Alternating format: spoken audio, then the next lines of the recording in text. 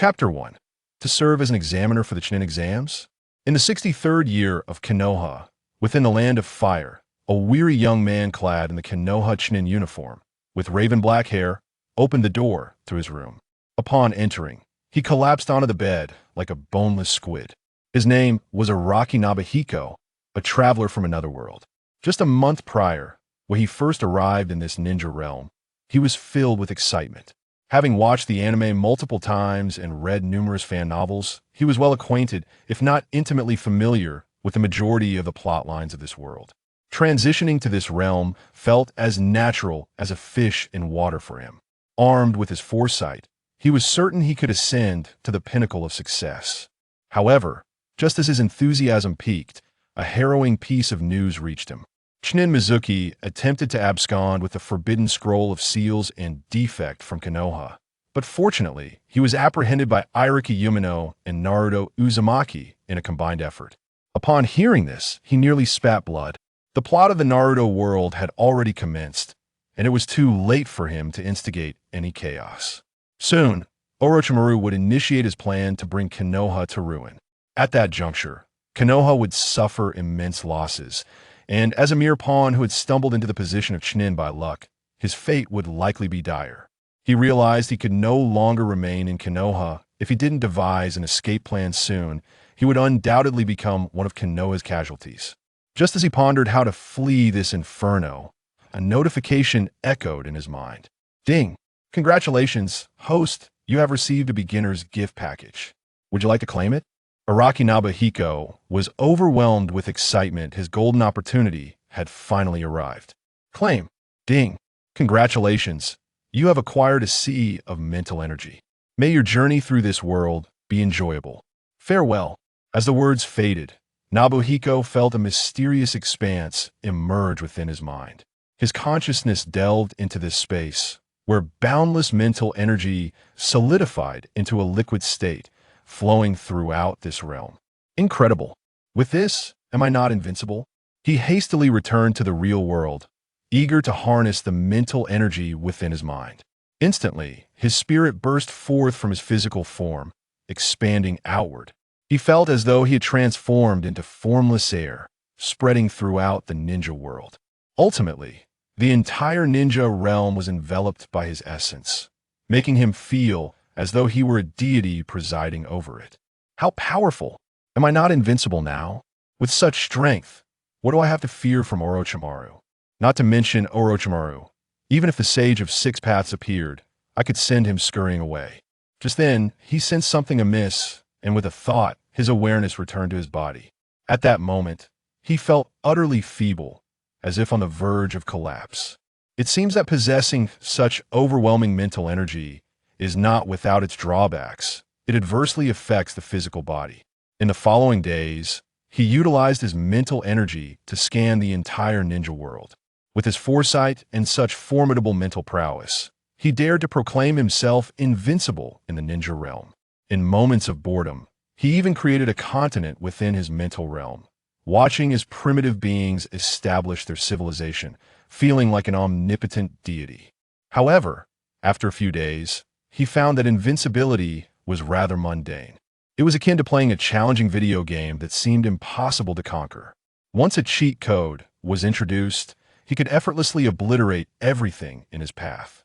The time spent defeating monsters paled in comparison to the time spent traversing the virtual world, causing the game to lose its allure. Moreover, even if he were invincible, what difference would it make? Life still had to be lived, groceries still needed to be paid for.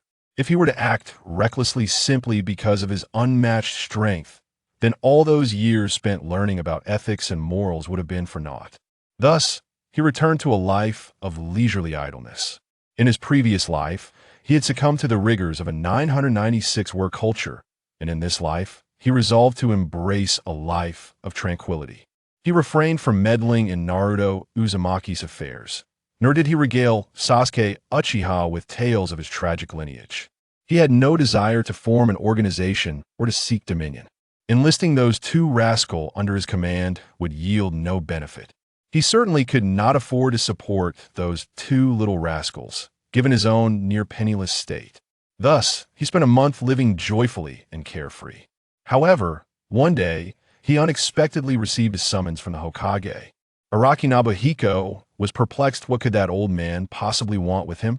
Aside from teaming up with a few temporary allies for a handful of missions over the past month, he had done nothing of note. After much contemplation, he resolved to discover what was brewing within Sarutobi Hiruzen's mind. Sitting idly would yield no answers. It was either fortune or misfortune, and one could not escape their fate. What if he was being offered a promotion or a raise? Thus, Araki Nobuhiko walked into the Hokage's office, bewildered. The office was already packed with people, numbering over 30. All these individuals, like him, were clad in Konoha Chunin vests. At the forefront stood 3 individuals dressed in Chunin attire. Upon noticing Nobuhiko's entrance, the crowd turned to look at him, nodding in acknowledgement. It turned out he was not summoned alone. Clearly, there was a collective task at hand, and he was merely a supplementary participant. To the other ninjas, Araki Nobuhiko was perceived as a laid-back passerby, akin to a background character whose face the author could not be bothered to illustrate. After the initial polite nods, the crowd returned to their discussions. Once all were present, the Hokage's office fell silent. The collective gaze shifted toward Sarutobi Hiruzen, who sat high in the Hokage's chair. With the Hokage's hat atop his head and dressed in ceremonial robes, the third Hokage, Hiruzen Sarutobi, took a deep puff from his pipe, his face lined with wrinkles. After exhaling the smoke, he addressed the gathered assembly. In 1 week, the Chunin exams will be held in Konoha. I have summoned you all to request your assistance as examiners during this period. While the crowd expressed some surprise, they refrained from further discussion. It was customary for the Hokage to announce the list of examiners just before the Chunin exams, ensuring that the examiners were unaware of their identities beforehand. Only the 3 chief examiners standing at the front Marino Ibiki, Mitarashi Anko, and Moonlight Kakashiwald likely have prior knowledge of their roles. Subsequently, the third Hokage divided the 30-odd Chunin present into 3 groups, each led by one of the chief examiners. Nobuhiko felt a sense of relief when he discovered he had been assigned to Ibiki's group. As long as he wasn't in Anko's group, he would be fine, for that group had the most arduous tasks. Once the personnel roster was announced, the third Hokage inquired, "If anyone has questions, feel free to voice them now."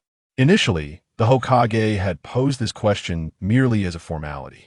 However, as soon as he finished speaking, a voice emerged from the back of the crowd. "Hokage, old man, this task has such a lengthy execution period. Is there any additional compensation?" At this statement, a collective gasp echoed throughout the room. Who is this brave soul? How audacious to address the Hokage so boldly. To refer to the Hokage as old man was to possess the courage of a bear, and to audaciously demand compensation was to be utterly unhinged. The crowd turned to see that the speaker was none other than Araki Nobuhiko, who had remained inconspicuous since entering the room. The third Hokage's expression turned serious as he scrutinized Nobuhiko from head to toe. He pondered deeply who exactly was this individual. He quickly perused the documents in his hands, finally locating Nobuhiko's personal information at the bottom of the stack. Name, Araki Nobuhiko. Position, Konoha Chunin. Age, 20 years. Background, born in Konoha Orphanage, graduated from the Ninja Academy in the 55th year of Konoha, became a genin. In the 62nd year of Konoha, became a Chunin. All teammates perished during a mission. Now functioning as a freelance ninja, forming temporary squads to undertake missions. Upon reviewing Araki Nobuhiko's personal data, Sarutobi's brow furrowed. He was just an utterly ordinary Konoha ninja. What had given him such audacity to speak so boldly? However, he could not allow his persona as a kind elder to falter even if the other party was being unreasonable. He could not lose his temper. Thus, he donned a smile and replied to Nobuhiko, "This task does not come with additional compensation. The reward is equivalent to that of a standard drank mission. However, this task will be noted in your personal records. In the future, it will significantly impact your opportunities for promotion. Young man, do not aim too high. Stay grounded and pragmatic. Only by excelling in the present can you grasp a brighter future." The third Hokage's words stirred the hearts of those present, igniting a fervor within them. Yet, in the corner, Araki Nobuhiko muttered disdainfully, "After all that, there's still no extra compensation?" Nobuhiko felt disgruntled. He had encountered countless empty promises from the third Hokage in his previous life. He had hoped that entering a world rife with conflict and intrigue would yield a better outcome. To his dismay, the old man merely painted an idealistic picture for him.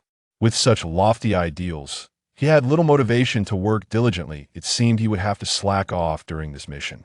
Though Nobuhiko's muttering was faint, the keen senses of the ninjas allowed them to hear every word clearly. The crowd cast disdainful glances at Nobuhiko, deeming him a man devoid of honor. Unfazed by their scornful gazes, Nobuhiko remained indifferent that a group of laborers, inexplicably disdainful of their own plight, is truly baffling. Chapter 2. Adding a splash of color to the dull examination. Before long, the Chunin exam commenced as scheduled. Nobuhiko, along with the other examiners, sat in the monitoring room, observing the candidates.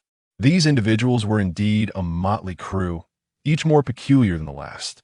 Some appeared to be well over 40, yet they still dared to participate in the Chunin exam. One cannot help but wonder what drives them, risking their very lives at such an age. Should they be commended for their tenacity and courage, or deemed stubbornly foolish? As the candidates gradually arrived on the scene, several familiar faces caught Nobuhiko's eye. The one with dark circles under his eyes, burdened by a gourd, could only be Gaara.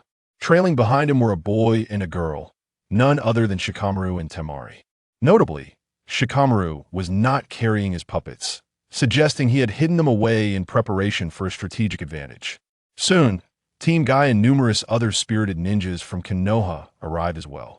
The examination venue grew increasingly crowded as the time for the test drew near. Casting a glance at the clock, Mori Noabiki, the chief examiner, rose to address the assembly. "The time is nearly upon us. It is time to impart a lesson to these genin." Upon hearing this, the other examiners eagerly anticipated the upcoming proceedings. They seemed to revel in the experience of mentoring new recruits. A line of individuals filed out of the monitoring room, and, as the last, Nobuhiko glanced back at the screens. Team Kakashi pushed open the doors and entered the examination hall. Seeing these fated protagonists step into the arena, Nobuhiko couldn't help but smile slightly. The narrative had begun. It seemed time to engage with these young ones. "Everyone, cease your actions immediately. If you continue, I shall revoke your eligibility for this exam." Before the smoke had fully dissipated, Ibiki's resonant voice echoed throughout the arena. Just moments prior, the Sound Village's Tosu had exchanged heated words with Konoha's Yakushi Kabuto. The two had engaged in a fierce brawl, with Kabuto ultimately left sprawled on the ground, retching. Upon the examiner's arrival, Tosu shot a glare at the Konoha ninjas before turning to leave. Naruto Uzumaki, not one to back down, stuck his tongue out at the departing figures. With the commotion subsiding, Ibiki began his self-introduction and outlined the details of the examination. Nobuhiko surveyed the crowd, quickly identifying the central figures amongst them, characterized by their bizarre hairstyles and vibrant hair colors. Even without prior knowledge of Naruto, one could easily recognize them as the protagonists.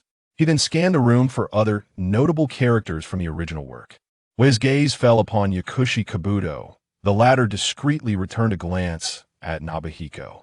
However, he quickly diverted his attention, feigning ignorance of Nobuhiko's scrutiny. A smirk played on Nobuhiko's lips. This fellow was indeed a spy, exhibiting a commendable level of vigilance. At that moment, Ibiki announced, "All candidates must immediately take their designated seats in preparation for the exam. Those who fail to find their seats before the examination commences will be deemed failed."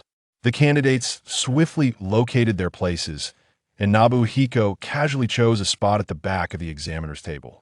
It is worth mentioning that this position was the farthest from Ibiki, ensuring his leisurely demeanor when unnoticed. Suddenly, an astonishing scene unfolded before him. A previously unseen examiner swaggered through the entrance of the examination hall. This individual approached Nobuhiko and nonchalantly pulled up a chair to sit beside him. Nobuhiko's lips twitched. Was that not Shikamaru's puppet? To waltz in so brazenly, did they truly consider the examiners to be blind? He turned to glance at his colleagues, who were intently observing the candidates. Alas, it appeared that these individuals possessed vision even poorer than that of the blind. Only Ibiki seemed to sense something amiss, but he chose to remain silent, instead beginning to elaborate on the examination's particulars. This time, the exam would employ a points deduction system, with each participant starting with a score of 10. The test sheets on the table contained a total of 10 questions, with 1 point deducted for each incorrect answer. Notably, the 10th question was not explicitly stated; it would only be revealed 45 minutes into the exam. Furthermore, if any cheating was detected by the examiners, the offender would immediately lose 2 points. Once a participant's score reached 0, they would be promptly escorted out of the examination hall, along with their team. To be frank, these rules seemed rather lenient. Rather than being expelled outright upon detection of cheating, candidates were afforded 4 additional chances. Was this not blatantly an assessment of their cheating capabilities? As Ibiki declared, the examination officially begins. The candidates promptly bowed their heads to scrutinize the questions. Nobuhiko, too, turned his attention to Shikamaru's puppet. It must be noted that this puppet was remarkably lifelike, complete with features and even the ability to speak. Beads of cold sweat formed on Shikamaru's forehead. Why did this individual keep gazing intently at the crow? Had he somehow seen through his ruse? After a brief moment of observation, Nobuhiko lost interest. Ultimately, it was merely a tool of ninjutsu. A ninja's true strength lay in their own abilities. He then shifted his gaze back to the candidates, who were scratching their heads in contemplation over the questions. Suddenly, a curious idea flickered in his mind. Regardless of the outcome of this examination, whether one succeeds or fails in cheating does not affect the final result. Even if Naruto submits a blank paper, he can still pass the test. Thus, one might as well indulge in a bit of amusement at the expense of these candidates. As soon as this thought crossed his mind, his gaze fell upon the puppet beside him. At that moment, the expression on Kanjuro's face, who was manipulating the puppet and glancing around, suddenly changed drastically. He realized that he had lost contact with the crow, and no matter how he tugged on the chakra threads, the puppet remained utterly immobile. Kanjuro's demeanor grew solemn. Could it be that the crow had been discovered by the examiner? Stealthily, he cast a glance over his shoulder. That fleeting glance nearly caused him to drop his pen in fright. He beheld the puppet, now free from his control, laughing and waving at him. He felt as if he'd seen a ghost and immediately turned back, straightening his posture, beads of cold sweat forming on his forehead.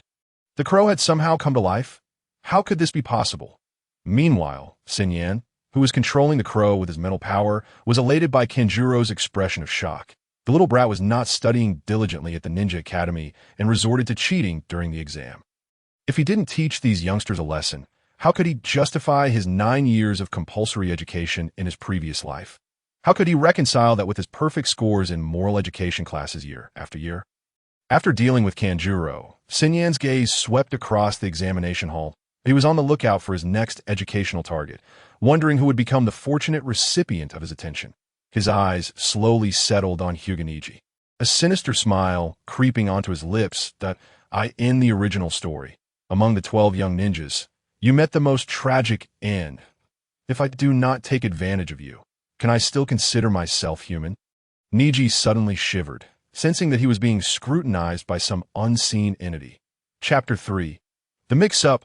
Hyuganiji felt as though he was being watched. He cautiously surveyed his surroundings, but found no one who seemed to be focused on him. Niji speculated that the one targeting him must be some examiner, as he was among the elite in this group of Konoha's lower ninjas. That it was only natural to be singled out. He quickly steadied his mind, concentrating his chakra in his eyes, as the veins around his eyes bulged. The world before him transformed dramatically. He gained an almost 360-degree field of vision, capable of penetrating through objects. This was the Byakugan, the bloodline limit that the Hyuga clan relied upon for survival. For Niji, cheating during the exam was as effortless as eating or drinking. His gaze incessantly pierced through the candidates in the examination hall, ultimately landing on the paper of a particularly swift writer. Just as he intended to observe closely and record the contents of the paper, suddenly, a young man clad in suspenders, with a basketball at his waist, bowed to him from the exam sheet. Following this, he executed a series of outrageous antics that left Niji utterly stunned. Terrified, Niji immediately shut his Byakugan and rubbed his temples. It seemed he had been overtraining lately, to the point where even the Byakugan was conjuring illusions. He truly needed to take a proper rest. Focusing again, he activated his Byakugan, peering once more at the candidate's paper. Fortunately, this time, no hallucinations occurred. The suspenders-clad youth had vanished. He meticulously recorded the answers from the exam sheet, transferring them onto his own paper. Once he had transcribed all 9 questions, he finally breathed a sigh of relief. All that remained was to wait for the 10th question. Just as Niji closed his Byakugan, eager to admire his handiwork, he was taken aback by what he saw on his own exam paper. In the spaces meant for answers, he had drawn 9 illustrations, meticulously detailing the suspenders-clad youth's bow, dribbling, and ultimately tossing the basketball while dancing with his back to the audience. Niji clenched his fists, gritting his teeth. Who had done this to him? His paper was now rendered useless, and he was likely to be eliminated. He had hoped to seize this opportunity during the Chunin exam to make a name for himself and slap the clan's face, only to end up in such a predicament. To be honest, Niji's mental state was beginning to unravel. Were it not for his exceptional psychological resilience, he might have already torn his paper to shreds. Sitting in the back row of the classroom, Xinyan nearly burst into laughter. Thus, another capable ally joined the ranks of the Dark Horse Army. What a delightful turn of events! His gaze roamed the room again, this time fixating on Gaara, the emotionless sand user. How should he deal with this stoic child? Suddenly, an idea struck him. At that moment, Gaara had already spread his sand across the entire examination hall. Upon noticing that a top student had completed their answers, he promptly closed his left eye and activated his sand eye to cheat. In truth, this jutsu was not overly complicated. It could be classified alongside the shadow clone technique. It merely involved creating a clone of an eyeball and linking the optic nerve of his real eye with that of the clone, thereby gaining the clone's field of vision. Just as Gaara's sand eye was fully formed.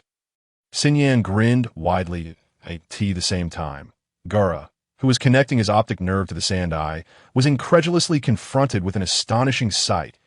A transparent crystal ball appeared in his left eye's view, within which a group of stunning women frolicked in the water, their bodies bare.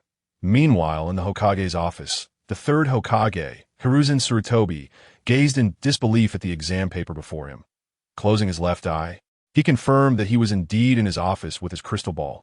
Upon closing his right eye and viewing the world with his left, he was shocked to find a Chunin exam paper filled with answers. Hiruzen furrowed his brow, his expression turning grave. With a wave of his hand, the scene within the crystal ball shifted, revealing the examination hall for the first test of the Chunin exam. That moment, Gaara also sensed something amiss and immediately severed the connection with the sand eye. The third Hokage furrowed his brow, scanning the entire examination room for candidates. Finally, his gaze landed on Gaara, the sand demon. Gaara was a name he had heard of, albeit he was just a lower ninja. Nonetheless, the fact that he had made a name for himself indicated that this Gaara was no ordinary individual.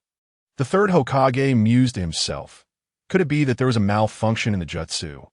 It was indeed a possibility. After all, even a jutsu expert like himself would not dare to claim his techniques were flawless. However, if the opponent's technique were to be properly developed, it might prove to be quite useful. The third Hokage's professional instincts kicked in, and he began to contemplate how to connect his vision with that of his adversary. Meanwhile, Gaara was not in the mood for such musings. His expression darkened as he scrutinized the sand eye in his hand. Where had it gone wrong?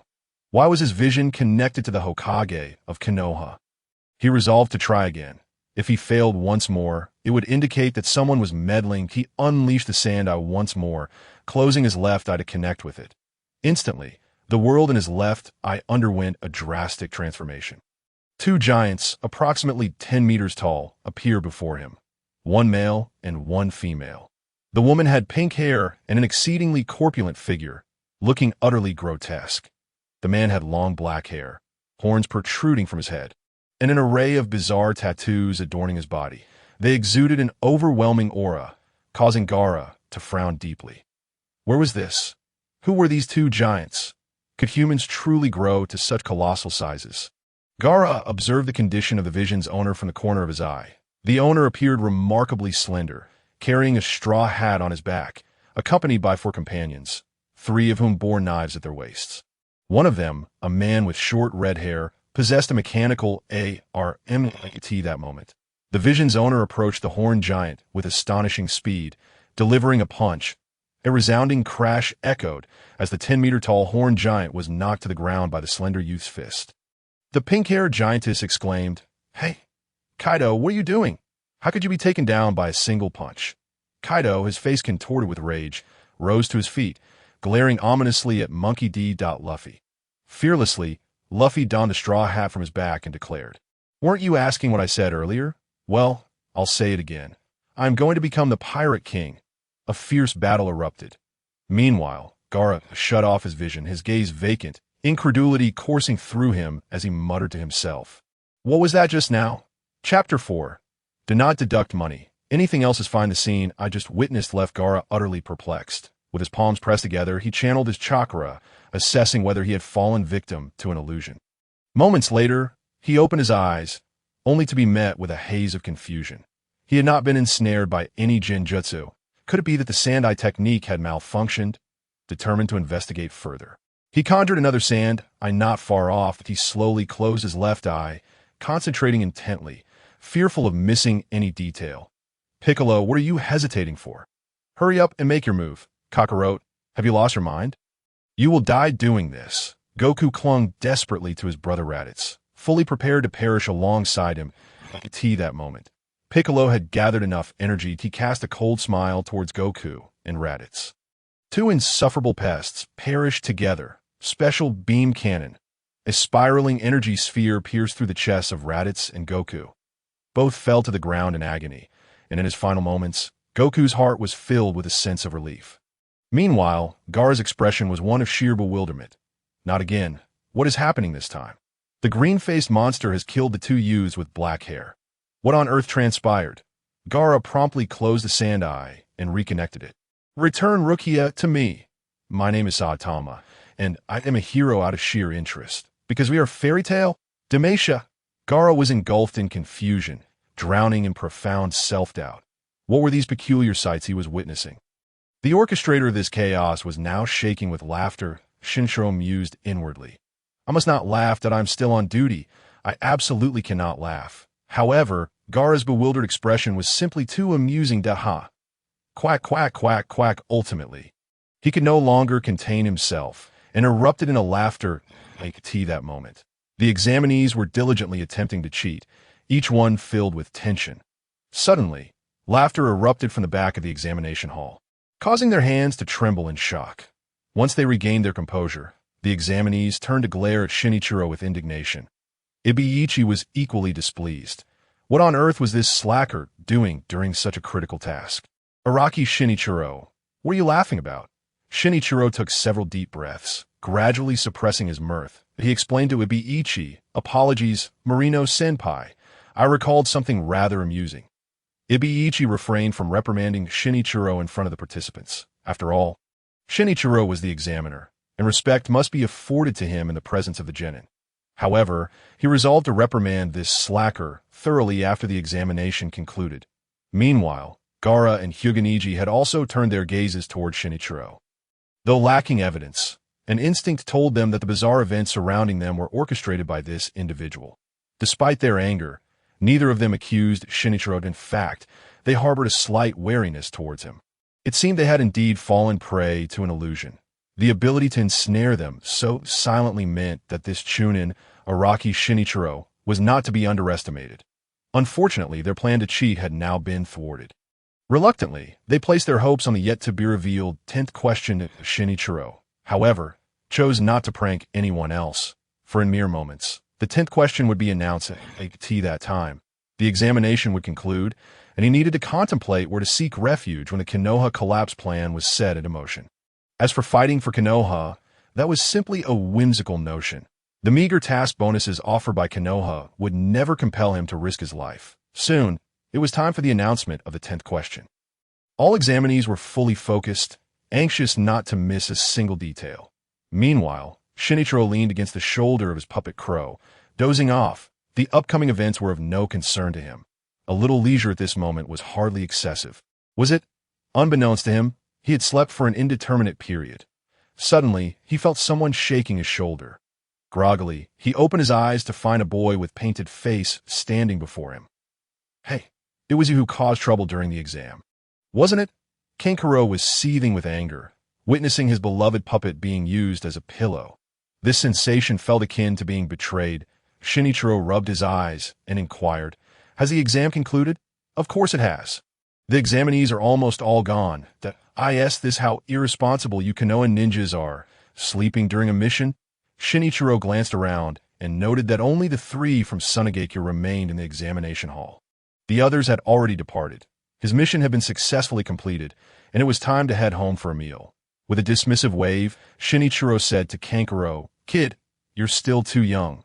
When you reach my age, you'll understand that leisure is the essence of life." Kankuro, uninterested in engaging in further dialogue with this lazy elder, snatched back his puppet crow. He inspected the crow's body, relieved to find that no parts were missing. At that moment, Gaara, carrying a gourd, approached Shinichiro. His expression was fierce, an uncontrollable aura of menace radiating from him. Shinichiro, puzzled, asked, "Little brother, do you need something?" Gaara grimaced, "You are quite formidable. I can hardly contain myself." Beside them, Temari and Kankuro were apprehensive, fearing Gaara might act out of character. After all, they were on Konoha's territory, and if Gaara's identity as a Jinchuriki were to be revealed, it would spell disaster. "Calm down, Gaara. We are in Konoha. Do not act rashly." "Yes, Gaara, please calm yourself." After a prolonged moment, Gaara's emotions gradually subsided. He turned to Shinichiro and stated, "Araki Shinichiro, I shall remember you." With that, he strode out of the classroom without a backward glance. Temari and Kankuro exhaled in relief and followed Gaara out of the classroom. Shinichiro intended to leave as well, but suddenly felt a strong grip on his shoulder. Turning around, he found Marino Ibiichi, his scarred face contorted into a smile more grotesque than a frown. Addressing him, "Araki Shinichiro, you had quite the restful slumber, didn't you? I wonder how many cheating students you caught during this task."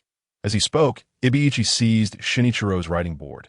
His smile widened as he drew out a pristine sheet of white paper from the board. He then lifted Naruto's exam paper, presenting it before Shinichiro. "You and this little brat are indeed a perfect pair. One submitting a blank paper and the other overseeing it. How do you propose I punish you?" Shinichiro's mouth twitched. Inwardly he thought, "As long as you do not deduct my pay, you may do as you please." Chapter 5. Orochimaru the following day, in the Death Forest, Exercise Area 44. Dozens of examinees and several examiners gathered outside the training ground. If the first exam was a contest of wits, the second was a genuine test of martial prowess. The examinees were eager and restless, while the examiners regarded them with amused anticipation. Amidst the spirited examiners stood Shinichiro, languidly at ease. The previous day, Ibiichi had taken him to report to the 3rd Hokage. That old man feigned a scolding, then instructed Shinichiro to continue serving as the examiner for the second round. Shinichiro felt frustrated. He had yet to receive adequate payment for the first exam. Now, they expected him to oversee the second round as well.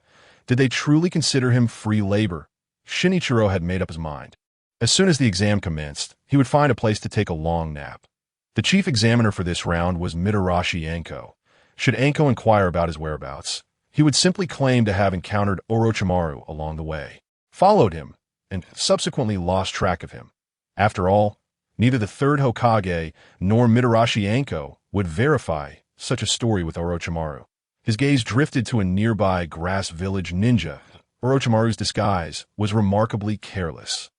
Aside from a different face, his attire had hardly changed at all. Were there truly no Konoha ninjas suspicious of this? Were these individuals all from a galaxy far away? As Yashitai Akane concluded her explanation of the rules, the candidates were led by the examiners to various entrances. By a stroke of fortune, Shinhiko found himself assigned to the same team as Yakushi Kabuto. Alongside him were Akatsuki and Kenmi, 3 individuals who, interestingly enough, were of the same age as Shinhiko. However, these 3 had never attended a ninja academy, resulting in a lack of familiarity among them as they made their way to the entrance of the Forest of Death. They engaged in casual conversation. With a face full of admiration, Kabuto exclaimed, "Araki-senpai is truly remarkable. To have achieved the rank of Chunin at such a young age, I aspire to learn from him." Akatsuki and Kinmi exchanged glances, their expressions tinged with disdain in their eyes. Kabuto's exuberance was utterly distasteful. Shinhiko politely replied, "I merely got lucky." He then glanced at the profiles of the three individuals in his hands. Puzzled, Yakushi Kabuto, Akatsuki Kinmi, "Are these truly not your code names?" Upon hearing this, both Akatsuki and Kinmi instantly tensed, their hands instinctively moving towards their ninja tool pouches. Noticing their unusual behavior, Kabuto swiftly shot them a glare. Fearful of his gaze, the two immediately withdrew their hands, refraining from further movement. After warning his teammates, Kabuto wore a bright smile and said, "Araki-senpai is just joking. Our names are, of course, our real names. Why would you think they're code names?" Shinhiko handed the profiles to the trio, continuing, "Look, your name is Kabuto. One of them is called Akatsuki, and the other has Kin in his name. The combination of your names forms a complete suit of armor. Don't tell me that's just a coincidence." The three exchanged glances, realizing this was a detail they had previously overlooked. Upon reflection, it did seem as if their names had been intentionally crafted. They shared a wry smile. Although they were spies, their names were indeed authentic. It was perplexing how coincidentally their names aligned so perfectly. As they conversed, the four arrived at their destination. Shinhiko glanced down at his wristwatch. Once the time was up, he opened the entrance and announced, "Time's up. You may enter now." Whoosh! The three swiftly entered the forest of death, their forms vanishing into the foliage. Watching them disappear, Shinhiko shook his head, muttering, "Such impatience." He then looked around, ensuring no one was nearby, before securely closing the door and finding a tree to take it in to prevent anyone from discovering him. He cast a special illusion on himself, rendering him undetectable to all, even the sage of six paths, who had seen nothing but an ordinary tree. As he engaged in a game of chess with the Sandman, significant events unfolded outside. Not far from the forest of death, several Konoha ninjas surrounded three lifeless bodies in silence. Yashitai Akane, dressed in a fishnet outfit and possessing an alluring figure, furrowed her brow, fixating on the corpses. If memory served her correctly, these three were candidates from the second Chunin exam. She had seen them just moments ago. Evidently, someone had assumed their identities to participate in the exam. The method seemed increasingly familiar to her. A sudden shiver coursed through her body. Could it be that person had returned? She immediately commanded the nearby ninjas, "You must inform Lord Third about what happened here. Tell him that Orochimaru has likely returned to Konoha, and the Hokage must exercise caution." Ignoring the other ninjas present, she swiftly performed a body flicker technique and headed towards the forest of death. In her heart, she pondered, "Orochimaru, what is the purpose of your return?" Meanwhile, in a secluded corner of the forest of death, Orochimaru's head shot forth, sinking his fangs into Uchiha Sasuke's neck. A wave of cold, sinister chakra surged into him. Three Tomo-shaped patterns manifested on Sasuke's neck. As the cursed seal completed, Sasuke let out a pained wail. Satisfied, Orochimaru retracted his head, addressing Sasuke, "I am Orochimaru. If you seek power, come find me." With that, his body gradually sank into the ground, disappearing from sight. Sasuke, overwhelmed by pain, succumbed to unconsciousness. The scene was left with only Haruno Sakura, the most inept member of Team Kakashi, activating her bloodline limit and weeping. Orochimaru, feeling thoroughly pleased, recognized that Uchiha Sasuke met all his requirements for a vessel. He could even endure the heavenly cursed seal and possess the Sharingan of the Uchiha clan. This vessel was nothing short of perfect. At that moment, a familiar figure appeared before him. Yashitai Akane stood menacingly in his path. "Orochimaru, it's you." Upon seeing Akane, Orochimaru licked his lips. When he left Konoha, he had only left the heavenly curse seal on her. Each heavenly curse seal represented a means of resurrection for him. Akin to Voldemort's Horcruxes, this encounter with Akane provided an opportunity to check the integrity of the seal on her. Both were individuals of few words and fierce demeanor. Upon meeting, they exchanged minimal dialogue before clashing. However, Akane was leagues below Orochimaru in skill. Within mere exchanges, she found herself defeated and sprawled on the ground. After reinforcing Akane's heavenly curse seal, Orochimaru departed the forest of death without a backward glance. The operation was flawless. It seemed he was indeed destined for greatness. Chapter 6.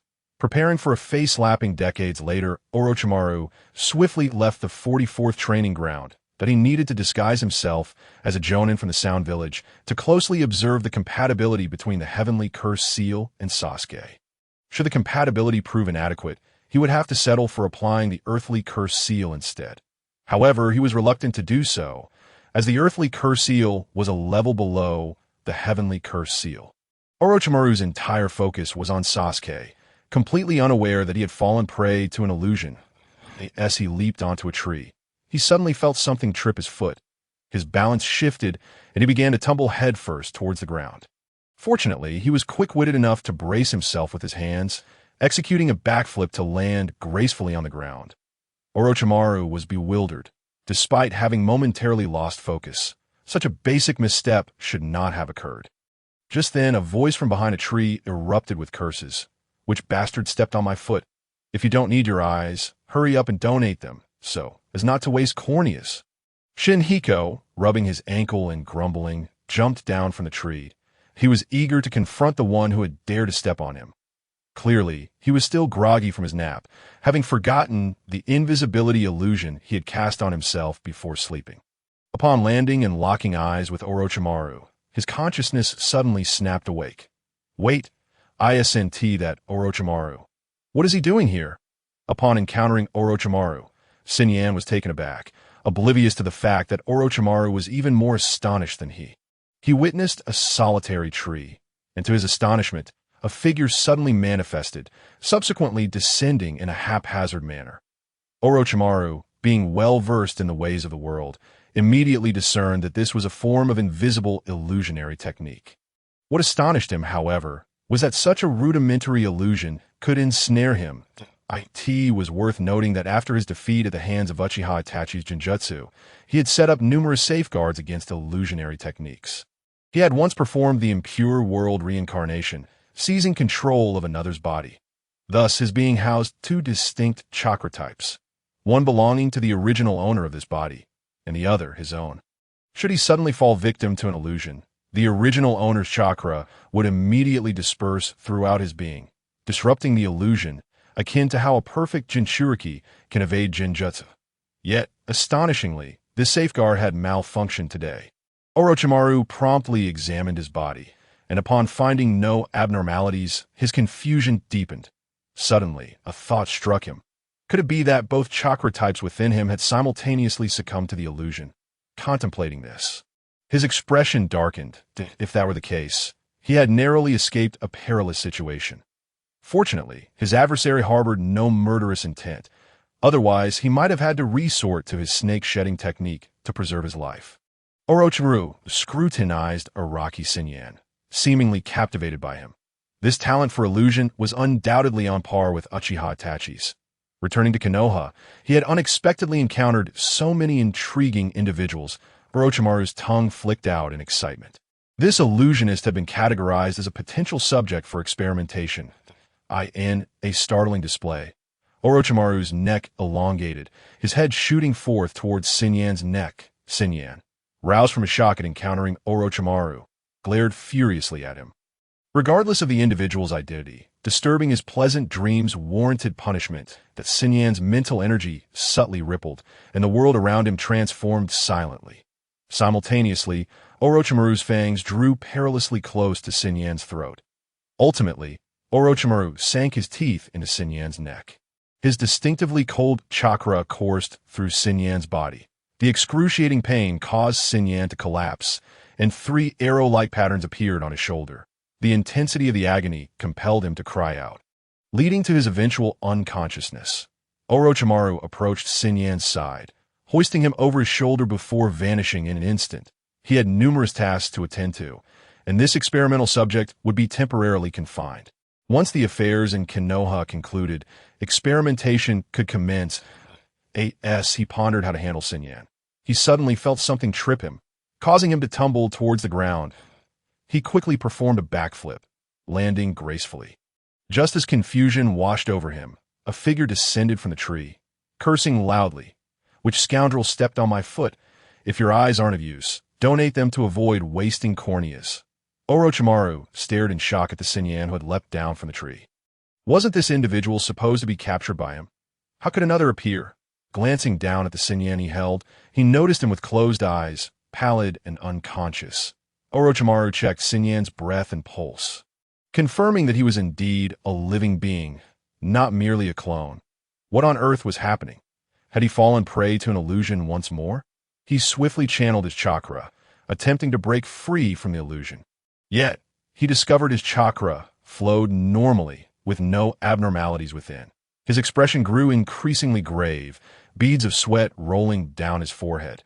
The sensation of being ensnared by another's illusion was exceedingly unpleasant. Memories of Uchiha, Itachi resurfaced.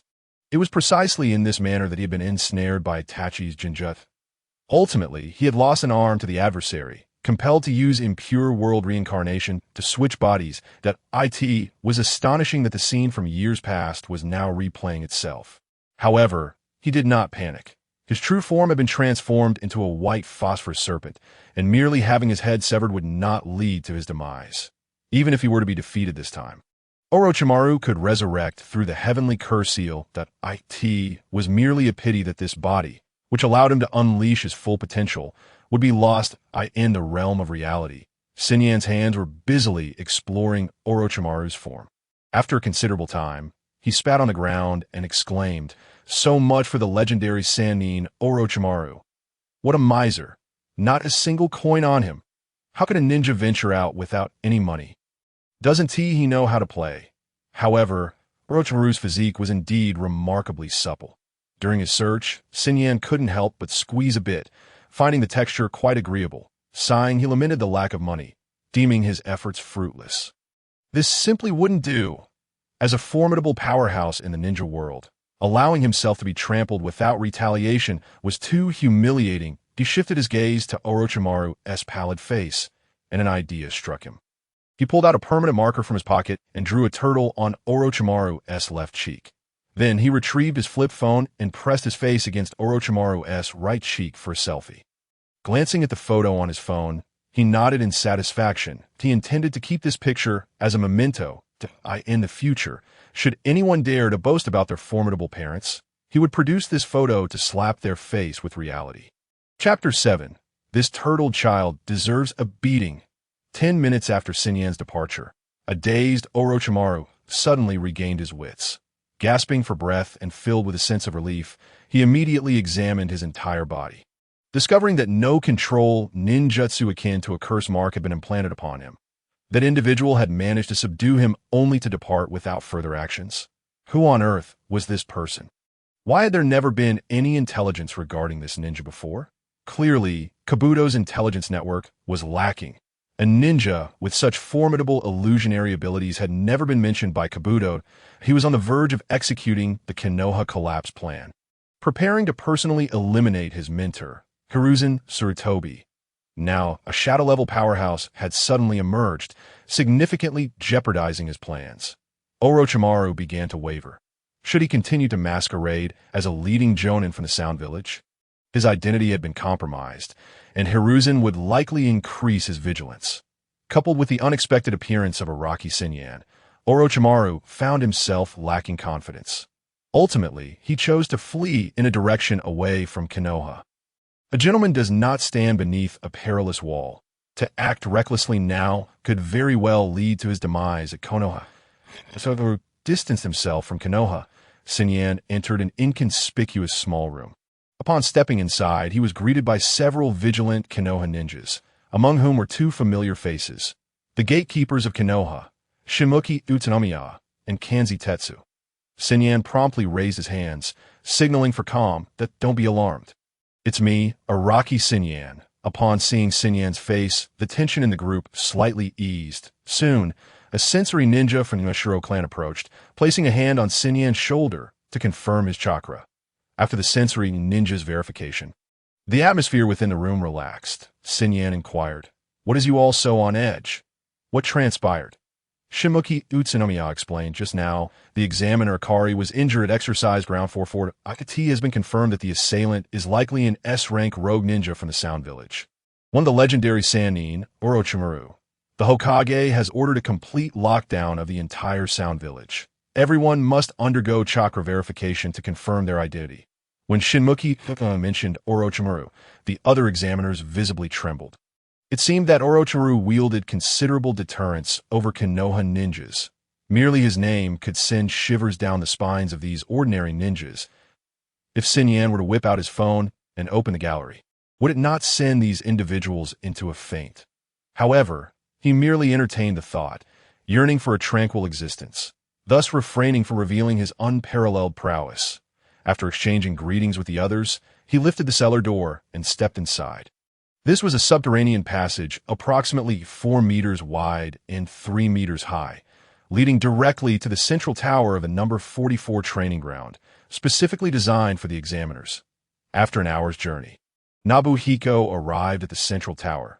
For the ensuing days, he resolved to idle away his time in this very tower. Unbeknownst to him, his figure had completely fallen under the gaze of a certain gored child. Just as he transitioned from the underground passage to the first floor of the tower, an overwhelming sense of danger surged upon him. Instantly, Nobuhiko activated his mental barrier, encasing himself in a protective shield. He cautiously directed his gaze towards the source of the impending threat. Before him loomed a vast expanse of sand, advancing relentlessly towards him. In an instant, the sand engulfed Nobuhiko entirely, leaving only a swirling tempest of yellow dust in its wake. Araki Nobuhiko, let me savor the taste of your blood, chuckled Gaara from a distance, his expression one of grotesque delight. Upon witnessing this scene, Kankuro's pupils constricted sharply, and he immediately positioned himself between Gaara and Nobuhiko, shouting, "Gaara, I command you to cease at once. Did you not hear? That individual is an examiner. Should you lay a hand on him, we will face dire consequences that we may very well find ourselves pursued by Konoha's forces. Do you comprehend the gravity of this situation?" Kankuro was infuriated. Just moments ago in the forest, Gaara had wished to annihilate a squad of Konoha's lower ninjas. It was crucial to note that this squad contained the future heirs of 3 prominent clans from Konoha. The Inuzuka and Yamanaka clans were well known even to him. Moreover, the Hyuga ninja among them lacked the caged bird seal, clearly indicating he was from the main family, if Gaara were to eliminate that squad. Escaping Konoha would become exceedingly difficult. After much effort, Kankuro managed to dissuade Gaara from attacking those 3 individuals. Yet, the moment they entered the central tower, Gaara was again poised to strike at the examiner. It seemed he would not relent until he had brought ruin upon himself in Konoha. Upon seeing Kankuro obstruct him, Gaara furrowed his brow, his murderous intent enveloping Kankuro. Kankuro felt a chilling dread permeate his being, as Gaara's fierce gaze sent shivers down his spine. "Step aside, or I shall be forced to eliminate you first," Gaara uttered coldly. Fearing Gaara's impending rage, Temari hurriedly interjected, "Gaara, do not be angry. Kankuro is acting in your best interest. If that Konoha ninja is dead, Konoha will undoubtedly seek retribution against us. We ought to leave this place post-haste." Gaara cast a disdainful sidelong glance at Temari, retorting, "Which of your eyes witnessed that Konoha ninja's demise?" Startled, Temari and Kankuro immediately turned to gaze towards the sandy abyss. Their astonishment. Amidst the swirling sands, a transparent circular barrier enveloped Nobuhiko as he soared forth, heading directly towards them. Temari and Kankuro could scarcely believe their eyes. Someone had managed to breach Gaara's sand defense head-on. Upon seeing Nobuhiko unscathed, Gaara's expression turned increasingly sinister, his murderous aura almost palpable. Floating in mid-air, Nobuhiko furrowed his brow. This gored child had been exceedingly arrogant before being soundly thrashed by Naruto. His defiance against the natural order was profoundly irksome to Nobuhiko. It seemed necessary for him to teach this gored child a lesson. Otherwise, he would continue to regard himself as invincible. Just then, a contingent of Konoha ninjas came rushing from afar. Upon reaching the scene, Ijay-nin inquired sternly, "What transpired here?" Just as Temari was about to step forward to explain, Nobuhiko raised a finger to signal her to silence. The Sand Village trio found themselves bewildered, and the ensuing scene left even Gaara wide-eyed in astonishment. The Jainin, with a grave expression, nodded towards the air a few times before stating, "Do not utilize ninjutsu within the tower again. Failure to comply will result in the disqualification of your team." Having delivered his warning, the Jainin, accompanied by several other ninjas, turned and departed, never once casting a glance at Nobuhiko and the others. Tremors coursed through Temari and Kankuro as they realized these individuals had fallen prey to Nobuhiko's genjutsu. The fact that those ensnared by the illusion remained utterly unaware was chilling. What a terrifying jutsu it was. Chapter 8. Gaara's affection upon witnessing the departure of the Konoha ninjas. Gaara licked his lips in excitement. "You are quite adept at using genjutsu. Was this the same technique you employed against me last time?" Nobuhiko replied with a smile. "Indeed. However, employing genjutsu on you is slightly more complex than on others. After all, there resides a tailed beast within you, necessitating the isolation of its chakra before I can cast my illusion."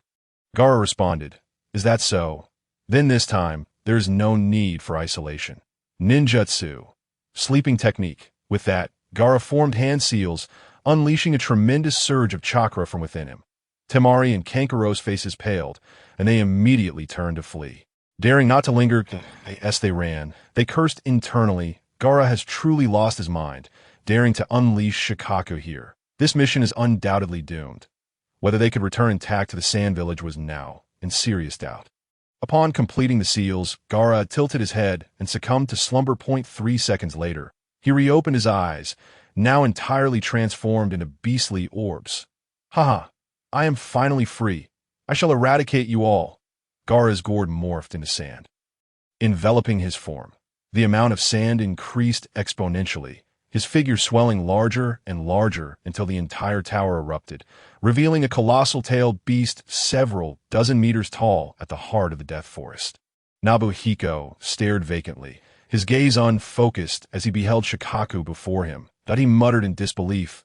How is this possible? Have you been so intimidated by my presence that you are rendered speechless? I shall send you on your way now." Air bullets. 3 massive wind bullets hurtled towards Nobuhiko with astonishing speed, leaving him no time to evade.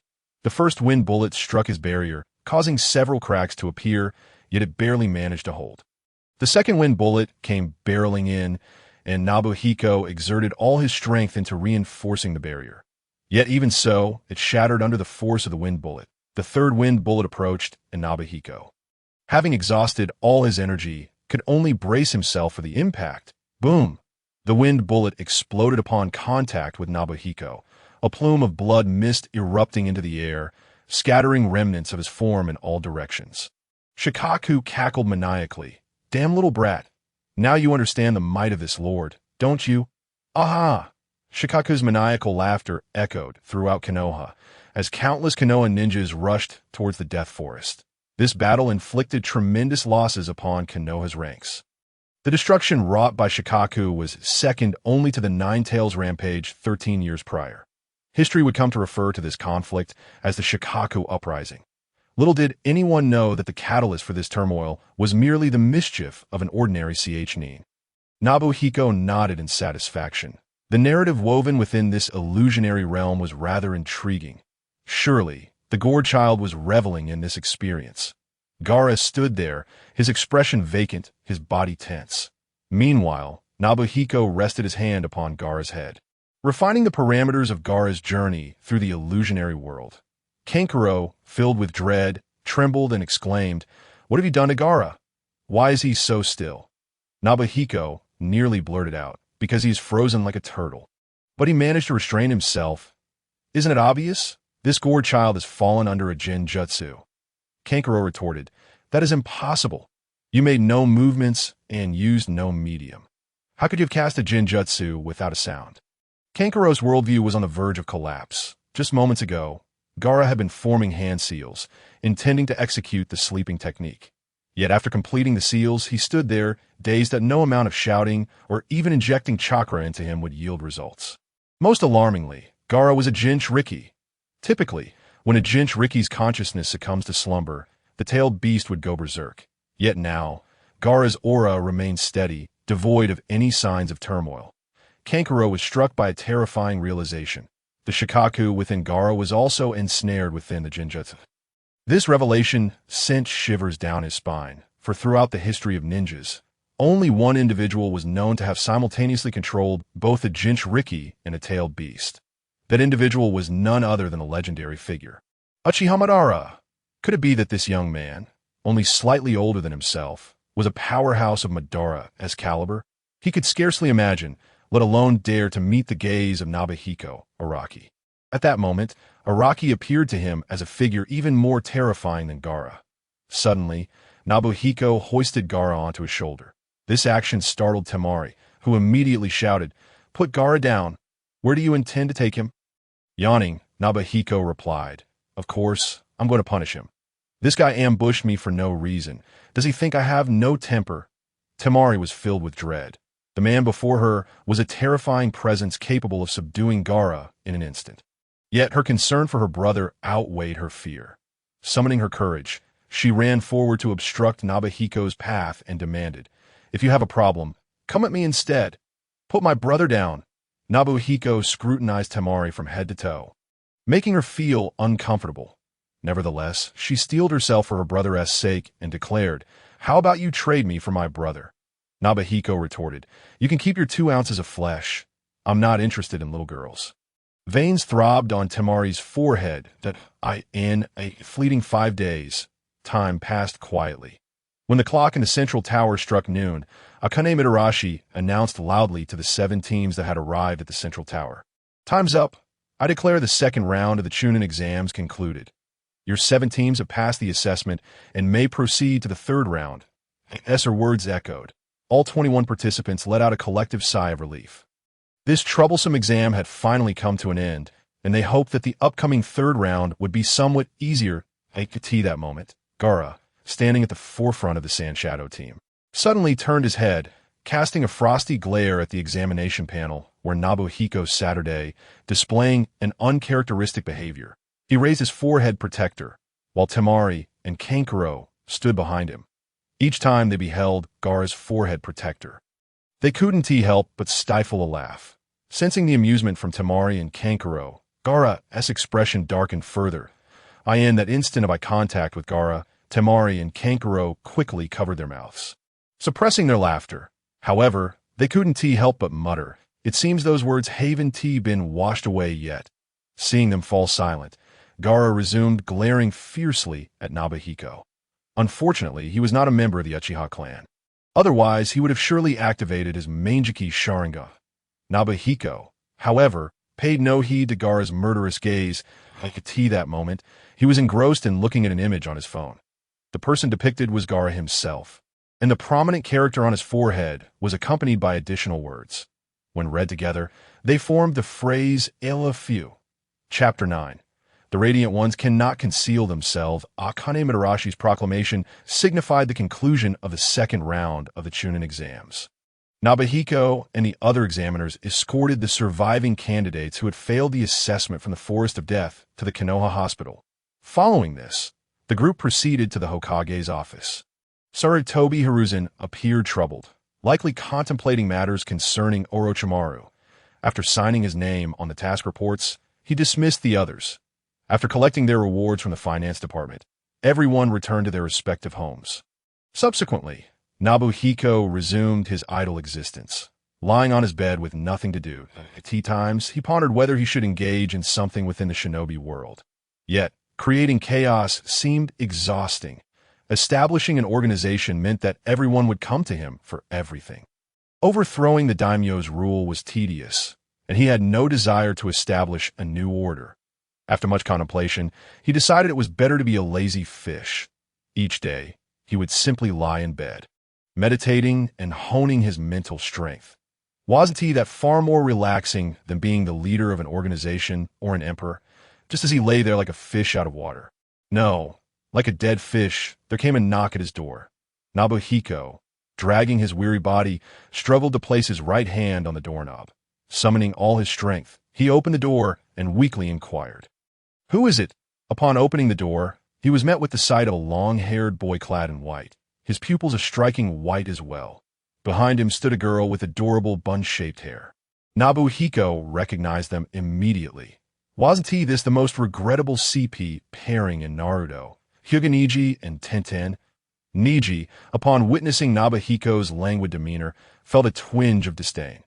Had he lost his mind seeking this guy's help? Nevertheless, he took a deep breath and stated, "Araki Nobuhiko, I have something to ask of you. May I come in to discuss it?" Nobuhiko, curious about what Neji wanted from him, made no refusal and simply sidestepped, saying, "Come in then." Although Neji looked down on Nobuhiko's character, he still slightly inclined his body in a polite bow. Tenten also chuckled, bowed, and then entered Araki's home. The moment they stepped inside, both were taken aback by the scene before them.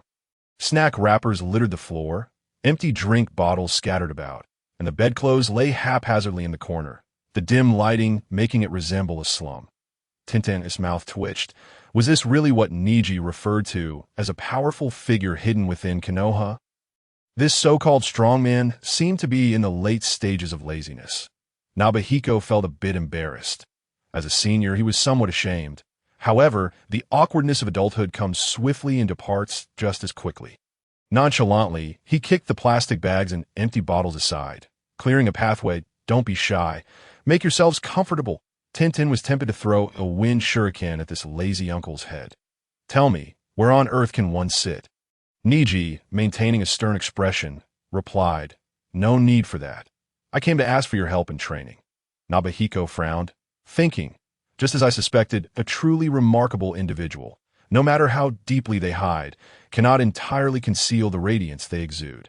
And Hyuga Neji was evidently drawn to that brilliance. However, he was a carefree recluse, disinterested in the trivialities of the mundane world. "I'm sorry, young man, I lack the ability to assist you in your training. You should seek someone else." Upon hearing Nobuhiko's refusal, Neji didn't press further. He was also someone who valued his pride and would not beg endlessly. That moment, Tenten chimed in, "What a pity. I had prepared 1,000,000 Ryo as your monthly wages. It seems that was in vain." Upon hearing 1,000,000 Ryo, Nobuhiko's languid demeanor instantly shifted. His expression became tense and serious. "Neji, I see your talent is exceptional. You are a rare martial arts prodigy. Train with me, and I will ensure you become one of the strongest in the shinobi world." Neji furrowed his brow and interjected, "Train? Aren't you a Jinjutsu user?" The reason Neji sought Nobuhiko was to hone his Byakugan's ocular prowess through Nobuhiko's illusions. After experiencing Nobuhiko's Jinjutsu previously, he had noticed a slight improvement in his Byakugan's abilities, which astonished him. Enhancing the Byakugan and Sharingan, both bloodline limits, was notoriously challenging. The Sharingan at least had some basis. The grief of losing a loved one could trigger its awakening and evolution. However, the Byakugan relied purely on talent and lineage. Thus far, no methods to enhance its ocular power had been discovered. This was precisely why Neji had lowered himself to seek out Araki Nobuhiko. The enhancement of bloodline limits was crucial for those of the bloodline clans. He wouldn't dare let this matter become public knowledge. If the main family were to find out, his plans to improve his Byakugan would be thwarted. The main family would never grant such an opportunity to branch family members. And thus he hadn't even disclosed this to Tenten. Seeing Neji's skepticism, Nobuhiko placed his hands behind his back, kicked the scattered plastic bags and bottles on the floor, and walked towards the window. Arriving by the window, he pulled back the curtains and gazed up at the clear sky at a 45-degree angle. With a tone filled with melancholy and reflection, he remarked, "Neji, you are truly Navi. Jinjutsu is merely one of the inconspicuous tools in my arsenal. I possess many more abilities, but you are unaware of them." Neji and Tenten wore expressions of disdain. Could this guy clean up his place before boasting? Noticing their disbelief, Nobuhiko turned to Neji and Tenten, stating, "How about this? Let me show you my strength. Let us gather at the village entrance tomorrow. I will take you out to experience the world. By then, you will know whether what I say is true or not." Neji, expressionless, replied, "Fine, but afterward, you must help me train using your Jinjutsu." The two of them hit it off instantly, and soon, Neji and Tion leapt out of the window without a second thought. They could not bear to linger even a moment longer in the room that resembled a garbage dump. Watching Niji and Tion's retreating figures, Shin Yin tugged at the stubble he had not yet had the chance to shave. Hinata Niji, Tion, rest assured, in this lifetime, I shall ensure that you two lovers become a couple. The next day, Niji and Tion arrived early at the entrance of Konoha. They anticipated that this journey out of the village for training would be quite arduous. Thus, their backpacks were filled with various survival supplies for the wilderness. Prepared for any unforeseen circumstances, as time passed, their patience wore thin. Could Araki Shin Yin really be sleeping in and oversleeping at home? Just then, Shin Yin approached, yawning and rubbing his eyes. His hair was disheveled, and his expression vacant, resembling someone who had indulged excessively. Niji raised an eyebrow, pondering how such a person could have become a chunin. Was it merely a matter of coasting on his qualifications? Chapter 10. Commencing training after leaving Konoha, the trio journeyed southward. Ultimately, they ventured beyond the borders of the Land of Fire and arrived at a remote island. Niji expressed his discontent, asking, "What purpose have you brought us here for?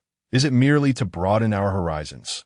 Shin Yin replied, "Indeed, this place is seldom trodden by human feet, allowing us to train without the fear of disturbances." Tion complained, "Couldn't we find a secluded mountain in the Land of Fire to train? Why must we come to such a desolate location?" She felt a sense of being duped. After all, she had no need to participate in the Chunin exams, so why endure this hardship? Shin Yin gazed at Niji and Tion with a seriousness that had replaced his previous languor. "What I am about to teach you is of paramount importance.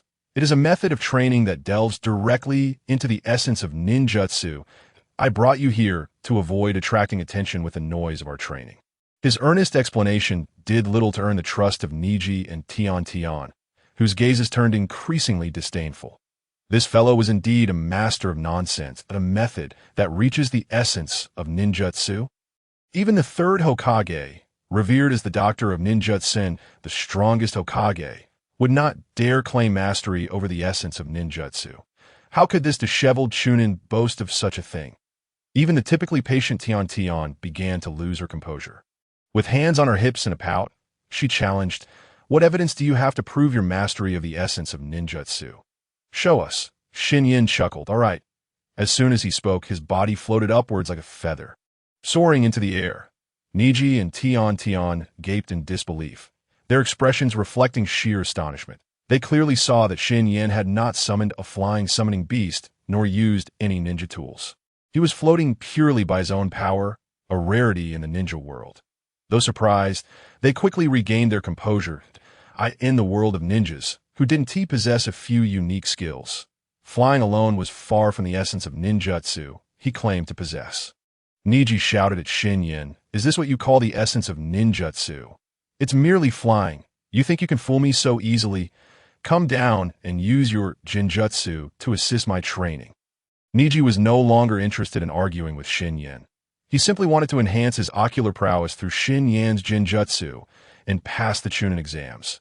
Seeing Niji's urgency, Shin Yin decided to drop the pretense. He extended his right hand, and an endless stream of chakra began to gather in his palm. Finally, a pitch-black truth-seeking orb emerged, floating behind him. The two below were unsure of Shin Yin's intentions, but they instinctively felt a deep-seated apprehension toward the black sphere emanating from his palm. It was a primal instinct akin to what ordinary ninjas felt when facing tailed beasts. There were many summoning beasts in the ninja world that were comparable in size to tailed beasts. Yet ninjas did not fear them. This was because, despite their massive size, the quality of their chakra was not fundamentally different from that of ordinary ninjas. Tailed beasts, however, were an entirely different matter. The chakra of a tailed beast was fundamentally distinct from that of an ordinary ninja. Naruto, wielding the power of the nine tails with 4 tails, could not possibly have more chakra than Hashirama Senju. Yet, Naruto could envelop his chakra around his body like armor, while Hashirama could not. This showcased the difference between the quantity and quality of chakra. However, in terms of quality, a single truth-seeking orb was sufficient to overpower the nine tails. Shin Yin did not cease his actions.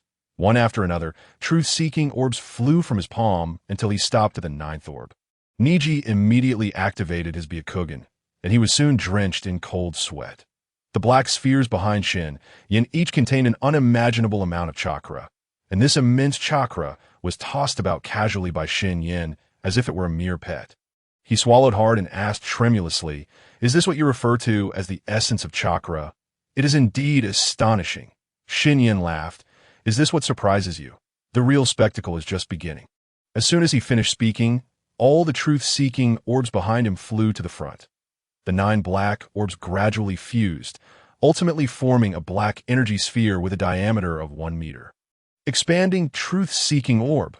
Shin Yin hurled the expanding orb towards a lifeless island in the distance. The expanding orb sliced through the air like a blade tearing the sky as Niji and Tian stared blankly at the black sphere descending upon the island. Suddenly, the black sphere expanded exponentially, engulfing everything in its vicinity like a black hole. The entire island, along with the surrounding seawater, was annihilated as if someone had erased it from existence with an eraser. There was no explosion, no smoke rising, only an endless void of darkness. After a long while, the truth-seeking orb burst like a balloon, dissipating into the air. Niji and Tian finally breathed a sigh of relief, their hearts having been suspended in fear that the black sphere might continue to devour indefinitely, that in truth, their concerns were not unfounded. The expanding truth-seeking orb was a world-ending technique capable of annihilating the ninja realm. Had Shin Yin not dispelled the expanding orb, it would have continued to grow indefinitely, ultimately destroying the ninja world. Shin Yin gradually descended from the sky, standing before Niji and Tian at that moment. The two faced him with newfound reverence. Having witnessed his formidable prowess, they felt fortunate indeed to be training under such a powerful individual. With his hands clasped behind his back, Shin Yin addressed them like a sage. "Did you see that? This is the essence of chakra. Chakra is a force of destruction and creation that can obliterate everything in this world, but it can also bring forth anything you wish to create." After speaking, Shin Yin lifted his hand, and a magnificent 4-story villa instantly rose from the ground on the barren island. Niji and Tian were somewhat numb to the spectacle. Shin Yin smiled and said, "From today, I will conduct an intensive training regimen for you over the course of 1 month. During this time, I will impart to you my understanding of chakra, without reservation as for how much you learn. That is up to you." Niji and Tian instantly became solemn, comprehending the significance of this training. The disheveled Chunin before them was a master whose strength surpassed even that of the Hokage. Training under such an individual would undoubtedly lead to remarkable improvement. Niji, brimming with eagerness, exclaimed, "Araki senpai, let us begin our training." Unbeknownst to him, he had unconsciously begun to address Shin Yin with a respectful title. Shin Yin chuckled, "No need to rush. First, let us have a meal, and then I will explain my training methodology to you." Chapter 11. Reluctance to transform into a monstrous being after lunch. Ningxi and Tian sat upright in their chairs. Shin Yin began to share with them his self-invented cultivation method. In his previous life, Shin Yin had been well-versed in a plethora of films, television dramas, novels, and anime. Yet regardless of the myriad of cultivation systems, their essence remained fundamentally unchanged. Shin Yin distilled his insights into 3 primary paths of cultivation: the mental, the physical, and the energetic. For instance, martial artists primarily focus on the physical path, honing their bodies into the mightiest weapons in existence, excelling in both offense and defense. Conversely, magic practitioners lean towards the energetic path. Although they do engage with the mental aspect, the vast majority still rely on magical energy. Even the enigmatic Cthulhu entities can be categorized under the mental path, where the so-called unspeakable beings merely disrupt the minds of others, rendering their true forms inscrutable. Whichever path one pursues to its zenith unveils unfathomable powers. An O path is inherently superior or inferior. Strength lies solely in the practitioner. Shin Yin himself is a formidable force within the mental domain. Strangely, after his arrival in this world, his mental prowess surged to astonishing heights. With a mere thought, he could obliterate every being in the ninja realm. His apparent indolence stemmed from a fear of losing control and causing unnecessary casualties. Thus, to outsiders, he appeared lazy, yet in his own eyes, he was a guardian of peace for the ninja world. Indeed, He had moved himself. In summary, anyone wishing to grow stronger need only embark upon one of the three paths. Of course, pursuing a balanced approach is also feasible. In truth, to master one path to its fullest, one must inevitably cultivate aspects of the other two. For example, a practitioner of mental prowess who neglects physical and energetic cultivation may one day devolve into the very monsters of the Cthulhu mythos. Sun Yan even speculated that those horrific beings were once humans who became ensnared in the pursuit of mental strength, their bodies unable to contain their overwhelming minds, thus transforming into monstrous entities. Consequently, Sun Yan was also reinforcing his physical form and chakra within to avert the fate of becoming a being neither human nor ghost. When Sun Yan laid out these three paths before Ningxi and Tiantian, they fell into deep contemplation. After a considerable pause, Ningxi finally spoke. "I've made my decision. I wish to cultivate the physical path." Sun Yan was taken aback, as Ningxi belonged to the Hyuga clan, endowed with the Byakugan bloodline limit. Logically, he should have pursued the mental path. Sensing Sun Yan's confusion, Ningxi clarified, "My combat style leans towards physical techniques that I am not accustomed to the mental combat methods. I prefer to defeat my enemies with physical prowess." Sun Yan nodded thoughtfully, then turned to Tantan.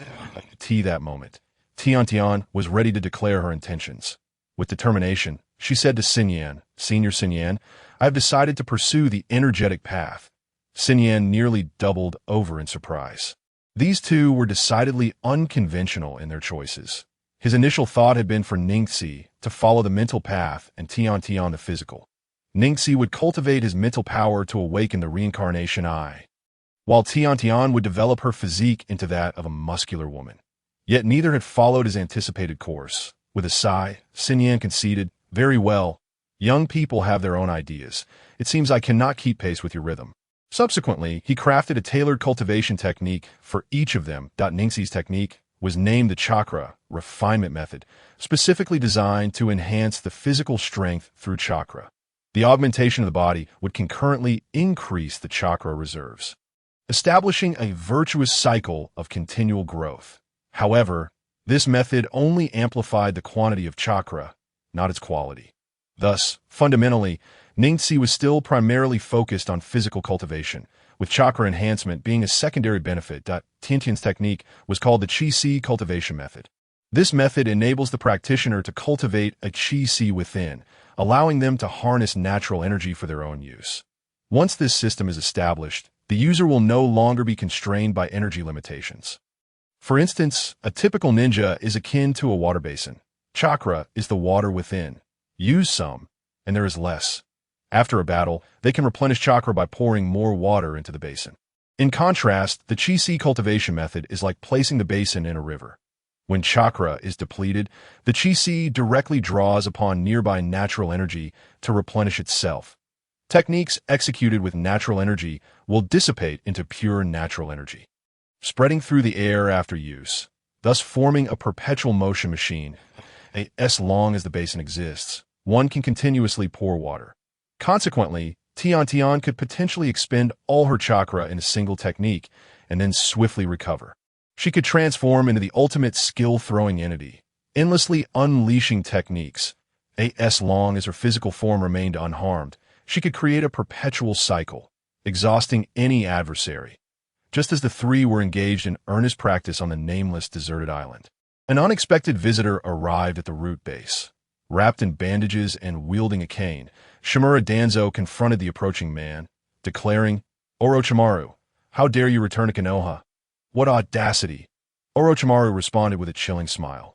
"Elder Danzo, how can you say such things? My inability to return to Konoha is entirely due to your influence. The human experimentation projects I undertook were all sanctioned by your approval." Danzo slammed his cane heavily onto the ground, coldly retorting, "Orochimaru, do not slander me. All human experiments were your own initiative. They bear no connection to me." Orochimaru chuckled. "Oh, Elder Danzo, spare me your tricks. If we were to scrutinize closely, none of us are without sin." Danzo, unwilling to dwell on the matter further, fixed a stoic gaze on Orochimaru and asked, "State your purpose. Do not tell me you have come to reminisce about past colleagues." Orochimaru smiled subtly, yet his eyes brimmed with malice. "I am here to seek your assistance, Elder Danzo, in the upcoming Chunin exams. I intend to assassinate my teacher, the third Hokage. However, there have been some unforeseen complications, and I wish for your intervention to resolve them." At these words, Danzo's gaze turned icy, his aura of menace enveloping the air like a dense fog. He glared at Orochimaru, his tone frosty, "To speak of assassinating the Hokage in front of me, a Konoha elder, is truly brazen." Just as he finished speaking, root ninjas donned in ghostly masks sprang forth. They were Danzo's personal guards, akin to the Hokage's shadow guards, providing round-the-clock protection for the esteemed Danzo. Sensing the murderous intent radiating from their master, they swiftly took action against Orochimaru. They cared not for his identity as one of the legendary three. If Danzo wished for his death, it was inevitable. Chapter 12. We are just at a stalemate. The root ninjas swiftly formed hand seals, conjuring an earth dragon that lunged toward Orochimaru. With a nimble leap, Orochimaru evaded the earth dragon's assault. Yet, just as he reveled in his triumph, he abruptly found himself immobilized. Casting a glance at the dragon's shadow, he was astonished to discover it was now tethered to his own. The ninja who had summoned the earth dragon was a member of the Nara clan, whose shadow techniques lay concealed within the shadows of the earth dragon. When Orochimaru leapt to avoid the attack, the dragon's shadow seized the opportunity to ensnare him. Realizing Orochimaru was now under control, the other three root ninjas swiftly positioned themselves beside him. With three resounding thuds, gleaming blades plunged into Orochimaru's body. However, the anticipated scene of Orochimaru collapsing in agony did not unfold. Instead, a sinister smile crept across Orochimaru's face, and his skin tore as if it were mere parchment. Instantly, three serpents erupted from the shredded skin, latching onto the shoulders of the three root ninjas. The bitten ninjas collapsed to the ground, their faces displaying sheer horror. This truly the power of the legendary three. The disparity in strength between the two parties was astonishingly vast. The opponent had employed the substitution technique without him even realizing it. Just as he sought to trace the whereabouts of Orochimaru, the world around him suddenly spun. He felt a heavy sensation in his head before collapsing. Orochimaru emerged from behind the Nara clan member, coldly smirking at Shimura Danzo. "Just as I expected from you, Danzo, resorting to such petty tactics so easily you truly believe that these insignificant pawns pose any threat to me?" The commotion attracted the attention of the root ninjas, who swiftly arrived in large numbers. The atmosphere grew tense, with the root ninjas poised to strike and capture that moment. Danzo waved his hand to the root ninjas, saying, "Step back. This is none of your concern."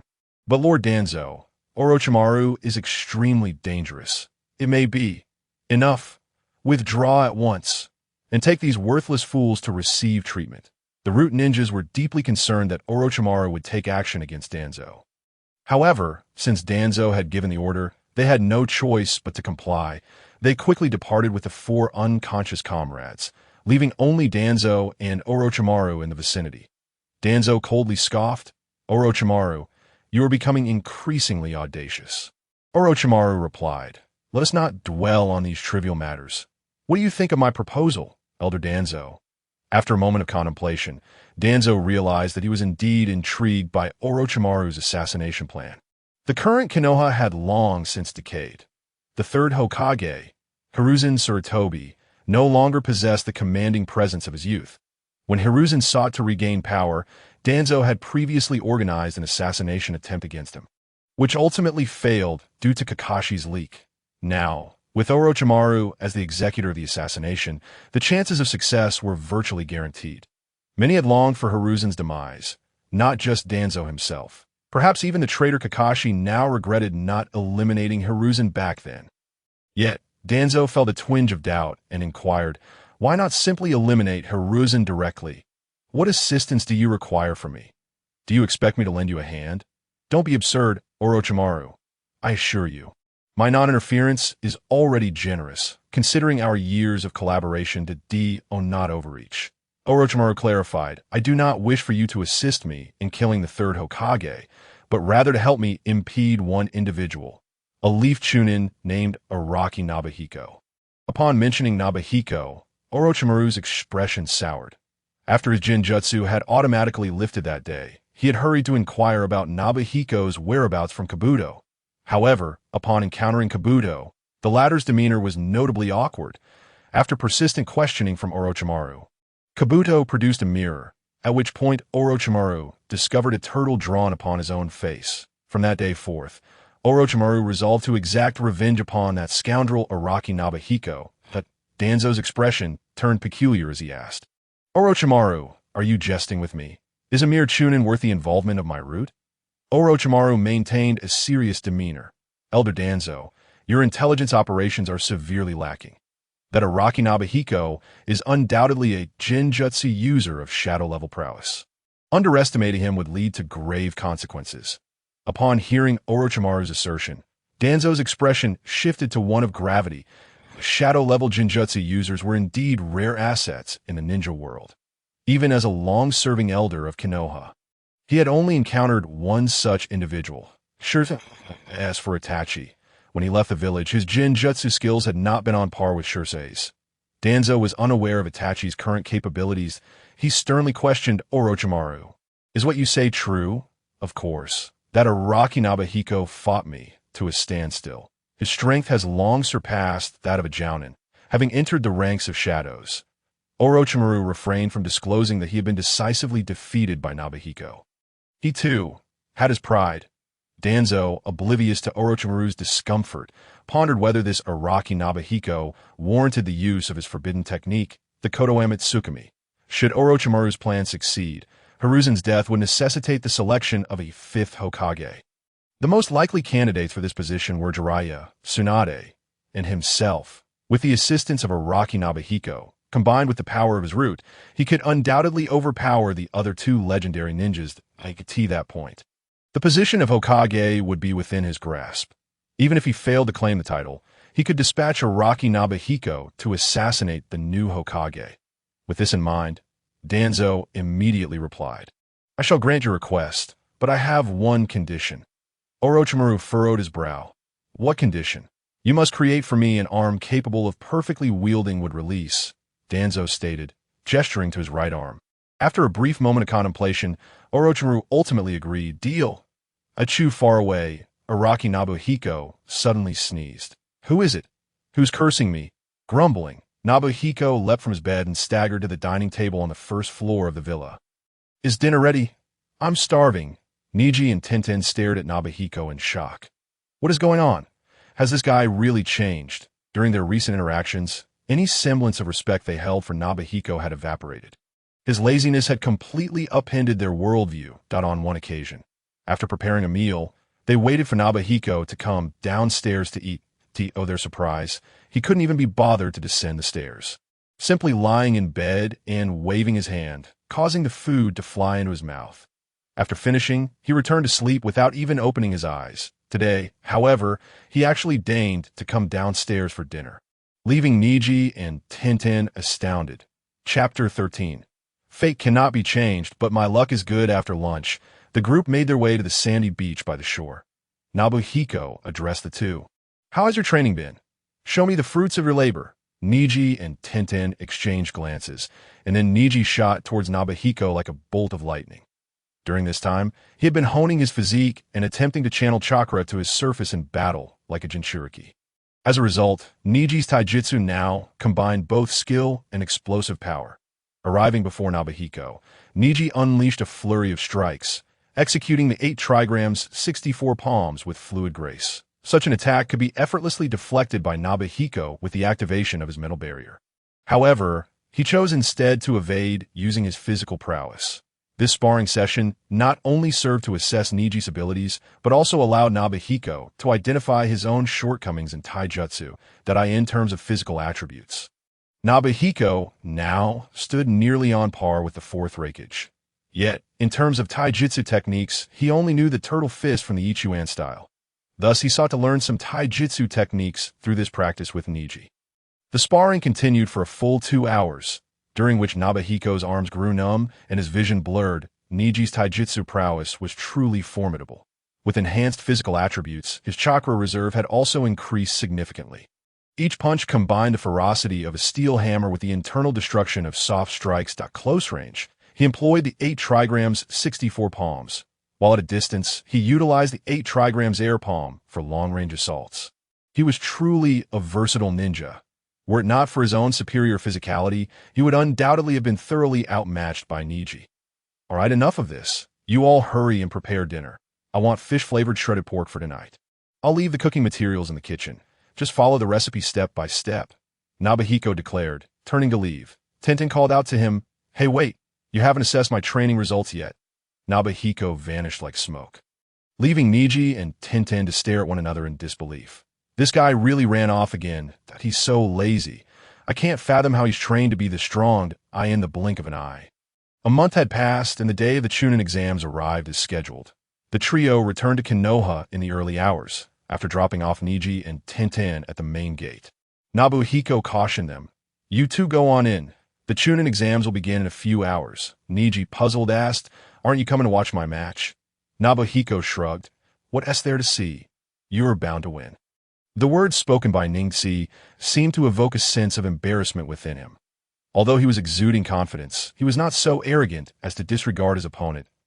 As they parted ways, Ningxi appeared somewhat dazed, and with a clenched jaw, he turned to Xinyan and inquired, "Xinyan, how do you perceive destiny?" With his teeth gritted and fists tightly clenched, he was filled with anticipation, eager for Xinyan's response. Xinyan, furrowing his brow with an odd expression, replied, "What other perspective can one have? You observe it from the outside, or lie at home and contemplate it." Ningxi frowned, clearly dissatisfied with Xinyan's dismissive answer. "I am not jesting with you. Please respond directly. What is your true stance on your fate?" Noticing Ningxi's seriousness, Xinyan ceased his playful demeanor. Adopting a grave expression, he spoke to Ningxi in a low tone. "Fate is unchangeable. The course of every person's life is predetermined from the moment of their birth. Some individuals, in their disbelief of fate, struggle futilely against it, ultimately perishing in their resistance. Others defy their fate and achieve a turnaround, believing they have conquered destiny, yet they remain oblivious to the fact that their success is merely a facet of their fate. Their victories were, from the very beginning, destined." That Ningxi's expression grew exceedingly bleak, as Xinyan's words did not align with his innermost desires. Yet Xinyan's reasoning was undeniably sound. Those who triumphed over fate did not succeed through mere rebellion. Instead, their victories had been inscribed in the fabric of fate from the outset. Was his own destiny to be that of a caged bird? Just as he spiraled into self-doubt, Xinyan's fingers lightly brushed against his forehead protector. In an instant, Ningxi felt a surge of energy penetrate his brow, followed by the sound of something shattering in his mind. A sound so crisp and melodious that he recognized its origin. Ningxi gazed intently at Xinyan, as if searching for the answers he yearned for in the depths of the latter's eyes. Yet he was hesitant to ask, fearful that everything might be an illusion crafted by Xinyan. A mere prank. It wasn't he, until Tian shook his shoulder that Ningxi snapped back to reality. With wide eyes, he asked Xinyan, "What did you just do?" Xinyan chuckled. "Is that even a question? I merely employed a genjutsu to let you hear a sound. Did you think I was freeing you from your cage?" The two locked eyes, and moments later, they erupted into laughter, leaving Tian baffled. She internally remarked, "Boy's sense of humor is truly inscrutable." After their laughter subsided, Xinyan solemnly addressed Ningxi. "Indeed, a person's fate is predetermined, and no one can alter it. Yet, it is precisely because of the unpredictability of fate that the future holds such allure. I hold dear the saying, do your utmost and leave the rest to fate. Strive to the fullest in your endeavors. As for whether you will ultimately succeed, why fret over it?" Ningxi smiled, a genuine smile that emanated from his heart. As he observed Ningxi and Tian stepping through the gates of Konoha, Xinyan turned to walk in the opposite direction. Having dispensed his motivational wisdom, it was time for him to make his exit. A great war was imminent in Konoha, and returning there now would only invite unnecessary trouble. He resolved to retreat to a location farther from Konoha, planning to return once the collapse of Konoha was complete. Meanwhile, at the root base, the reconnaissance ninja reported to Danzo, "I report to you, Lord Danzo. The one you wish to investigate, Araki Xinyan, has just returned to the main gate of Konoha." After escorting the Genin Huganingtsi and the Genin Tiantian back to Konoha, he departed once more. Danzo furrowed his brow and inquired, in which direction did he head? The reconnaissance ninja pondered for a moment before responding. It appears he is headed towards Shanjushong. After dismissing the reconnaissance ninja, Danzo fell into deep thought. Why would he leave Konoha after arriving? Could it be that he sensed something and deliberately distanced himself from the impending conflict? With this thought, Danzo tightened his grip on his cane, possessing such formidable power, yet cowering from war. Unwilling to contribute to Konoha, simply seeking to survive, such a mindset was unworthy of his immense strength. This individual required thorough guidance. With this in mind, Danzo touched his right eye, the Sharingan of Uchiha, Shursui. Possessing the most potent Jinjutsu, capable of permanently altering one's will, Kodo Amatsukami, should he control Araki Senyan with this eye. He would transform him into Konoha's sharpest blade. With such a weapon, he could ascend to the position of Hokage and execute sweeping reforms in Konoha, subsequently launching wars against other shinobi villages. Demonstrating Konoha's might and deterring any invasions. Teacher Tobarama, just watch. I will prove to you that your choice was a grave mistake. Chapter 14. Give me a chance? Farewell. Shanjushong is situated 50 miles southwest of Konoha. Due to its location in the heart of the Land of Fire, it is exceptionally prosperous. Senyan wandered aimlessly along the streets, occasionally glancing at the nearby vendors. The array of trinkets and souvenirs was dazzling. Yet Senyan felt no interest in them. He merely wished to bide his time in Shanjushong until Konoha's collapse plan reached its conclusion. Arriving at a ramen shop, he ordered a large bowl of chashu ramen and began to eat. The cuisine in this world tends to be rather bland, prompting Senyan to also order a bowl of miso soup to replenish his salt intake. Just as he was relishing his meal, a middle-aged man with yellow hair entered the ramen shop, instantly capturing Senyan's attention. The man donned a black robe and ninja sandals, but bore no forehead protector, leaving his village affiliation ambiguous. Upon entering, the middle-aged man did not order any food, but instead sat down beside Senyan. With a sigh, Senyan thought, what a twist of fate. Where there is fortune, misfortune lurks. The expressionless man turned to Senyan and stated, finish your meal and come with me. Following this, the man sat beside Senyan, supervising his meal. This made Senyan quite uncomfortable. He hastily swallowed his chashu ramen without truly savoring its flavor. After placing money on the table, he said to the middle-aged man, let us go. The ramen shop owner dared not utter a word as he watched the two leave. Just as he prepared to clear the dishes, a ninja clad in black and wearing a ghostly mask appeared before him in an instant. Before he could react, the masked ninja cast a Jinjutsu, erasing all memories of Senyan and the middle-aged man. When the ramen shop owner regained his senses, he stared blankly at the money in his hand. Where did this money come from? Senyan followed the middle-aged man out of the ramen shop, turning left and right until they arrived at an empty alleyway. As they ventured deeper into the alley, over a dozen ninjas wearing ghostly masks leaped from the shadows. Senyan assessed the situation and deduced that these individuals were likely from Root. But why would Root come after him? He had always kept a low profile. Why was Shimura Danzo fixated on him? At that moment, Danzo, wrapped in bandages, emerged from the depths of the alley and stood not far from Senyan. Araki Senyan, you disgrace of Konoha. Danzo wasted no time in labeling Senyan with a title of shame. Which greatly displeased Senyan, he retorted, how am I a disgrace to Konoha? I know who you are. You are the elder Shimura Danzo of Konoha, right? If you don't clarify your intentions, I assure you, I will not back down. Seeing that Senyan recognized him, Danzo appeared unfazed. In the world of shinobi, every powerful figure has their own network of intelligence. It was hardly surprising that Senyan knew his identity. Danzo's expression darkened as he replied, Konoha is in dire need of personnel at present. Instead of remaining in Konoha to serve faithfully, you chose to leave. Your actions could easily be deemed as treasonous. However, considering your youth, I shall grant you an opportunity. If you join my route, I will overlook your treasonous actions.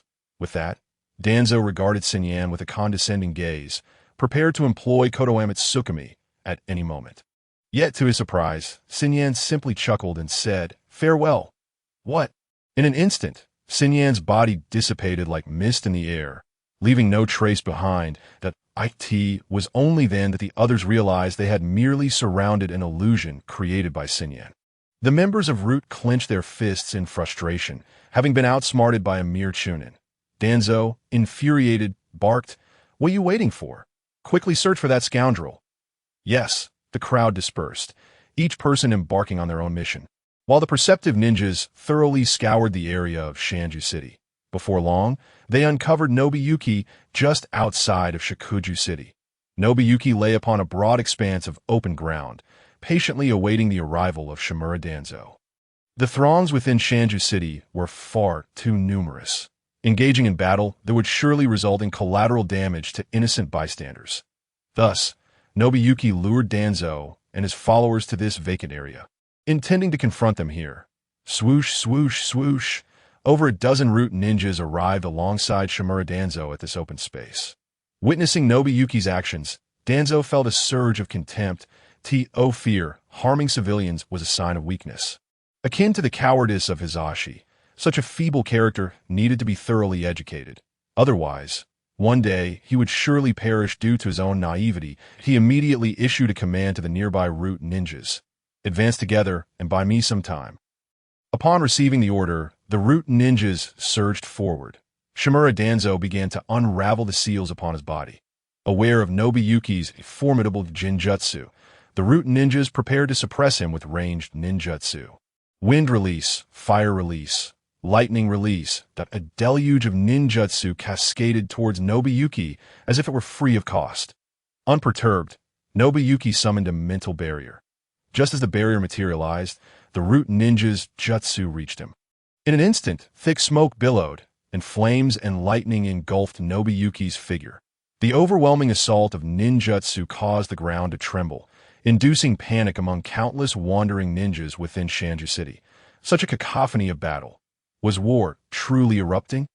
Which great nation had the audacity to strike at the heart of the land of fire? What were the Leaf ninjas doing?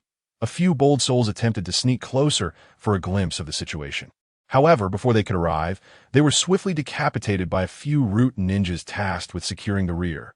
After witnessing the demise of their overly curious comrades, the remaining wandering ninjas dared not interfere further. The bombardment of ninjutsu persisted for 5 minutes, after which the Root ninjas ceased their assault, panting heavily. Not far away, a thick plume of smoke ascended, yet the Root ninjas remained vigilant. According to Orochimaru's intelligence, their opponent was a shadow-level powerhouse. Such a formidable foe was certain to possess means of self-preservation. As expected, when the smoke dissipated, Nobuyuki was found floating in mid-air, encased within a transparent spherical barrier. Utterly unharmed, the Root ninjas retrieved a few soldier pills from their ninja tool pouches, preparing for the next round of ninjutsu attacks. Just then, Shimura Danzo stepped forward, coldly commanding, "You all step back.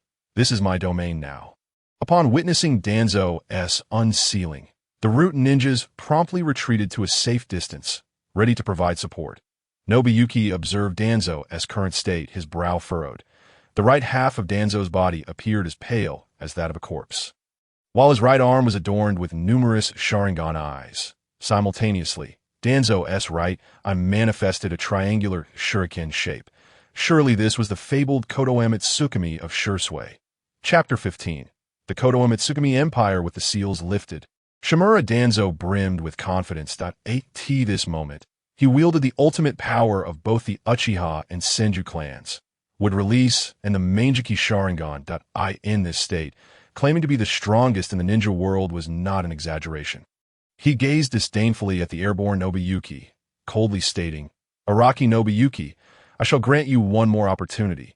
Submit to me, and once I become Hokage, your strength could easily earn you the position of an elder advisor in Konoha." Nobuyuki scratched his ear and replied, "I have no desire to be an elder advisor. Could you perhaps arrange my retirement instead?" Danzo's expression darkened, a glint of cold fury in his eyes. This fool was truly beyond redemption, his mind consumed with idle thoughts. If that were the case, he would seize the opportunity to control him with Kotoeme Tsukumi. Such a pitiful will was better off discarded.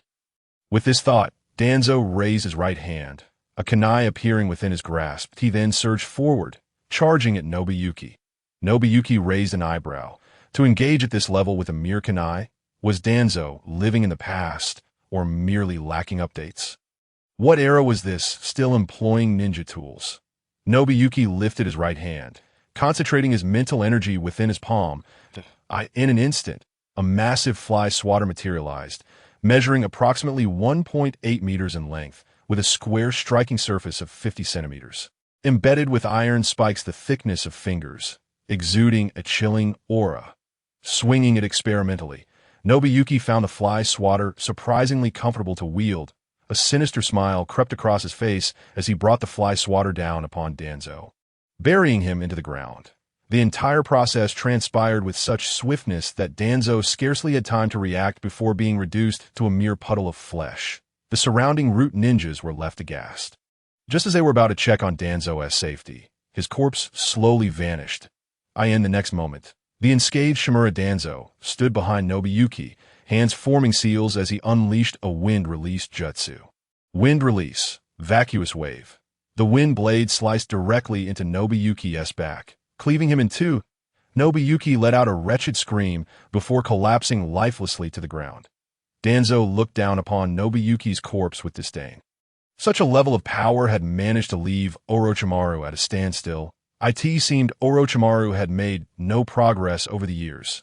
Just as he contemplated departing, a sudden exclamation from a nearby root ninja caught his attention. "Lord Danzo, beware behind you!" Slap. Before Danzo could react, a massive fly swatter descended from above, splattering him into a puddle of meat. The root ninjas stared in bewilderment at the perfectly intact Araki Nobuhiko, alongside the once again obliterated Danzo.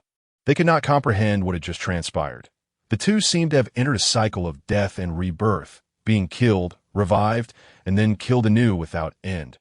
Nobuyuki picked up the fly swatter, disgusted to see it smeared with Danzo's remains. Quickly, he utilized water release to cleanse the fly swatter, feeling somewhat better afterward. Just then, Danzo's voice echoed from behind him. "The Jinjutsu is indeed impressive. Even I, with my Manjiki Sharingan, have been deceived." Nobuyuki scoffed. "With your transplanted Manjiki, you can't even unleash a third of Shursue's power. That I embedded in your socket is a true waste." Danzo did not take offense. Instead, a sly smile crept across his lips. His awaited opportunity had finally arrived. The moment their eyes locked, Danzo activated Kotoemet Tsukumi. Nobuyuki's gaze turned vacant, his expression dull. Within his mental realm, an elite squad armed with bolt-action rifles landed from the coast.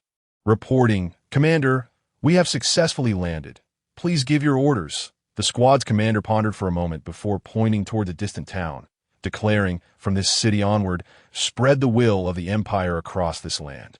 Understood. Before long, the residents of the town found themselves entirely captured by the squad.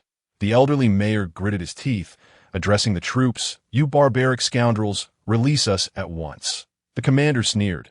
"Old man, you must understand. We are gentlemen of the Empire, representatives of modern civilization. You are but a pack of primitive, savage monkeys. We have come to assist your progress towards civilization. You should welcome us with gratitude." The commander's words elicited agreement from the soldiers, and the atmosphere grew lively. "Indeed, we are the embodiment of modern civilization. You are the savages. Be grateful to us. We bring the spark of civilization." The townsfolk seethed with indignation when suddenly, sound from afar caught their attention. With joy they proclaimed, "The Slaughter Immortal sect has arrived. They will surely drive these thieves away." Upon hearing the townspeople's words, the soldiers scoffed. They possessed the most advanced weaponry and civilization in the world. What nonsense was this Slaughter Immortal sect? How could they possibly pose a threat? The commander ordered, "All units, prepare. Load your weapons and teach these savage monkeys a lesson." The soldiers eagerly chambered their bullets. Brimming with excitement as they awaited the impending arrival of their foes, they could hardly contain their anticipation of sending bullets piercing through the enemy's chests, reveling in the sight of their anguished cries amidst pools of blood. Each time they witnessed an enemy wielding a saber or spear fall to their gunfire, a swell of pride surged within them. This was the crushing dominance of advanced civilization over its primitive counterpart. At that moment, a group of young men and women clad in ancient attire appeared on a distant hillside. Upon noticing the weapons in their hands, the Imperial troops breathed a sigh of relief. Their faces contorted with disdain to owe them. These individuals were not even worthy of being considered a proper military force, let alone a match for seasoned warriors. Even the slender sword at their waist seemed incapable of rivaling the spears wielded by the wild men. Just as they prepared to launch an attack on the enemies within range, a shocking scene unfolded before them. The group of youths seemed to defy gravity, soaring into the in an instant. They descended upon the Imperial soldiers with a speed that was nearly imperceptible to the naked eye, unleashing a gruesome massacre. No, please, don't kill me. Help! Is anyone there to save me? You devils. You are all devils. Within mere minutes, the Imperial troops were utterly decimated. The townsfolk prepared to warmly welcome these celestial masters. However, the masters proclaimed they had pressing duties and could not linger, but a young girl turned to the leading young man and inquired, Li Shixiang, will the elder who claims to be the creator truly bestow upon us opportunities? The others, brothers in arms, gazed at Li Shixiang with expressions of eager anticipation. Just as Li Shixiang was about to respond, an immense energy descended upon them. All members of the cult of slaughter felt a surge of heat within their bodies, ultimately breaking through their own limits. After all was said and done, Sun Yan observed the members of the cult of slaughter kneeling in reverence towards the sky. He stroked his chin thoughtfully. The Baitian deities were far too easy to defeat. They had been dispatched with such ease that it was rather anticlimactic. Suddenly, an ingenious idea struck him. Wasn't he Shimura Danzo intent on controlling him? Then he would simply play along with him. Chapter 16. Naruto's Rampage. Plans ahead. This world was a manifestation of his thoughts, and he named it the Celestial Domain, Shinyu. Continent.it resembled a realm of cultivation, with a distinct variance in the passage of time. Typically, Sun Yan adjusted the time ratio so that one day in the ninja world equated to a year in this realm. When boredom struck, he would accelerate or decelerate the flow of time at will. He had propagated the art of cultivation within this world, yet due to the brevity of its existence, the most powerful beings here had only reached the divine transformation stage. However, the strength of these beings mattered little to Sun Yan, for none could compare to him. The creation of Shinyu Continent was merely a precaution against potential illusory assaults, just as this invasion by the Baitian deities had been detected and dealt with by the natives of Shinyu. Upon concluding matters in Shinyu, Sun Yan's mind returned to his original form. As soon as he did, he heard Danzo's orders directed at him. Araki Sun Yan, from this day forth, you shall be my loyal subordinate. You must faithfully execute my commands without error. Danzo's gaze bore into Sun Yan, uncertain of whether the Baitian deities had truly been vanquished. Sun Yan knelt on one knee, bowing his head to Danzo, and replied, As you command, Lord Danzo. Pleased with Sun Yan's reaction, Danzo's lips curled into a satisfied smile. Since Ryoma's sacrifice during a mission, the root had not seen another individual of elite caliber. Now, with Sun Yan's presence, the void left by the absence of top-tier warriors had been filled. If Orochimaru's plan succeeded today, that old rascal Hiruzen would be doomed. Furthermore, returning now might allow them to catch Orochimaru red-handed. With Sun Yan and the root working together, capturing or eliminating Orochimaru would secure Danzo's position as Hokage. With this thought, Danzo felt invigorated, reminiscent of his earlier days of unrestrained authority, brimming with zeal. All units, heed my command. Full speed back to Konoha. Yes, Lord Danzo. Time rewinds by an hour. The third round of the Chunin exam officially commenced. This event attracted dignitaries and wealthy merchants from various nations, all eager to witness the prowess of the new generation of Konoha ninjas. The audience buzzed with excitement, and the arena was alive with energy. In a dramatic entrance, Uzumaki Naruto slid into the arena in a prone position. The judge and other competitors looked on in astonishment at Naruto's unconventional entrance. After a brief moment of tidying up, the judge, Narashikaku, announced the beginning of the first match. Uzumaki Naruto versus Hyuga Neji. The match commenced. Both combatants wasted no time, launching in a battle. Naruto charged at Neji like a wild dog, swinging his right fist towards Neji's face. Observing Naruto's clumsy taijutsu, Neji couldn't help but smile wryly. What on earth is wrong with this guy? He knows I'm skilled in taijutsu, yet chooses to engage in close combat.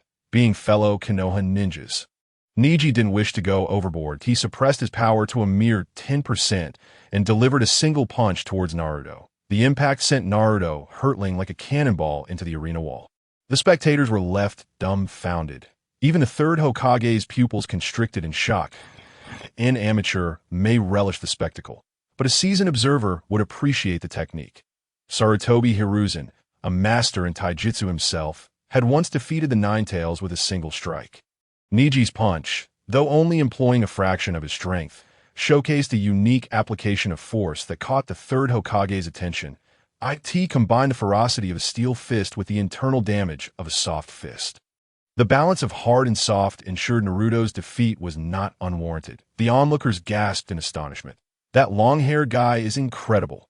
He took down the blonde one with a single punch. That damn demon fox deserves nothing less. Amidst the uproar, an outsider approached a nearby Konoha villager with curiosity. That blonde-haired boy is also one of yours, right? You all seem rather displeased with him. The villager glanced around before whispering, I'll tell you a secret. But don't share it with anyone, he is. The commotion around them barely fazed Neji, who was intently focused on the pit created by Naruto's impact. For some inexplicable reason, he felt a foreboding sense emanating from the dust-laden crater. Meanwhile, Gaara, with a dark expression, began to exude a violent wave of chakra.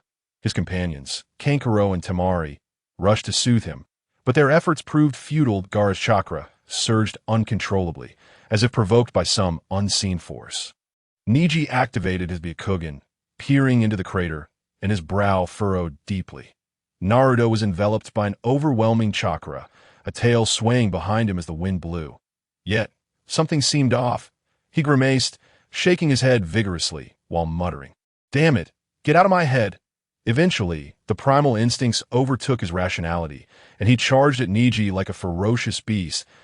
As Naruto burst forth from the smoke, the third Hokage's expression shifted dramatically. This state was not Naruto's consciousness. He had succumbed to the control of the Nine-Tails. He immediately rose and shouted to the crowd, The Chunin exam is hereby halted. Eagle, Silver Fox, prepare to seal the Demon Fox. Yes, just as the third Hokage and Anbu were about to intervene, the fourth Kazekage swiftly drew a kunai and pressed it against Sarutobi Hiruzen's throat. Following this, he and four of his bodyguards leapt to the rooftops. This unexpected turn of events caught everyone off guard. Yet the ninjas from Sunagakure and Otogakure quickly reacted. Several ninjas within the crowd cast a genjutsu, putting the ordinary spectators into a deep slumber. A battle was on the verge of erupting. Sarutobi Hiruzen, filled with urgency, implored, Kazekage-sama, I advise you to act rationally. War would not bode well for either of our villages to this. The fourth Kazekage let out a cold chuckle. Hiruzen-sensei, have you grown so old that you can no longer see through such trivial tricks? Upon hearing that sound, Sarutobi's pupils contracted sharply that moment, for wind shadow guards removed their disguises and simultaneously unleashed the four purple flames formation. The wind shadow tore off the mask from his face, revealing Orochimaru's pale visage. It has been a long time. Sensei, Sarutobi, is it really you? Orochimaru. Neji gazed at the rooftop where Orochimaru engaged in battle with the third Hokage. He cast a glance with his Byakugan to survey the chaos in Konoha, where signs of combat were evident everywhere. The entire village had been thrown into disarray. What on earth had transpired? Just then, the tailed beast-empowered Naruto Uzumaki appeared before Neji. That moment, Naruto resembled a rampaging monster, extending his claws toward Neji's throat. Chapter 17. Adding fuel to the fire for Naruto, Neji swiftly dodged Naruto's claws with a slight movement. He couldn't comprehend what had happened to Naruto, and thus refrained from striking with lethal intent. As Neji grappled with Naruto, Gaara finally succumbed to Shikaku's chakra. He let out a tremendous roar as countless grains of sand surged toward him. His form expanded, ultimately transforming into a colossal tanuki, collapsing the entire arena's stands. Last. I am free. You wretched humans, are you prepared to face my wrath? No sooner had he broken free than Shikaku bellowed with arrogance. The Konoha ninjas were thrown into a panic, as this monstrous being instilled a deep sense of dread within them. It felt eerily reminiscent of the Nine Tails from over a decade ago. Could Konoha be on the brink of another catastrophe? Not far away, Might Guy clenched his fists tightly. Beside him, Rock Lee patted Guy's shoulder and said, "Teacher Guy, you go ahead. Don't worry about me." But Lee, your leg. Were it not for his concern over Lee's mobility, Guy would have already joined the battle alongside the other Konoha ninjas. However, Lee had sustained injuries in the previous matches, and even walking was a struggle. If caught in the crossfire of the ninjas' battle, it would undoubtedly worsen his condition. Just as he contemplated escorting Lee to safety, the boy who had injured Lee suddenly transformed into a monster. Now, he faced a dilemma. Should he confront the monster or prioritize Lee's safety? As Guy hesitated, a familiar voice suddenly reached his ears. "Teacher Guy, please take Lee to safety first. We'll handle things here." The speaker was none other than Tintin, using a sound transmission technique to convey her words to Guy. Guy immediately exclaimed, "How can that be? I cannot allow my precious student to face such a terrifying creature." Tintin replied helplessly, "Don't worry, Teacher Guy. We will be just fine, so you can go without concern." Just as Guy was about to say more, a silver light suddenly appeared in the distance. He focused his gaze and found himself wide-eyed in astonishment. Thousands of swords spiraled through the air, their dense light obscuring the sky. Among the swirling blades, Tintin stood with her hair flowing freely, her expression grave, as if a celestial maiden descended from the heavens. Poised atop a sword, surveying Shikoku, the swords in the sky seemed to respond to her call, converging toward her back. Ultimately, they arranged themselves in a peacock-like display, suspended in the air. Tintin then wielded the swords behind her and charged at Shikoku. Observing the audacity of this human attacking him, Shikoku opened his gaping maw, unleashing several wind balls directly at Tintin. Tintin furrowed her brow upon seeing the incoming wind balls and instantly condensed dozens of swords into a massive blade. Thrusting it toward the wind balls, the two forces collided, resulting in a tremendous explosion. Several Konoha ninjas nearby were instantly blown away by the shockwave. Neither Shikoku nor Tintin paid any heed to the Konoha ninjas sent flying. They were already prepared for their next assault, initiating a long-range exchange. Guy and Lee watched in sheer disbelief. Is this really Tintin? Whether it was Konoha ninjas, Sand ninjas, or Sound Village ninjas, all were left awestruck by this magnificent spectacle. Who is this female ninja? Does Konoha possess such formidable strength? Even Shinichi, who was rushing toward Konoha from dozens of kilometers away, was taken aback. Is this really Tintin? Your style has completely changed in the past. Tintin sported a bun. That was the style of the Heavenly Dynasty. Now, it seems to have transformed into something entirely different. It was once a martial arts aesthetic, but now it has shifted to a celestial fantasy style. This is hardly an issue at all. The cute girl of yesteryear has now transformed into a Valkyrie. Shinichi grew increasingly anxious, realizing that if he continued at this pace, by the time he reached Konoha, the battle would likely be over. He then glanced at Danzo, who was moving far too slowly.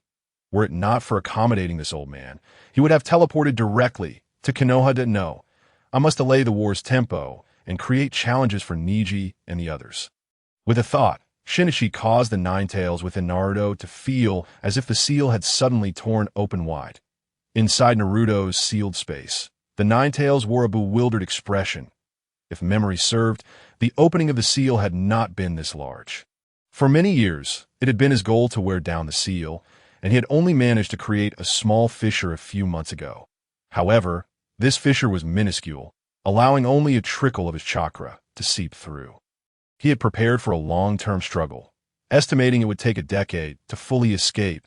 To his surprise, the fissure had suddenly enlarged. This was truly an unexpected boon that he immediately began to channel more of his chakra through the seal. Naruto's body outside underwent a violent transformation.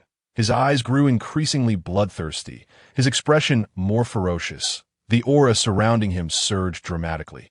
Ultimately, crimson tails sprouted from his back, enveloping him in red chakra, transforming him into a miniature Nine Tails. Gazing at the monstrous version of Naruto before him, Neji couldn't help but gasp that the Naruto from earlier had merely posed a slight headache. The current Naruto emanated a palpable threat. He could no longer afford to hold back against Naruto. The forthcoming battle would be a genuine fight for survival. The man and the fox flickered through the arena at a speed imperceptible to the naked eye, the red and blue figures continuously intertwined. And at their convergence, the ground cracked and walls crumbled. Their battle was cataclysmic. Some overconfident young jonin attempted to join the fray, only to be instantly sent flying by the aftermath of their clash. Their fates uncertain. Neji, growing increasingly alarmed, pondered what kind of monster Naruto truly was. With his strength having significantly increased, he still found himself barely able to stand his ground against Naruto. The extent of Naruto's power surpassed his imagination, especially that layer of red chakra enveloping him. This chakra was incredibly resilient, rendering Neji's gentle fist ineffective against it. Just then, a massive red toad descended from the heavens. The toad landed squarely on Naruto's head, pinning him firmly to the ground.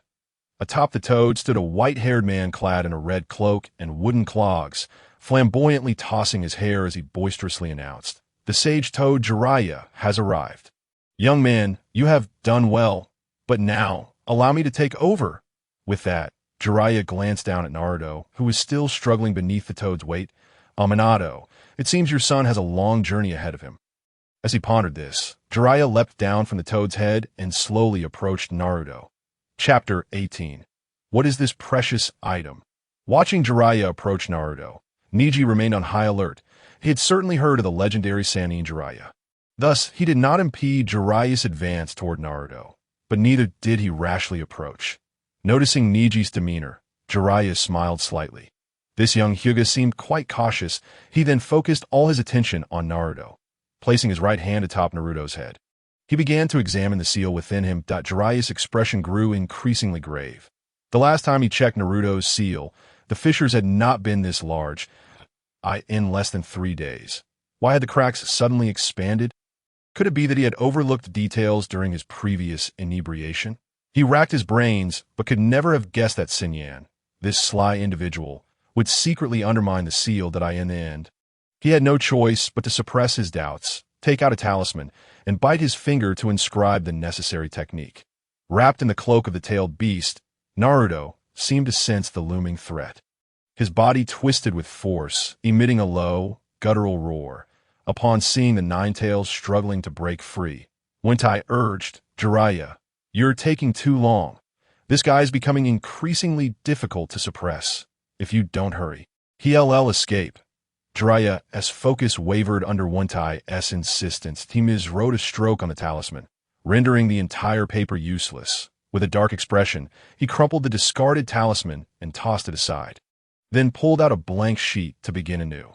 When it came to sealing techniques, Jiraiya was merely an amateur. Before Minato became Hokage, he had learned some techniques from this student. However, to be frank, his talent in sealing was rather lacking. Minato had taught him much, but he had only grasped the superficial aspects. Of course, those superficial aspects were in comparison to Minato, when compared to other ninjas. His sealing techniques were considered top-notch, and Jiraiya was quite confident in that regard. Even Orochimaru, the most talented in ninjutsu among the 3 legendary Sannin, could not surpass him in sealing techniques. Yet this was somewhat embarrassing. Minato had not learned much ninjutsu from him. While he had learned sealing techniques and the Rasengan from Minato, his role as a teacher had not been as fruitful as that of his student. After a period of struggle, Jiraiya finally managed to inscribe a talisman capable of sealing Naruto. Upon seeing the successful inscription, he wasted no time and swiftly slapped the talisman onto Naruto's forehead. The moment the talisman made contact, the tailed beast cloak enveloping Naruto receded like a receding tide. Ultimately, all of the Nine-Tails chakra returned to Naruto's seal without leaving a trace, and Naruto fainted from exhaustion. Once Naruto returned to normal, Wentai moved aside to give Jiraiya space. Jiraiya picked Naruto up from the ground to assess his injuries. There was some minor internal damage, likely caused by Neji Hyuga's gentle fist technique. However, given Naruto's formidable physical constitution, he should recover in a few days. His skin was severely burned, presumably from the tailed beast chakra. Overall, Naruto was not in grave danger, but he would need to rest in bed for several days. At that moment, Neji Hyuga approached. He slightly bowed to Jiraiya and respectfully inquired, "Lord Jiraiya, how is Naruto?" "He'll be fine. Just a few days of rest will do, Jiraiya replied. Neji hesitated for a moment before finally asking, "May I ask why Naruto transformed into that monstrous form earlier? And what exactly is that rampaging raccoon over there?" Neji was filled with confusion.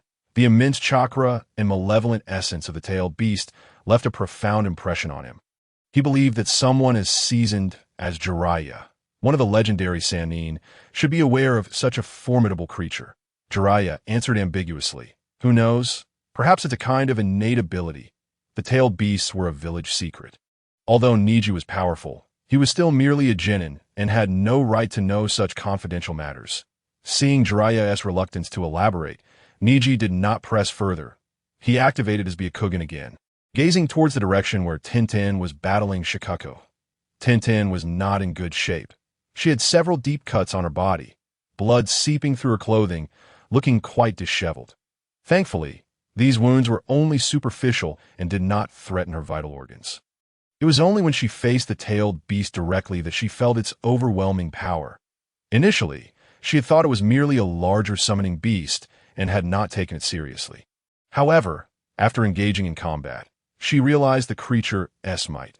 Shikako's skin was incredibly tough, making it difficult for her sword to penetrate its defenses. Its massive size did not hinder its speed in the slightest. While simultaneously attacking from a distance, Tenten had to remain vigilant against Shikako's close-range assaults, placing her at a severe disadvantage. If not for the other Konoha ninjas providing cover, she would have been severely injured by Shikako's sneak attacks long ago. The Konoha ninjas had also recognized that Tenten was the core of their group.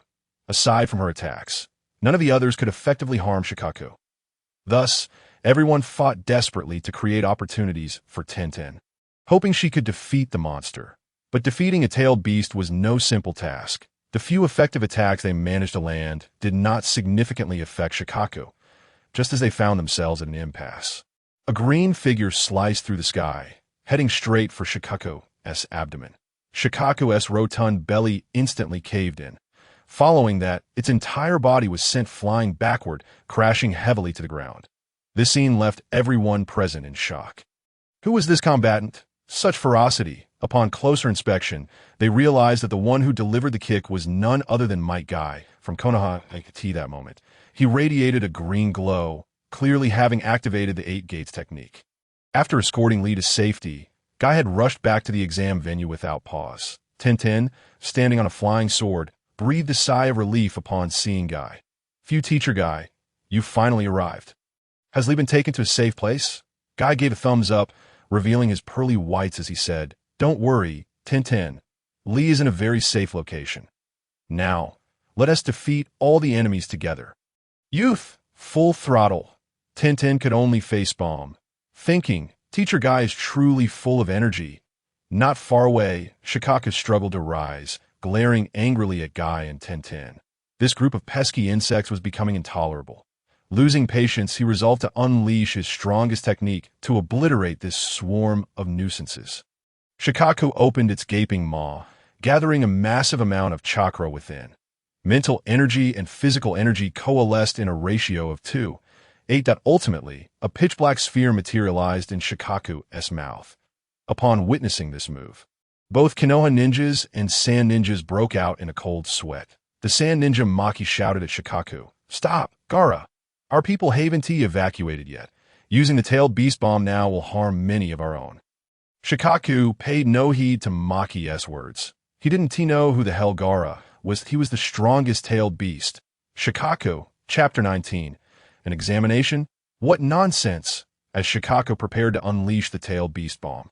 The ninjas below were thrown into panic. Both Konoha and Sand ninjas felt a primal fear gripping their souls. Such an immense amount of chakra, such a terrifying technique. Once the tailed beast bomb descended, over 90 of the people here would perish on the spot. It was crucial to note that there were not only ninjas present, but also a multitude of ordinary civilians. Among them were various dignitaries and wealthy merchants. Even the invading Sand and Sound ninjas dared not unleash a massacre. Maki felt that bringing Gaara was a grave mistake. This uncontrollable weapon posed a threat to both allies and foes alike. Just as despair clouded everyone's eyes, the pitch-black tailed beast bomb shot forth from Shikako's mouth. standing opposite Shikaku. Guy and Tenten gritted their teeth, prepared for mutual destruction like a tea that moment. A figure clad in white appeared before them. As they focused, they recognized it as Niji Hyuga. Guy bellowed, "Niji, do you have any good ideas?" Niji smiled slightly, and then a torrent of chakra surged forth from him. Taking a deep breath, he concentrated all his chakra into his right hand. Then slowly thrust it forward 0.8 trigrams. Air palm. A transparent hand, 5 to 6 meters tall, flew from Niji's hand, meeting the tailed beast bomb head dash on the instant of collision. Niji's air palm suddenly changed direction, redirecting the tailed beast bomb skyward. Boom, the tailed beast bomb, and the air palm exploded with a tremendous roar, illuminating the entire Konoha and painting the sky a blood-red hue. Both Konoha and Sand Ninjas looked up at the sky in a state of bewilderment. Even Shikaku was momentarily captivated by this unexpected turn of events. The tailed beast bomb was the ultimate technique of tailed beasts. This human had actually countered his tailed beast bomb with ninjutsu, leaving him in disbelief. Meanwhile, Guy and his comrades did not give Shikaku a moment to breathe. They swiftly flanked Shikaku on either side. Daytime Tiger, 8 trigrams, air palm barrage, before Shoha could even react. The two assailants launched a ferocious assault upon him. Shoha found himself retreating step by step, as even the sturdiest of bodies could not withstand such a relentless barrage. Simultaneously, he noticed that the young human girl he had battled earlier seemed to be conjuring something. Countless swords gathered in the sky behind Tion, ultimately coalescing into a colossal sword that reached the heavens and the earth. This gigantic blade measured a staggering 100 meters in length, far surpassing Shoha's own formidable size. Ensnared by an overwhelming tide of attacks, an instinctive dread began to swell within Shoha's heart. The sight of the enormous sword above filled him with an ominous foreboding. At this moment, he entertained thoughts of retreat. After all, as long as the mountains remained, one need not fear the loss of firewood. If he could escape back to the desert, even the likes of Senju Hashirama and Uchimadara would not intimidate him. It was worth noting that Shoha was the only tailed beast in the original narrative to have eluded capture by Senju Hashirama. The other tailed beasts, even the mighty Ninetails with its abundant chakra, harbored a certain trepidation towards Hashirama and Madara. Only Shoha had never been ensnared by these two harbingers of death. His ability to escape their clutches stemmed from the immense advantage offered by the desert of the Wind Country. He could transform his massive form into sand, allowing him to traverse the desert undetected. The two towering figures, Hashirama and Madara, would be unable to capture his true form, and thus they could not seal him away. Hence, he was filled with confidence. As long as he could return to the Wind Country, he would be invincible. However, the relentless onslaught from Niji and Might Guy was proving to be overwhelmingly swift. Shoha was firmly ensnared, unable to break free. Just then, Tion's colossal sword was fully formed. She shouted downwards, "Niji, leave it to me." Upon hearing this, Niji and Might Guy instantly leaped back. The 100-meter sword descended with a swiftness that destabilized the combatants below with its gale. As Shoha beheld the sword descending upon him, despair flooded his heart. And no matter how he attempted to defend against the blade, it would not be deterred in the slightest, with a resounding crack. The sword cleaved downwards, bisecting Shoha's massive form. The moment the sword struck the ground, the entire Hidden Leaf village felt the tremors reverberate through the earth. Shoha's vast body disintegrated into countless grains of sand scattered across the ground. Amongst the debris, Gaara lay unconscious, his eyes tightly shut. Witnessing Shoha's defeat, the morale of the Leaf ninjas surged. In stark contrast, the Sand Village ninjas appeared as deflated as a punctured ball, bereft of hope. Shoha was the mightiest weapon of their village. If even he could be vanquished, what hope remained for their cause? Maki's expression was vacant as he muttered, "How is this possible? How could Shoha be defeated?" At that moment, Maki suddenly recalled Kabuto. This invasion of a leaf was not solely the endeavor of the Sand Village. He quickly turned to a masked Umbu in the crowd and inquired, "Kabuto, has there been no word from Orochimaru?" Kabuto removed his mask and replied to Maki with resignation, "There is no way around it. Lord Orochimaru is facing the strongest Hokage. It cannot be resolved swiftly." Maki pressed, "Then what shall we do now?" Kabuto pondered for a moment before responding. We must gather at the location of Lord Orochimaru's battle. Once Lord Orochimaru's fight concludes, we will combine our forces and break through together. Maki nodded, understanding that the situation was dire. Their immediate task was to preserve the lives of the Sand Ninjas. Under the organization of the two, Sand Village ninjas began to converge towards the site of Orochimaru's confrontation with the third Hokage. The Leaf ninjas cautiously followed behind, as neither side wished to continue the fight. Upon witnessing the defeat of the monstrous raccoon, the trio of Guy, Niji, and Tian collectively sighed in relief. Their energy had been severely depleted, particularly for Might Guy, who was on the verge of losing his combat effectiveness due to the immense strain of the seventh gate of the 8 gates. The surrounding Leaf ninjas recognized his condition and quickly gathered around to protect him.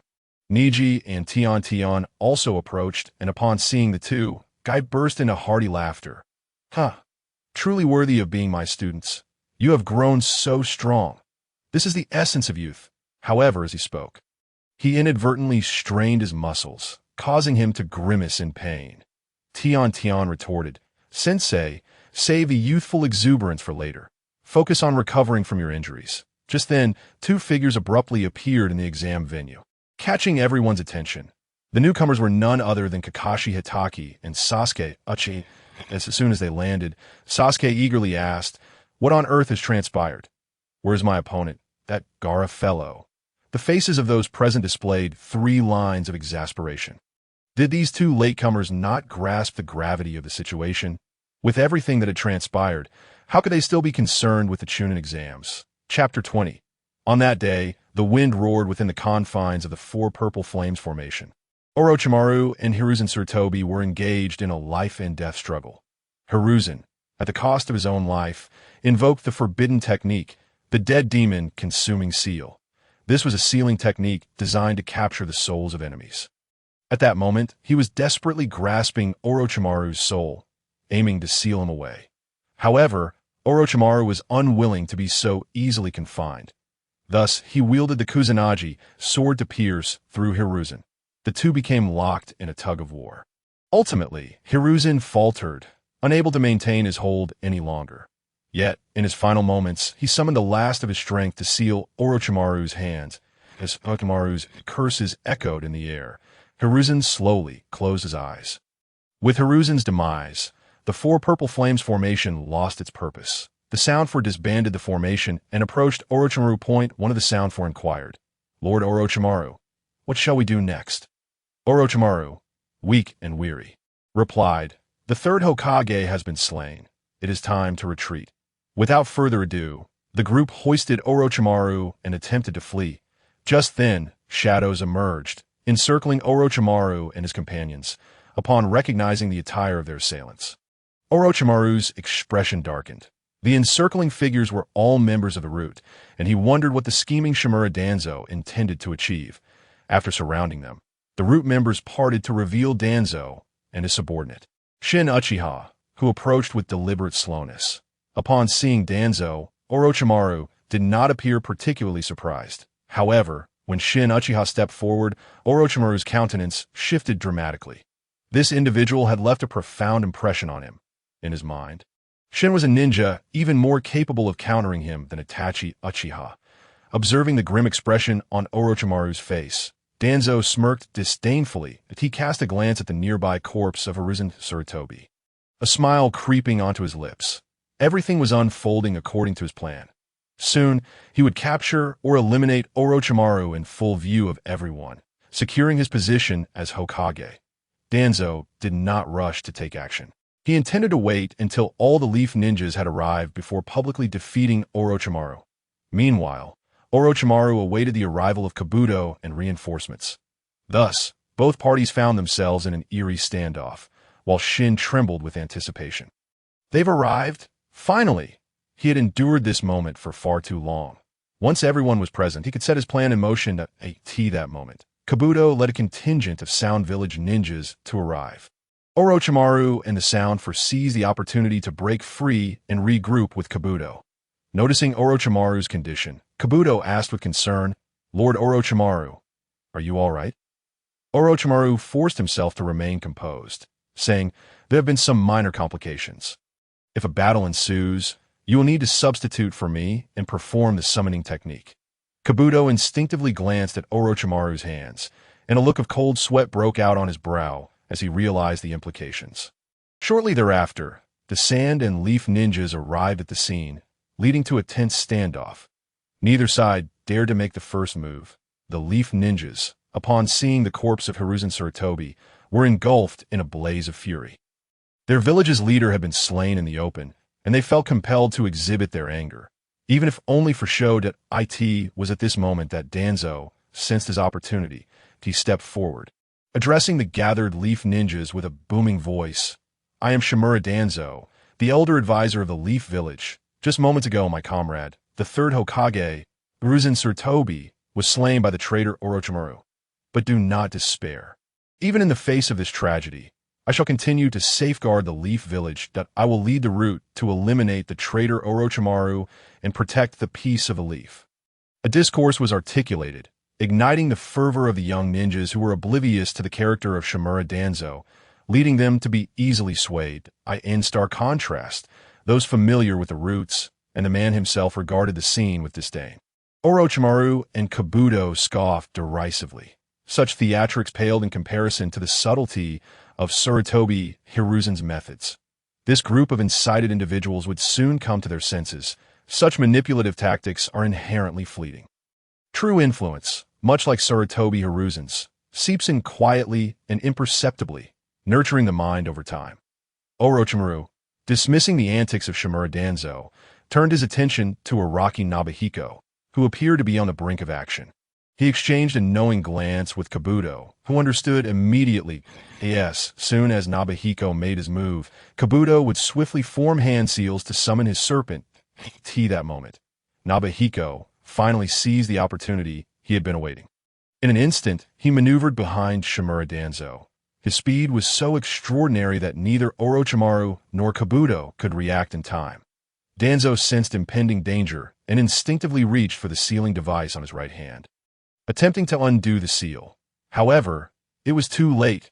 Nobuhiko's eyes gleamed with a chilling light. His face set with murderous intent. He grasped the edges of Danzo's trousers with both hands and, with all his might, yanked downward to that moment. Silence enveloped the scene. The wind that day was particularly boisterous. A gentle breeze blew, causing Danzo to sway back and forth. Orochimaru was rendered speechless. Kabuto was baffled. The Root ninjas were stunned. The Sand ninjas were bewildered. The Sound ninjas were taken aback. Most importantly, the Leaf ninjas were left in shock. Shimura Danzo felt the coolness below, but instinctively could not bring himself to believe it. He dared not even look down to confirm. How could such a prominent figure in the shadows of the ninja world be exposed so shamelessly? At that moment, a Root ninja finally reacted. Promptly shedding his black cloak to shield Lord Danzo, he then asked with concern, "Lord Danzo, are you unharmed?" It was only then that Danzo came to his senses, turning clumsily to face Nobuhiko and inquiring, "Why?" Nobuhiko scratched his head, apologetically stating, "I've given it some thought that I prefer the life of a laid-back individual. The route may not be suitable for me. Therefore, I've decided not to join and will continue to enjoy my leisurely existence." If Shimura Danzo still failed to comprehend that his Kotoeme Tsukumi had utterly failed, he would be a fool. Enraged, he seethed with anger, vowing to obliterate this insolent fool. He bent down to adjust his trousers and commanded the Root ninjas. "All Root ninjas, listen up. At all costs, eliminate Araki Nobuhiko." As soon as he finished speaking, disregarding the reactions of the Root ninjas, he drew a kunai and lunged at Nobuhiko. At this point, he no longer cared about Orochimaru. "Damn Araki Nobuhiko, I shall see you dead today." Seeing Danzo charge at him like a rabid dog, Nobuhiko turned and fled, calling back, "Is this really necessary, Elder Danzo? I was merely joking. Do not take it to heart." "What a joke indeed. I'll show you what a joke is." Wind release. Vacuum blade. Wind chakra instantly enveloped the kunai, transforming it into a blade composed of chakra in Danzo's hand. "That I swear I will turn you into mincemeat today." Only then did the Root ninjas realize the gravity of the situation. They hastily retrieved their weapons and followed Shimura Danzo in pursuit of Araki Nobuhiko. Chapter 21. A day without killing leaf ninjas feels unbearable after the departure of the root. The leaf ninjas found themselves in a brief stupor. Kakashi exchanged glances with Might Guy, both relieved that they had left their students behind. Had their students witnessed the earlier events, it would have left an indelible psychological scar. Not only their students, but even they were affected. Kakashi discreetly glanced at Might Guy as small acorn, contemplating a comparison to that moment. Orochimaru and the sound ninjas suddenly broke through, racing towards the outskirts of the leaf. The sand ninjas, led by Maki, also reacted, departing in another direction. The leaf would not let them escape easily. Kakashi and Might Guy each led separate teams in pursuit, albeit with restraint, not driving their opponents to desperation. Ultimately, they forced the sound and sand ninjas out of the leaf's jurisdiction before ceasing their pursuit. While many buildings in the leaf were damaged during the conflict, the loss of ninjas was minimal and within acceptable limits. At this time, the two advisors of the leaf, Mito Gaiden and Zingitsukaru, appeared before everyone to coordinate rescue efforts. Meanwhile, the relentless pursuit of Nobuhiko by Shimura Danzo was far less civil. A throng of menacing root ninjas chased him down like wild dogs, leaving Nobuhiko in a dire predicament. Elder Danzo, can we call it a day? We are all leaf ninjas. This is rather pointless, he pleaded. Behind him, Danzo fumed.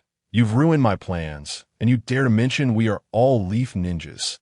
If I don't turn you to dust today, how can I continue to exist in the leaf? Nobuhiko felt helpless. Danzo was truly a character. With no other option, he continued to flee. Eventually, the root ninjas cornered him at the edge of a cliff. Shimura Danzo, his face grim, advanced on Nobuhiko step by step, wielding his wind blade. Araki Nobuhiko, you shall perish. With that, Danzo raised his blade to strike. Seeing Danzo in such a state, Nobuhiko exasperatedly raised his hands, then transformed into a wisp of wind, vanishing into thin air. Illusion? When did this happen? The root ninjas were incredulous, realizing they had unwittingly fallen into a group illusion. They were seasoned ninjas, and it was exceedingly difficult to cast such a spell upon them without detection, let alone a group illusion. Such talent was truly remarkable. Meanwhile, Danzo trembled in rage that he had been outplayed. For the second time, he swore that Araki Nobuhiko would pay. Back in a nondescript corner of the leaf, Nobuhiko returned to his humble wooden abode that a gold nest or silver nest cannot compare to one's own doghouse. After a month of braving the elements, though he had stayed in a grand villa, he had found little comfort. This shabby little house offered peace, free from worldly troubles, a true sanctuary. Thus, tranquility returned to the leaf. Shortly thereafter, news broke that the sand had unconditionally surrendered, claiming to be victims as well. Even the fourth Kazekage had been assassinated by Orochimaru. Thus their leaf was aligned in a united front. In light of the sand's shamelessness, Nobuhiko could only scoff. Maki, a confidant of the fourth Kazekage, had failed to notice the Kazekage's replacement. If it had been Orochimaru impersonating the fourth, it might be understandable. However, for a time, it was Kabuto who had masqueraded as the fourth if Maki could not discern this. It was a clear sign of intellectual deficiency. It was likely that the higher-ups of the sand were aware of the Kazekage's replacement, but chose to feign ignorance. After all, the Kazekage was already dead. Revealing the truth at this juncture would jeopardize their collaboration with Orochimaru. It was better to let things lie, hoping to carve out a piece of the leaf for themselves. The Kazekage's death would not be in vain. However, none of this concerned Nobuhiko. They could do as they pleased. He was merely a laid-back individual, indifferent to the affairs of others. In the following days, the leaf was bustling with reconstruction efforts. Several times he was invited to join the rebuilding team, but each time he declined, citing an illness, a condition that worsened with excessive labor. If the leaf's higher-ups were to believe such a flimsy excuse, it would reflect poorly on their intelligence. Yet, the higher-ups dared not confront him.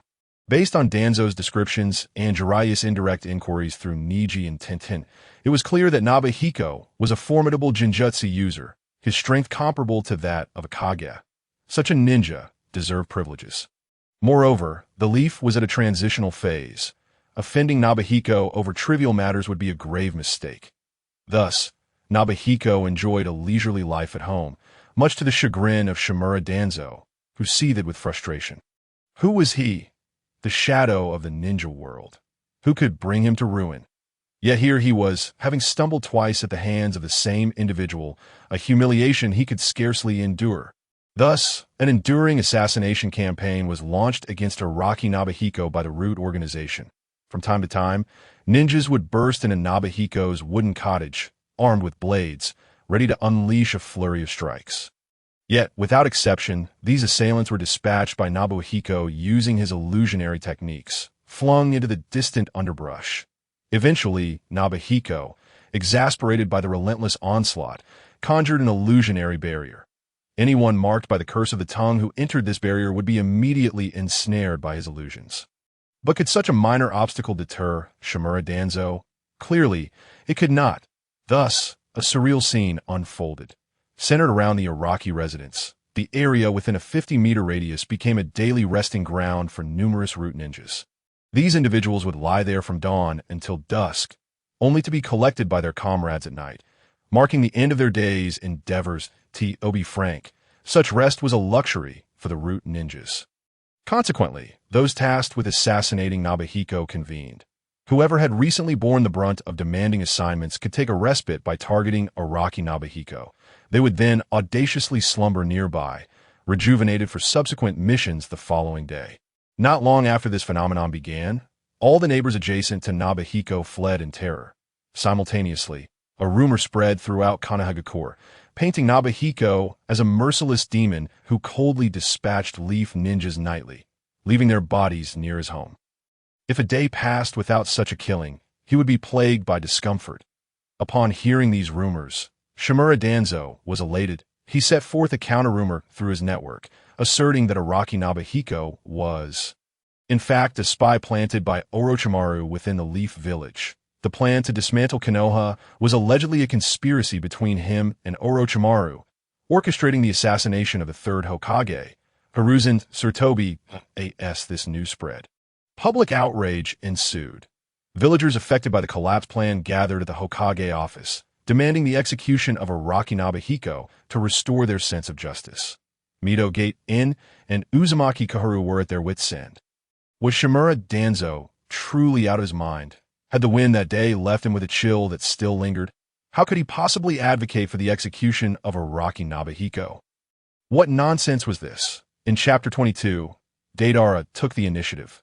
Ultimately, after much bickering among the three advisors, a consensus was reached to temporarily keep Araki Nobuhiko's strength under wraps and treat him as a secret weapon of Konoha. During this period, some out-of-village missions would be arranged for Nobuhiko, allowing the dust of the rumors to settle by the time he returned. After this agreement was made, Shimura Danzo returned to the root base with a brooding expression. Upon his return, he immediately sought out the team leader responsible for intelligence gathering. The intelligence captain knelt on one knee and inquired, "What orders do you have for me, Lord Danzo?" Danzo produced a letter from his robes and handed it to the captain, saying, "Deliver this letter to the Rain Country, Amage Cure." Once the intelligence captain departed, a cruel smile spread across Danzo's face. "Araki Nobuhiko, I await your demise in Konoha." The efficiency of the Root organization was remarkable. It wasn't long before Danzo's letter reached the Rain Country. Since Danzo only instructed that the letter be delivered to Amage Cure, without specifying a recipient, the Root operatives handed it to a civilian in the village before swiftly departing. They were aware of the dangers lurking in Amage Cure, having witnessed several teams of Root intelligence agents vanish without a trace upon infiltrating. Thus, they had no desire to provoke any misfortune in the Rain Country. They delivered the letter and left immediately. The bewildered civilian returned to Amage Cure, and before he could act, a large sheet of white paper suddenly flew towards him. In the civilian's terrified gaze, the white paper gradually transformed into a woman with purple hair.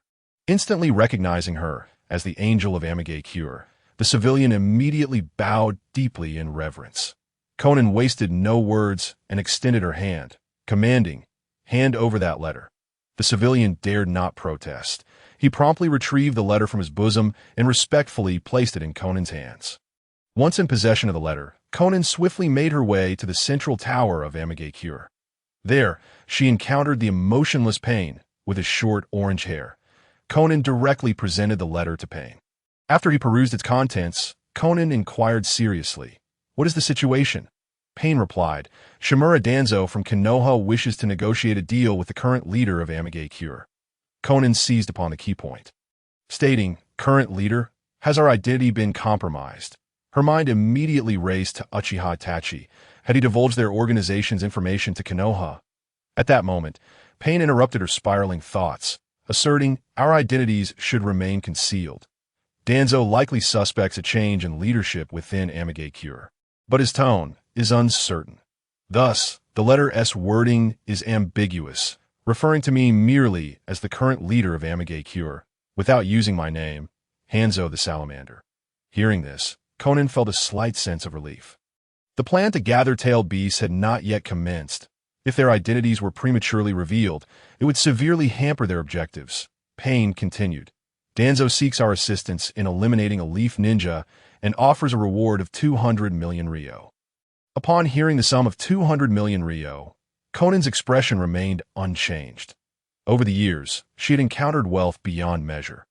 Even Kaku, who had been a ninja the longest in the organization, had not seen as much money as she had. After all, while Kakuzu was adept at earning, it was merely through taking on bounty missions in the underground black market. The Akatsuki organization monopolized the conflicts between small nations, and it could be said that the profits from a minor war surpassed anything Kakuzu had ever seen. In her eyes, 200 million ryo was trivial. What piqued her curiosity was which leaf ninja could prompt Danzo to part with such a fortune. Sensing Conan's puzzlement, Pain extracted a photograph from the envelope and handed it to her.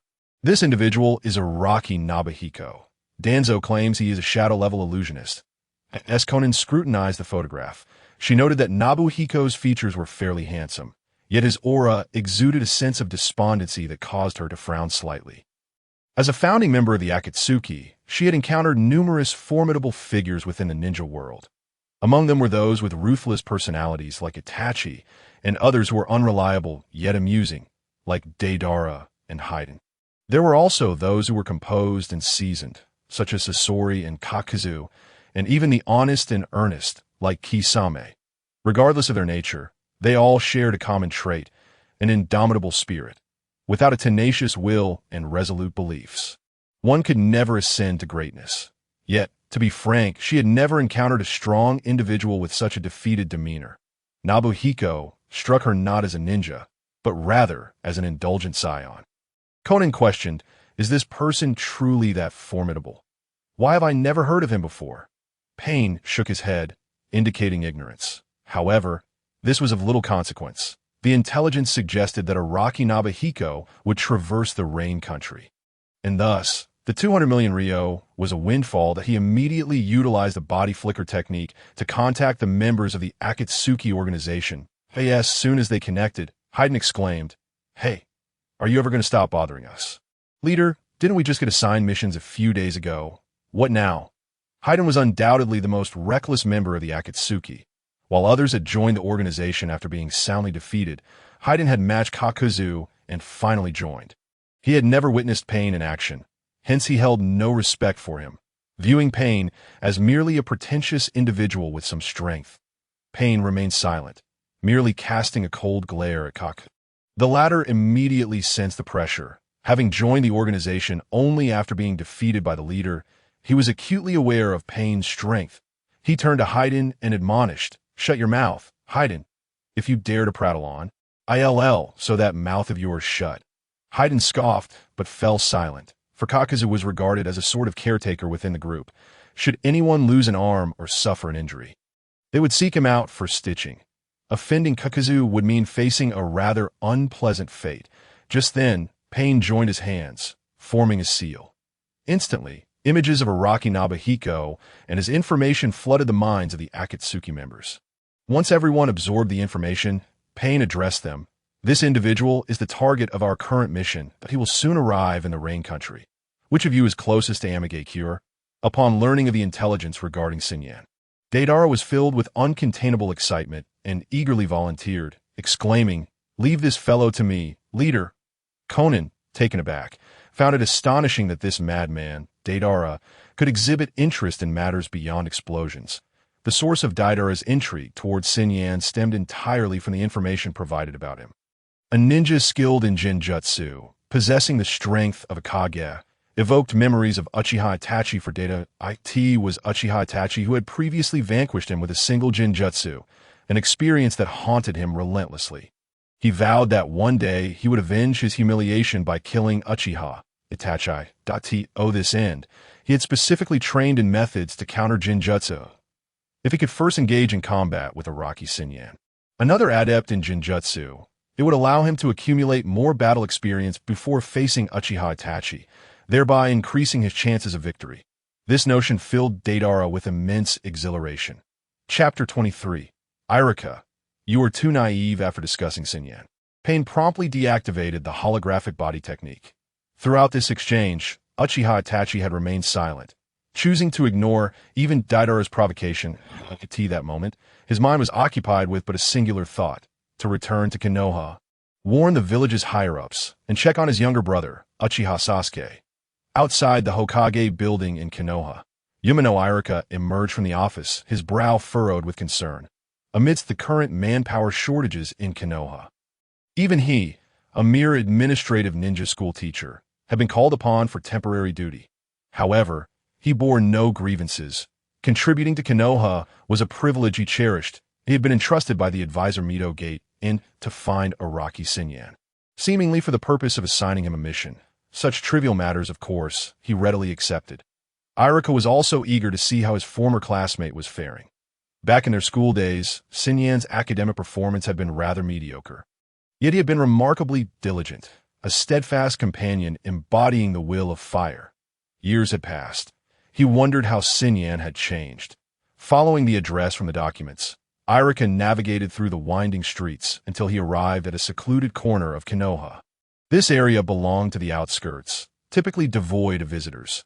Whispers of ill repute had circulated, claiming that Xinyan harmed his fellow villagers and was in league with Orochimaru. In Irika's eyes, such notions were sheer nonsense. Xinyan had always struck him as suddenly a loud thud interrupted his thoughts.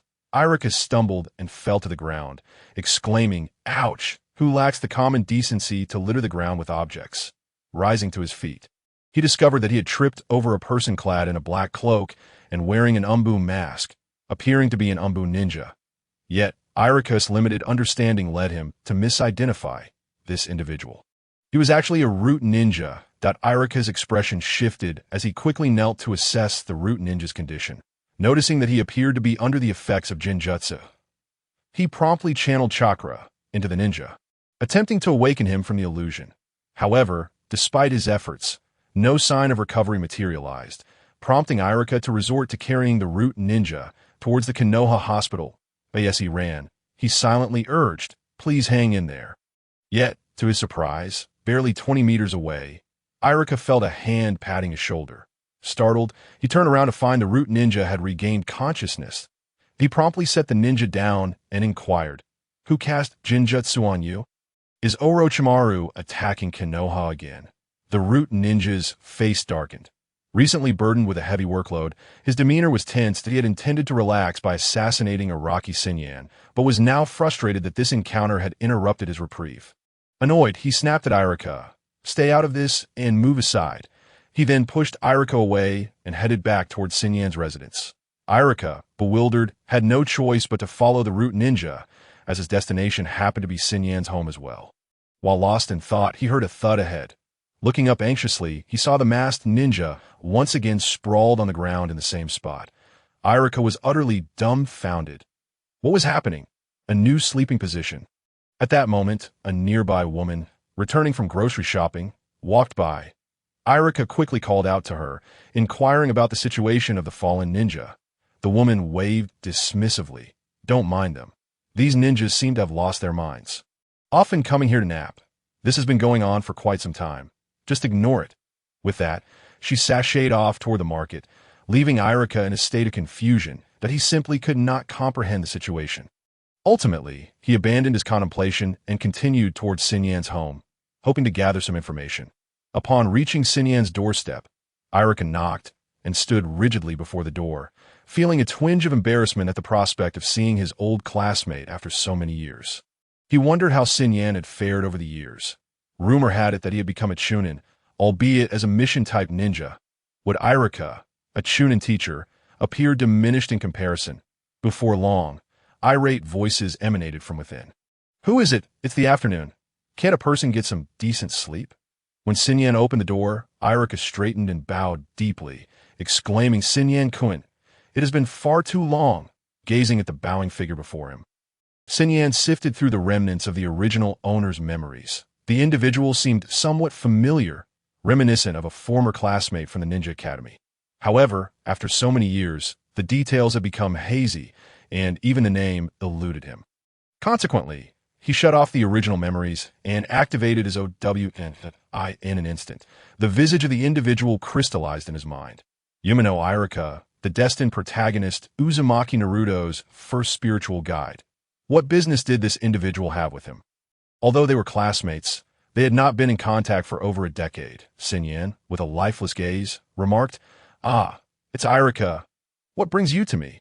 Irika replied, "Actually, I've come to inform you that the village has assigned you a mission. You are to arrive at the Hokage building's mission hall within an hour to receive the details." Sun Yan frowned. "A mission assigned to me?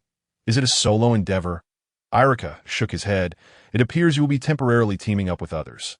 "I'm unaware of the specifics." Sun Yan nodded. "I understand. Thank you for making the trip." Once the formalities were addressed, Irika inquired, "By the way, what about those Umbu ninjas outside? Why are they lying there asleep?" Sun Yan glanced toward the root ninjas sprawled nearby, resembling lifeless corpses, their breaths barely perceptible. This peculiar sleeping posture was a ninja's method to minimize detection. It was no wonder there were rumors of Sun Yan committing murder and disposing of bodies. The root ninjas' poses were more professional than those of actual corpses. He earnestly explained to Irika, "Irika, you are quite naive." Irika, perplexed, questioned, "What do you mean?" With an enigmatic smile, Sun Yan replied, "Do you truly believe these individuals are sleeping?" "How superficial." Irika swallowed hard. "Then what exactly are they doing?" Sun Yan's expression grew increasingly mysterious, and beads of cold sweat formed on Irika's forehead that he sensed he was about to uncover a monumental secret. Finally, Sun Yan uttered two words, "Fishing." Chapter 24. The inconsequential Araki Nobuhiko, Araki, ambled into the Hokage building. During this period, Konoha was exceedingly busy, with a multitude of ninjas dispatched on missions, typically bustling with activity. The Hokage building today felt desolate, almost forlorn. Navigating through familiar corridors, he arrived at the mission hall, only to find that the individual overseeing mission assignments was none other than the esteemed Konoha advisor. Mito Gate, in his recollection, missions were usually delegated by a mere bureaucratic chunin. Someone of Mito's stature would never stoop to such trivialities.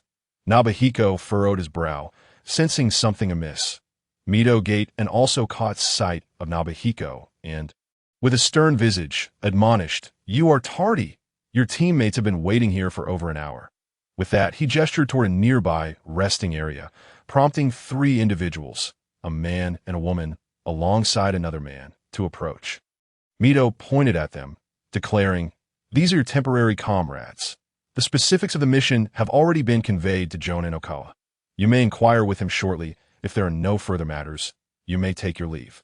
Mito Gate appeared to harbor a disdain for conversing with Nobuhiko, an impression that was reciprocated, for Nobuhiko held the old man in contempt himself, lest he find himself ensnared by the latter's whims.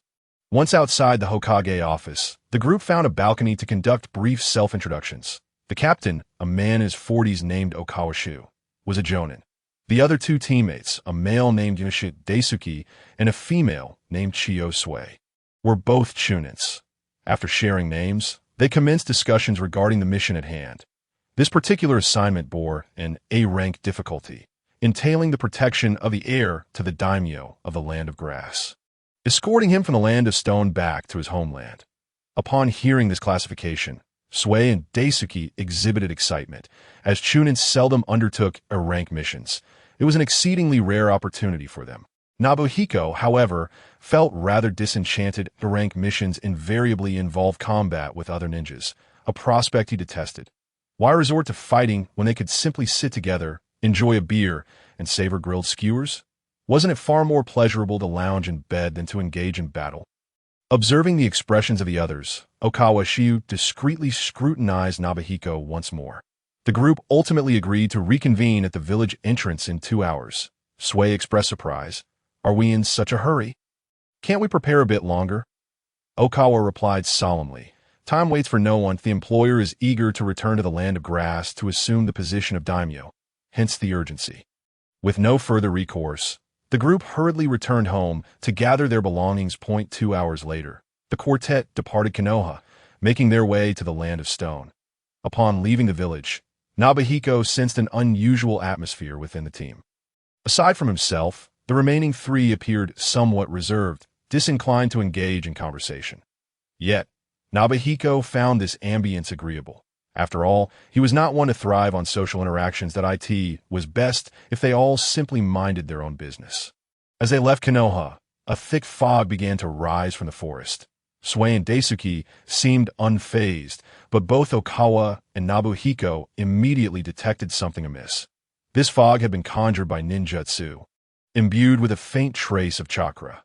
The chakra was exceedingly weak, almost imperceptible unless one was attuned to it. Okawa's senses sharpened, yet he refrained from alerting the others, seemingly weighing his options. Nobuhiko feigned ignorance, following the main group into the shroud of mist. Not long after entering, 2 figures emerged from the fog, donning conical hats and cloaked in black robes adorned with red clouds. They resembled sorcerers. Nobuhiko instantly recognized them as the Akatsuki duo, Uchiha Itachi and Hoshigaki Kisame. The 2 adversaries also noticed Okawa's team, pausing to appraise one another. True to his seasoned jonin status, Okawa swiftly discerned the distinctiveness of the pair. After a moment's contemplation, he chose to sidestep them. Nobuhiko and his teammates followed suit, brushing past the pair. As Nobuhiko passed, Itachi subtly turned his gaze in his direction. Instantly, beads of cold sweat formed on Okawa's brow. He had recognized Itachi's identity, the infamous slaughterer of the Uchiha clan from 5 years prior. The identity of the other remained elusive, but it was evident he was no benign figure. Why had they encountered Uchiha Itachi here? Should he report to Danzo? As he wrestled with these thoughts, Itachi averted his gaze and departed at a leisurely pace. Once Itachi and Kisame were out of sight, Okawa was drenched in a cold sweat, gasping for breath. Chiyo Sui, the sole female in the group, approached with concern. Captain Okawa, do you feel unwell? After several deep breaths, Okawa gradually regained his composure. Even a seasoned jonin like himself, with over a decade of service in the Roots, felt a primal dread in the presence of that man. The Roots prided themselves on emotional detachment, yet they were still human, susceptible to fear, anxiety, suspicion, and joy, emotions merely concealed beneath a fa-ade. Having narrowly escaped the dire encounter, Okawa hastily led his team away from this perilous locale. In light of Uchiha Itachi's resurgence, his personal mission took precedence. Just yesterday, Shimura Danzo had sought him out, assigning him a task during which he was to eliminate Araki Nobuhiko and silence the other 2 chunits. After over a decade of abstaining from such deeds, Okawa had wished to decline. However, Danzo had leveraged his son as leverage. Refusal would mean his son joining the Roots. Having spent decades in that organization, he could not bear to witness his son plunge into that abyss. Thus, steeling his resolve, he chose to don the mantle of executioner once more. As for Araki Nobuhiko, Okawa felt no pang of regret. The reputation of this slacker chunin was somewhat notorious in Konoha, and such a worthless ninja was hardly worthy of lament. He merely felt a twinge of remorse for the other 2 teammates. Alas, such is fate. Meanwhile, after brushing past Nobuhiko and his companions, Kisame queried Itachi with confusion. That person is Araki Nobuhiko, as the leader mentioned, right? Why didn't you take him down just now, Itachi? Itachi, his expression inscrutable, replied, Araki Nobuhiko is the target of Deidara and Sasori. Our mission concerns the 9 tails, Kisame praised. I see. As expected of you, Itachi, You possess an admirable ability to maintain composure and objectivity in critical moments. Teeth Kisame's flattery. Itachi remained unfazed. The likes of Araki Nobuhiko did not merit his time. His sole focus was on one thing, to reunite with his younger brother, Sasuke. All else paled in significance. Chapter 25. This soup is quite good. The Okawa team moved swiftly, traversing from the land of fire to the land of stone in a mere 2 days. Ultimately meeting with their employer, the heir to the land of grass, Kawaguchi Kankuro, reclined in a palanquin carried by the four, his gaze icy and demeanor haughty as he surveyed the Konoha ninjas before him.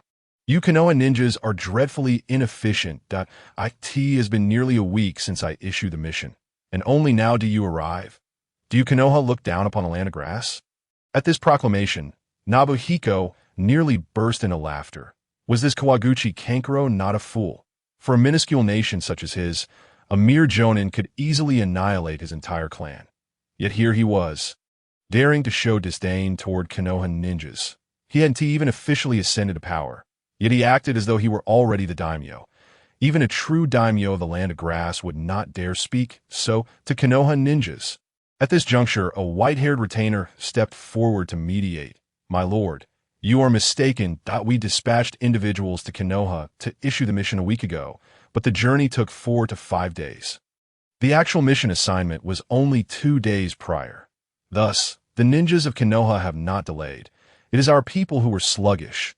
Kawaguchi Kankuro raised his chin, his expression unfazed as he retorted. What a bunch of useless fools. Have those who went to Konoha to issue the mission executed. They have wasted my time. With a dismissive wave of his hand, he addressed the Konoha quartet. I am fatigued. You may take your leave. Shinji Hui and Yamashita Daisuke wore expressions of intense anger. This fellow showed an utter lack of respect for the Leaf Village ninjas. To refrain from teaching him a lesson was simply unbearable. At that moment, Captain Okawa shook his head at the two, his eyes warning them against acting rashly. Clenching their fists tightly, Chien and Daisuke took a moment to ponder before gradually relaxing. Captain Okawa also sighed in relief. Should a brawl with an employer occur during their mission, the reputation of the Leaf Ninjas would undoubtedly suffer. Now was a challenging time for the village. It was best to avoid causing trouble whenever possible.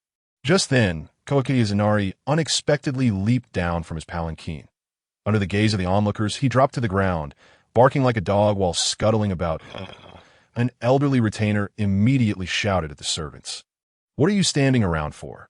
Hurry and restrain the young lord. Following this incident, the foolish young lord became considerably more subdued. However, his gaze towards the Leaf Ninjas seemed to carry a hint of hostility. Captain Okawa also cautioned Nobuhiko against using ninjutsu on ordinary folks, especially not on an employer.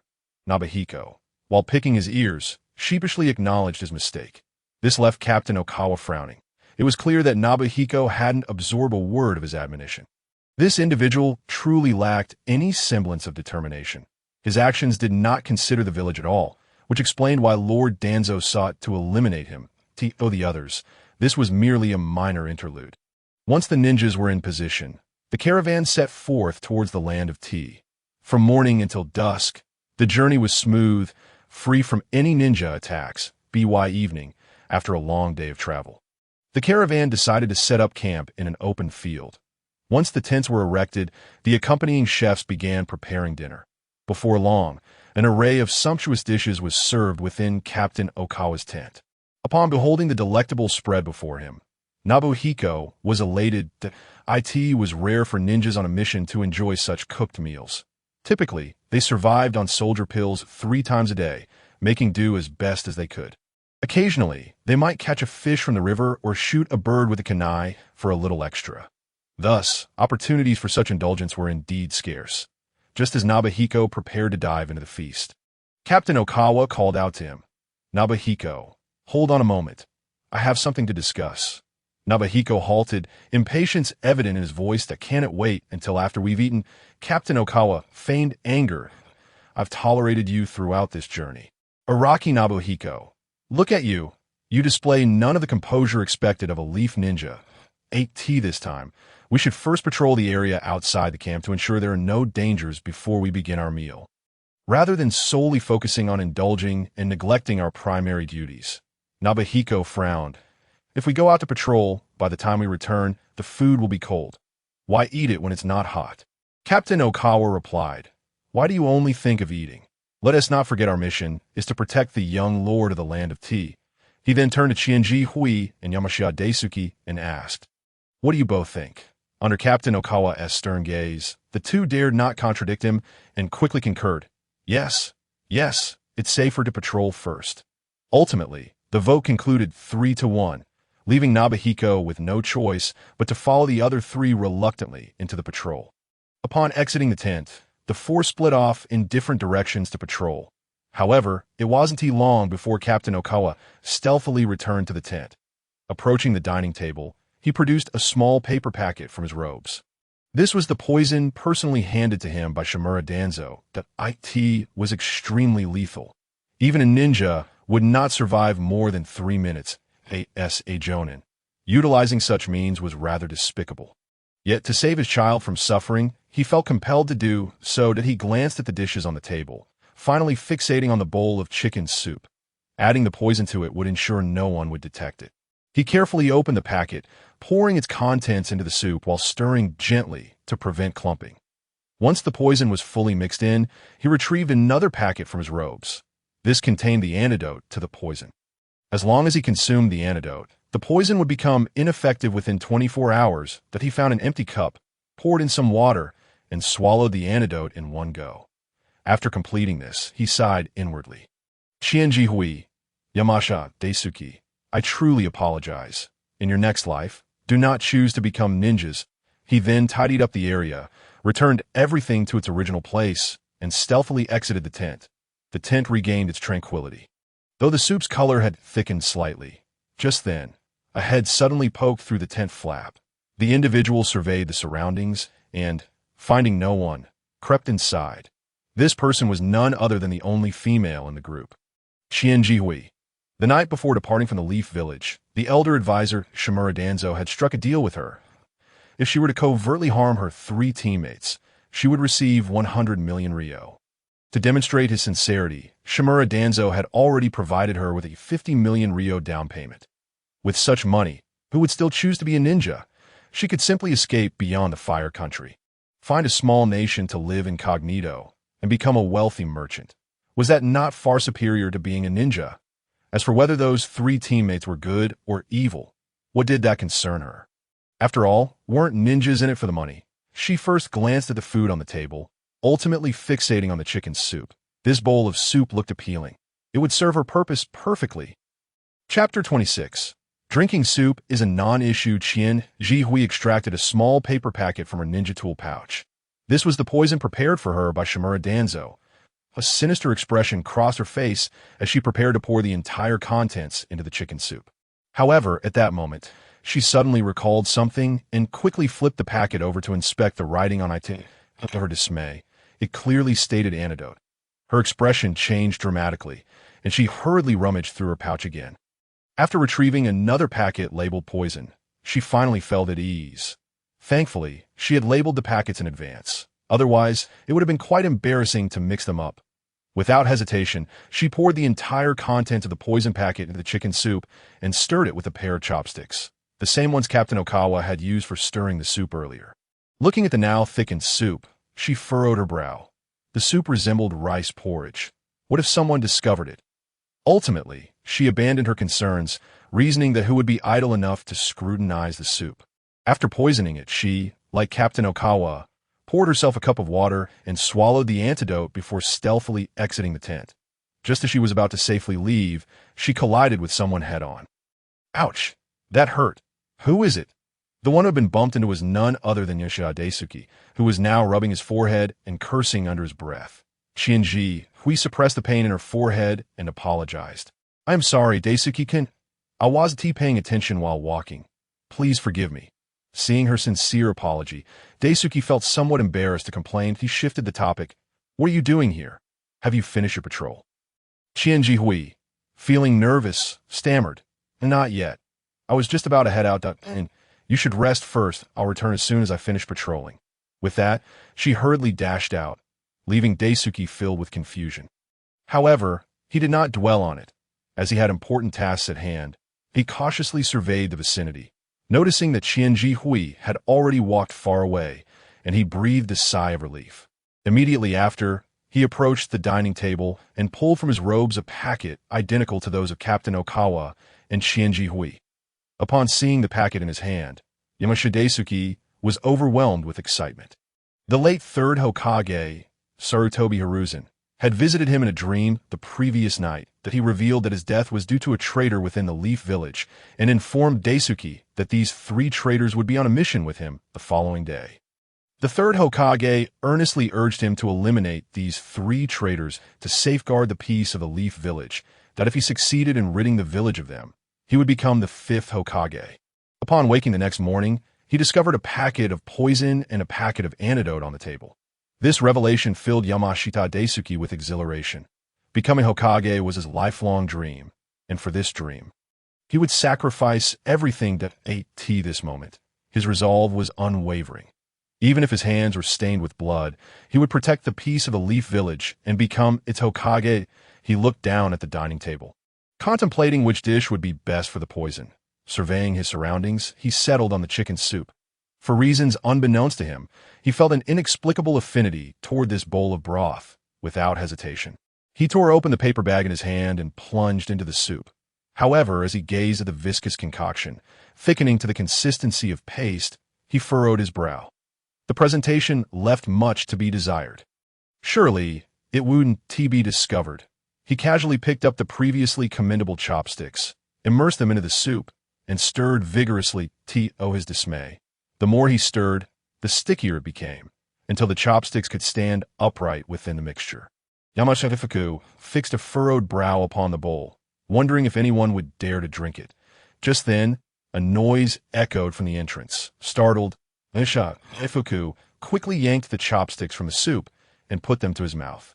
Instantly, every hair on his body stood on end as cold sweat trickled down his forehead. What now? What should he do? He chastised himself for his habitual folly of putting the chopsticks in his mouth. In that moment, he suddenly remembered that he still had the antidote on him. He hastily retrieved it and tore it open with force. With a rip, the paper bag split in 2, scattering the contents all over the ground. Daifuku's lips twitched. Perhaps he had exerted too much strength. Hearing the footsteps drawing near, he gritted his teeth and dropped to the floor to begin licking up the antidote. Shinichi hummed a tune as he entered the tent, only to freeze in astonishment at the sight before him. There was Yamashita Daifuku, sprawled on the ground like a stray dog, licking the floor as if it were a gourmet dish. Even when Shinichi walked in, he did not cease, seemingly lost in a culinary ecstasy. Observing the bizarre scene, Shinichi quietly retreated from the tent, rubbing his eyes in disbelief. Had he, too, fallen victim to an illusion? Taking a deep breath, he stepped back inside. At that moment, Daifuku had licked up every last bit of the antidote off the ground and sat back, a satisfied smile gracing his face. Upon noticing Shinichi, he waved cheerfully. "Hey, is the patrol over? Everything all right?" Shinichi's expression turned peculiar as he replied, "There is an anomaly. I've noticed something unusual about your demeanor. You require assistance with your condition?" Daifuku awkwardly chuckled, attempting to deflect the inquiry with a light-hearted laugh. Before long, Captain Okawa and Chika returned from their patrol, gathering around the table where the atmosphere felt decidedly strange. As the captain, Okawa Shiu broke the awkward silence, suggesting, "After a long day, we must all be quite tired. Look at this lavish spread. Let us dig in before it goes cold." Just as he reached for a dish, an embarrassing thought struck him. Which chopsticks had he used to stir the soup? He discreetly glanced at the chopsticks in his hand, then at the others. They all looked strikingly similar. Oh well, it didn't matter. He had already consumed the antidote, and even if he drank the soup. Upon this reflection, he glanced at the chicken soup, only to be astounded as his jaw dropped. Was this really chicken soup? It had practically solidified into ice cream. This was utterly ridiculous. How could the poison have thickened so swiftly? Who would dare consume such a creation? A moment later, Chika and Ifuku also frowned, bewildered by the bizarre appearance of the soup. Just then, a delicate, fair hand reached for the spoon on the table. To the astonishment of all, it scooped toward the soup. Drinking soup is a delightful affair. Don't mind me. You should. Shinichi attempted to ladle a spoonful of the soup, only to find it too solid to lift with one hand. He quickly braced the bowl with one hand and dug in with the other, as if scooping ice cream, extracting a spoonful of the chicken soup into his bowl. Chapter 27.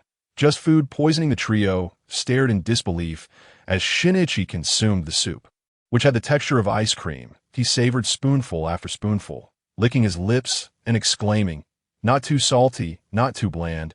It's simply exquisite." Observing this spectacle, the three of them could hardly contain their incredulity. How could he possibly enjoy such a dish? After finishing his bowl, Shinichi licked his lips and curiously inquired, "This soup is delightful. Why aren't you all partaking?" Suddenly, his expression shifted to one of mischief as he teased, "You're not eating it because it's poisoned, are you?" The trio jumped in alarm. Had he discovered something? But they quickly dismissed the notion. If Shinichi had indeed uncovered the truth, he would not have been the first to indulge in the poisoned soup. However, if they continued on this path, it might raise suspicions among the others. Okawa chuckled, "Huh. Shinichi, you're quite the jokester. With such a delicious soup, how could it possibly be poisoned?" He then served himself a bowl, declaring, "Let me taste this chicken soup for myself." Chika and Yamasha Daifuku, seeing their captain take the lead, feigned smiles and followed suit. If they refrained from eating now, it would surely arouse suspicion, with guilty consciences. They resolved to partake as well. The three of them grimaced as they forced a spoonful into their mouths, bracing for a taste akin to something grotesque. Yet, to their astonishment, the flavor was unexpectedly delightful.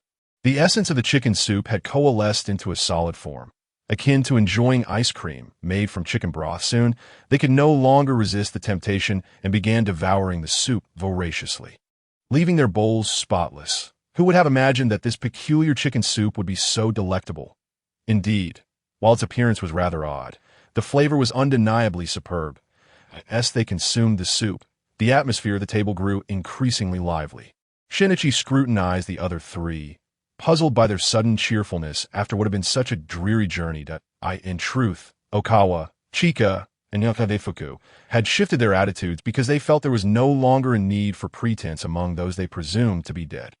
After all, they were unaware of the poisoning.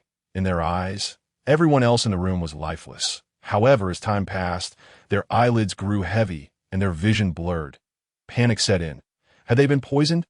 Yet at that moment, they had no opportunity to confirm their fears. With a thud, the three collapsed to the ground. Lifeless, Shinichi displayed a knowing expression.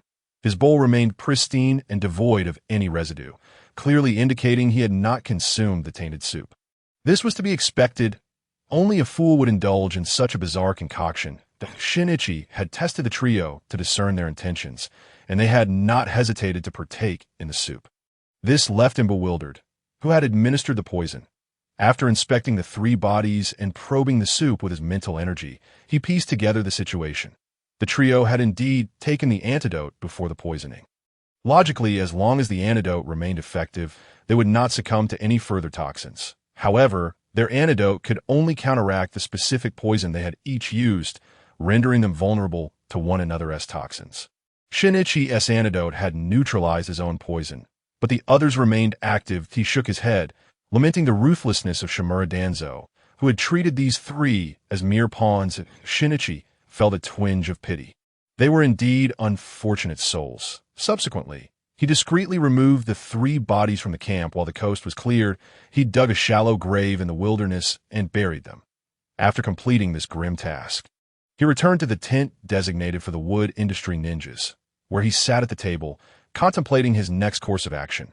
What should he do next? Should he temporarily withdraw from the mission and report back to Konoha, recounting every detail, or should he abandon his comrades and defect? After a moment's contemplation, he dismissed the thought of returning to Konoha to report. Should he go back now, he would undoubtedly be slandered by Shimura Danzo for the death of his comrades. At that point, his languid existence would come to an abrupt end, giving way to a life behind bars. Even if he avoided imprisonment, life in Konoha would be exceedingly difficult. He could no longer indulge in the leisurely pursuits of the past. To be frank, the idea of defection seemed rather appealing. He could easily find a small nation to serve as a guardian beast. Once the fourth Great Ninja War concluded, he would return to Konoha to clarify matters. By then, Shimura Danzo would be dead, and Konoha would have no reason to target him for the sake of a deceased individual. The more he pondered, the more sense it made, and he couldn't help but rise from his seat. To hell with Konoha, he would forsake the life of a ninja. The following day, the attendants of the Land of Tooth folded up the tents. The group prepared to set off, awaiting the gathering of the Konoha ninjas before their caravan could depart.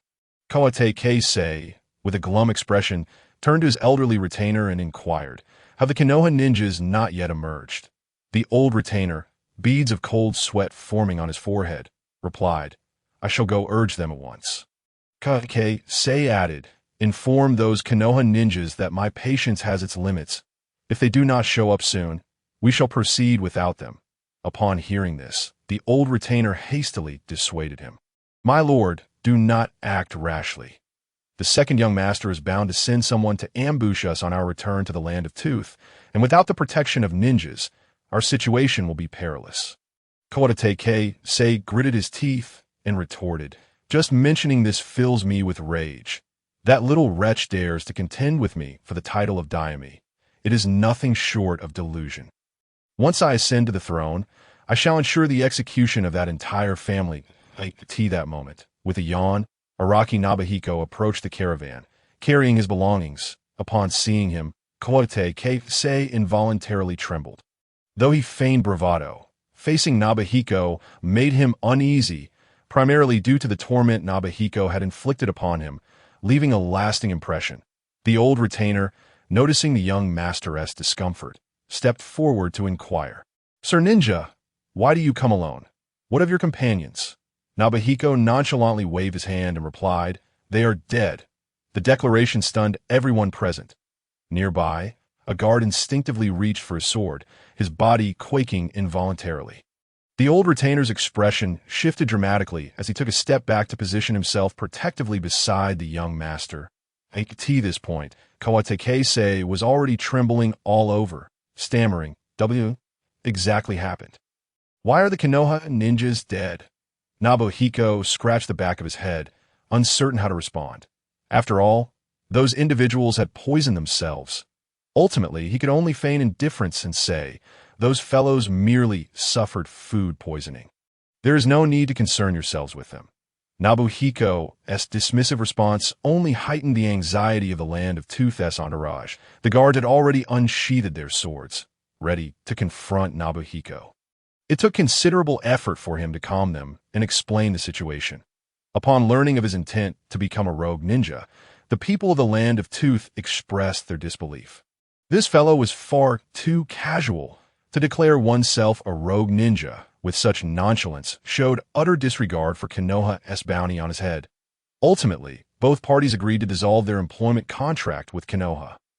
The rogue ninja, Araki Nobuhiko, would protect the young master Kawate Keisei on his return to the Land of Tooth. After the mission's completion, Kawate Keisei would reward Nobuhiko with 700,000 ryo. Following the signing of the contract, the agreement was officially established. As he signed, Kawate Keisei was moved to tears, reflecting on the situation. Here was Araki Nobuhiko, a rogue ninja, who not only refrained from robbing him outright, but was also willing to ensure his safety. How extraordinarily gentle. Meanwhile, the artistic duo of the Akatsuki organization was diligently scouring the borders of the Land of Rain. Deidara grumbled, is the leader truly reliable? Will we really be able to wait here for something to happen? Hiding within the scorpion puppet, Sasori reprimanded, stop your incessant chatter. The leader's intelligence is infallible. At that moment, Deidara leaned closer to Sasori, grinning mischievously. Once we find Araki Nobuhiko, can I have him for myself? Just let me deal with him quickly. After a brief pause, Sasori coldly replied, do not keep me waiting too long. When I grow impatient, I shall personally take care of that fellow. Deidara smiled with satisfaction, then began to contemplate how to ultimately defeat Araki Nobuhiko. The intelligence indicated that this individual possessed genjutsu abilities akin to those of Uchiha Itachi.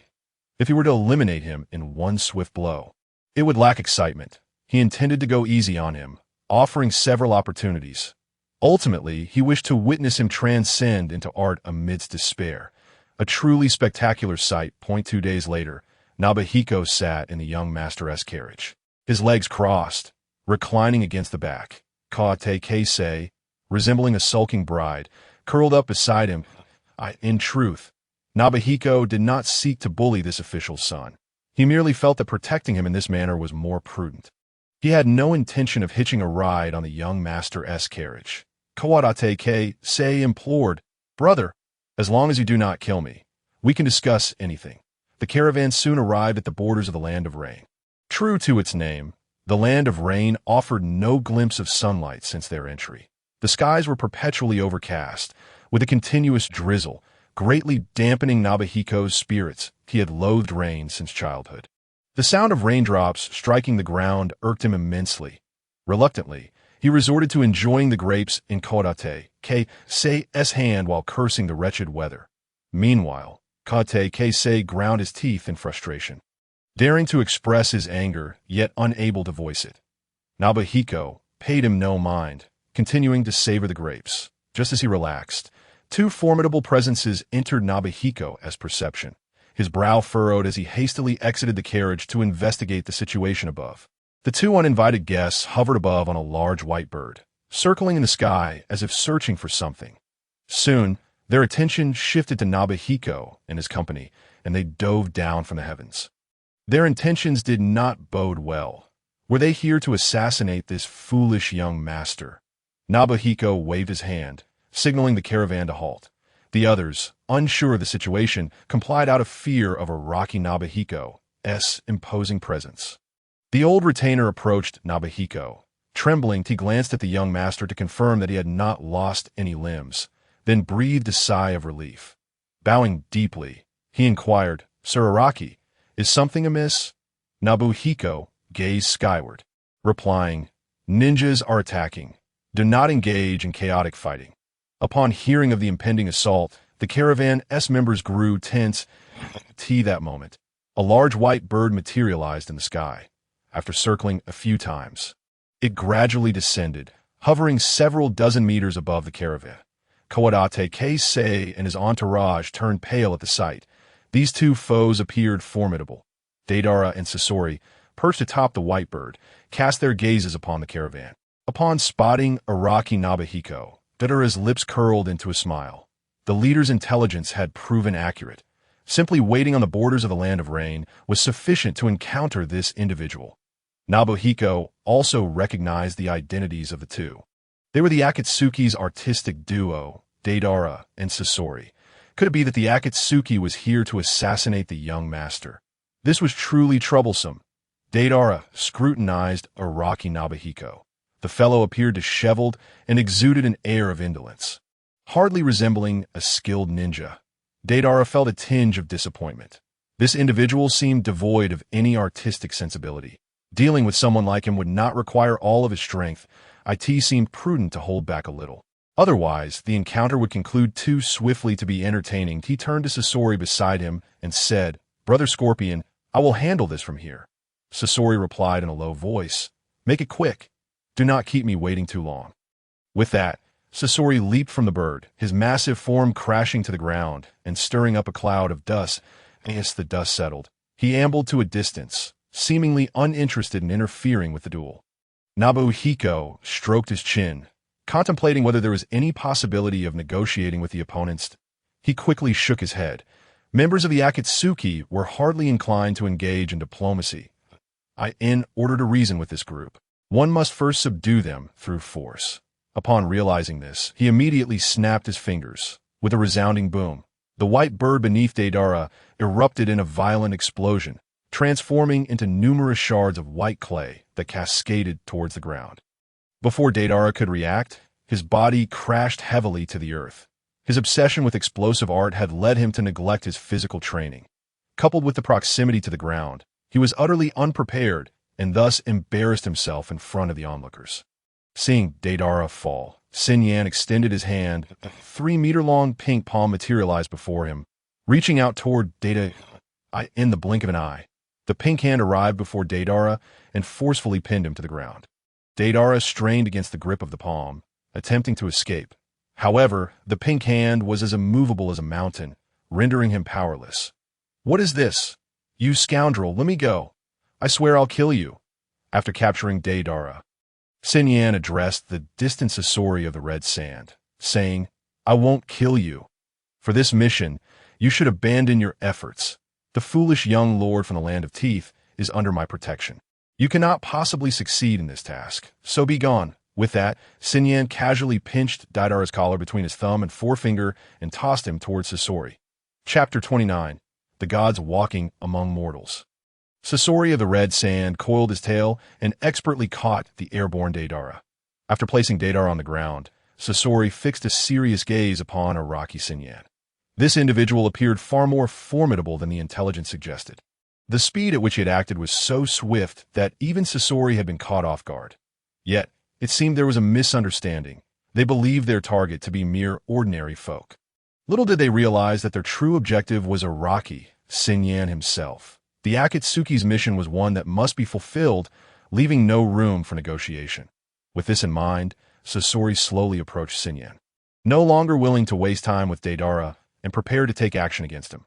Just then, Deidara rose to his feet, his expression dark and his silver teeth gritted, emanating a palpable aura of murderous intent. He addressed Sasori, "Brother Sasori, step aside. I will handle this myself." Sasori ignored Deidara, continuing his slow advance, and replied nonchalantly, "Forget it.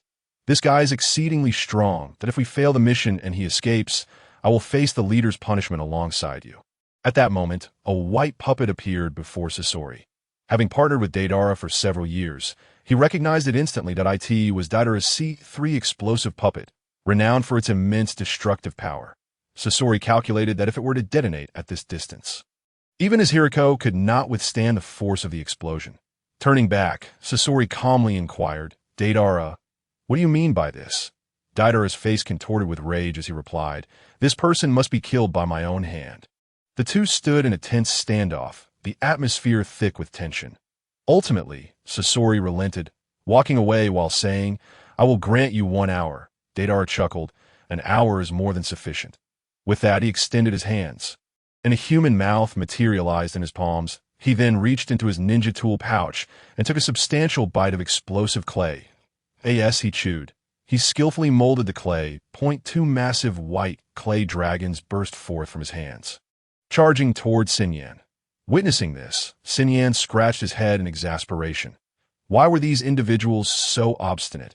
He promptly erected a mental barrier, encasing all those from the Land of Teeth within its protective confines. Remain within the barrier and do not move. This barrier will ensure your safety while I deal with these two. But upon hearing Xinyan's words, the members of the Land of Teeth felt somewhat reassured. They were all too aware of the horrors that ninja battles could entail. With this barrier in place, they could watch the confrontation with a measure of peace. Having completed these preparations, Xinyan turned to face the 2 approaching clay dragons.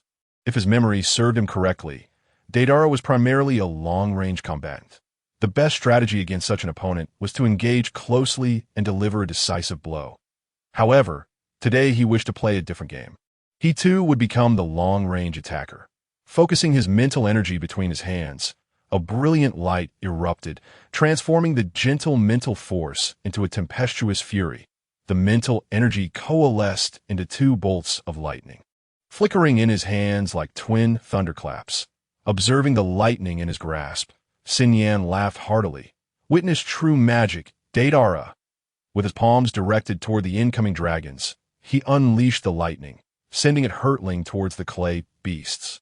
With a thunderous crash, the lightning pierced through the soaring dragon as though it were butter, racing toward Deidara. "What? This is impossible." Deidara gasped in disbelief. How could a C2 dragon be vanquished so swiftly? Yet, he reacted quickly, sidestepping the oncoming bolt of lightning. A deafening explosion ensued, leaving a 10-meter-wide crater where he had previously stood. Had he not reacted in time, he would have sustained severe injuries. Watching Deidara, who was panting heavily from the close call, Xinyan felt a sense of satisfaction. His hands crackled with increasing intensity, the power of the lightning growing ever stronger. He cackled madly, danced before the might of magic. Deidara, with that, streak after streak of lightning erupted from his hands, each bolt measuring nearly a meter in diameter. relentlessly striking towards Deidara. The latter was forced to retreat repeatedly, ultimately taking to the skies on his clay bird to evade Sinyan's tempest of lightning. Once airborne, Deidara sighed in relief, gritting his teeth in frustration. Damn it, what is this guy's deal? The intel said he was a Jinjutsu user. How could his lightning release be so formidable? Just moments ago, he had boasted of his ability to confront Sinyan alone, believing it would be an easy victory, only to find himself in such a precarious position. He glanced at Sasori, who stood calmly on a distant hillside, observing the unfolding scene. Clenching his fists tightly, Deidara felt his teeth grind in indignation that if word of this incident spread, how could he ever show his face in the organization again? The Akatsuki was populated by ruthless individuals. If news of his humiliation were to leak, he would be the subject of their ridicule. No, he must kill Araki Sinyan today. Otherwise, he would have no face left among the Akatsuki. With this resolution, he withdrew a significant portion of explosive clay from his ninja pouch. After molding it for a while, he ultimately spat out a small puppet that bore an uncanny resemblance to himself. The puppet, palm-sized, appeared quite adorable in his grasp. Fire burned within Deidara. This technique had originally been devised to confront Uchiha Techi. T.O. employed here today was a deviation from his initial plans. But he held immense confidence in its effectiveness. Once unleashed, none could withstand its power. Araki Sinyan, behold my art. C4, Garuda. Deidara hurled the Garuda downward, then mounted his clay bird, soaring higher into the sky. This technique was an indiscriminate attack. Should he remain within the explosion's radius, he too would be affected. As the Garuda took flight, it expanded dramatically in the wind, transforming into a colossal figure of Deidara, towering dozens of meters high. The members of the Land of Teeth within the barrier turned pale at this sight, some even fainting from sheer terror. The earlier scene of lightning piercing through the clay dragon had already been stunning. Now, the emergence of a giant was beyond their comprehension. Is this what it means to be a ninja? Was the realm of ninja combat truly this terrifying? Among the crowd, Kawabata Yasunari trembled uncontrollably. He felt an immense sense of relief, grateful that when he had offended Araki Sinyan, the latter had merely instructed him to bark like a dog rather than obliterating him with lightning. He also gained a deeper understanding of a ninja world that, in this realm, no status or position held any weight. If one dared to provoke a ninja, there existed countless methods to meet a grim fate. These ninjas were akin to gods walking upon the earth. Chapter 30. I am so afraid. Deidara soared on a white bird, gracefully circling at an altitude of nearly 1,000 meters, casting a disdainful gaze upon the diminutive Araki Yoshihiko below, who resembled an ant in comparison. A smirk graced his lips as he shouted down, Araki Yoshihiko, were you not quite audacious? I shall see how you intend to confront my most formidable attack. No sooner had he spoken than a colossal Deidara clone took a commanding stride towards Yoshihiko, each footfall causing the very earth to tremble. The terrifying aura sent ordinary people within the barrier retreating against its confines, their feet frantically pushing against the ground that a few were so stricken with fear that they fainted, unpleasant odors emanating from beneath them. Kawabata Yasunari pounded against the barrier, shouting in desperation, hurry and open the barrier. I am still young.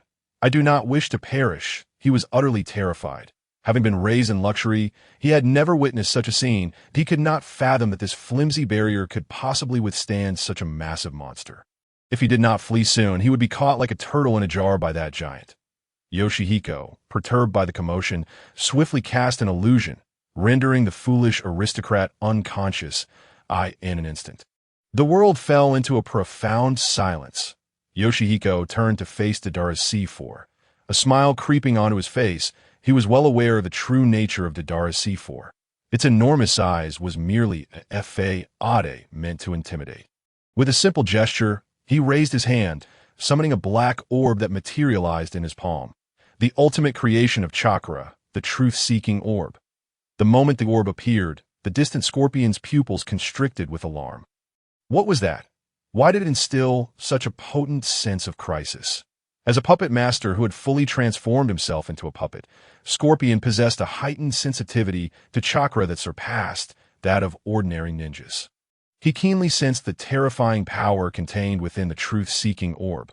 This power was so formidable that it eclipsed even the hidden weapon of Sunagakure. The one-tail Shukaku it was utterly astonishing that Araki Yoshihiko wielded such a terrifying ninjutsu. Scorpion glanced once more at Deidara, hovering in the sky. If Deidara's ultimate technique could not vanquish Araki Yoshihiko, then it would be time for him to intervene. Deidara, circling above, suddenly noticed a peculiar black sphere emanating from Yoshihiko's hand. The sphere then enveloped Yoshihiko entirely, resembling a liquid cocoon, but a black orb, 2.5 meters in diameter, materialized before him. Though Deidara was unaware of the nature of the truth-seeking orb, he understood that it was undoubtedly a defensive ninjutsu. He laughed maniacally from the sky. Araki Yoshihiko, you truly are a naive fool. To think you could use such an odd ninjutsu to withstand my C4 is utterly absurd. Now allow me to demonstrate the true power of C4. As Deidara's words fell, the colossal C4 Garuda disintegrated in the air, unleashing countless tiny particles that spread through the atmosphere. All living beings within several kilometers were invaded by these minuscule particles. The inhabitants of the Land of Iron, witnessing the giant suddenly dissipate, wore expressions of relief. That was close. I thought we were doomed. Indeed, I was certain that Ninja had unleashed a dud. Little did these ordinary folk know that the area had transformed into a hellscape. All living beings within proximity had been instantly reduced to ashes, vanishing without a trace. Scorpion, having retreated several kilometers away, remained unscathed.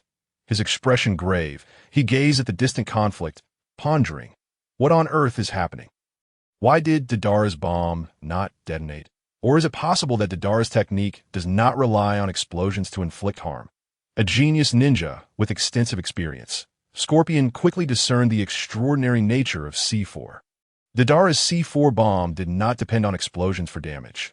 Rather, it transformed into countless bacteria-sized miniature bombs that invaded the human body, ultimately triggering an explosion within, turning the victim to ash, dispersing into the air. This technique could silently and effortlessly eliminate foes, rendering it an indomitable ultimate move. Had it not been for a plot twist, encountering a fated opponent like Uchiha Sasuke, Deidara would never have met such a premature demise. However, just when Deidara, brimming with confidence, prepared to detonate the bomb within Araki Yoshihiko, he suddenly sensed something amiss. All C4 close to the truth-seeking orb had been eradicated, leaving no trace behind. What was happening? Was that strange black sphere a lightning release ninjutsu? Why did all his C4 bombs lose connection upon contact with that black sphere? As confusion filled his mind, the black orb on the ground suddenly levitated, transforming into a black beam that hurtled towards Deidara. Realizing that C4 had lost its efficacy, Deidara maneuvered his bird to evade the impending collision with the truth-seeking orb. Just then, the orb opened a gap, unleashing a wave of pink light that shot forth at incredible speed. Deidara was unable to dodge in time, becoming ensnared by the pink wave. The wave adhered to him like chewed gum, rendering him immobile. You bastard, let me go. What on earth is this? Deidara shouted in a panic. He was in a state of utter disarray, for he discovered that this pink chakra had suppressed all of his own chakra. This ninjutsu had a sealing effect on chakra. Did that not mean he had been captured? How could he bear such a fate? He had boldly proclaimed he would eliminate Araki Yoshihiko within an hour. Yet, in a matter of minutes, he found himself captured. How would he maintain his standing within the organization now? Most infuriating was the fact that he was currently sealed, rendering him incapable of self-detonation. Standing atop the platform formed by the truth-seeking orb, Yoshihiko toyed with Deidara as one would a yo-yo, swinging him back and forth. Deidara, unable to contain himself, vomited, a cascade of yellow and white raining down like droplets upon the ground. After regurgitating, Deidara glared furiously at Yoshihiko, exclaiming, "You bastard, cease this at once. Once I escape, I will certainly tear you to shreds."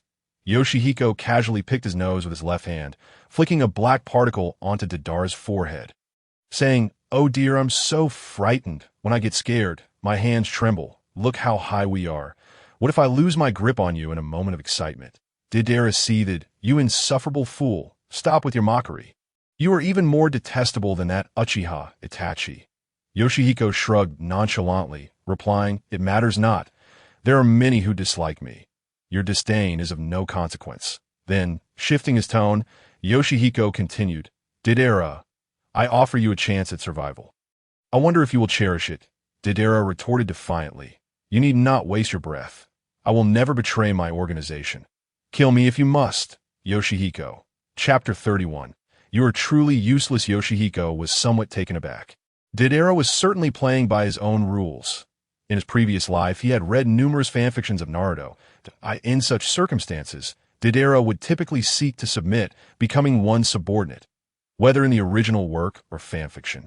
Defeating these characters and then winning their favor would invariably secure their loyalty. Why was the situation different in his case? Yoshihiko swung Deidara around in the air, disorienting him. He then brought Deidara back to face him, asking, "You must consider this carefully.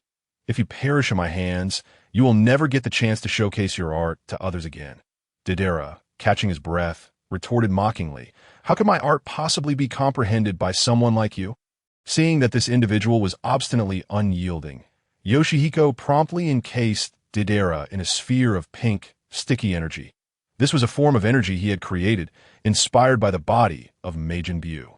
Yoshihiko dubbed it pink energy, which not only ensnared enemies, but also suppressed their internal energies. That Deidara's inability to utilize chakra stemmed from the suppression exerted by the pink energy. After ensnaring Deidara, Yoshihiko unceremoniously hurled him from the sky. With the protection of the pink energy, he had no fear of Deidara meeting his demise upon impact. Yoshihiko then turned his gaze toward Scorpion, contemplating the next course of action. However, upon looking around, he found himself in disbelief.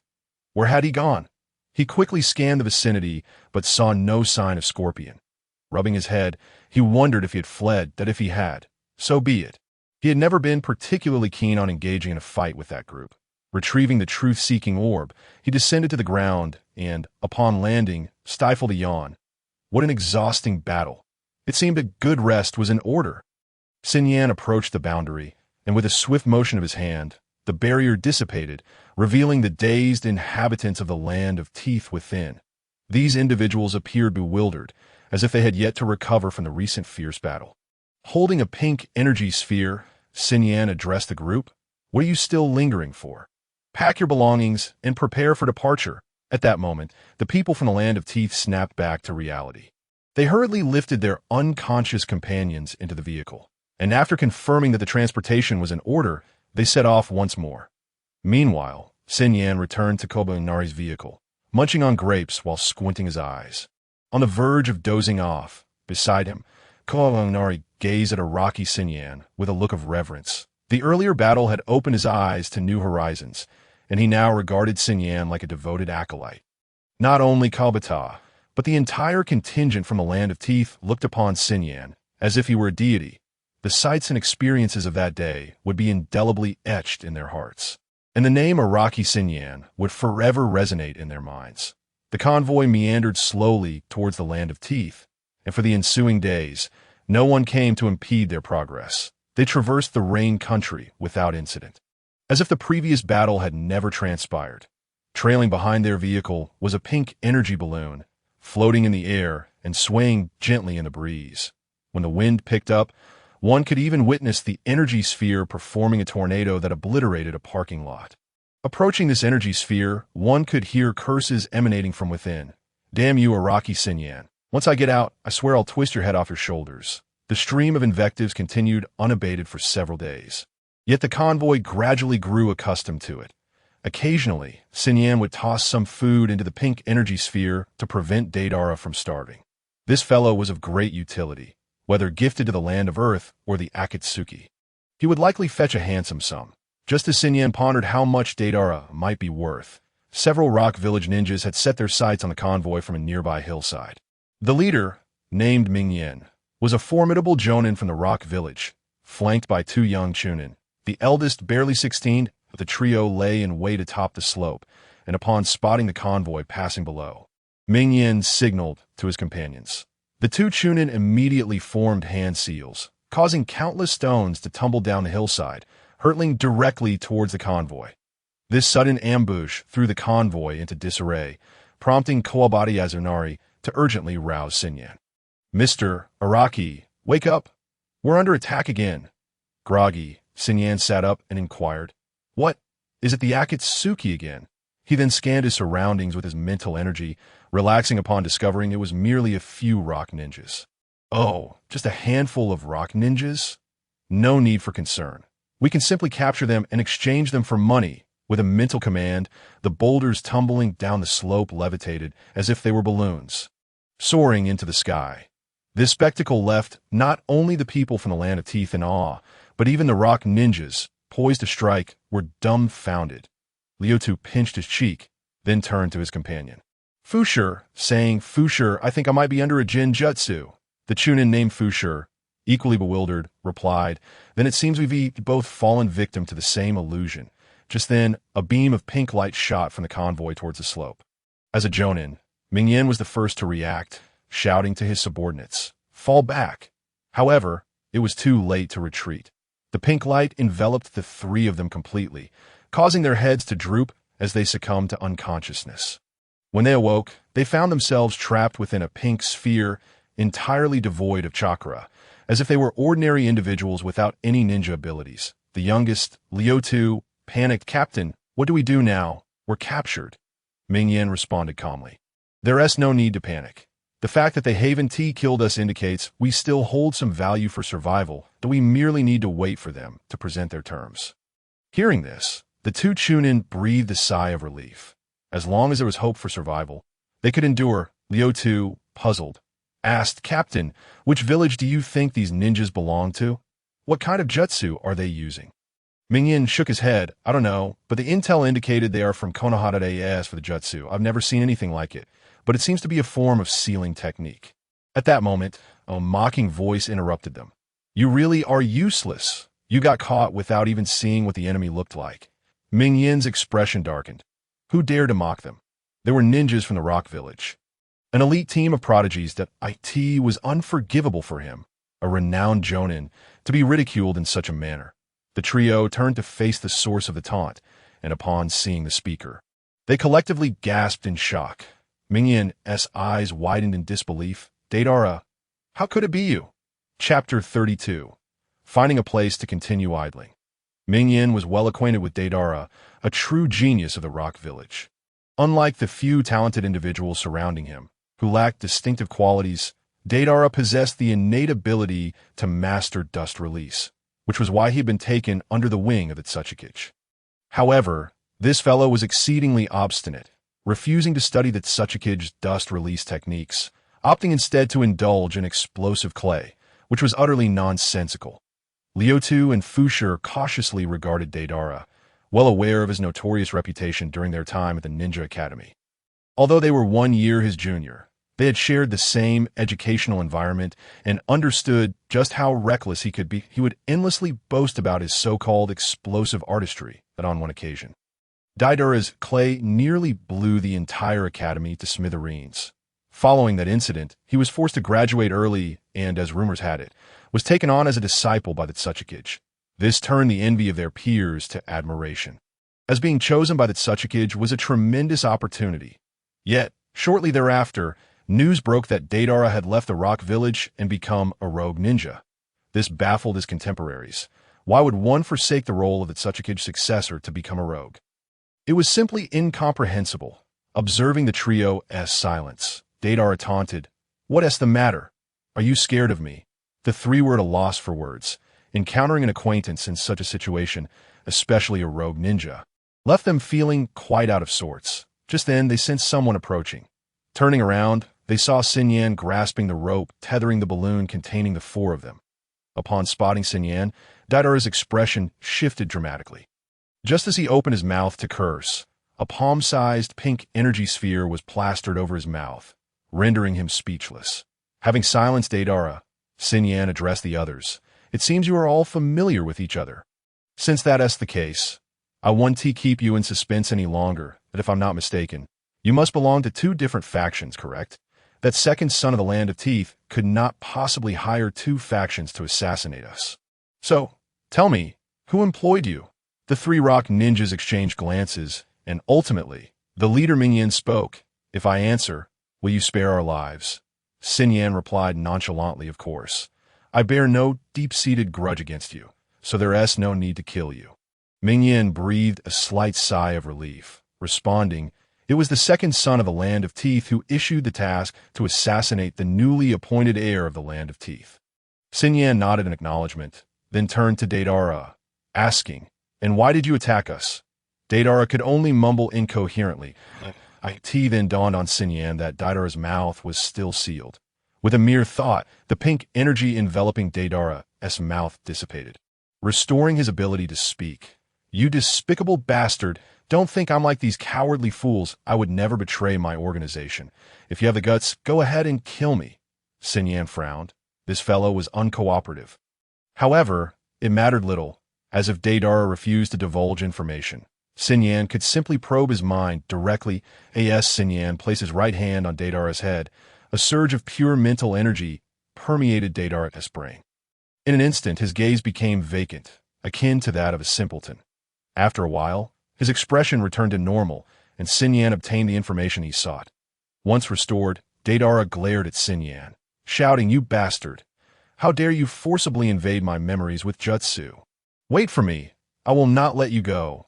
Before Deida could finish his words, Sun Yan once again sealed his mouth with pink energy. This fellow has no skill in cursing, having wasted 3 mouths in vain. Ah, no! It seems he has another mouth in his chest. I should say he has 4 mouths in total. Having come to this realization, Sun Yan returned to the vehicle to catch some sleep. With just one more day's journey, they would likely reach the Land of Teeth. After returning this foolish noble to his homeland, he should find a path for himself. Which country should he choose to languish in idleness? It truly perplexes the mind. Meanwhile, in a bustling little town, Naruto was seated in an inn. Practicing diligently, he focused his chakra on the tip of his right index finger, the energy swirling like gas, slowly coalescing as if to form a pattern. Just as the chakra was about to take shape, Naruto could no longer sustain it, and it dissipated into the air. Nearly driven to frustration, he approached Niji and said, please demonstrate it again. This time, I will surely learn it. Niji, interrupted from his thoughts, felt somewhat vexed. Extending his right hand as chakra gathered at his fingertips. Instantly, the blue chakra formed the shape of the number 1, causing Naruto's eyes to light up. Niji then withdrew the chakra and advised Naruto, you need not rush. Mastering chakra control is not something that can be achieved overnight. That I know, I shouldn't be impatient. But Niji, you're already so strong. I don't want to fall behind. With that, Naruto returned to his spot to continue training while Niji resumed contemplating the details of their mission. Just a few days prior, one of the legendary Sannin, Jiraiya, had come seeking Niji by name, insisting he accompany him on a mission. Niji was reluctant, but the elders of his clan had issued a direct order for him to cooperate with Jiraiya. Niji, unable to contain his temper, had struck the arrogant elders. Had it not been for Hyuga Hisashi presenting his father's last will to clarify the misunderstanding, he would have eliminated the elders of the Hyuga clan right then and there. With the misunderstanding resolved, Niji agreed to Jiraiya's request and set forth with him and Naruto on a quest to find Tsunade. Along the way, Naruto attempted to cozy up to Niji, eager to uncover the secret of his immense strength. Naruto's behavior was quite taboo within the ninja world. A ninja's training methods were rarely shared unless with close companions. However, Jiraiya was equally curious about Niji's strength and chose not to caution Naruto.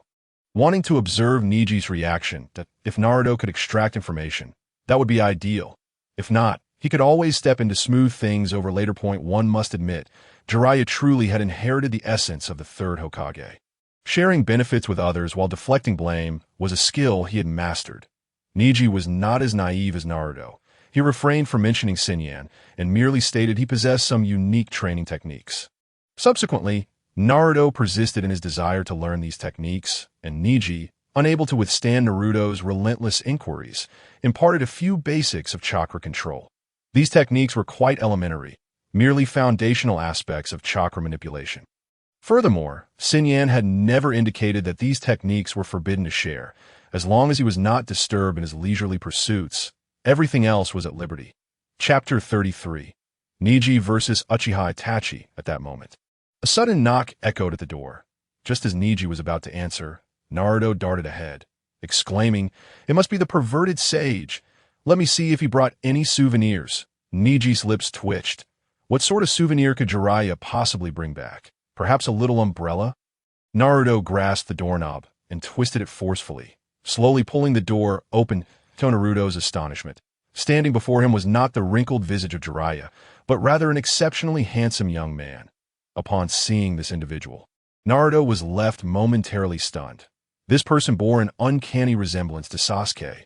Aside from a couple of tear lines on his cheeks, he could be described as an adult version of Sasuke from a few years into the future.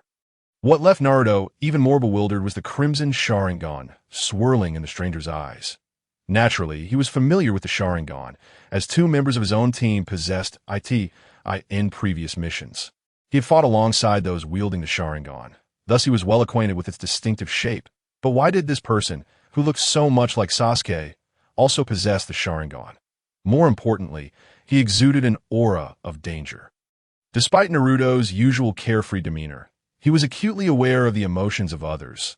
The indifference and coldness radiating from Uchiha Itachi profoundly shook Naruto, rendering him hesitant to act rashly at that moment.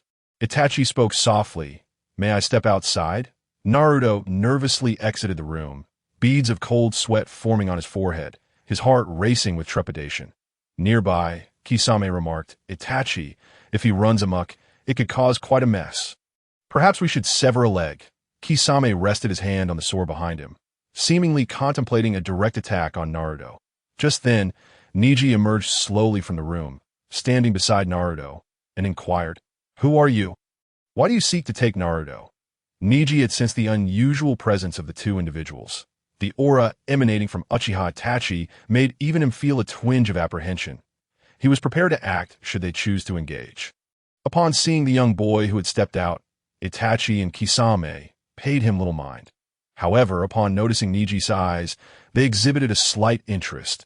Kisame addressed Itachi. "Itachi, could this be the famed Byakugan that rivals the Uchiha's Sharingan?" Itachi replied with an impassive expression, "Indeed. However, it appears to belong to a branch family member, possessing a cursed seal capable of destroying the Byakugan." Kisame expressed disappointment. "What a pity!" At that moment, Itachi suddenly uttered, "Long time no see, Sasuke." Everyone turned to the end of the corridor.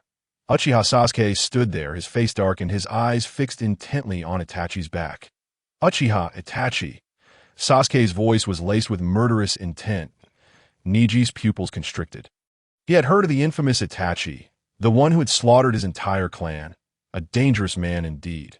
Kisame, noticing Sasuke's Sharingan, asked Itachi, "Does this little brat also possess the Sharingan? Is he also of the Uchiha clan?" Itachi replied emotionlessly, "He is my younger brother." Naruto and Niji were both taken aback. Naruto was astonished to learn that Sasuke had an older brother, while Niji was shocked to discover that Sasuke's brother was the notorious clan killer. "Itachi." Sasuke assumed a battle stance, and violent lightning chakra surged from his hands. "As you said, I harbor great hatred for you, and it is only to kill you that I continue to live." Clutching his Chidori, Sasuke surged forward like a drawn sword aimed directly at Uchiha Itachi Naruto. Sasuke's movement appeared incredibly swift, yet to the other three, Sasuke's speed resembled that of a sluggish snail. Niji inwardly lamented the situation. With Naruto as an encumbrance, and now Sasuke barreling in, things were about to get complicated. In the presence of Uchiha Itachi, Sasuke's martial arts, rife with flaws, appeared almost laughable. As anticipated, when Sasuke approached within a meter of Itachi, the latter swiftly seized his wrist. The ferocious lightning coursed through Sasuke, as if he were grasped by the nape of destiny, rendering him incapable of movement. Instinctively, Sasuke attempted to break free, only to discover that Itachi's strength far surpassed his own. His wrist felt as though it were ensnared in an iron vice. Immovable and helpless, unable to escape, Sasuke glared at Itachi with a venomous gaze, as if he wished to devour him whole.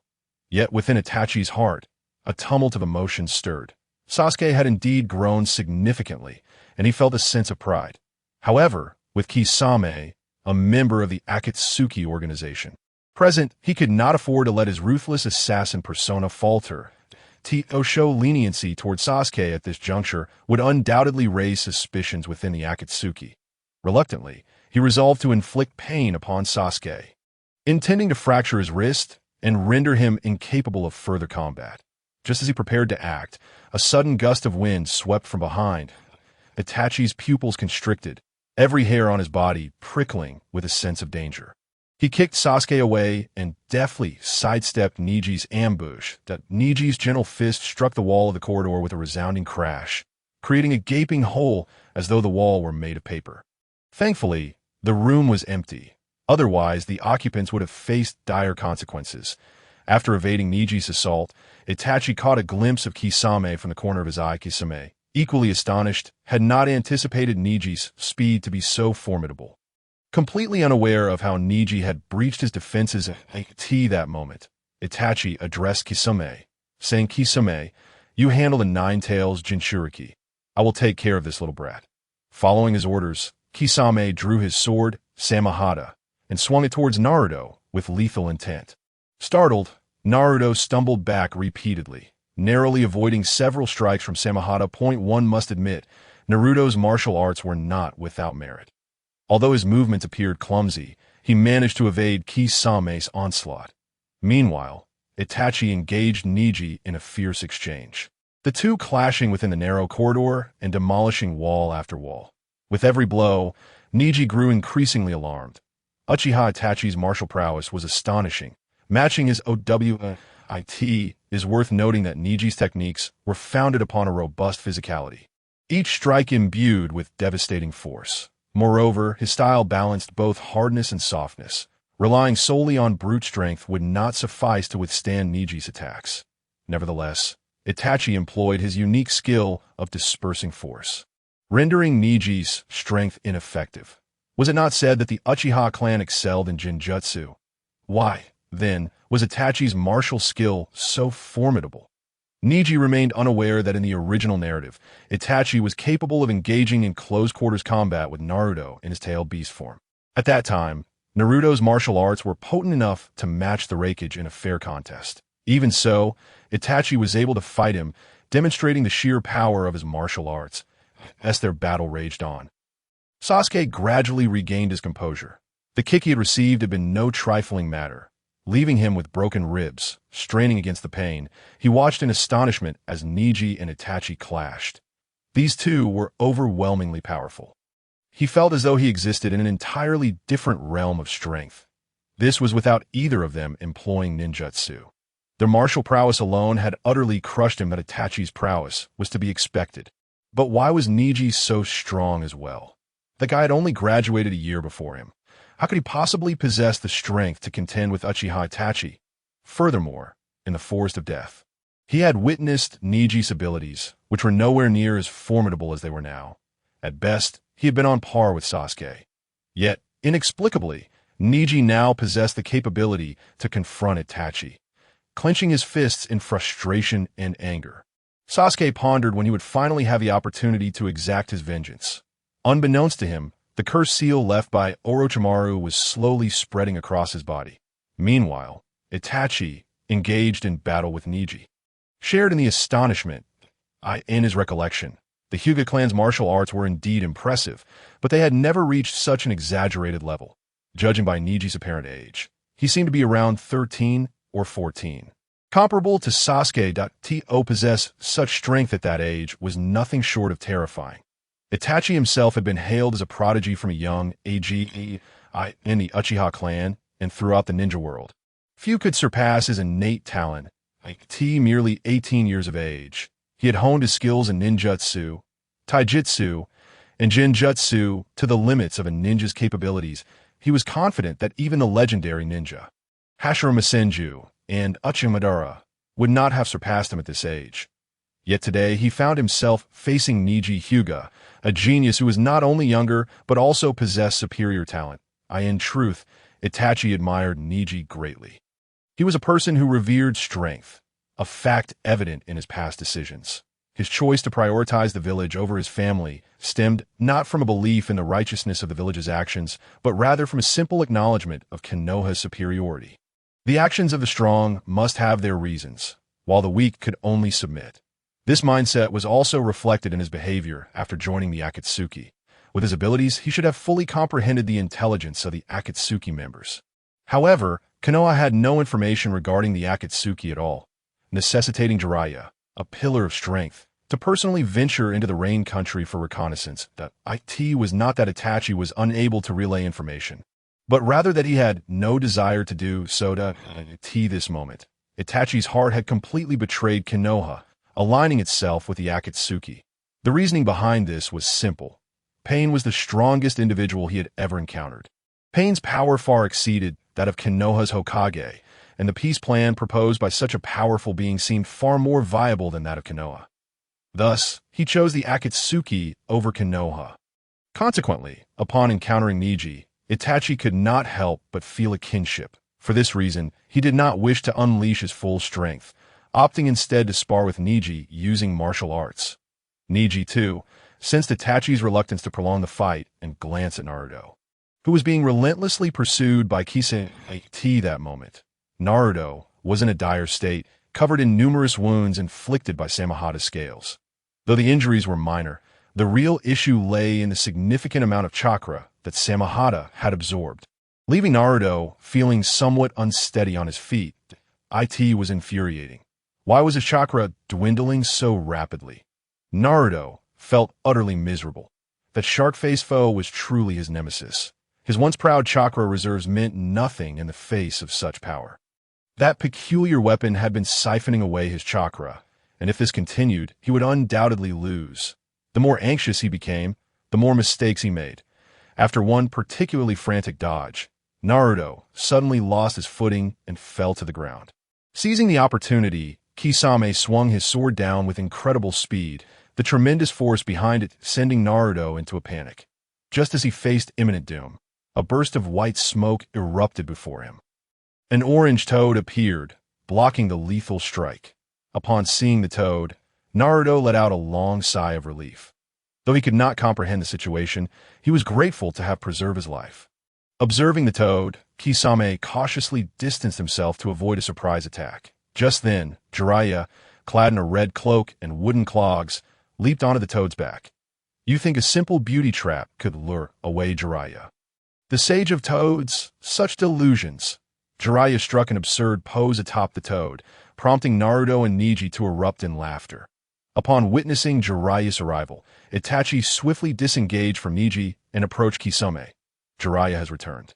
The mission to capture the Nine Tails has failed. We must retreat immediately. Following the command, Kisame joined Itachi as they sprinted toward the end of the corridor.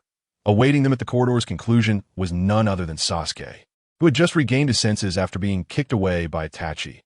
Uchiha Itachi, I will not allow you to escape, Sasuke declared, forming hand seals as a surge of Chidori manifested in his right hand. With a fierce shout, he charged toward Uchiha Itachi. Observing this, Kisame swung Samahada, preparing to strike at Sasuke. In response, Itachi quickly interjected, retract Samahada. I will handle Sasuke, as the crimson three-tomo Sharingan flickered in Uchiha Itachi's eyes. A transformation ensued. Gradually, the three-tomo intertwined, forming the shape of a triangular pinwheel. This was the kaleidoscope Sharingan of Uchiha Itachi. In the fleeting moment of eye contact with Sasuke, Itachi immediately activated his Mangeki Sharingan technique. Tsukuyami, a powerful wave of mental energy, surged from Sasuke's eyes into his brain. Sasuke felt as though the world around him had undergone a drastic metamorphosis. He was instantaneously transported back to that unforgettable night 5 years ago. The blood-red moon loomed overhead, and the ground was littered with corpses. His father and mother lay motionless on the ground, and behind them stood his older brother, Uchiha Itachi, wielding a blood-stained sword. Sasuke let out a heart-wrenching scream, his eyes rolling back as he collapsed to the ground. Itachi and Kisame swiftly crossed over Sasuke's body, disappearing around the corner of the corridor by the time Jiraiya and Neji arrived at the corridor's turn. The two had vanished without a trace. Neji furrowed his brow and remarked, Are those two after the Nine Tails within Naruto? Jiraiya responded solemnly, It appears so, but with the two of us here, they likely won't attempt to strike Naruto again in the short term. At that moment, Naruto shook Sasuke's body vigorously, calling out, "Hey, Sasuke, don't die. Pull yourself together, Sasuke." Jiraiya and Neji exchanged glances, both wearing expressions of exasperation. If he kept shaking him like that, Sasuke might indeed perish. Chapter 35. A lack of absurdity makes you stand out, interrupting Naruto's relentless shaking of Sasuke. Jiraiya examined Sasuke's injuries. The external wounds were not severe, but the psychological trauma was significant, likely inflicted by Uchiha Itachi's Genjutsu. Although Jiraiya was not a professional medical ninja, his decades of experience in the field had endowed him with some medical knowledge. Upon hearing Jiraiya's assessment, Naruto clenched his fists in anger, exclaiming that while Uchiha Itachi actually laid such a heavy hand on Sasuke. Jiraiya observed Naruto's reaction, choosing not to comment further. To him, Naruto's fury was not solely about the injury to his comrade. More critically, it stemmed from his embarrassment over his inability to protect his friends. He then glanced at Neji, who remained silent, vigilantly scanning their surroundings with his Byakugan, wary of a potential ambush from the rogue ninjas. Observing Neji's demeanor, Jiraiya silently assessed good temperament, strong abilities. He is of the same ilk as Minato. Could he be the one I've been waiting for? Just then, Naruto interrupted Jiraiya's contemplation, asking, "Hey, perverted sage, what should we do next? Should we take Sasuke back to Konoha?" Jiraiya pondered for a moment before shaking his head. There is no need for everyone to return. Only one person should escort Sasuke back, Naruto declared. "Then let me go. I will ensure Sasuke returns safely to the village," Jiraiya countered, shaking his head. "You cannot leave me and Neji's side. The enemy's target is clearly you, and it would be dangerous for you to be alone." Just as Naruto was about to protest, Neji interjected, "There's no need to deliberate. We have someone to escort Sasuke back." Everyone turned to follow Neji's pointing finger, where they saw Might Guy, sporting a bowl cut and clad in a green jumpsuit. Giving a thumbs up at the end of the corridor, the azure beast of Konoha, Might Guy, has come to our aid. Seeing Guy's attire, Jiraiya felt a wave of embarrassment. Truth be told, this was the first time he had encountered someone more unattractive than himself. He had thought his own toad-like visage was unrivaled until he met this man, who bore a striking resemblance to Wang Baoqiang. After a brief exchange of information, they learned that Kakashi had also been incapacitated by Uchiha Itachi and was currently recuperating in the hospital. Upon hearing that Neji was able to contend with Uchiha Itachi, Guy leaped with excitement, giving him a thumbs up and revealing his bright smile. "Truly worthy of being my student. This is what youth embodies." Neji glanced at Guy with a mix of exasperation and bemusement, then turned to the starry-eyed Naruto, recalling that Jiraiya was one of the legendary three ninjas who was equally absurd. He felt a constant sense of disconnection from these eccentric personalities. After exchanging information, Guy hoisted the unconscious Sasuke onto his back and began the journey back to Konoha. Before departing, Neji, still wearing an expression of disbelief, cautioned Guy to walk normally and not to carry Sasuke upside down. Once Guy had departed, the remaining trio resumed their journey. Meanwhile, in a distant forest, Itachi and Kisame took a moment to regroup. Kisame wrapped white cloth around his sword, Samahata, grumbling about its incessant need for fresh wrappings after each battle, a task that required considerable patience. As he tended to his blade, Kisame cast a sidelong glance at Uchiha Itachi. He had been summoned into the Akatsuki organization by the masked figure, Uchiha Obito, with a covert mission to monitor Itachi. Having encountered Konoha's ninjas several times that day, he pondered whether Itachi had leaked any information about the organization. Based on his observations, Itachi's behavior had been consistently normal throughout the day. He had neither conveyed messages to Konoha's ninjas nor used gestures to communicate. If any information were to be shared, it would likely be through Genjutsu. Two individuals had fallen victim to Itachi's Genjutsu today, Kakashi Hitaki and his brother, Sasuke Uchiha. Although both had suffered mental breakdowns due to the illusion, it could not be ruled out that Itachi had utilized the Genjutsu to relay information to them. This matter would need to be reported to Uchiha Obito, who would ultimately determine the course of action. Itachi, aware that Kisame was observing him, remained indifferent. He had not disclosed any information to Konoha's ninjas. He was untroubled by the masked man's opinions at that moment. A surge of chakra emanated from the rings they wore, an alert from the organization indicating that a mission was to be assigned. Without delay, Kisame created several water clones to patrol the area, while Itachi and Kisame sat down, their consciousness sinking into their rings. The technique of the shadow projection was activated. In an instant, Itachi and Kisame's projections appeared on the ring fingers of the outer path's Gedomazo. Once they stabilized their minds, they immediately surveyed their surroundings, discovering that only the two of them had been summoned by the leader. Upon their arrival, Pain wasted no time and stated, Deidara has been captured and is currently in an unknown state. Kisame's eyes widened in shock. Deidara's strength was well known among the Akatsuki members, and capturing him indicated that the enemy was formidable. Itachi, however, displayed little reaction. He regarded Deidara merely as a defeated underling. He could have captured Deidara himself if he had desired to do so. Observing their reactions, Pain continued. He was captured by Araki Nobuhiko and is now being taken to the land of Tusk. Your mission is to proceed to the land of Tusk immediately, if possible. Rescue Deidara. If that proves impossible, retrieve the ring he possesses. The earnest Kisame remained silent, directing his gaze toward Uchiha Itachi. In this team, Itachi was the leader, and they would follow his directions. Itachi inquired, what about Araki Nobuhiko? Should we proceed with an assassination? Pain shook his head, stating, the assassination of Araki Nobuhiko is temporarily halted.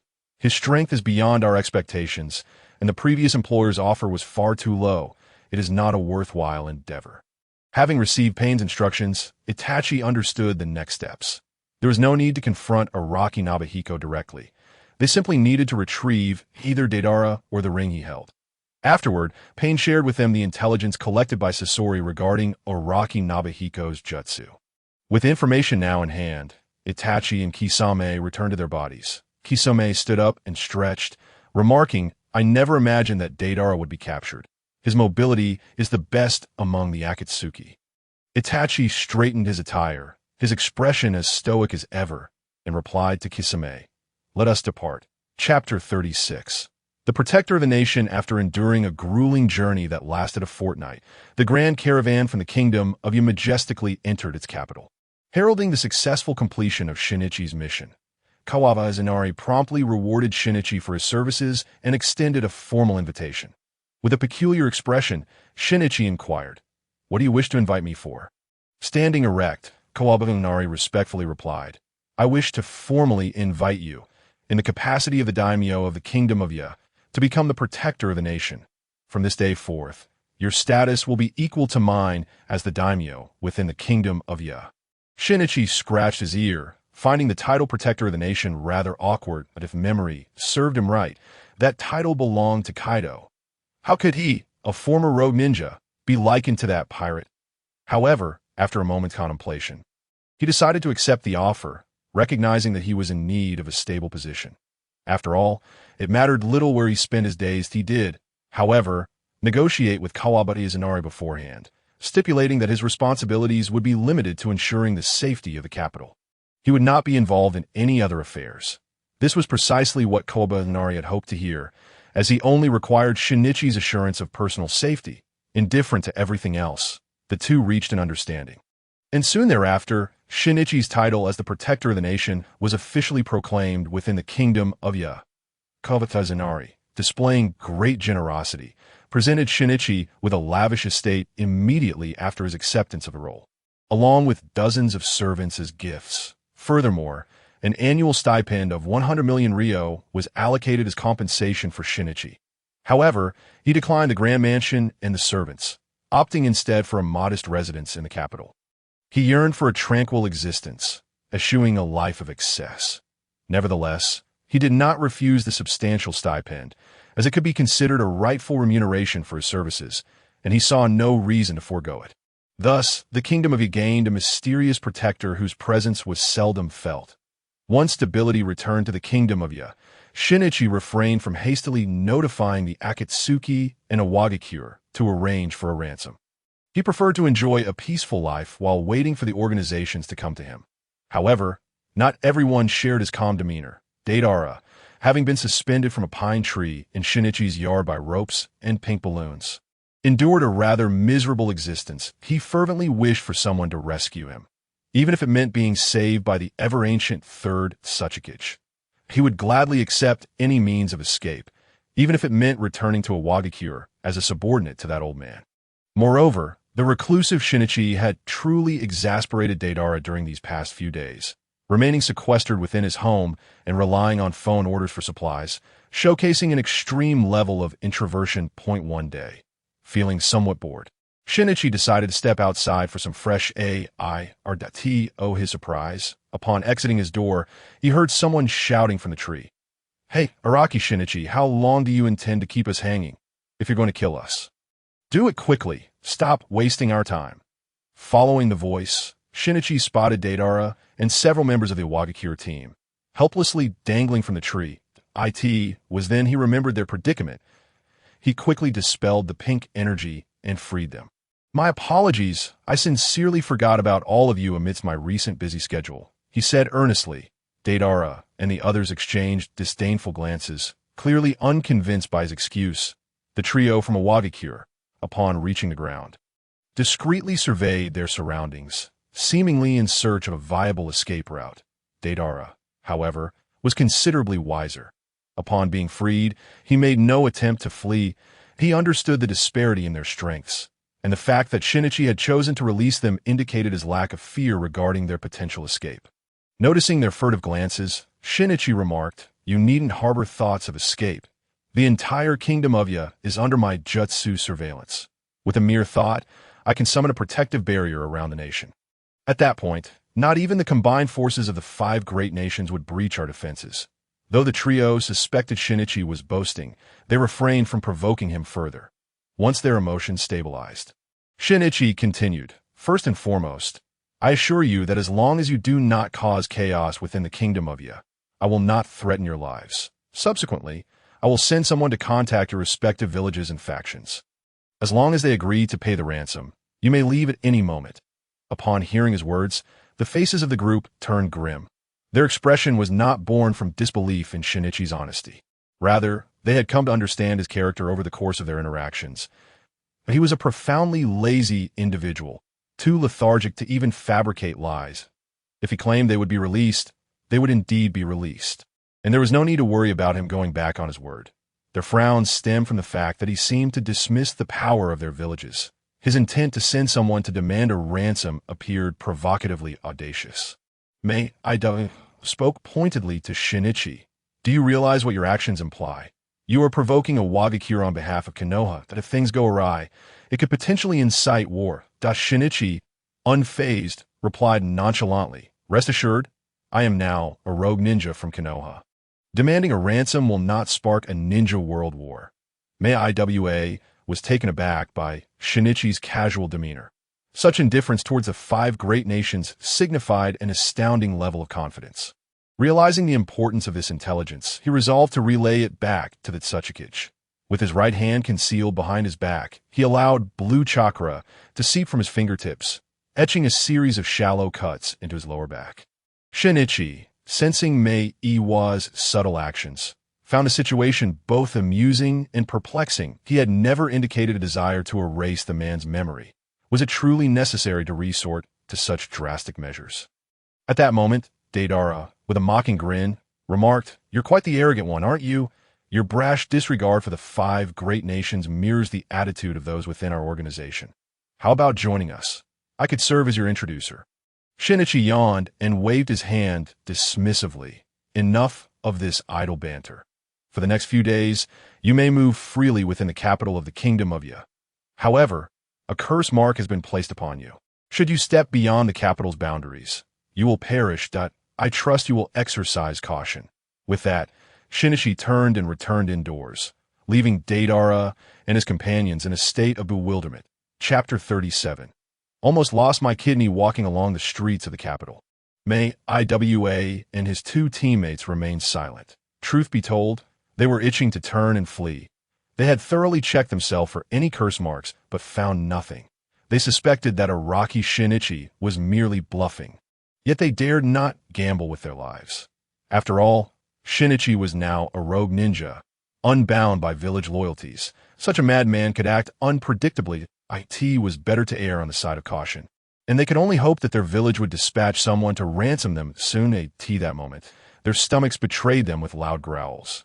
Rudo and Fushishi glanced at their leader, IW, who instinctively reached for his pocket. That it was then that he recalled with a jolt that his wallet had long been pilfered by that rascal, Araki Shinichi. How shameless could one be to even steal from captives? Achoo!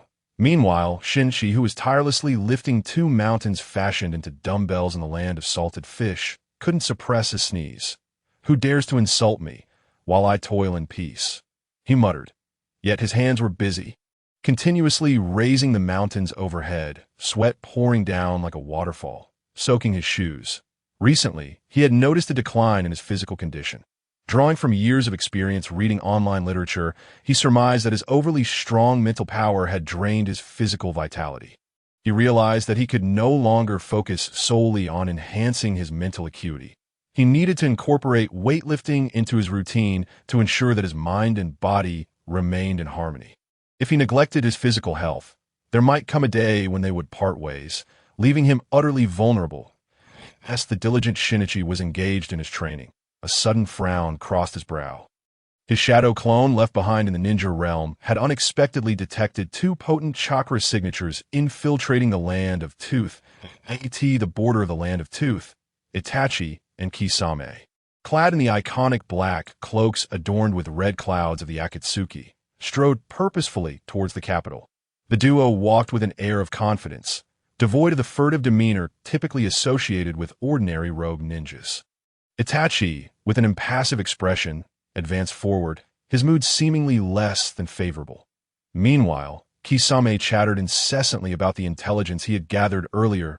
Itachi-sen, according to the latest intel, this Araki Shinichi has no intention of returning to Konoha after completing his mission. Rumors suggest that he has seized control of the land of Tooth, proclaiming himself its guardian king. He even eliminated several Konoha ninjas who accompanied him during the mission, clearly resolved to become a rogue ninja and formally sever ties with Konoha. Truly, a rogue ninja emerging from Konoha is no simple character, Kisame remarked with a hint of derision, though Itachi remained unfazed. Despite Kisame's habitual deference, it was evident to any discerning observer that he was there to keep tabs on Itachi. Could it be that Uchiha Madara had sent Kisame to test him? Given his recent interactions with Konoha ninjas, it was only natural for Madara to harbor suspicions. However, let them suspect as they may. After all, he had not relayed any information to Konoha, and they could never unearth evidence of his betrayal against the organization. As for Araki Shinichi, a glint of cold light flickered in Itachi's eyes. To slay one's comrades was utterly unforgivable. He had betrayed his entire clan to ensure that Sasuke could live on as a Konoha ninja, sending them to their doom on the executioner's block. Yet this Araki Shinichi, for the mere title of Guardian King, had the audacity to betray Konoha and murder his own companions. This individual, akin to Orochimaru, posed a significant threat to Konoha's existence. Such a being was not meant to exist in this world. Their eradication would be the best course of action for Konoha. Itachi then summarized the intelligence concerning Araki Shinichi. He was adept at Jinjutsu and possessed a ninjutsu that allowed for spontaneous transformations. According to Sasori's description, Araki Shinichi had materialized an arm of chakra, which was incredibly agile and swift. The more Itachi contemplated, the more a peculiar sensation arose within him. How did Araki Shinichi's abilities bear such resemblance to his own Manjiki Sharingan? Both excelled in Jinjutsu and employed chakra forms akin to Susanoo. Could it be that he had stumbled upon descriptions of Susanoo in some ancient text, leading him to develop such ninjutsu? The more he pondered, the more plausible it appeared, and simultaneously his disdain for Araki Shinichi intensified. And no wonder he easily defeated Deidara. It turned out he was merely a diluted version of himself. Araki should consider himself fortunate that the mission was to retrieve Deidara and his ring, rather than continuing the pursuit of Araki Shinichi. Otherwise, this counterfeit would undoubtedly be ruthlessly crushed before him. Just a mere jester, he was utterly overestimating his capabilities in the presence of his eyes. Should Araki hesitate, Itachi would guarantee a safe return. Yet, if he remained obstinate, Itachi would ensure he faced endless suffering. Today, the inhabitants of the land of Tooth witnessed a bizarre spectacle that a vast, towering mist, reminiscent of ocean waves, enveloped the capital entirely.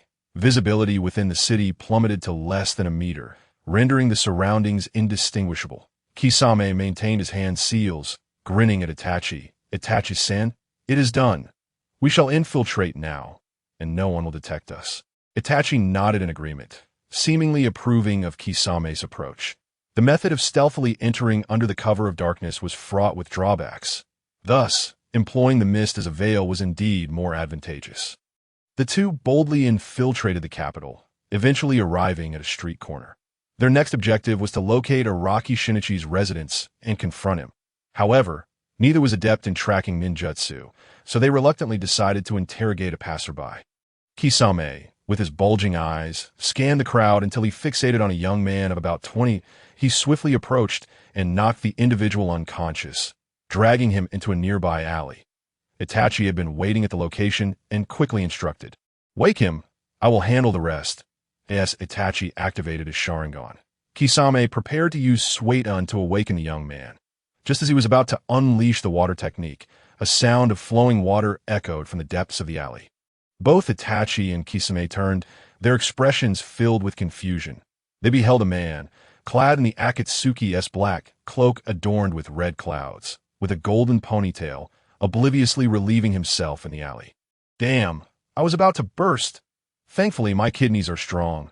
Otherwise, I would have surely damaged them. At that moment, the urinating Deidara sensed the presence behind him. He slowly pulled up his pants, turning around with a hostile glare. Who dares to spy on me while I take a leak? Do you believe I 1T gouge your eyes out and use them as a float? Upon turning, he was met with the piercing gaze of Itachi, his Sharingan ablaze, and the wide-eyed Kisame. The encounter was undeniably awkward, as neither Itachi nor Kisame had anticipated running into Deidara at this juncture. Wasn't he supposed to be captured? How was he still alive and kicking? Had he perhaps escaped from Araki Shinichi's clutches? It seemed quite plausible. Just then, the young thug captured by Kisame began to stir awake. Itachi, Kisame, and Deidara swiftly exited the alley. With Deidara found, there was no need to further interrogate the young thug. Dazed, the thug wandered aimlessly through the alley, rubbing his head as he emerged. Throughout the ordeal, he had failed to catch a glimpse of Kisame and assumed he had merely drunk too much and fallen asleep in the alley. The trio from the Akatsuki ventured into a dango shop, ordering a few skewers of the tricolor dango. Deidara began recounting the intelligence regarding Araki Shinichi to Itachi and Kisame. Upon hearing that Araki Shinichi had audaciously demanded a ransom from the Akatsuki and the Hidden Stone Village, Kisame's lips curled into a sinister grin. What a lawless character. I've never encountered a rogue ninja with such audacity before. In the rogue ninja circles, I suspect only Uchiha Madara could match his level of arrogance. Itachi fell into contemplation, showing no interest in paying a ransom for Deidara's return. Instead, he pondered the implications of Araki Shinichi potentially provoking the Hidden Stone Village in a conflict with Konoha. The current state of the ninja world was precarious, with the other four great nations eyeing Konoha warily. The Sand Village of the Wind Country had even begun to mobilize. Though their efforts ended in failure, it revealed Konoha's vulnerability to the other great nations. Should Araki Shinichi choose this insulting method to provoke the Hidden Stone Village, it would undoubtedly incite their wrath. If the ire of the Hidden Stone Village were to be directed solely at Araki Shinichi, it might be manageable. However, if that anger were to spill over onto Konoha, it would spell disaster for its denizens. Contemplating this, Itachi resolved firmly within himself. He turned to Deidara and inquired, "Did Araki Shinichi mention how much he would demand for your release?" Deidara shook his head. "No, he never mentioned it, and I couldn't be bothered to ask." Itachi, his expression unchanging, stated, "Take us to Araki Shinichi. I wish to speak with him." Deidara, visibly displeased, thought to himself that this guy was far too pretentious, speaking as if he were his subordinate. Nevertheless, he did not refuse, for extricating himself from this predicament was paramount. An undercurrent of schadenfreude coursed through him. He harbored a deep-seated disdain for both Uchiha Itachi and Araki Shinichi. If the two were to clash and their negotiations fell apart, it would be ideal. The perfect scenario would be for one to perish while the other was gravely injured, allowing him to swoop in for the kill.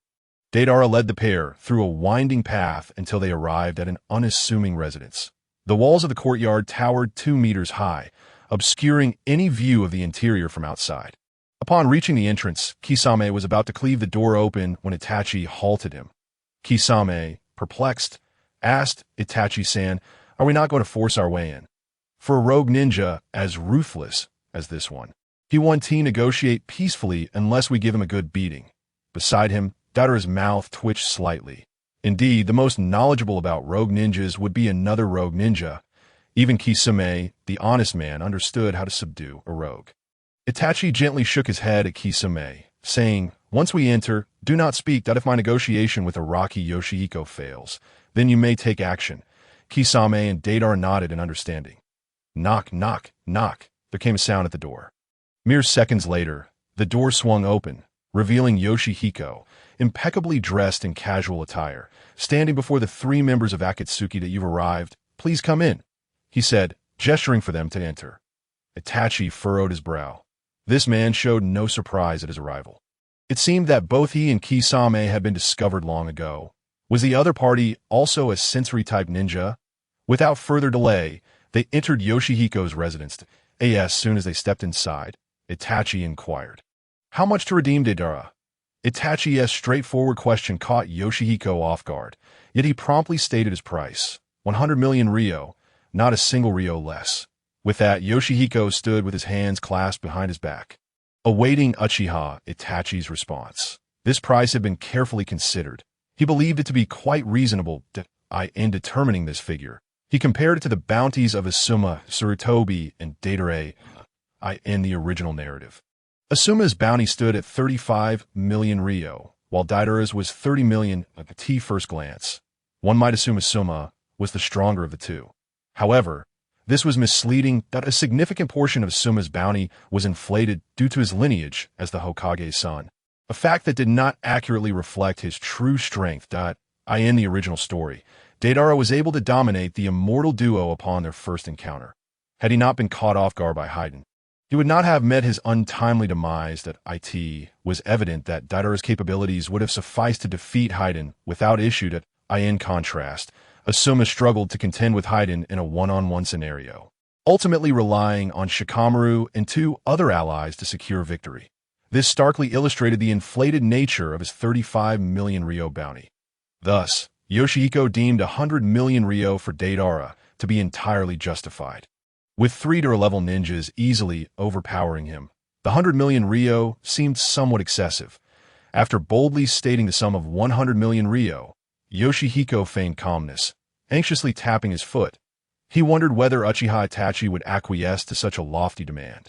After all, 100 million ryo was no trivial amount. The Land of Iron allocated an annual budget of only 100 million ryo for its expenses. 100 million ryo, you say? I can authorize that on behalf of the organization. To Yoshihiko's astonishment, Itachi readily agreed, prompting him to reflect on the wealth of Akatsuki. The fact that a mere worker like Uchiha Itachi could so easily consent to such a ransom underscored the organization's generosity towards its members. Truthfully, Yoshihiko felt a twinge of temptation. He yearned to resign from his position as the guardian of the nation and join Akatsuki. Yet, having already pledged to Kawabata Izunari to serve as the guardian, he could not abandon his commitment.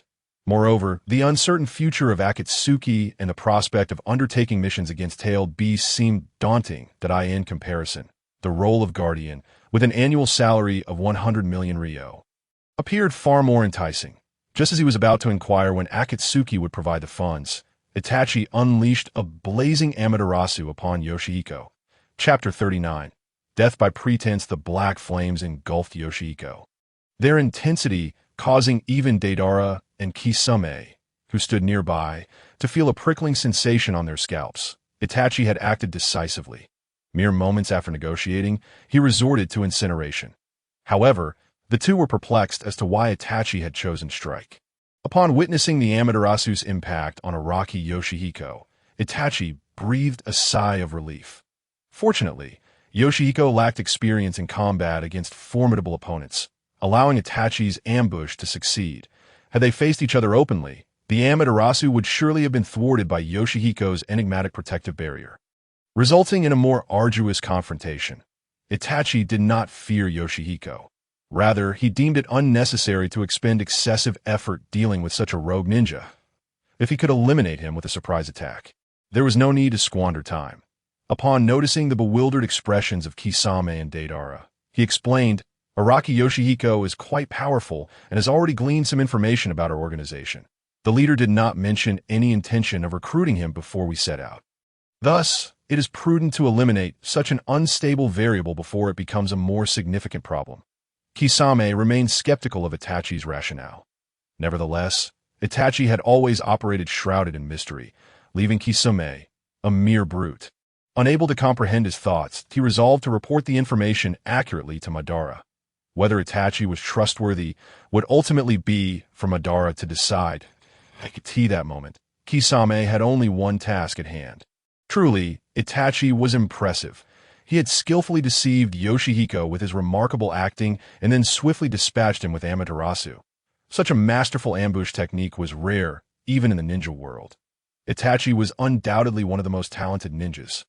Deserving of admiration, Kisame's face was alight with reverence as he lavished praise upon Uchiha Itachi. Meanwhile, Deidara crossed his arms, visibly displeased. What was Yoshihiko playing at? Where was the composure he exhibited during their battle? How had he been so swiftly defeated by Uchiha Itachi? Deidara had anticipated a fierce struggle, hoping to capitalize on their exhaustion. Had he known Yoshihiko would be so easily caught off guard, he would have unleashed a C4 explosion the moment the seal was broken on his pink energy. Useless Araki Yoshihiko, you've wasted my time. Just then, from within the inferno of black flames, applause echoed. Ah, I was indeed too benevolent, thinking it better to avoid conflict and spare you. The trio from Akatsuki widened their eyes, gazing toward the source of the applause amidst the blazing Amaterasu. Itachi's pupils constricted in disbelief. There stood Yoshihiko, unfazed, his body ablaze with the black flames of Amaterasu. Casting a cold gaze upon Itachi, "I clearly offered you an opportunity. Why did you not cherish it? I do not seek trouble, but simply desire a tranquil life. Yet you swarm around me like pests, incessantly annoying me. Now, I understand. Unless I eliminate you bothersome flies, my days of peace are but a dream." As his words fell, the inferno of Amaterasu suddenly extinguished, leaving no trace of its existence save for a lingering warmth in the air. At this sight, Kisame and Deidara were taken aback. Deidara had heard tales of Itachi's Amaterasu, said to be an everlasting flame. Today, it seemed not so formidable. Kisame, too, was briefly astonished, but Itachi was now thoroughly rattled. "This is impossible.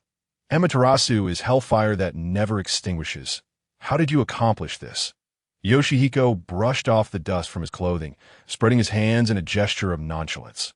"What everlasting flame? It is merely a more potent fire technique. Every ninjutsu adheres to the principles of chakra, composed of spiritual and physical energy. That be why disrupting the ratio of spiritual to physical energy within the chakra, I can cause it to dissipate. This method not only extinguishes your Amaterasu, but can also be applied to other chakra-based techniques." Sinyan's response to Uchiha Itachi lacked any semblance of credibility. The notion that he could disrupt ninjutsu with mental energy was nothing short of absurd, and a genius like him was undoubtedly well-versed in the theoretical knowledge of chakra. He had previously conducted research on both mental and physical energy, concluding that in isolation, these energies were exceedingly weak. The mental energy of a ninja was so feeble that even moving a single strand of hair proved to be a formidable challenge. While physical energy was scarcely stronger than that of an ordinary person, that it could be said that without the fusion of these two energies into chakra, they were little more than burdens within the human body. The audacity of Araki Sinyan claiming he had disrupted the energy ratio of his Amaterasu was, to Itachi, sheer nonsense. The opponent must possess some unique counter-ninjutsu against Amaterasu, perhaps a sealing technique like the sealing fire technique. With this thought, Itachi's demeanor calmed, his gaze returning to its usual cold indifference. Even Uchiha Itachi himself did not perceive the subtle shift in his emotions. Kisame, with his hand resting on the shark skin behind him, stood ready to strike. However, Itachi halted him with a low voice. "Kisame, stand back. I shall handle this individual. Kisame's expression reflected surprise. Today, Itachi seemed somewhat unusual. Typically, he would take the lead in such matters. Nonetheless, he obeyed Itachi's command and stepped back a few paces. It appeared that Itachi was somewhat riled up. Since he was so invested, Araki Senyan would be left to him. Kisame held great confidence in Itachi's abilities, believing that vanquishing Araki Senyan would be a matter of mere moments. Observing Itachi's smug demeanor, Senyan's face twisted in displeasure. Your family's pretentiousness is truly remarkable. Given this, I shall grant you an opportunity. From this moment, I shall remain here, immobile, and allow you to execute 3 strikes against me. During these 3 strikes, I will not move my feet nor retaliate. I will receive your attacks with my body, that if you fail to defeat me after 3 strikes, I shall finish you with a single blow.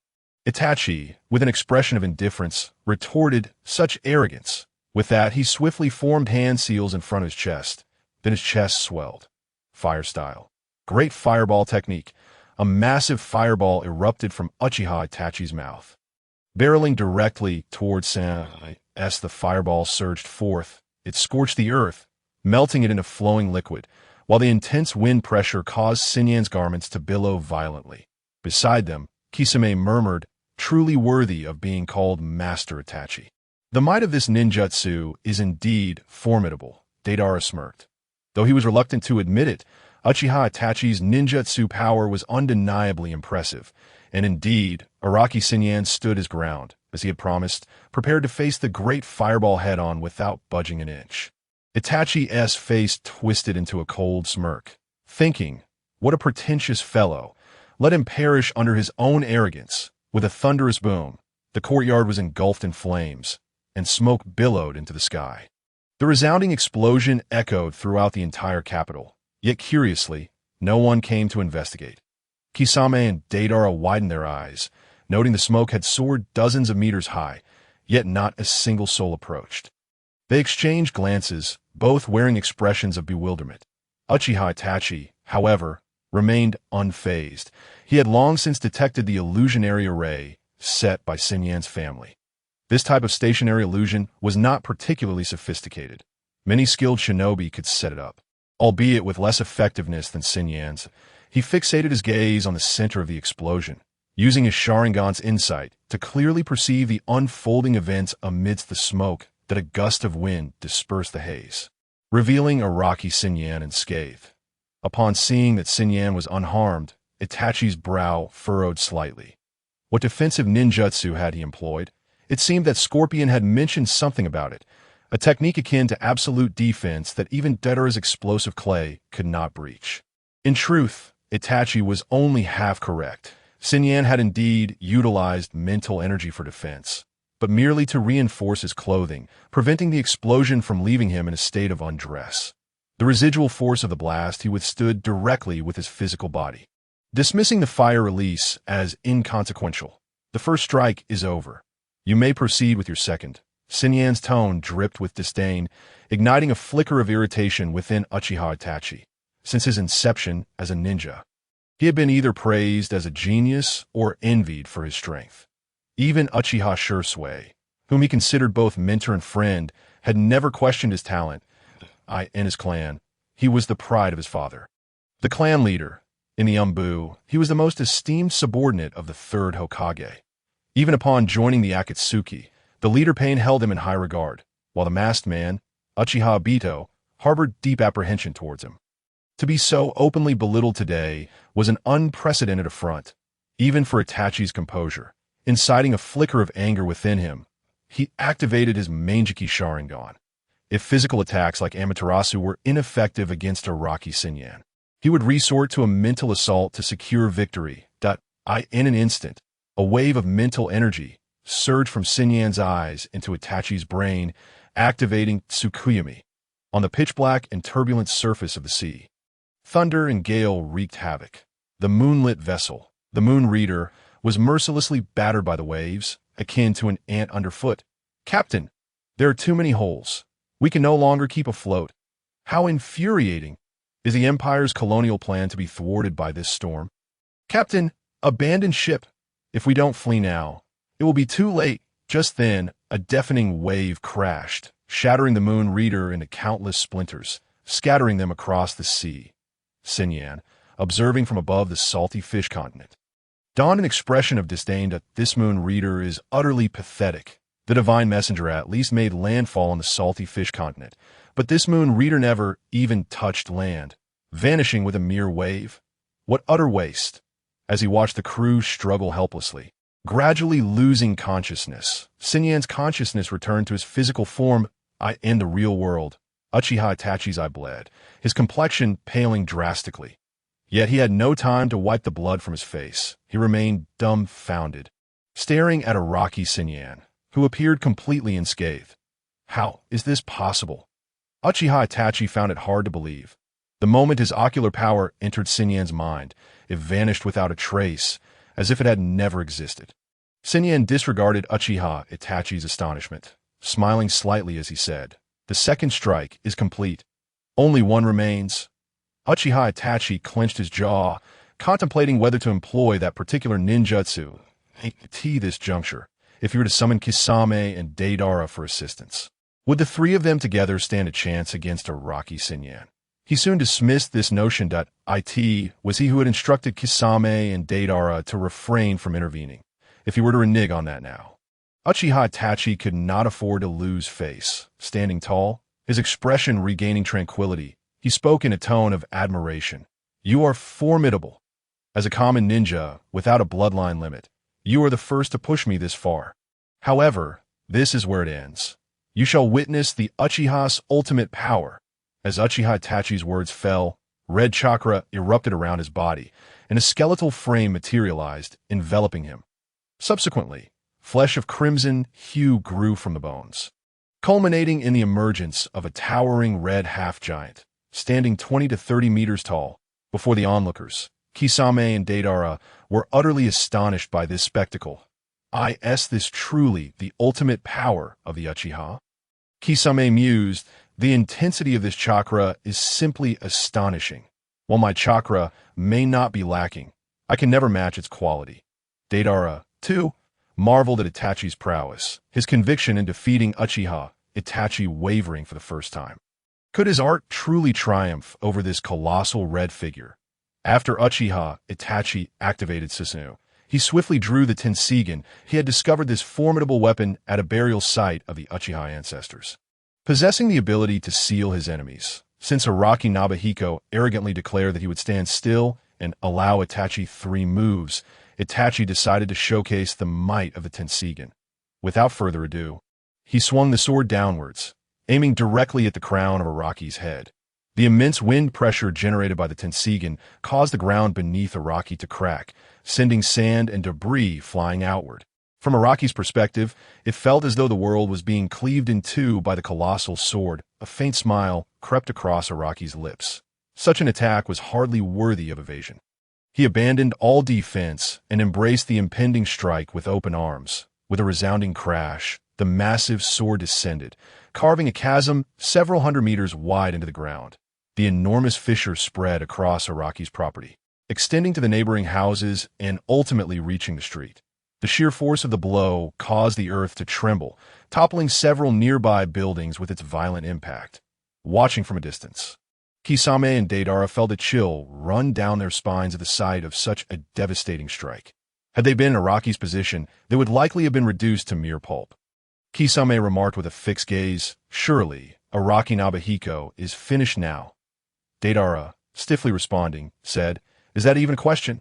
If he survives that blow, I'll blow myself up for you." Just then, they noticed unusual movement amidst the swirling dust beneath the Tensigen. A disheveled and dust-covered Araki emerged, dragging the Tensigen behind him. This scene left Kisame and Deidara in utter disbelief. They could hardly fathom that Araki had withstood such a terrifying attack with his bare body. Even the third Raikage, once hailed as the strongest shield, would likely not possess such resilience. Araki smiled at Uchiha Itachi and said, "3 moves have passed. Now it's my turn to counter." Upon hearing this, Itachi also smiled, though with a hint of disdain. He replied, "No need for that, seal." As soon as Itachi spoke, the Tensigen melted like ice cream, transforming into a semi-liquid state. Araki curiously observed the liquid tensigen coiling around his right arm. Realizing that Itachi intended to seal him, the liquid tensigen wound its way around his body, ultimately engulfing him entirely. But a smirk played on Itachi's lips as he gradually retracted the tensigen into a gourd. The massive sword diminished bit by bit until Itachi sealed it completely. Following Araki's sealing, Susanoo appeared to reach its limit, letting out a mournful cry before disintegrating. Once Susanoo vanished, Itachi deactivated his Mangeki Sharingan, collapsing to the ground in pain. This battle had drained him of all energy. Araki Nobuhiko was the most formidable opponent he had ever encountered. He even doubted whether Pain, the leader of the Akatsuki, could stand against Araki. Fortunately, this brash individual had chosen to remain stationary and endure his assault, allowing Itachi the opportunity to seal him with the Tensegan. It was only then that Itachi sensed something amiss. His emotions felt unusually off today, having been provoked into unleashing Susanoo by Araki's mere words. That it was crucial to note that he had been diagnosed with a terminal illness, and using such powerful techniques as Susanoo placed a tremendous strain on his body. Under normal circumstances, after his failed ambush with Amaterasu, he would have swiftly retreated with Kisame or negotiated a higher price to resolve the incident peacefully. Yet today he had inexplicably engaged in a fierce struggle with Araki. What could possibly be causing this? Realizing the oddity, Itachi slowly closed his eyes and scanned his condition with chakra. Upon thorough examination, he discovered a faint chakra in his mind that was influencing his thoughts. His expression hardened. He had indeed fallen victim to Jinjutsu. Araki Nobuhiko had managed to cast a spell on him without his knowledge. Such talent in Jinjutsu was something even he, a genius in the art, found slightly humbling. Only Shursui could rival this level of skill. With a thought, Itachi crushed the feeble chakra, instantly feeling his thoughts clear. Simultaneously, he understood the true nature of this chakra. It was not meant to control his mind, but merely to amplify his emotions. The disdainful expression Araki wore had slightly irked him, and this chakra had sensed his discomfort, magnifying it infinitely. A smile spread across Itachi's face. Araki was indeed arrogant to compel him to unleash his full strength. Araki resorted to such underhanded tactics. However, Araki had underestimated Itachi's capabilities. The outcome of a ninja battle could turn in the blink of an eye, and this fool had allowed himself to be ensnared in such a manner. Fortunately, his overconfidence meant that even with the three of them working together, they might still struggle against him. Just then, Kisame and Deidara approached Itachi, who was kneeling on the ground, breathing heavily. They did not mock him. The power of the Uchiha was beyond their imagination. The earlier Susanoo and the sword capable of sealing were etched into their minds. Such formidable ninjutsu naturally came with some drawbacks. Kisame stepped forward to help Itachi up, asking with concern, "How are you feeling, Itachi?" Itachi smiled and replied, "I can still hold on. Thank you, Kisame." Witnessing this tender exchange, Deidara felt nauseated, nearly retching at the sight. He envisioned the scorpion's puppet, Sasori, smiling and thanking him. And the image was simply unbearable. At that moment, Itachi turned to Deidara and asked, "Since he's been sealed, does that mean the jutsu he cast on you has been lifted?" Deidara shrugged and replied, "I have no idea. I never felt any curse marks within me. I suspect that guy was just pulling my leg." Itachi pondered for a moment before stating, "Regardless, we should leave here for now. If necessary, we can inform the leader. With his Rinnegan, he can surely locate the curse marks within you." Reluctantly, Deidara agreed. As they stood and prepared to depart, a sudden rift appeared behind them, startling the trio as they instinctively assumed defensive stances. The crack widened, and soon a pair of slender hands emerged, pushing apart the edges of the rift. The astonishment of the Akatsuki members, Araki Nobuhiko emerged unscathed, murmuring, "This place is quite amusing. I should return when I have the time. Turning it into a criminal exile would be delightful." Itachi's eyes widened in disbelief as he confronted Araki, demanding, "How could you escape the seal? Was the only thing sealed your shadow clone?" Araki scratched his head and replied, "Isn't it just a sealing technique? The seal is connected to a space filled with the remains of those who had been sealed before I took a stroll around inside, then opened the space portal to come out. It was no challenge at all." The others were left in shock. Sealing techniques were among the most insurmountable in the ninja world. They had seen seals undone from the outside, but never had they witnessed someone tear open space from within to escape. Was this person born to defy reality? At that moment, Itachi felt an overwhelming sense of helplessness. The power of this individual surpassed his wildest expectations. Even his ultimate technique, the Tensigen, was rendered ineffective against Araki, leaving him utterly powerless. Just then, Araki addressed Itachi, stating, "Your 3 moves have concluded. Now it is my turn to strike." As the words fell, white chakra erupted around Araki. The concentration of chakra was immensely high. And from within this chakra, a colossal human spine gradually materialized. The spine grew larger until a complete human skeleton stood upright on the ground. The 3 members of the Akatsuki were left in utter astonishment. The skeletal frame bore an uncanny resemblance to Susanoo. As the skeletal framework took shape, the white flesh and fascia incessantly grew upon the bones, ultimately manifesting into a formidable armor that materialized out of thin air. Adorning the giant, and the astonished expressions of the 3 members of the Akatsuki organization, a towering white Susanoo, measuring no less than 100 meters, stood defiantly between heaven and earth. The white Susanoo wielded an enormous white fly swatter. Lowering its gaze toward Uchiha Itachi, and queried with a smirk, "Do you despise mosquitoes?" Chapter 42. The ninja world's old dogs are so unprincipled upon witnessing Shuan Susanoo, Uchiha Itachi's defenses crumbled entirely. He raised his right hand, tremblingly pointing at Shuan, and asked, "How can you utilize Susanoo? Could it be that you're also a descendant of the Uchiha clan?" Standing within the brow of the colossal white Susanoo, Shuan smiled at Uchiha Itachi and replied, "I am not a member of the Uchiha clan, so do not hastily claim kinship. Susanoo is merely an application of chakra, as long as one comprehends the principles and possesses sufficient chakra. Anyone can wield it." Uchiha Itachi bellowed, "What nonsense are you spouting? Susanoo is the ultimate power that only members of the Uchiha clan who have awakened the Mangekyo Sharingan can attain. You dare claim that anyone can use it? This is sheer folly." At this point, Uchiha Itachi seemed to have an epiphany, exclaiming, "I understand. You must be a bastard offspring of some Uchiha clan member. It is no wonder your abilities resemble those of the Uchiha." Gazing at the completely crumbled facade of Uchiha Itachi, Shuan felt a strong desire to cease conversing with this individual. The immense Susanoo raised its right hand, and the white fly swatter instantly eclipsed the sky. The 3 members of the Akatsuki stared blankly at the gigantic fly swatter above them, as though an immense boulder pressed upon their hearts. This Susanoo was several times larger than the half-formed Uchiha Itachi had previously summoned. Merely the white fly swatter, now hovering above them, was larger than the Susanoo Uchiha Itachi had unleashed. Clenching his teeth while gazing at the fly swatter that obscured the sky, Uchiha Itachi thought to himself, "There are still matters left unfinished. Sasuke has yet to awaken the Mangekyo Sharingan, and I lack the means to protect myself in this ninja world. I cannot afford to die now." With this in mind, Uchiha Itachi dipped his right thumb into the blood on his cheek. Summoning technique. Boom! A puff of white smoke erupted, revealing a 1-meter-tall orange cat that began licking its paw before the onlookers. "Meow, how peculiar! Itachi, you actually summoned me. Did I not say, I do not fight?" Uchiha Itachi had no time to explain. He activated his Mangekyo Sharingan and locked eyes with the orange cat.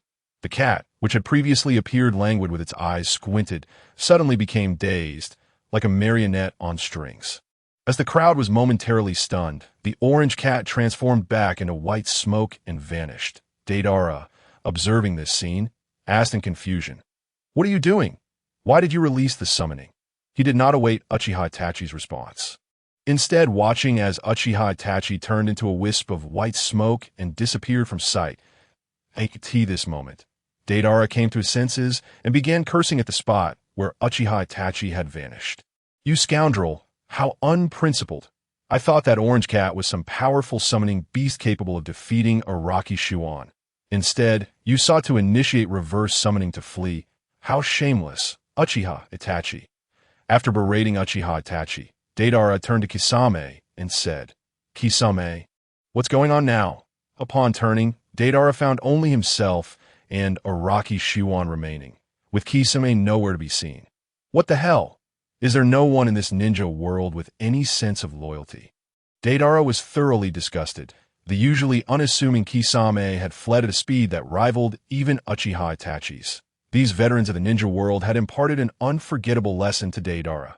Clenching his fists, he resolved that he could not endure the humiliation of being captured again, that he had made up his mind that today he would use his life to showcase his most beautiful art.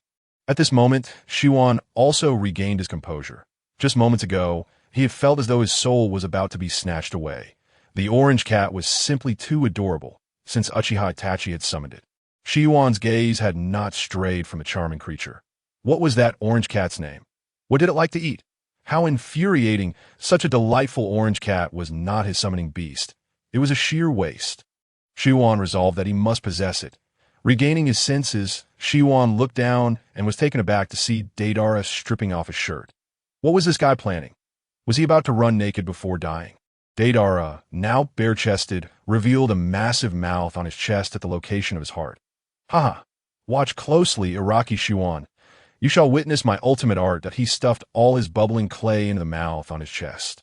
And his body began to grow increasingly ethereal. Chakra veins turned pitch black and thickened. The flesh, bones, and all else of his body transformed into pure black chakra, flowing into the core in his chest. Remember, art is an explosion. With that, Shiwan brought down the fly swatter, dispersing the energy Deidara had gathered at the cost of his life before it could explode. Shiwan held his forehead, a look of resignation on his face as he muttered, "Sai 100 million Ryo just went up in smoke. What a pity." He subsequently released the Susanoo and surveyed the wreckage of the house.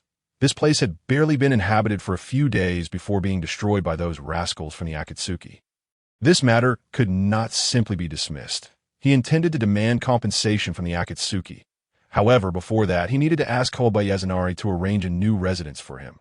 Otherwise, he would be left to fend for himself tonight.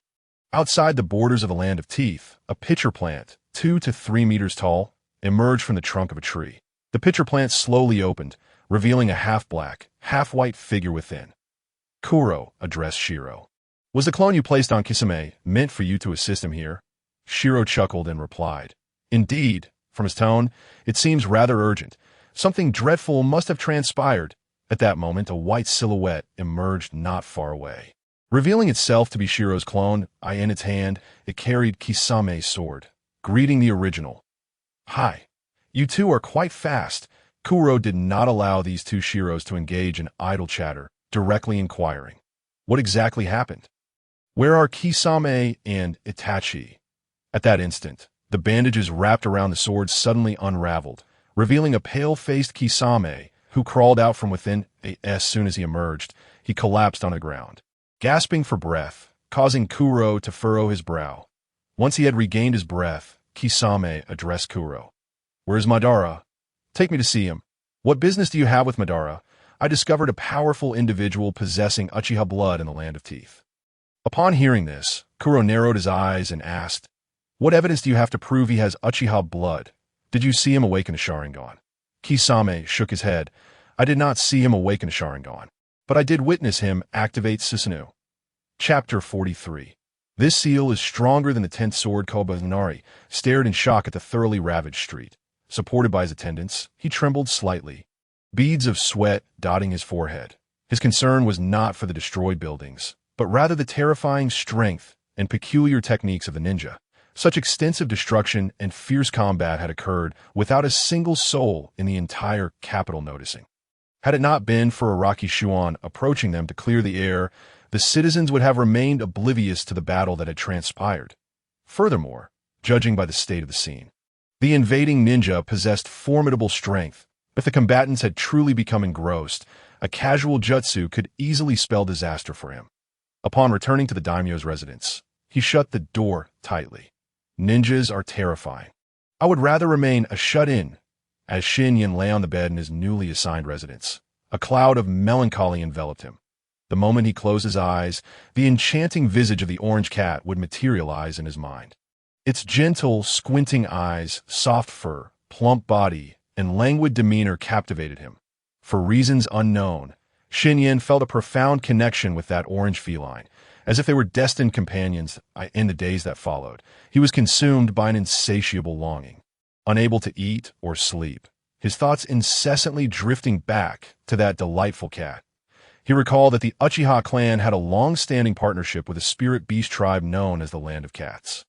Surely, that orange cat was one of their spirit beasts, and venturing to Konoha might unveil some clues. Without hesitation, he resolved to leap from his bed. However, the soft mattress seemed to possess an unyielding gravitational pull. Ensnaring him and rendering him immobile, he strained with all his might, his features contorted in frustration. How could a mere bed obstruct his quest for that charming feline? It was utterly absurd. With a surge of energy, he unleashed a tempest of determination. Yet no matter how forcefully he struggled, it was as futile as a cow in the ocean. Ultimately, he surrendered to exhaustion and succumbed to a deep slumber. Meanwhile, Konoha welcomed its fifth Hokage. Tsunade, one of the legendary three, stood atop the Hokage building, her conical hat casting a shadow over a confident smile directed at the villagers below. Witnessing the assured smile of the fifth Hokage bolstered the villagers' confidence in Konoha. Dispelling any lingering despondency, they firmly believed that under Tsunade's leadership, peace would surely reign in their village. Not far away, Tenten and Niji engaged in casual conversation atop a rooftop. "What did you say?" "Araki Shin-yen killed his comrades and became a rogue ninja," Niji exclaimed incredulously. Upon seeing Tenten nod resolutely, he confirmed that he had not misheard that a wave of confusion washed over him. What could have driven Shin-yen to such drastic measures? However, upon reflection, he realized that Shin-yen's defection was not entirely unexpected. Before meeting him, Niji had held stubborn and conservative views, considering treason an unforgivable act. Yet after encountering Shin-yen, he began to perceive defection as merely a matter of perspective. With Shin-yen's prowess, he could do as he pleased, unconcerned with Konoha or the five great nations. Nevertheless, the reports of him killing his comrades left Niji skeptical. Araki Shin-yen, despite appearing carefree, was inherently compassionate. He would not take a life if it could be spared. In his own words, every life deserved respect. Thus, Niji found it hard to believe that he had slain his comrades. Just then, a figure leaped onto the platform where Tenten and Niji stood. Turning to look, they were surprised to find Uchiha Sasuke. Tenten frowned, clearly displeased by the intrusion of this uninvited guest. Could he not see that she and Niji were in the midst of a conversation? If Sasuke had urgent business, that would be one thing. But if he had come merely to idle away time, she would ensure he regretted it. Upon landing, Sasuke wasted no time on pleasantries. He faced Niji directly, his gaze fierce, and declared, "Hyuga Niji, I challenge you." Niji's brow furrowed. What had prompted this sudden bout of bravado? Having previously interacted with Sasuke, he knew the latter was well aware of his own strength in such a situation. If Sasuke sought a challenge, it could only mean one of two things. Either he had drastically improved, or he was simply looking for a fight. Niji considered that Sasuke was not foolish enough to make such a challenge without some form of confidence behind it. Had he undergone special training or learned a new jutsu? Nevertheless, the specifics were inconsequential. The truth would be revealed in their confrontation. Niji nodded to Sasuke and said, "Very well, let us find a secluded training ground." Sasuke led Niji to a remote training area within the Uchiha compound. Niji assumed a fighting stance, eager to discern what had imbued Sasuke with such confidence to challenge him. After their clash, Niji understood the source of Sasuke's newfound assurance, sheer obstinacy. Their encounter was hardly a battle. It was akin to Niji effortlessly dispatching fish. With his double Tomo Sharingan activated, Sasuke unleashed the Cursed Seal's power and employed Chidori. Yet he could not even land a single blow before being knocked to the ground. Now sprawled on the ground, Sasuke seethed with frustration, unable to comprehend the vast disparity in their strengths. Despite being only a year older than him, Niji could hold his own against that man, while he, a vengeful soul, could not even withstand a single strike from his nemesis. The gap in their abilities felt insurmountable. If his memory served him correctly, during their last encounter in the Forest of Death, Niji had not been nearly so formidable. Back then, he had felt confident in battling Niji while wielding the Cursed Seal's power. Yet, in the mere span of 2 to 3 months, Niji had grown to a level that left Sasuke in the dust. What could account for this transformation? "Hyuga Niji, the last time we met in the Forest of Death." Your strength was nowhere near this level. What has happened to you? How have you become so strong? Sasuke blurted out, his frustration bubbling to the surface. Such inquiries were considered taboo among ninjas. Provoking a volatile temper could lead to severe consequences. However, at that moment, Sasuke was beyond caring. The traumatic experience of having his brother Itachi cast the Tsukuyomi upon him had twisted his personality into something obsessively distorted. He was willing to do anything for revenge. Indifferent to the feelings of others, seeing the state Sasuke was in, Neji sighed. He had heard of Sasuke's tragic circumstances. His entire clan had been annihilated, a truly heartbreaking fate. Ultimately, Neji's compassion prevailed. He turned to leave. He muttered, in the month leading up to the Chunin exams, I trained with Araki Shinyen. With that, he departed, 10-10 following suit, leaving Sasuke standing there, eyes alight with newfound determination. Chapter 44. Take this power and drink up. Neji and 10-10 turned to leave, leaving behind an exhilarated Sasuke. Neji's cryptic statement had only hinted at the name Araki Shinyen. Yet for a ninja, a name could hold tremendous significance. Sasuke was now ablaze with excitement. This Araki Shinyen must be a hidden master. If he could transform Neji into such a powerhouse in just a month, what might he achieve with a year or more of training? He envisioned himself strong enough to defeat Itachi and restore the Uchiha clan to its former glory. Immediately, he set out to gather information on Araki Shinyen, only to find it troubling. Araki Shinyen was merely an inconspicuous Chunin from Konoha. Had it not been for his good fortune in the Chunin exams, where he encountered several powerful teammates, his path to becoming a Chunin would have been fraught with difficulty due to his mediocre talent. However, Sasuke dismissed this information. He had encountered many who concealed their true abilities. What truly concerned him was that Araki Shinyen had become a rogue ninja and left Konoha. Reports claimed he had killed a teammate during a mission and was now residing in a small nation known as the Land of Fangs. Serving as some sort of protector, this individual hardly seemed like the hero he sought. But that was of little consequence. As long as he could grant Sasuke the power he craved, he would overlook even the darkest past. What was a mere defection from Konoha in the face of the temptation to grow stronger? Days later, a group of individuals stealthily infiltrated Konoha.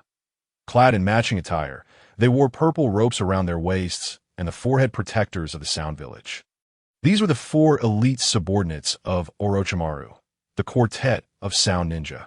Among them were the 4-handed Kodomaru, the conjoined twins Zoken and Yukoin, the red-haired Meiyo, a possible descendant of the Uzumaki clan, and the stout and powerful Drubu. This group had come to Konoha for a singular purpose, to capture Uchiha Sasuke, the new body that Orochimaru coveted. To be honest, they were quite displeased with the situation. All of them had been raised by Orochimaru since childhood and harbored a blind adoration for him. They would willingly sacrifice everything for a single command from their master, as Orochimaru lacked a suitable vessel.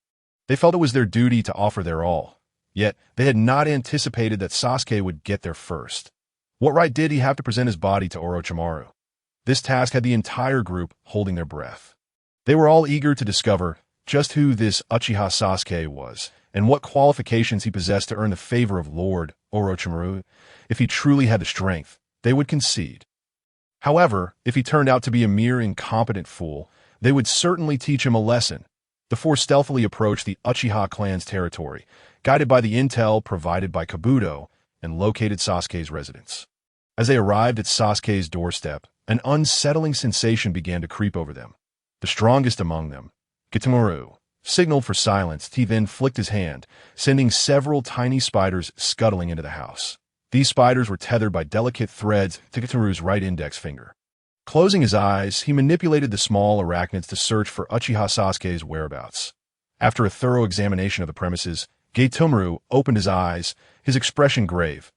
Uchiha Sasuke is not inside. Damn it. Where could that guy have gone? The other 3 were taken aback. If this mission failed, they would undoubtedly face severe punishment from Lord Orochimaru. Immediately, they rushed into Sasuke's home to search for clues. Yet, as Gitamaru had deduced, the place was deserted, with no sign of Uchiha Sasuke to be found. Is there any lead? Where could he have possibly gone? Muto inquired at that moment. The towering Jivu picked up a notebook from the table and handed it to Gaitomaru. Upon receiving the notebook, Gaitomaru examined it closely and discovered it contained information about Araki Nobuhiko. This individual was somewhat familiar to the four from the Sound Ninja, having made quite an impression during the Konoha collapse plan. Subsequently, they had heard about his defection from Konoha. Given such actions, it was likely he could no longer remain there. What could Uchiha Sasuke want with intel on this person? They simply could not fathom where Uchiha Sasuke had gone. Ultimately, the four had no choice but to abandon the mission and prepare to report back to the Sound Village. They would never have guessed that Uchiha Sasuke intended to seek training under Araki Nobuhiko. Naturally, Orochimaru would not disclose the fact that he was defeated in one move by Nobuhiko, leaving them entirely unaware of his true strength. Meanwhile, Sasuke had already arrived in the land of Tofu, poised to locate Araki Nobuhiko's residence. Ever since he resolved to defect, he had remained at home under the pretense of recovering from an illness, sternly warning Haruno Sakura not to visit him. Though Sakura was reluctant, her fear of Sasuke's wrath kept her from daring to see him. Subsequently, he quietly left Konoha and made his way towards the land of Tofu. By the time Konoha realized his defection, he had already vanished from the borders of the Fire Country. Thus, by mere happenstance, Sasuke evaded capture by Orochimaru's subordinates and arrived in the land of Tofu. And what was Nobuhiko doing at this moment? He was engaged in a game of poker with his clones. These two clones were utterly shameless, exploiting their numerical advantage to mercilessly annoy him. Regardless of whether he took the role of the landlord or not, they would team up to thwart him. That on several occasions, he found himself bombarded by his teammates, unable to escape. Frustrated, Nobuhiko tossed his cards onto the table, cursing, "I'm done. You two pathetic losers aren't worthy of playing with me." Oomph! Just then a knock echoed at the door. Nobuhiko used his mental power to unlock the door and called out, "Come in." Creaking open, the door revealed Uchiha Sasuke, glaring with his crimson, double-tomo Sharingan, his gaze greedily fixed on Nobuhiko. From the moment Sasuke crossed into the borders of the land of Tofu, Nobuhiko had sensed his presence, but he had been curious about the reason behind Sasuke's arrival, never expecting it to be a quest to find him. Without wasting words, Sasuke entered the room and blurted, "Hurry up and give me power." Nobuhiko furrowed his brow, extending his hand to retrieve a can of Red Bull from Spatial Rift and tossed it to Uchiha Sasuke. "Here's your power. Take it and scram." Uchiha Sasuke caught the can, bewildered at that moment. He regained his composure, realizing he had been too hasty. Taking a deep breath, he opened the can and downed it in one go. He then discarded the empty can on the floor and reached into his pocket to pull out several stacks of cash. This was part of the Uchiha clan's inheritance that Sasuke had liquidated, totaling 500 million ryo. His gathered intelligence indicated that Araki Nobuhiko was quite greedy. Thus, he had prepared this sum as tuition for his apprenticeship. Initially, Nobuhiko had been lounging at the table, not regarding Uchiha Sasuke with any seriousness. However, upon glancing at the cash in Sasuke's hands, his eyes widened in astonishment. Before Sasuke could utter a word, he sprang to his feet and approached Sasuke. "Dada! You must be Uchiha Sasuke. I've heard tales of your striking good looks and extraordinary demeanor. Seeing you in person, you truly are remarkable." Sasuke was slightly taken aback. How could this individual lack any semblance of a strong persona? It was merely 500 million ryo. Why did he seem as if he had seen his long-lost father? Interrupting Nobuhiko's flattery, Sasuke waved the stack of cash and stated, "I heard from Hyuganiji that he trained with you for a month and experienced a tremendous boost in strength. Here is 500 million ryo. If you can grant me enough power for revenge, it is all yours." Nobuhiko burst into laughter. "A trivial matter. As long as you hand over that money, I assure you, you could even kick the Sage of Six Paths to the curb. However, you must pay me first. Otherwise, once you learn and escape, how am I to collect my dues?" After some contemplation, Sasuke divided the 500 million ryo into two portions, handing 300 million to Nobuhiko while pocketing the remaining 200 million. "This 300 million is a deposit. The remaining 200 million will be paid upon completion of my training." Nobuhiko carefully accepted the cash and smiled at Sasuke. "So, little brother Sasuke, what do you wish to learn?" Sasuke replied, expressionless, "Teach me all the ninjutsu you know." This left Nobuhiko in a predicament. All of his ninjutsu had been unleashed through his formidable mental power, lacking any intricate hand-sealing techniques or chakra flow research. The training methods he had passed on to Tintin and Niji were straightforward and brute force approaches to enhance their foundational abilities. He truly had no idea how to instruct someone like Uchiha Sasuke, who merely wanted to learn ninjutsu. Just as he felt stumped, a sudden flash of inspiration struck him. In the original story, the Sage of Six Paths directly infused the power of all things into Naruto and Sasuke, causing their strength to surge to the level of six paths, transforming them into formidable beings that he could replicate this, directly infusing the power of all things into Sasuke, thus resolving Sasuke's struggles with upgrading his Sharingan in a single stroke, fully embracing the ideology that strength is paramount in the ninja world. He was deeply committed. I digress. Without further ado, he instructed Sasuke, "Extend your hand, palm facing me." Sasuke, perplexed but eager for strength, complied without hesitation. Standing upright, Sasuke extended his right hand towards Nobuhiko. Nobuhiko mirrored this action, pressing his left hand firmly against Sasuke's. In that moment, their slender, alabaster hands pressed closely together, the air thick with an ambiguous tension. This proximity made even Nobuhiko feel a touch uneasy, prompting memories of martial arts novels to surface, scenes where the male and female leads exchanged power. In the past, he had felt nothing, but now it seemed reminiscent of a male lead imparting energy to a female lead. Among them, Zhang Wuji was a prime example. Whenever he transmitted power to a female character, he would invariably remove her clothing, while for male characters, he would drape them in layers of thick padding. What a petty person! Ugh! Shaking off such thoughts, he focused intently on condensing the power of all things. Suddenly, the previously expressionless and bewildered Uchiha Sasuke felt a surge of potent chakra pouring into his body. He involuntarily shuddered, followed by a stinging sensation in his eyes. Initially, this feeling was mild and sporadic, but soon it intensified. Concurrently, his body began to heat up, with pain radiating from his eyes and spreading throughout his entire being. Damn it! What have you done to me? Sasuke, in anguish, shut his eyes tightly, rolling on the ground as he questioned his predicament. Shinhiko remained silent, merely observing coldly from the sidelines. As time passed, the overwhelming pain enveloping Sasuke's body gradually began to wane. Eventually, the sensation of agony dissipated entirely.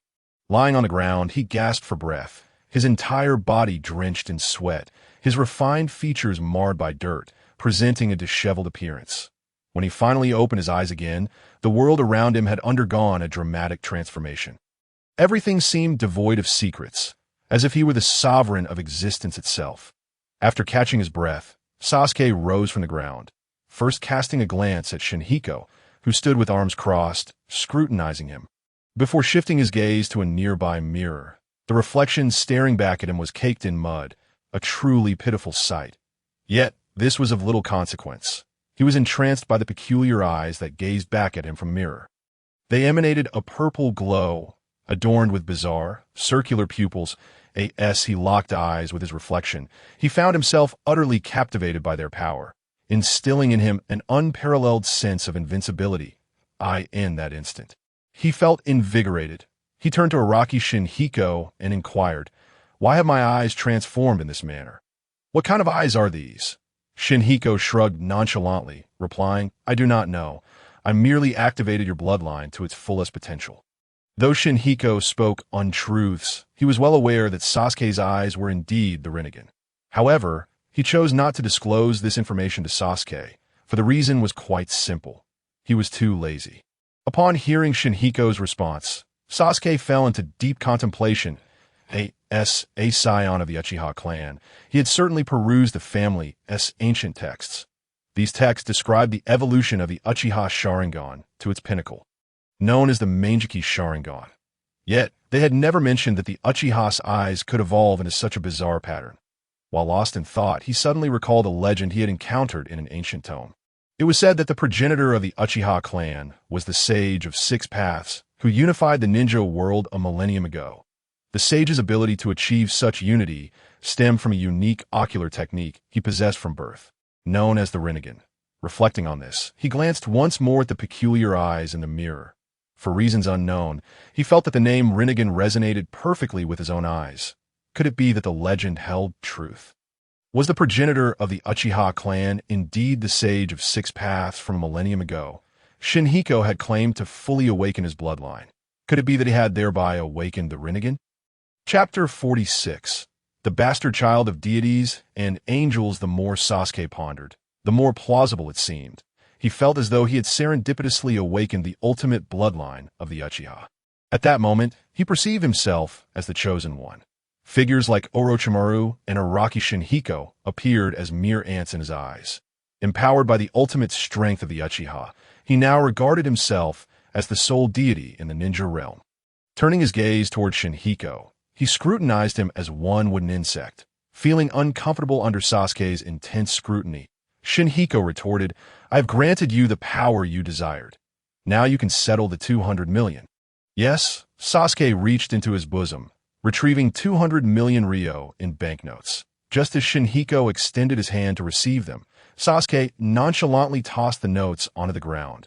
With an expression devoid of emotion, he stared at Shinhiko and stated flatly, "While I was gathering information about you in the city, I heard that you captured a member of the Akatsuki. Where is that person? Hand him over quickly."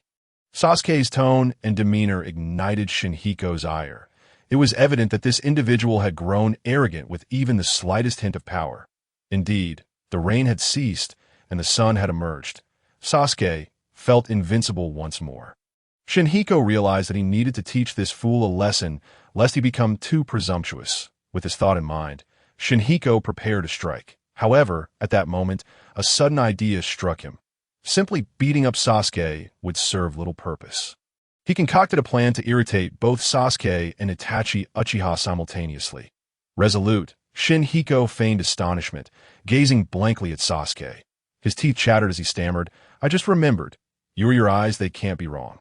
They are indeed the Rinnegan of the legendary sage of six paths. Why? How do you possess the eyes of the sage?"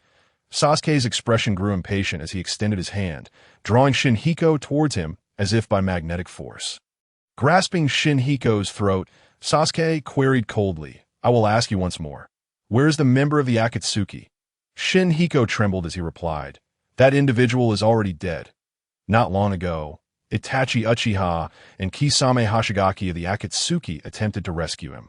During the battle, I accidentally killed the hostage." Upon hearing the name Itachi Uchiha, Sasuke was consumed by a frenzied rage, an overwhelming aura of fury radiating from him. The violent chakra he emanated caused the beams of Shinhiko's home to splinter and the walls to tremble. His gaze was fierce, brimming with murderous intent as he demanded, "That man, Itachi Uchiha. Where is he? Speak quickly. If you continue to waste words, I shall sever your throat." At this moment, Shinhiko reveled in his triumph. This fool had indeed fallen into his trap. His intellect was inversely proportional to his strength. The stronger he became, the dimmer his wits. Adopting a pitiful and helpless demeanor, Shinhiko said to Sasuke, "I do not know where they have gone. However, I have gathered some intelligence about the Akatsuki, which indicates that their headquarters is located in the Land of Rain. Currently, the leader of Amage Cure, Pain, is also the leader of the Akatsuki. If you venture to the Land of Rain, you will surely learn of Itachi Uchiha's whereabouts from him." Upon hearing this, Sasuke flung Shinhiko aside as if he were a ragged sack, sending him crashing into a corner of the room. In an instant, he soared into the air, breaking through the roof as he sped towards the Land of Rain. "Itachi Uchiha, wait for me. I shall soon offer your blood as a tribute to the Uchiha clan." After Sasuke departed, Shinhiko rose to his feet, brushing off the dust from his clothes. This fool truly was insufferable. He looked forward to how he would deal with him later. He then glanced up at the hole in the roof. Damn, can't this idiot use the front door? However, he had no desire to repair the hole at that moment. With a wave of his hand, he conjured a golden screen in midair. To the center of the screen was the rapidly flying figure of Sasuke Uchiha. Shinhiko procured a small stool, preparing fruits, drinks, and sausages, ready to enjoy Sasuke's moment of ostentation. The Land of Earth was not far from the Land of Rain, and with Sasuke's full-speed journey, he arrived at the borders of the Land of Rain in under 30 minutes. Within a dim, enclosed space in Amage Cure, Nagato, who was half asleep, suddenly opened his eyes. Conan, beside him, inquired anxiously, "What has happened, Nagato?" "Someone has invaded the land of rain, and they possess formidable strength." Nagato did not waste words, directly stating the situation. Conan's expression grew grave, for Nagato to claim that the intruder was powerful indicated that the situation was indeed serious. "Have you confirmed the identity of the intruder's country?" she asked.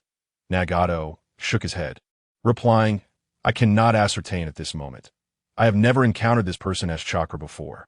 However, there is something familiar about him, a familiarity that is perplexing." Conan said cautiously, "In that case, I will investigate."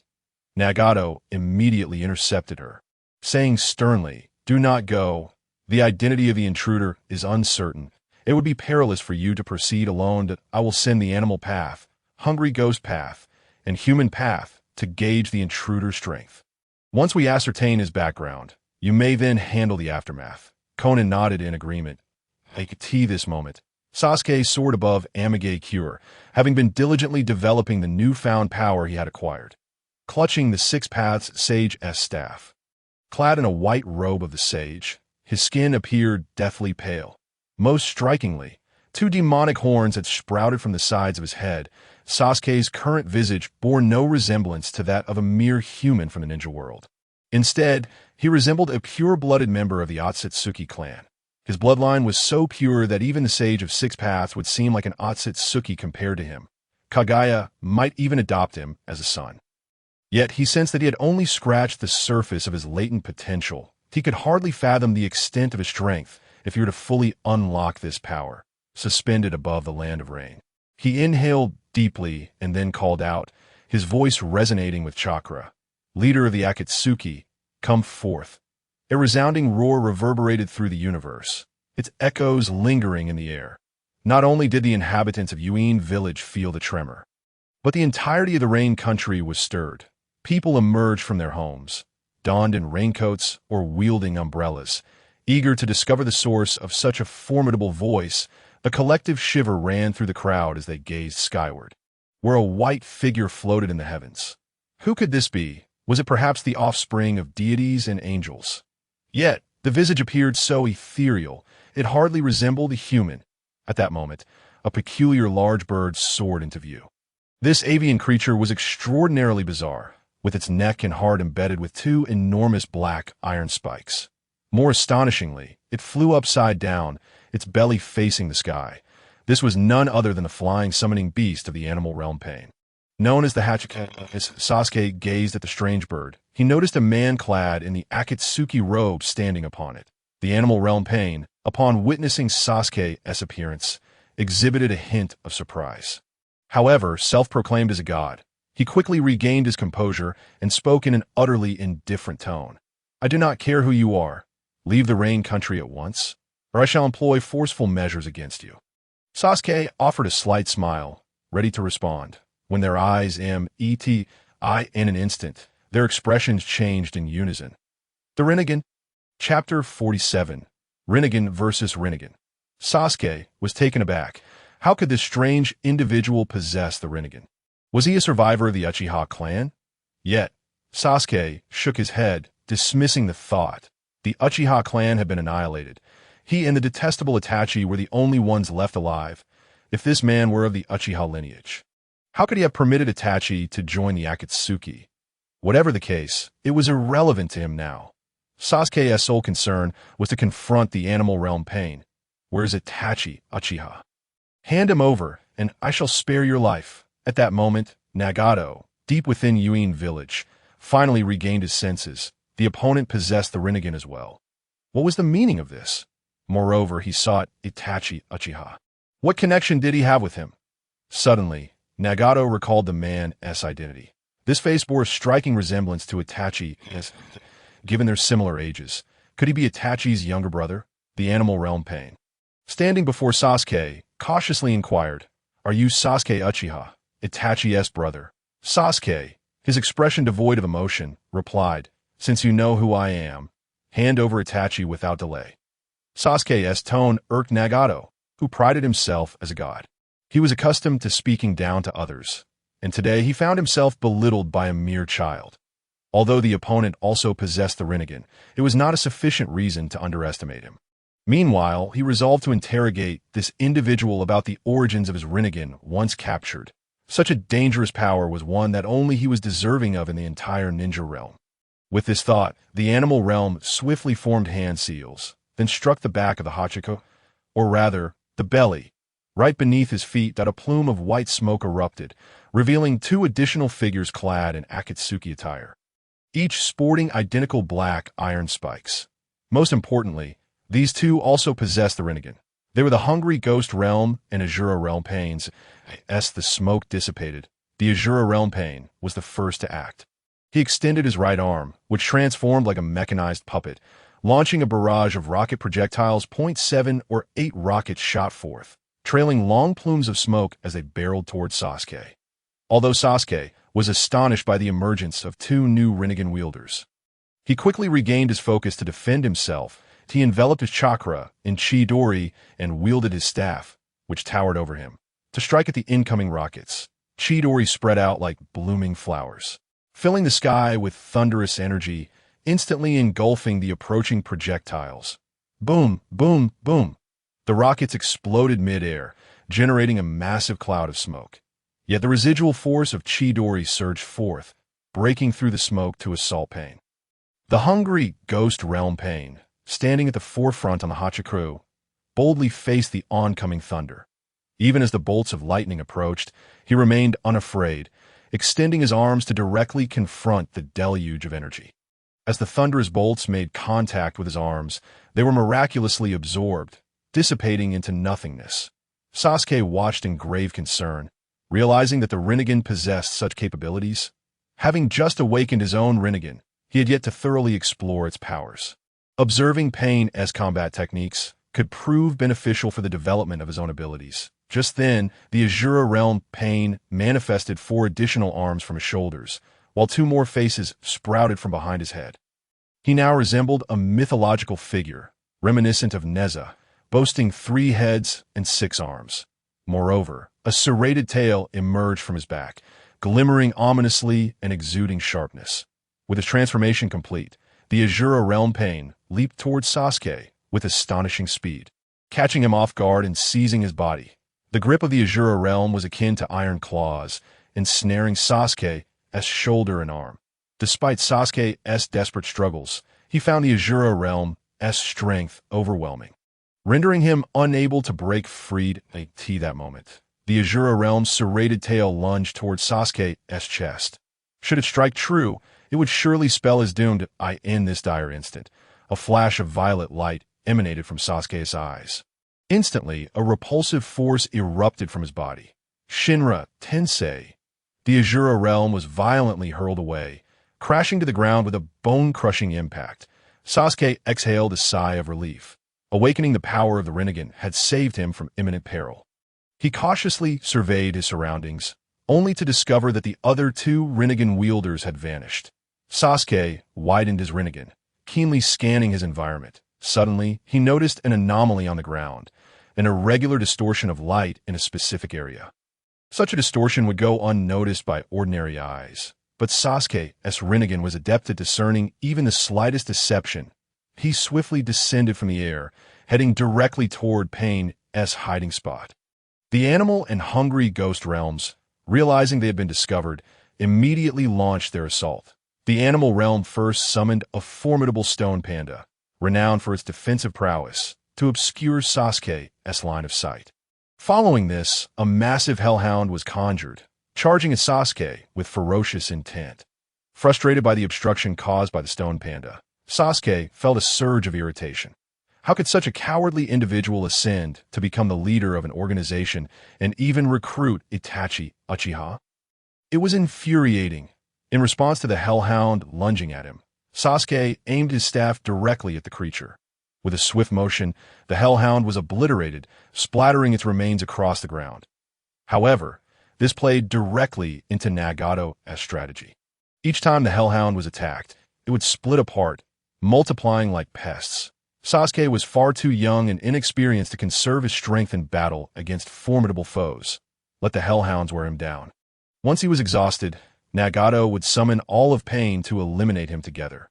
Just then, Nagato sensed something was amiss. The scattered remains of the hellhounds showed no sign of regeneration, as if they had truly perished. Attempting to exert control, he found himself completely severed from the hellhound. It felt akin to the sensation when a summoning beast met its true demise. But how could this be? These hellhounds were creations of the Rinnegan. Endowed with the property of immortality, that moment, a realization struck Nagato. This Uchiha Sasuke also possessed the Rinnegan. Through the perspectives of the animal and hungry ghost realms, he scrutinized the staff in Sasuke's grasp. Could it be a weapon crafted using the Rinnegan? The creation of the Rinnegan countered the creations of the Rinnegan. This revelation made sense. With the impending battle ahead, Nagato became increasingly cautious. He was uncertain whether the Hell Realm would be able to resurrect the Azure Realm after being struck by that staff. If it could not, the situation would become dire indeed. Chapter 48. The Black Zetsu sets its sights on Sasuke after a moment of contemplation. The animal path summoned a colossal bull, which charged forth from the shadows of a blind spot. Observing the bull barreling towards him, Sasuke felt a twinge of annoyance. This creature was akin to a rat in a sewer, incessantly calling forth summoning beasts to repulse him. He had come in search of Itachi Uchiha, not to engage in a game of hide-and-seek with this entity. Realizing that his opponent was merely stalling for time, Sasuke resolved to unleash his most formidable technique to compel the adversary to reveal himself. With this thought, Sasuke's body gradually ascended into the air. The swiftly approaching bull lunged and missed, staring vacantly upward. Under the watchful gaze of the animal path Pain, Sasuke soared to the very heart of the hidden rain village. There, he quelled his aura, and his chakra, once as tumultuous as the ocean, suddenly stilled like a stagnant pond. Nagato, observing Sasuke through the perspective of the animal path, was instantly struck with alarm. The flow of Sasuke's chakra was laid bare before his Rinnegan. Based on his understanding of the Rinnegan, he could not be mistaken. The opponent was preparing to execute the devastating Shinra Tensei to obliterate the hidden rain village. If the adversary intended merely to wreak havoc, Nagato might have tolerated it. However, given the magnitude of the chakra and the intensity of their previous encounter, it was clear that Sasuke possessed both the capability and the audacity to annihilate the village. The hidden rain village was the home of Yahiko, Konan, and their hopes. It could not be left to the whims of Uchiha Sasuke. He had to intervene that moment. The animal path leaped from a dark corner and pressed his hand to the ground, summoning the Deva Path Pain. Upon its arrival, the animal path collapsed to the ground. Nagato relinquished control of the other pains, concentrating all his power on the Deva Path. The Deva Path ascended and flew directly towards Uchiha Sasuke. Sasuke, poised in the sky, was prepared to unleash his might. If the adversary did not reveal himself soon, he would not hesitate to act with ruthlessness. Just then, he noticed a figure clad in the Akatsuki uniform, with orange hair and a face adorned with metal spikes. None other than the Deva Path Pain. As their eyes met, Sasuke sensed an eerie stillness about the man, as if he were a corpse. It dawned on him that the individuals he had previously encountered, all possessing Rinnegan, exuded no vitality whatsoever. These beings appeared to be mere puppets, with their true forms likely concealed somewhere within the hidden rain village. The Deva Path was about to speak when Sasuke interjected, "Take me to your true form." Nagato, realizing he had been seen through, ceased his pretense and directly commanded the Deva Path, "I acknowledge your strength. You are worthy of conversing with my true form." Upon finishing, the Deva Path turned and soared in a specific direction, with Sasuke following closely behind. From a distance, atop a large tree, Uchiha Bito, adorned with a single-eyed vortex mask, gazed in astonishment towards Sasuke. Initially, he had merely come to the hidden rain village out of boredom, but what had he discovered? In addition to the Rinnegan of Uchiha Madara, another pair of Rinnegan had emerged. Furthermore, the individual possessing the Rinnegan was, if he was not mistaken, Uchiha Itachi's younger brother, Uchiha Sasuke. He found it hard to believe that the Uchiha Sasuke, who could casually slay 100 opponents 5 years ago, had awakened the Rinnegan. At this moment, Kurozetsu also emerged from the nearby tree, equally astonished by Uchiha Sasuke's presence. His insight surpassed that of Uchiha Obito by several levels. He immediately discerned the uniqueness emanating from Sasuke. The awakening of the Rinnegan was merely a fade. What truly sent chills down his spine was the power of the samsara that resided within Uchiha Sasuke. Only those who genuinely possessed the power of the samsara could wield the Rinnegan at will. Presently, Sasuke was still youthful and had likely only recently awakened the Rinnegan, thus lacking proficiency in its use. However, once he mastered the Rinnegan, his power would rival that of the two rebellious sons of Otsutsuki, Kagaya and her son, Ishiki. The horns sprouting from his head further testified that his bloodline had been entirely awakened by the power of the samsara. Uchiha Sasuke was undoubtedly a more perfect vessel for Uchiha Madara. With Sasuke's physique, if he became the Jinchuriki of the Ten Tails, even without utilizing the infinite Tsukuyomi to reclaim all chakra from the ninja world, he could serve as the ideal vessel for his mother's resurrection. With this thought, he was filled with exhilaration. Uchiha Sasuke was truly a miracle bestowed upon him by the heavens. Kurozetsu subtly cast a glance at Uchiha Obito beside him, pondering how Obito would confront the unfolding situation. As Sasuke approached the central tower, Konan inquired of Nagato, "Why meet the opponent with your true form? Their strength should not be underestimated if they were to strike without warning, given your current condition."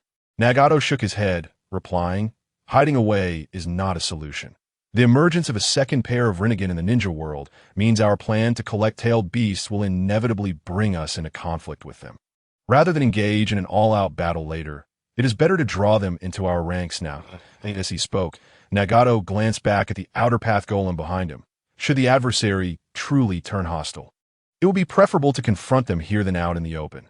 Upon hearing Nagato's words, Konan ceased her protests. Before long, the Deva path led Uchiha Sasuke to the central tower. Upon entering, the Deva path guided Sasuke down a staircase, and ultimately, in the underground chamber at the bottom, Sasuke encountered the emaciated figure of Nagato. Upon their initial meeting, both assessed each other. Sasuke was taken aback by the frail appearance of this Rinnegan wielder. Simultaneously, he noted the massive golem behind Nagato, which emanated a sense of danger. Nagato and Konan also observed Sasuke, their first reaction being that he bore a striking resemblance to Itachi. It was evident that Sasuke had come to the Hidden Rain village in search of his brother, Uchiha Itachi. Although Nagato had not closely followed the circumstances surrounding the Uchiha massacre, he was aware of the general situation. Sasuke's fierce demeanor suggested he sought vengeance against Uchiha Itachi. He pondered whether he should offer up Uchiha Itachi in exchange for Sasuke's allegiance. Such a powerful figure, and so young. If he were to unify the ninja world, it would not be a poor choice to have Sasuke succeed him when the time came. After a moment of mutual appraisal, Sasuke directly inquired, "Where's Uchiha Itachi?" Nagato did not rush to respond, instead lowering his gaze in contemplation. After a prolonged pause, under the watchful eyes of Konan and Sasuke, Nagato finally spoke, "I do not know his current location, but I can summon him back using ninjutsu." Upon hearing Nagato's response, a predatory smile crept onto Sasuke's lips. Chapter 49. Where there are people, there are grievances. As Sasuke envisioned slaying Uchiha Itachi and resurrecting the Uchiha clan with his formidable power, Nagato slowly uttered, "I can assist you in summoning Uchiha Itachi, but you must agree to one condition." Sasuke furrowed his brow, coldly retorting, "What condition?" Nagato replied, "I want you to join the Akatsuki and become the organization's next successor." At this declaration, Konan's expression shifted dramatically. "Nagato, what are you saying? How can we allow this unknown individual to become the leader of the Akatsuki?" Sasuke was equally astonished. This individual actually sought to relinquish the leadership of the organization. What was his true intention? However, Sasuke had no desire to join such a perplexing organization, and he promptly rejected, "I have no interest in joining your group. I only wish to find Uchiha Itachi and kill him." Nagato, undeterred by Sasuke's refusal, insisted, "If you do not join the Akatsuki, I will not hand over Itachi to you." The atmosphere in the underground chamber grew tense once more. An almost palpable aura of hostility permeated the air. As Konan discreetly redirected the explosive tags hidden in the river outside the Hidden Rain village towards this location, Should negotiations collapse, she would swiftly retreat with Nagato and detonate the tags. Sasuke clenched his fists, his gaze menacing as he regarded Nagato, then shifted his focus to the ominous outer path golem behind him, which exuded a chilling presence. After much deliberation, he chose to compromise. The priority was to eliminate Uchiha Itachi, not to engage in a deadly confrontation with this peculiar individual. Sasuke declared, "I will join your organization, but first you must hand over Itachi to me." Nagato consented and proceeded to recount the circumstances surrounding the Akatsuki organization to Sasuke. He began with the origins of Yahiko, Konin, and Nagato himself, followed by the organization's overarching objective. Initially, Sasuke was indifferent to the existence of this group, merely contemplating a casual excuse to abandon it after eliminating Itachi. However, upon hearing about Akatsuki's past and their ultimate goal of achieving peace in the shinobi world, Sasuke felt a slight stirring of interest. This inclination was, in fact, a common affliction among all shinobi. Each individual bore the weight of the world upon their shoulders, believing that failing to realize peace within the ninja realm would render their lives meaningless. Yet, they never paused to consider that they themselves were often the catalysts of turmoil. Take, for instance, the battle between Sasuke and Nagato just moments prior. How many innocent citizens of Amigakure were caught in the crossfire? To both Sasuke and Nagato, these lives were but collateral damage, a necessary sacrifice for the attainment of their aspirations. They had never truly contemplated the fate of these common folk, for their own ambitions overshadowed any concern for others. The so-called peace they sought was not for the masses, nor for the ordinary citizens of the shinobi world. It was merely a self-indulgent fantasy. Observing this from his vantage point, Shinhiko scoffed at these ninjas, a cadre trained from youth to kill and wreak havoc. How could they possibly usher in peace? Even if the world were to maintain a facade of tranquility under the tyranny of one individual, it would be but a fleeting illusion, as ninjas would inevitably revert to their violent ways. It was not merely these murderous ninjas. Even among ordinary people, conflicts over interests would arise. With a history spanning 5 millennia, the Celestial Empire had endured countless upheavals, and one understood the complexities of human nature and the fragility of peace better than the people of the Celestial Empire. Wherever humanity exists, there too lies enmity. Where enmity exists, conflict is sure to follow. Conflict is an intrinsic part of human nature, deeply embedded in the very marrow of our beings, unless humanity were to be entirely eradicated.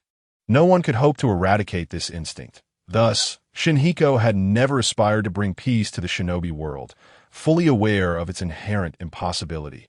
Even the tongue and teeth, over time, clash. How much more so with living beings? Therefore, he resolved to adopt a more carefree attitude, to indulge in life's pleasures without allowing burdens to weigh heavily upon his heart.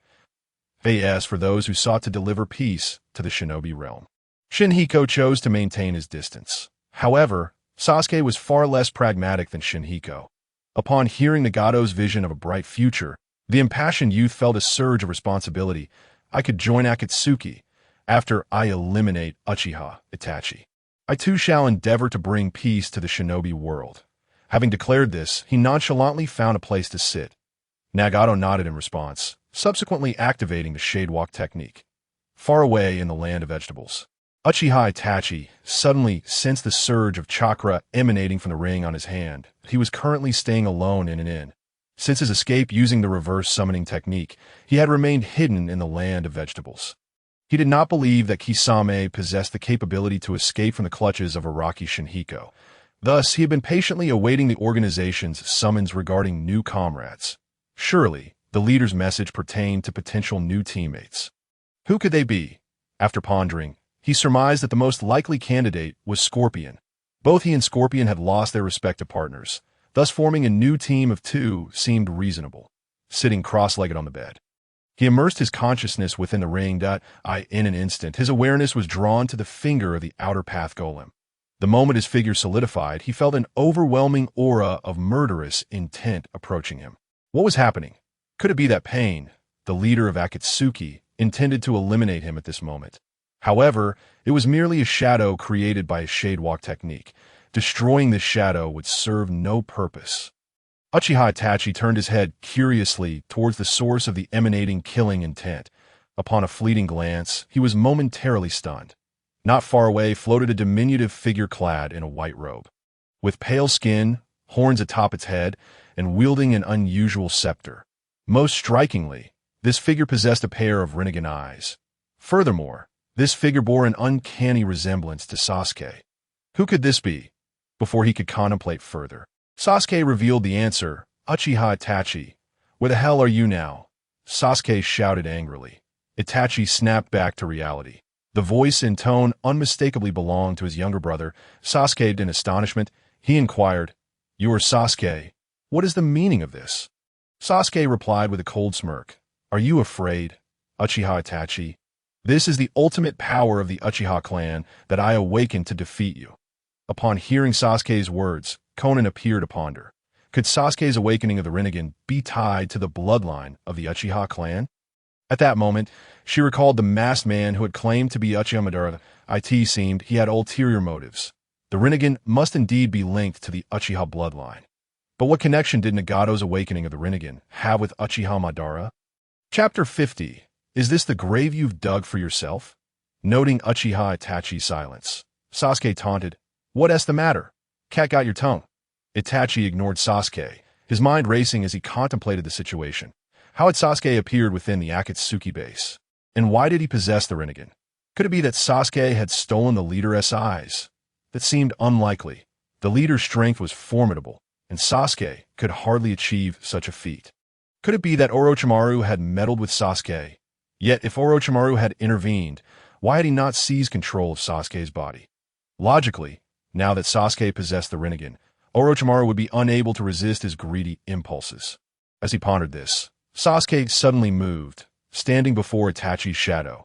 The swiftness of his movement caught Itachi off guard. Sasuke reached out and grasped the neck of Itachi's shadow, a surge of potent chakra permeating the shadow. This chakra flowed into the ring Itachi held, and then, in an unguarded moment, it infiltrated his body. Having completed this act, Sasuke bore a wicked smile. With this mark, he would be able to track Uchiha Itachi no matter where he fled. He then locked eyes with Itachi's shadow and mockingly declared, "Uchiha Itachi, wait for me. I shall find you soon." With that, he exerted force with his right hand, and Itachi's shadow dissipated like a soap bubble in the air. Far away in the land of vegetables, Uchiha Itachi slowly opened his eyes, a satisfied smile creeping across his lips. Though he was unaware of the changes that had befallen Sasuke, he could ascertain that it was indeed Sasuke's will at play and not some unwelcome usurpation. It appeared that Sasuke had acquired some fortuitous opportunity, granting him immense power. Sasuke had evidently traveled to the Land of Rain, intending to coerce the leader into contacting him. The leader was not one to easily concede, which spoke volumes about the strength Sasuke now wielded. Clearly, he had attained sufficient power to ensure his own survival within the shinobi world.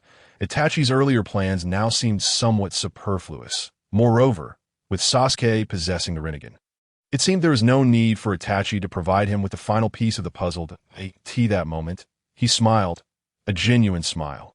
After waiting for so many years, he had finally arrived at this day. It was time for him to atone for the events of the past. Sasuke, thank you, in the Land of Rain.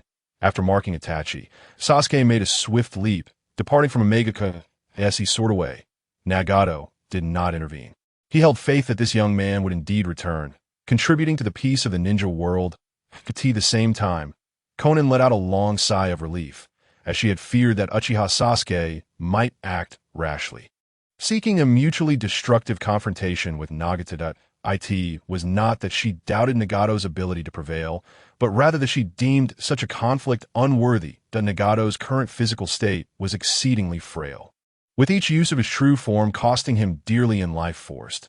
In such circumstances, even if he were to defeat Uchiha Sasuke, it would likely cost him half his life, a trade she found exceedingly unwise. Thus, the prospect of a peaceful resolution between the two parties seemed to her the most favorable outcome. As for Uchiha Itachi, a mere rogue ninja from Konoha, if he were to perish at the hands of that young brat, it would be a fitting fate. In Konan's eyes, every member of the Akatsuki was a villain of the highest order. Were it not for the necessity of gathering tailed beasts, she would not spare them a second glance. Watching Sasuke soar across the horizon, Obito stealthily slipped into the Kimui dimension. Pursuing him, he sought to test whether he could draw Sasuke into his camp using Itachi's intelligence. Such a formidable opponent posed too great a variable. If Sasuke were unwilling to join him, he would have to devise a means to eliminate him to prevent future complications. That Sasuke's speed was remarkable. Within half an hour, he had reached the skies above the land of vegetables. Following the mark he had left, he flew towards a wild forest in that land. The forest was dense, teeming with various poisonous insects and ferocious beasts. This was precisely why ninjas preferred to leap among the branches. While these creatures posed no real threat to ninjas, they were undeniably bothersome. Sasuke traced the chakra response to find a cylindrical structure, towering several dozen meters high with a diameter of approximately 20 meters. It stood windowless, resembling a stick thrust into the ground. The roof was hemispherical, and the method of its construction was a mystery. Upon entering the building, Sasuke navigated through a maze of twists and turns. Ultimately arriving at a spacious room, as he opened the door, he beheld Uchiha Itachi seated regally upon a throne. Itachi's eyes were as calm as a still pond, and with a detached tone. He said, "Sasuke, you have arrived." Sasuke, having tempered his previously volatile aura, approached Itachi with measured steps. "Is this the grave you have prepared for yourself? Such a pity to bury a sinner like you here." Itachi disregarded Sasuke's provocation and calmly inquired, "Sasuke, what is the nature of your Rinnegan? Was it transplanted?"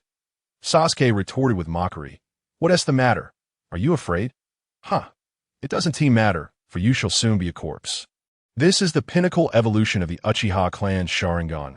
I awakened as my Uchiha bloodline evolved. Itachi's pupils constricted, and a look of surprise crossed his otherwise serene face that he seemed to recall something. Gazing at Sasuke in shock, the eldest son of the Uchiha clan, he had indeed perused the ancient texts, which recorded that the Uchiha were descendants of the Sage of Six Paths. However, he had dismissed this as mere folklore, a tale to embellish the family's legacy. Yet now, it seemed that these claims were not unfounded.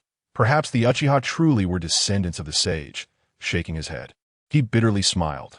The Uchiha clan had been annihilated 5 years prior. What did it matter if they were the descendants of the Sage?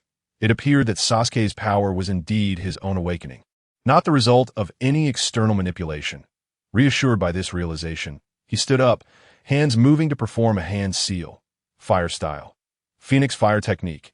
A barrage of fireballs, each the size of fist, erupted from Itachi's mouth, hurtling toward Sasuke from all directions. Although small, these fireballs packed a formidable punch. A direct hit would surely be lethal. Itachi aimed to gauge Sasuke's strength with this technique, unleashing it without holding back. Seeing the incoming barrage of Phoenix fire, Sasuke smirked disdainfully. Think Uchiha Itachi would resort to such trivial tactics. He had truly underestimated him. Unperturbed, Sasuke raised his right hand, directing it towards the oncoming flames. Just as the fireballs neared him, his hand resembled a black hole, absorbing the flames into his palm. Itachi's eyes widened in astonishment. Is this the power of the Rinnegan? It is indeed formidable, he marveled. Unmoved by Itachi's praise, Sasuke formed hand seals and unleashed the same technique. Fire style. Phoenix fire technique. Fireballs, identical to Itachi's, erupted from Sasuke's mouth. As the fireballs approached, Itachi rapidly formed seals and unleashed a massive fireball of several meters in diameter. Fire style. Great fireball technique. This was the first technique he had learned, not the highest in rank, yet immensely powerful. He intended to engulf Sasuke's flames with this technique. However, upon collision, the enormous fireball was torn apart by Sasuke's Phoenix fire, its remnants scattering into the air. The onslaught of Sasuke's flames continued unabated towards Itachi. Realizing his great fireball had not achieved the desired effect, Itachi swiftly evaded, moving with the grace of a butterfly flitting through flowers, deftly avoiding all of Sasuke's Phoenix fire. Seizing the opportunity, Sasuke blurred forward, wielding the six-path staff in a sweeping strike aimed directly at Itachi's chest. Itachi, retrieving a kunai from his pocket, prepared to block the attack. Yet upon impact, the kunai disintegrated into dust. Itachi, alarmed, swiftly dodged back to avoid the fatal blow. Sasuke, sensing the advantage, relentlessly assaulted Itachi with the six-path staff. As the battle progressed, Itachi found himself increasingly on the defensive. His stamina waning, while Sasuke appeared to grow stronger. No. To be precise, Sasuke's control over his own power was becoming more precise. Though he had been formidable before, he had fought like a child wielding a sharp blade, capable of inflicting harm, yet unable to fully express his strength. But with each clash against Itachi, Sasuke began to master his abilities. Meanwhile, Itachi, already weakened by illness, found the battle increasingly arduous. Yet, in his heart he felt a growing joy. Sasuke's strength far exceeded his expectations. With such power, Sasuke had gained the means to protect himself in the ninja world. Once, Itachi had harbored the greatest concern for his younger brother. Now, Sasuke's prowess had far surpassed his own, allowing him to feel unburdened. However, he still had one final task to accomplish: to unveil to Sasuke the ultimate power that the Uchiha clan was feared for in the ninja world. With a thought, a red skeletal figure materialized around him. Seeing this, Sasuke swiftly retreated. The Susanoo continued to coalesce, ultimately manifesting as a colossal red half-giant towering 30 meters high before Sasuke. Sasuke, this is the power I obtained after slaughtering my clan. The legendary Uchiha Madara once used it to pacify the ninja world. Its name is Susanoo. Sasuke was momentarily taken aback by the size and chakra quality of Itachi's Susanoo. Yet he quickly regained his composure, gazing at Itachi's Susanoo with a sense of wonder. Is this the power you traded with the blood of your kin? What a tragic hue! What a foolish notion! If that is the case, allow me to show you my power. As Sasuke's words fell, a purple Susanoo materialized around him. The towering purple giant surged skyward, instantly puncturing the cylindrical structure beneath it. Sasuke and Itachi, guiding the Susanoo, leaped forth from the building, landing in an open space outside. That moment, Itachi finally beheld the full splendor of Sasuke's Susanoo, standing several hundred meters tall, unlike his own half-formed Susanoo. Sasuke's was a true manifestation of the complete form. Moreover, a pair of colossal wings sprouted from Sasuke's Susanoo, their span capable of eclipsing the entire sky. Sasuke floated within the forehead of the Susanoo, his gaze indifferent as he regarded his brother, Uchiha Itachi, below.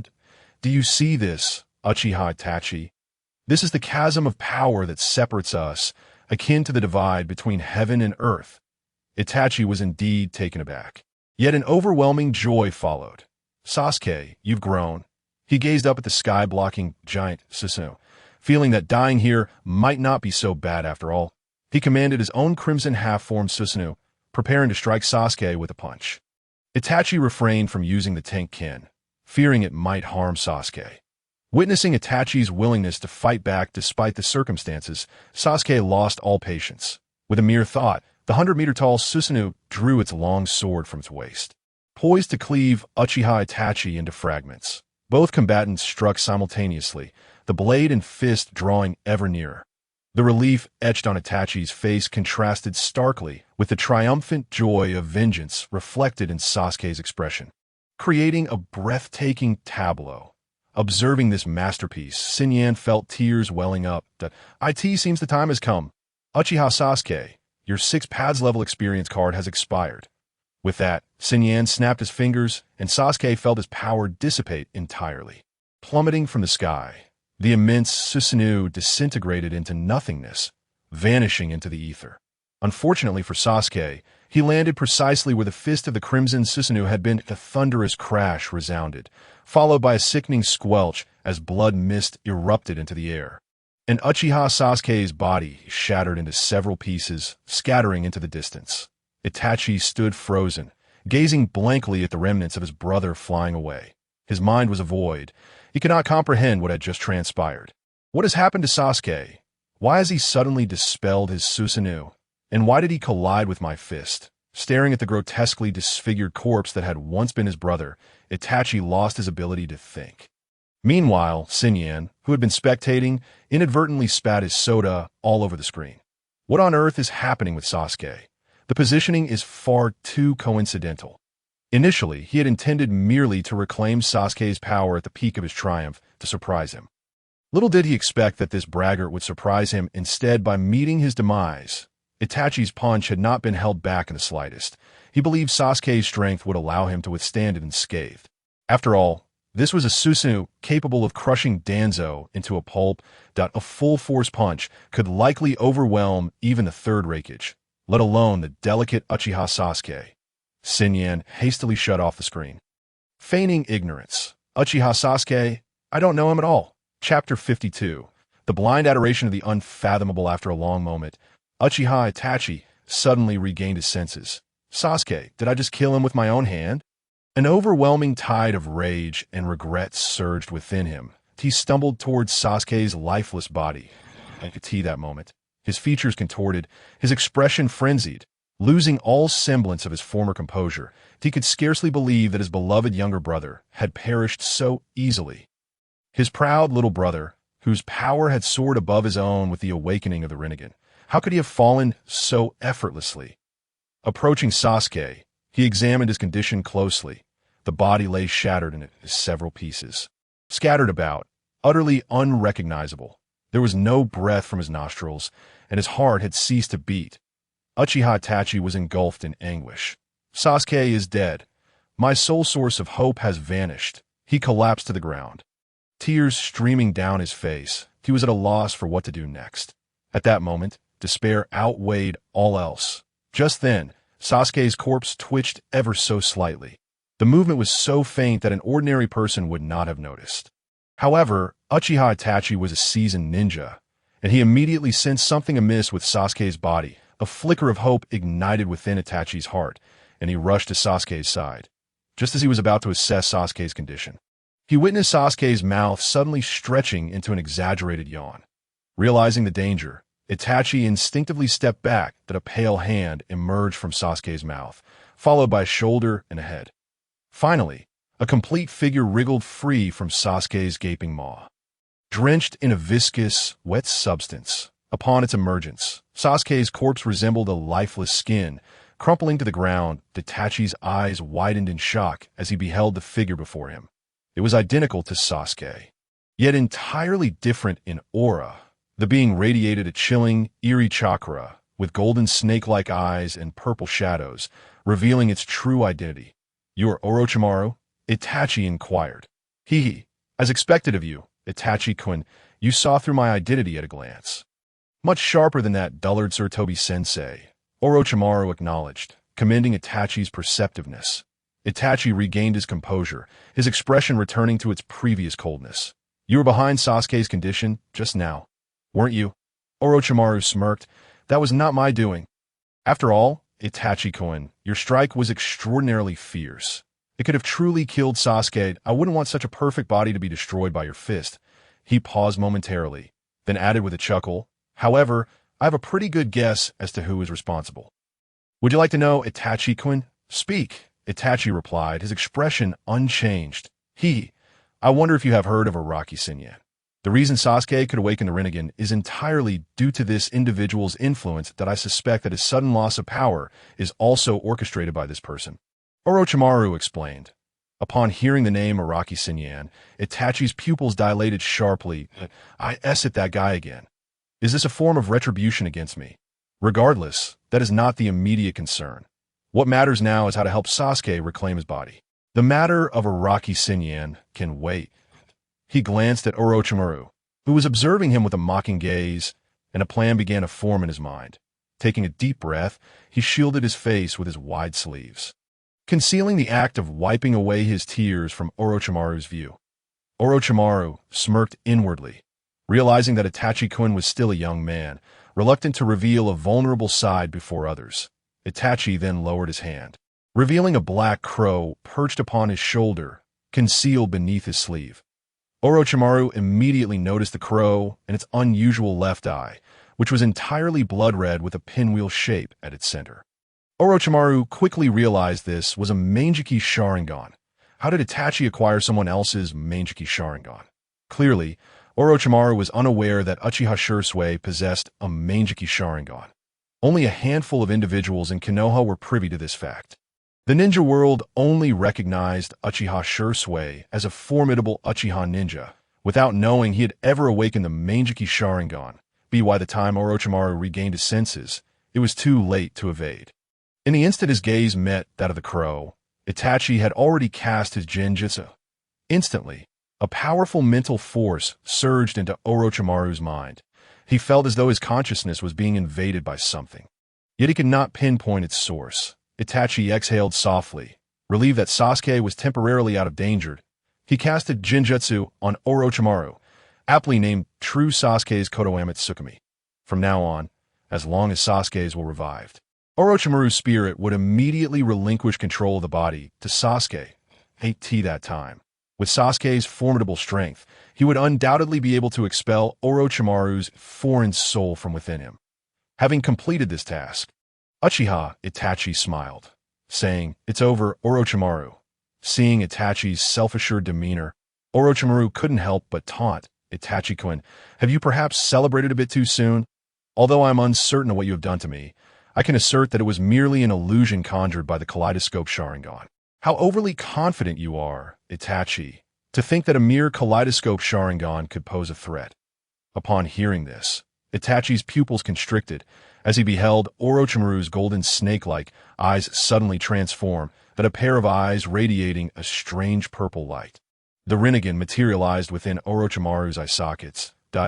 In an instant, Uchiha Itachi realized that the Kodoame Tsukumi technique had been dispelled by Orochimaru. So, this illusion is known as Kodoame Tsukumi. It is truly a terrifying jutsu that can alter a person's thoughts without a trace. Yet, it is regrettable that this technique, no matter how formidable, is merely a manifestation of the kaleidoscope Sharingan. Before my Rinnegan, it is but a child's play. Orochimaru cackled arrogantly. Uchiha Itachi gritted his teeth, knowing that he was powerless to deal with Orochimaru at this moment. Furthermore, Orochimaru sensed that Sasuke's body was exceedingly weakened. Nobuhiko had already retracted the power of the universal force.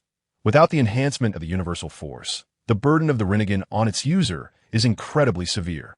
No wonder Nagato, the leader of the Akatsuki, appears so frail that if Sasuke does not swiftly enhance his physical condition, he might not endure much longer. Chapter 53. This is bad.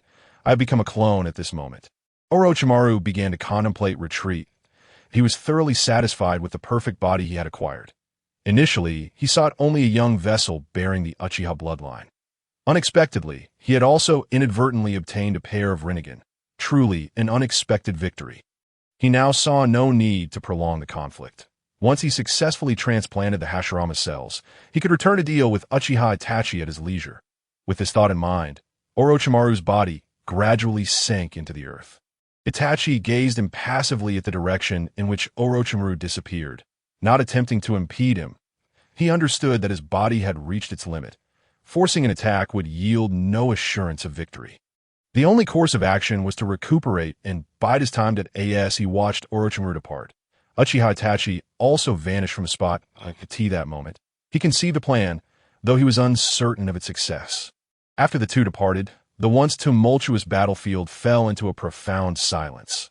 Suddenly, a spatial vortex appeared from which Uchiha Obito emerged. Obito gazed contemplatively in the direction Orochimaru had departed. Just then, a carnivorous plant emerged from the ground, revealing Black Zetsu. The pitch-black figure of Black Zetsu spoke. "Madara, how much truth do you believe there is in Orochimaru's words?" Black Zetsu referenced the matter concerning Nobuhiko, questioning how Uchiha Sasuke could awaken the Rinnegan. Such a notion seemed utterly absurd. Given Black Zetsu's millennia of experience lurking in the shinobi world, only Kagaya Otsutsuki, his mother, and the sage of six paths, Hagoromo Otsutsuki, had the power to achieve such a feat. Even the similarly powerful Otsutsuki Kinshiki could not accomplish this. Could it be that Nobuhiko is a being of the same caliber as his mother and Hagoromo? Black Zetsu shook his head, dismissing the thought. A mere native of the shinobi world could not possibly compare to one born outside of it. As he pondered, Obito interjected, "Regardless of whether his words bear truth, we must keep a close watch on this Nobuhiko. An outsider capable of wielding the void technique must have some secret." Black Zetsu replied, "Do not concern yourself with Nobuhiko. For now, Focus on Nagato. Ensure that he does not uncover the secret of the Rinnegan. Obito's expression darkened at Black Zetsu's tone, which carried an air of command. He was well aware that he was the true puppeteer behind the scenes of the shinobi world, not the long-deceased Uchiha Madara. Ignoring Black Zetsu, Obito activated his Kimyui and departed. Observing Obito's demeanor, Black Zetsu felt a twinge of discontent. Why had Madara chosen such a fool? Years had passed, yet Obito showed no inclination to resurrect Madara. It appeared that Obito had resolved to pursue his own path. Sidelining Madara. Frankly, Black Zetsu held little faith in Obito's capabilities that it seemed unlikely that he could realize the ambition of reviving Uchiha Madara. Turning away, he sought ways to counter Nobuhiko, although he lacked the strength of Hagoromo or Kinshiki. His millennia of wisdom was not to be underestimated. He had already devised a plan to eradicate Nobuhiko from the shinobi world. Now, he needed to assess the feasibility of this plan.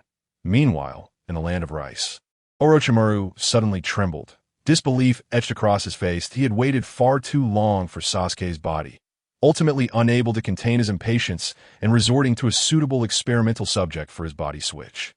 Just as he completed the switch, the soul of the Heaven Curse mark, which had remained within Sasuke, unexpectedly revived. Originally, his plan entailed that he would use his own body to seize control over Sasuke through the impure world reincarnation technique. However, he never anticipated that this soul would autonomously revive as Sasuke lay on the brink of death. Yet, that was not the most infuriating aspect.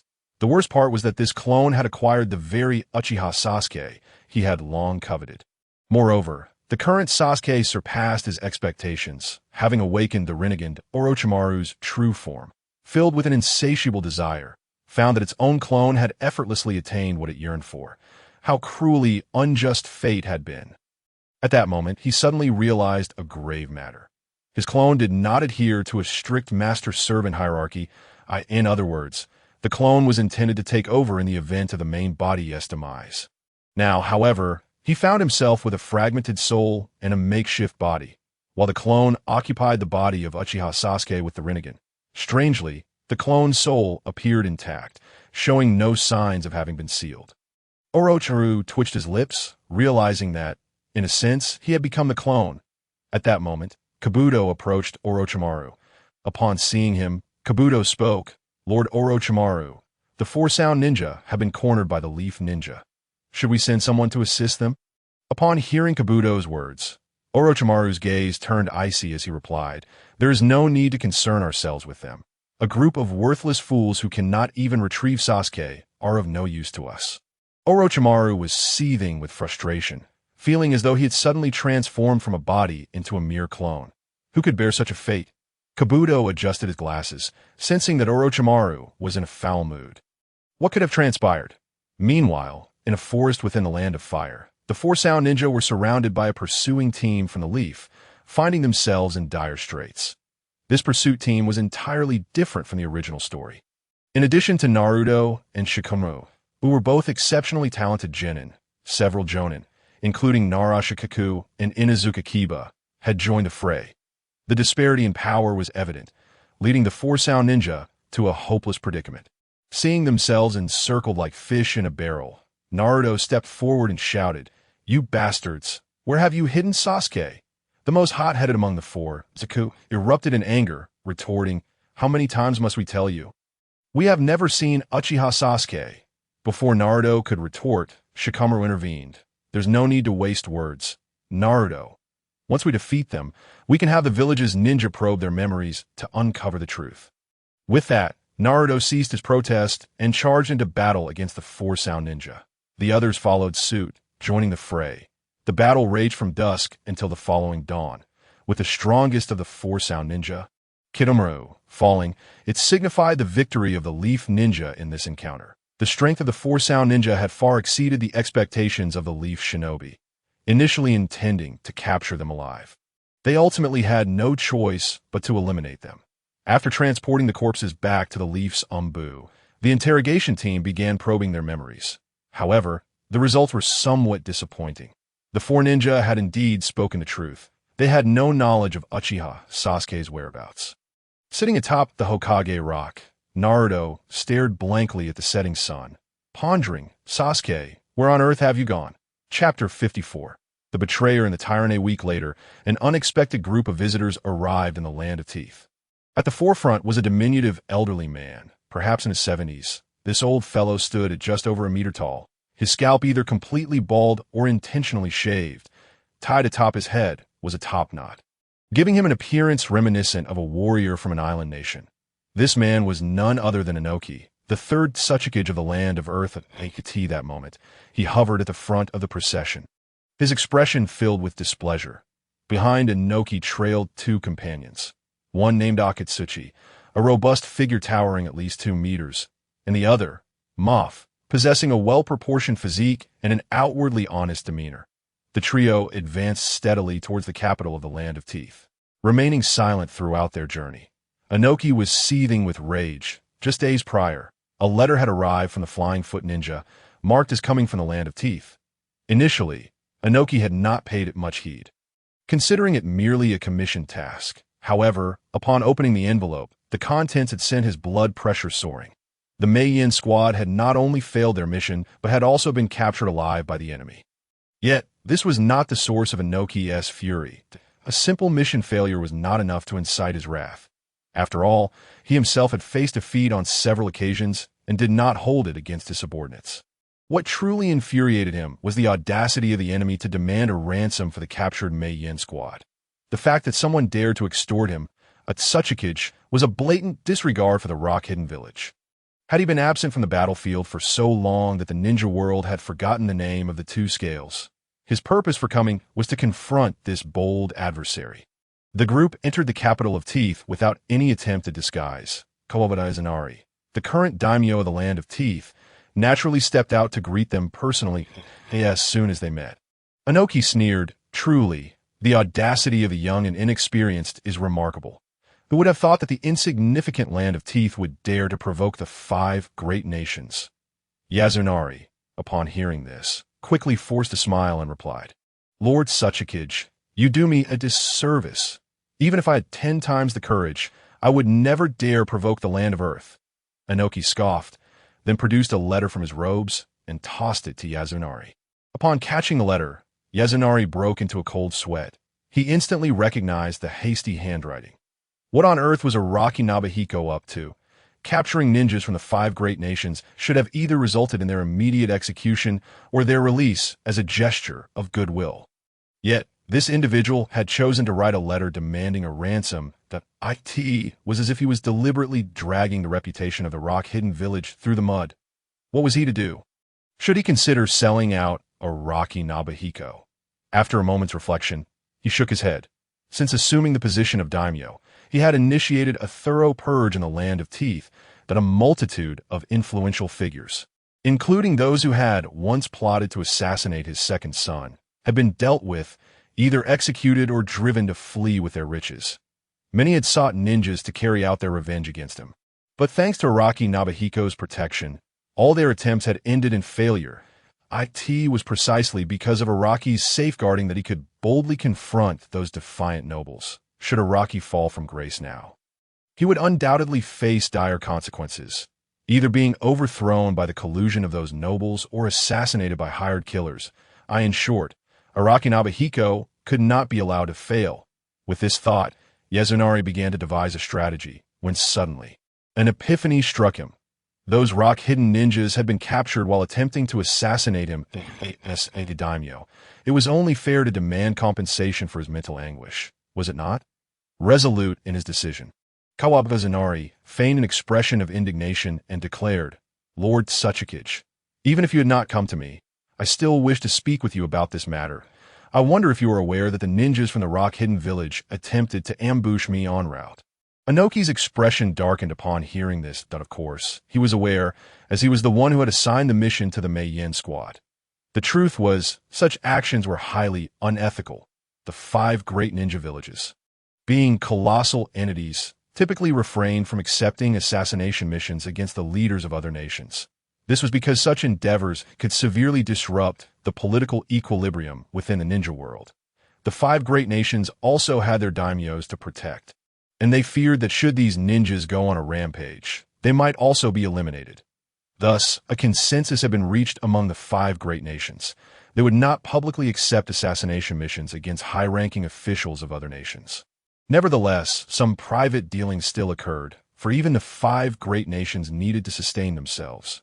However, this time, the Rock Hidden Village had encountered a calamity. Not only had their assassination attempt failed, but they had also been captured alive. If news of this were spread, it would undoubtedly tarnish the reputation of the Rock Hidden Village. Yet, Inoki was no ordinary figure, a seasoned ninja with decades of experience in the ninja world. His resilience was several times thicker than the walls of a fortress. To deal with these small nations that refused to be subjugated while still wanting to meddle, he had his own methods. Suddenly, a surge of formidable chakra emanated from Inoki, enveloping the area. The soldiers of the Land of Teeth felt an immense weight pressing down upon them, causing them to collapse to the ground. Powerless to rise, Koba-Zanari, terrified, stumbled back 2 steps before falling to the ground. Moth, who accompanied Inoki, whispered to Akatsuchi, "Isn't this a bit excessive? After all, he is a daimyo." Akatsuchi replied quietly, "It matters not. Our actions are for their own good." A little pressure on these small nations is beneficial for the peace and unity of the ninja world. Observing Izunari's disheveled state, Inoki felt a sense of satisfaction. This was the attitude expected from a small nation.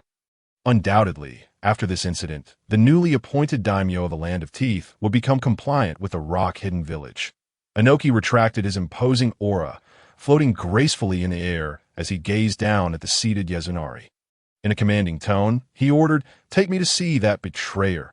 I wish to see what manner of person dares to provoke the Rock Hidden Village." Upon hearing this, Izunari dared not utter a word of dissent. With the assistance of his attendants, he shakily rose to his feet and led Inoki and his companions toward the residence of Nobuhiko. Ordinary citizens, witnessing Koba-Izunari's current disarray, hurriedly averted their gazes.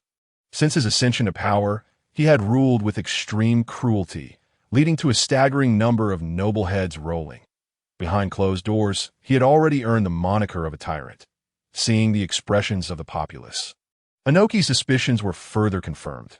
That rogue ninja, named Araki Nobuhiko, was colluding with this tyrant. Together, they had ruthlessly suppressed this nation, engaging in a nefarious alliance. The Leaf Village had truly become decrepit.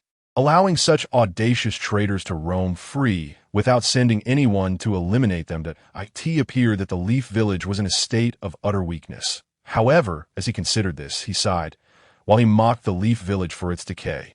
How was the Rock Hidden Village any better?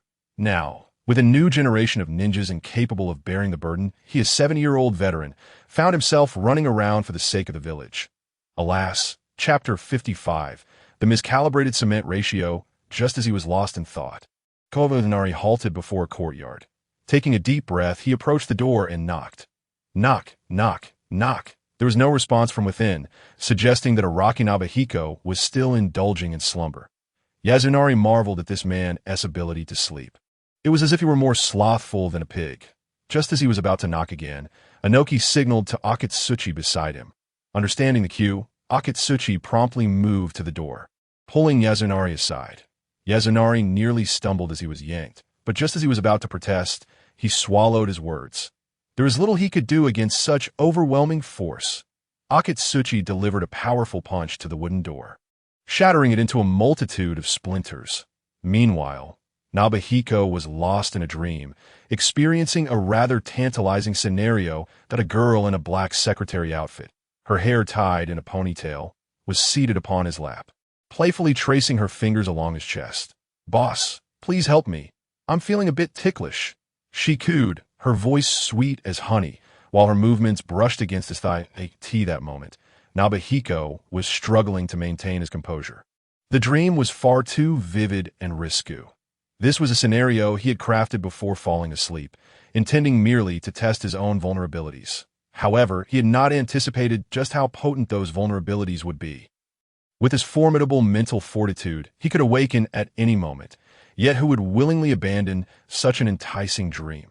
No wonder Uchimadara and Uchiha Bito were so eager to realize the infinite Tsukuyami plan. In Shinhiko's mind, he envisioned the scene of the two within the infinite Tsukumi.1 was embracing Noera Rin while nibbling on her. while the other held Senju Hashirama. Just then, a girl pretended to fan herself and sweetly exclaimed, "It is so hot today." After saying that, she began to unbutton her blouse, with each button undone bringing her closer to the World Cup. Shinhiko felt his blood surge, his face flushing with a comical expression. He then shook his head, dispelling the distracting thoughts, silently reciting, "Form is emptiness. Emptiness is formed." He stealthily opened one-eyed glance at the secretary girl, who had completely undone her blouse. What the hell? What emptiness and form? To hell with being virtuous. I want to be a rogue. He extended his claw-like hand, reaching directly for the girl's chest. The girl, resembling a fragile lamb, shut her eyes, just as Shinhiko was about to succeed. A thunderous roar echoed in his mind. "Araki Shinhiko, come out here." The voice shook the very walls, imbued with a powerful chakra. Startled by the shout, Shinhiko instinctively reached for his pants, only to realize he was indeed dressed. It had all been a dream. He sat up in bed, frustration etched across his face. Who the hell was that, yelling nonsensically in broad daylight? I isn't to anyone allowed to sleep anymore. Fuming, he stormed out of his room and shouted at the outside. Which son of a dog is shouting for no reason? Do you have any sense of public decency? Floating in the air, Inoki observed Araki Shinhiko as he emerged, scrutinizing this rogue from Konoha. His appearance was unremarkable, neither handsome nor ugly. However, there was a peculiar aura about him, akin to a poorly mixed batch of cement during construction. He wore green dinosaur pajamas, and although anger was evident on his face, a hint of despondency was also visible. Inoki furrowed his brow. This guy hardly resembled a formidable adversary. He turned to Kawaii Yasuko, pondering if this fellow was merely playing a trick on him. Then, Inoki turned back, uncertainly asking, "You are the rogue from Konoha, Araki Shinhiko, who defeated Megon?" Hearing someone speak from the sky, Shinhiko looked up. An elderly man in his 70s hovered above, addressing him with a condescending tone. Instantly recognizing him as Inoki, the Tsuchikage of Awagakure, Shinhiko questioned, "Were you the one shouting outside just now? Are you just bored out of your mind? In broad daylight, what nonsense is this? Are you calling spirits or mourning? Did your father die? Or did your mother?" Inoki's expression darkened significantly. This young brat had no manners, and such insults were utterly intolerable. He retorted angrily, "You little brat, show some respect. I am the Tsuchikage of Idleness. Oh, you believe I would throw you into the Umbu interrogation squad, making you wish for death?" Shinhiko scoffed. "Oh, I'm so scared. It was my mistake earlier. I apologize. Please don't be angry. If you were to die of rage up here and fall from the sky, it would be considered dropping objects from a height." Inoki, infuriated, shouted, "You insolent child! How dare you speak so recklessly?" He clasped his hands before his chest, adopting a posture reminiscent of cradling a basketball. Then a transparent square energy formed in his hands. "Araki Shinhiko, meet your demise. Dust release. Separation of the original world." The transparent square crystal surged towards Shinhiko like a shooting star. Inoki had resolved to eliminate this detestable brat. This rogue from Konoha could be killed without consequence. And perhaps his demise could serve as a catalyst for war. After unleashing his dust release, Inoki placed his hands behind his back, coldly observing Araki Shinhiko. Shinhiko, meanwhile, lazily yawned. Then he spread his right hand, and a pink sphere materialized in his palm. The pink sphere floated before him, unfolding into a pink disc. Inoki's brows furrowed. He had never seen such a jutsu before. What kind of ninjutsu was this? Although unfamiliar, he could tell the boy intended to use the pink disc to block his dust release. Inoki couldn't help but laugh. Truly, the audacity of youth. It had been ages since he encountered someone so foolish as to try to counter his dust release with their own jutsu. The last time was when Shimura Danzo, that arrogant man, had lost an arm and became nothing but a rat in the sewers, forced to engage in unsavory dealings. Ignorant brat, shall you perish beneath my dust release? Inoki was taken aback by the sight before him. The once unstoppable dust release collided with the pink disc, gliding over it like a gentle breeze, failing to even disturb it. Inoki's eyes widened, rendering him speechless for a long moment. The accompanying Akatsuchi and Maki were equally stunned, staring in disbelief at the scene. How could this be? The strongest attack in the ninja world, the the deadly dust release, was blocked by Araki Shinhiko. This moment utterly shattered their understanding. Chapter 56. Bang! Dust release is composed of 3 types of chakra nature transformations fused together. Ordinary jutsu, even if just grazed, would be completely obliterated. That moment, the Iwagakure ninja simultaneously considered another possibility. They stared in disbelief at the pink energy in Shinhiko's hand. Why now? Shinhiko had retracted it back into his body. The substance was sticky and cumbersome, so it was better to keep it contained. Akatsuchi swallowed hard and trembled as he asked Maki, "Do you think that jutsu might also be a bloodline limit?" Maki shook his head. Hard to say. After all, the only widely acknowledged bloodline limit in the ninja world is dust release. I've never heard of any other bloodline limits, making it difficult to speculate. At this moment, Inoki found himself in a dilemma. The opponent possessed an ability that could counter his own, making the outcome of their battle uncertain. Furthermore, he personally despised conflict, especially since Iwagakure was currently in a vulnerable state. If anything were to happen to him, the village's strength would significantly diminish. Just then, several figures ran in from a distance. Everyone turned to see Magon, Rudo, and Fushio approaching.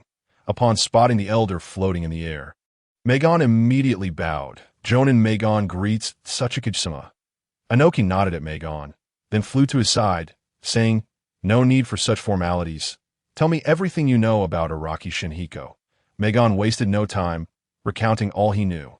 During the explanation, he briefly mentioned Deidara, causing Inoki to shake his head.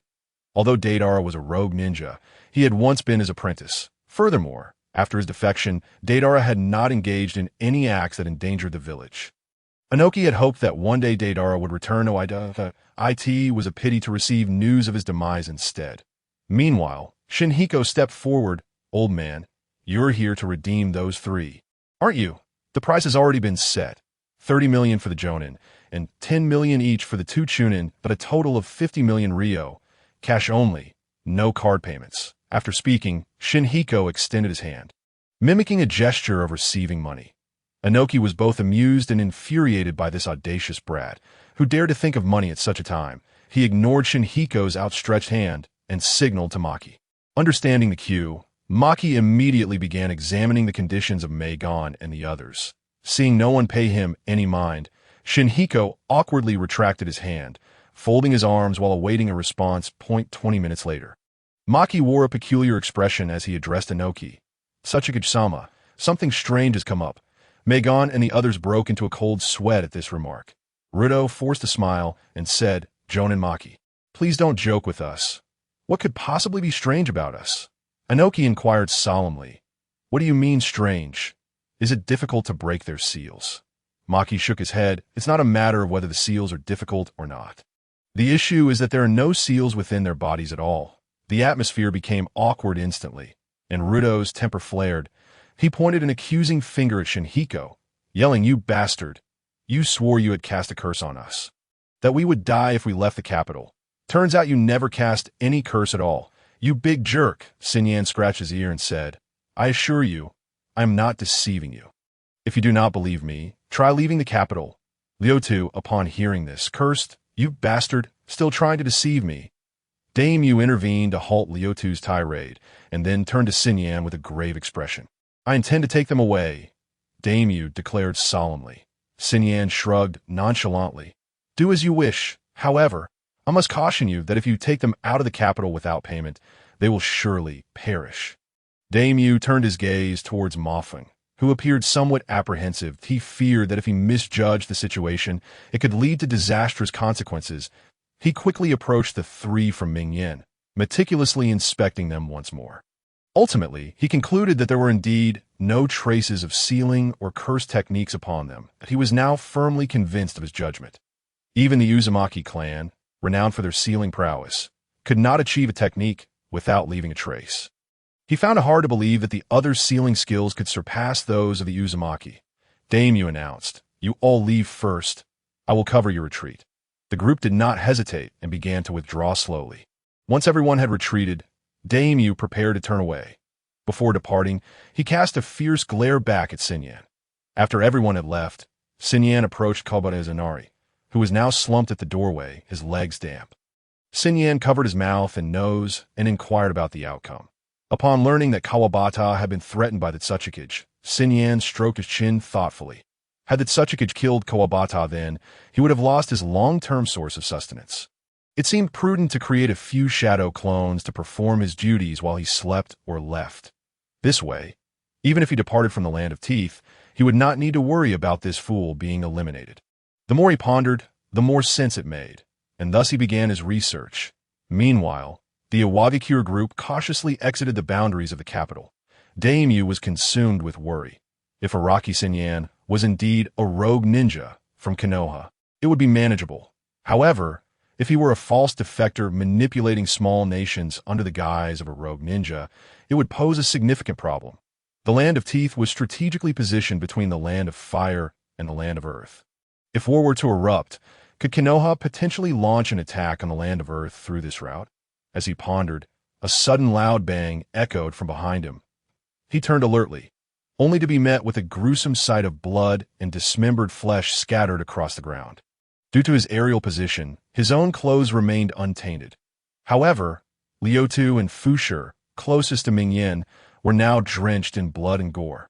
Liutu stared blankly at the exploded body of Captain Mingyan, his face a mask of confusion.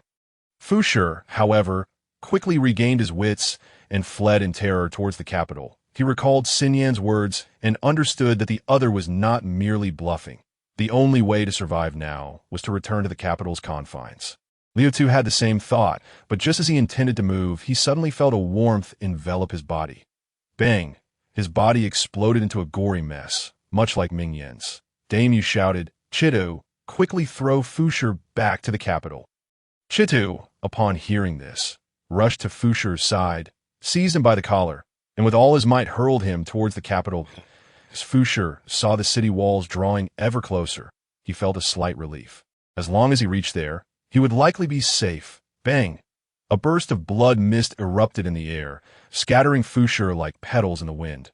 Watching all of this unfold from a distance, Daimyo clenched his fists, an aura of murderous intent radiating from him.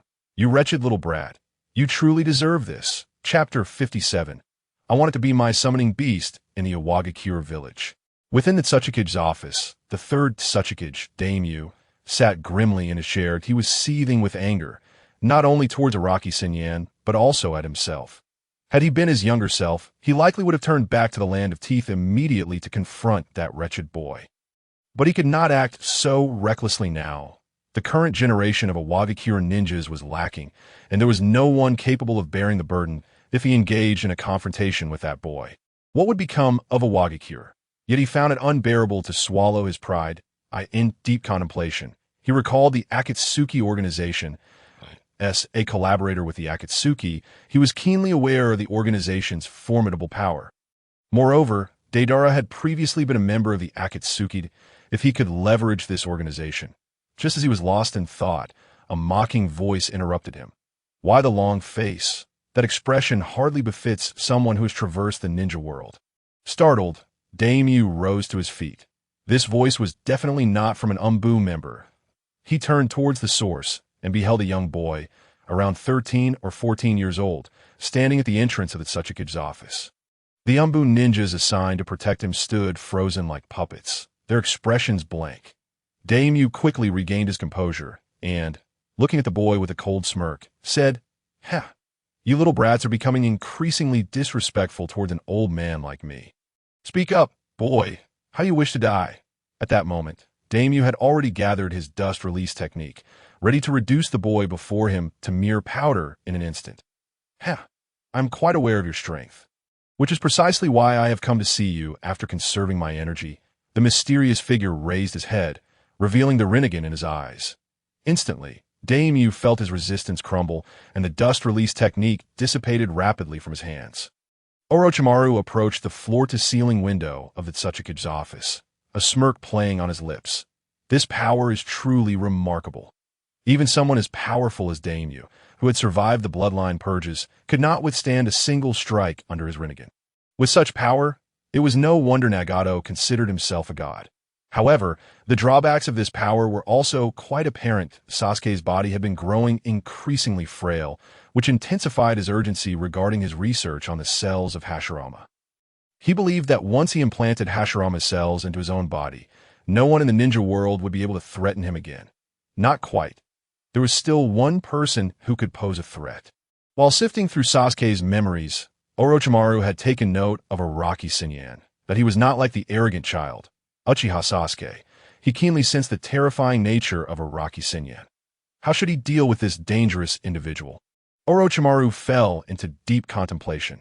Meanwhile, Uchiha Itachi sat across from Sinyan. Itachi glanced around Sinyan's room, which was dimly lit and in disarray. Clothes and blankets were haphazardly strewn across the bed, with several open but uneaten snacks lying on the bedside table. A trash bin, taller than a person, overflowed with various refuse at the doorway. Looking down at the bowl in his hand, filled with soda, Sinyan smiled slightly and said, "I just moved in recently, and I didn't expect anyone to come over. So, I haven't prepared any cups that you'll have to make do with the bowl for now." Itachi, maintaining a stoic expression, inquired, "How do you usually drink water? Do you not drink water?" Sinyan chuckled awkwardly. "I usually just drink straight from the bottle." Itachi was exasperated. Did this guy only drink beverages?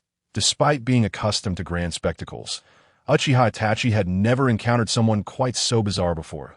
He took a deep breath and stated, "These matters are inconsequential. I have come to entrust you with a task." Upon hearing this, Sinyan's expression immediately soured. He had achieved financial independence and had long surpassed the stage of engaging in battles for money. Thus, he outright refused Itachi's request, saying, "Look for someone else. I have retired from the world of shinobi." Itachi frowned, taken aback by Sinyan's response. He had assumed that Sinyan was a greedy individual, and as long as he offered enough money, Sinyan would surely accept the task. However, he did not anticipate such a swift rejection, leaving his plans in shambles. Unyielding, Itachi pressed, "This task should pose no difficulty for you. Given your strength, you could accomplish it with ease. Moreover, I have prepared a substantial sum of money for you. Do you not desire it?" Sinyan waved his hand dismissively. "I do not pursue wealth for its own sake. I earn money so that I may live a life of leisure. I already have enough for my lifetime, and I can also receive a yearly stipend of 100 million from the Land of Teeth. Given this, why should I continue to engage in conflicts?" Itachi furrowed his brow, pondering how to deal with this unambitious individual. After a moment of contemplation, Itachi inquired, "So it was you who caused Sasuke's power to suddenly vanish that day, wasn't it?" Sinyan confirmed. "Indeed, that little brat was far too arrogant. Originally, I merely intended to teach him a lesson. Little did I expect that he would fortuitously be struck down by your punch and reduced to a pitiable state." Uchiha Itachi stated solemnly, "Since Sasuke has fallen to such depths due to your actions, should you not take responsibility to save him?" Shinhiko felt somewhat embarrassed by the words, recognizing the unfortunate condition of Uchiha Sasuke. The once arrogant little brat was merely a child. Why should he engage in a contest of wills with a mere child? With a sigh, Shinhiko inquired, "How much are you prepared to offer?" Upon hearing the prospect of a deal, Uchiha Itachi promptly replied, "I have prepared 150 million ryo, along with some forbidden techniques of the Uchiha clan." With that, he produced a stack of banknotes and a sealing scroll from his robes. Shinhiko did not hastily reach for the banknotes. Instead, he carefully examined the scroll in his hands. The scroll contained records of several forbidden techniques coveted by the Uchiha clan, most of which required the Sharingan to execute, such as the rewriting seal. However, this posed no difficulty for Shinhiko. By drawing on related knowledge, he found it somewhat beneficial. Placing the scroll back on the table, he turned to Uchiha Itachi with a serious demeanor, stating, "I can agree to your proposal, but in addition to these items, I have one condition." Uchiha Itachi furrowed his brow, inquiring, "What condition do you have?" Shinhiko's face flushed crimson, his voice trembling as he stammered, I want that." His voice dwindled to a near inaudible whisper. Uchiha Itachi frowned, struggling to comprehend what peculiar affliction plagued Araki Shinhiko. Ultimately, gathering his courage, Shinhiko declared resolutely, "I wish to have that orange cat from last time as my summoning beast. If you grant me this, I will agree to rescue Uchiha Sasuke." Uchiha Itachi tilted his head. a question mark floating above him. Chapter 58. Are you still lying to me, Do? After Shinhiko explained for an extended period, Uchiha Itachi finally recalled which summoning beast was being referred to. After a moment of hesitation, Uchiha Itachi responded, Kitsunemaru is a ninja cat from the land of cats. As merely a contractor of the land of cats, I lack the authority to make decisions on its behalf. However, I can take you to the land of cats, where the ninja cats will determine your eligibility to form a contract with them. Shinhiko snapped his fingers, exclaiming, Then what are we waiting for? Hurry and take me there. Overjoyed, Shinhiko had initially sought only the orange cat, but now he felt as though he was receiving a whole bundle, which thrilled him immensely. He began to daydream about lying amidst dozens of cats, freely exploring and toying with them. As he indulged in these thoughts, drool began to pool at the corners of his mouth, and his expression morphed into one of sheer infatuation, causing Uchiha Itachi to frown deeply. Having navigated the ninja world for many years, he had encountered a multitude of characters, yet he had never before met someone as eccentric as Araki Shinhiko. Shinhiko left a shadow clone to protect the land of tea, and then hurriedly followed Uchiha Itachi to the land of cats. Meanwhile, within an underground base in Iwagakure, anguish screams echoed through the expansive facility, resonating painfully in the ears of those present. Yakushi Kabuto stood anxiously beside a bed, where the person writhing in agony was none other than Orochimaru, who had taken possession of Sasuke's body. The sight of Orochimaru's tormented expression left Kabuto filled with dread, akin to a husband awaiting the birth of his child, standing nervously at the bedside. After a prolonged period, Orochimaru's cries gradually subsided. Kabuto rushed to check on Orochimaru's condition, and upon confirming that all physical indicators were normal, he finally breathed a sigh of relief. Gazing at the 13 or 14-year-old boy before him, Kabuto felt a twinge of sympathy. Ah, Uchiha Sasuke, what a pity. Though Orochimaru occupied your body, he would never claim the name of Uchiha for himself. Furthermore, Uchiha Itachi, who had personally annihilated his own clan, was a disgrace to the Uchiha lineage. Such a person would likely never gain recognition within the ninja world, thus rendering the Uchiha clan effectively extinct. These musings came and went swiftly, and as Orochimaru slowly sat up, Kabuto ceased his ruminations. Sweating profusely and with disheveled hair, Orochimaru rose from a bed. After stretching his limbs, he focused his thoughts, activating his Rinnegan. Instantly, the world unfolded before his eyes, and the overwhelming sense of pressure sent Kabuto into a state of terror. This was the first time he had witnessed the Rinnegan.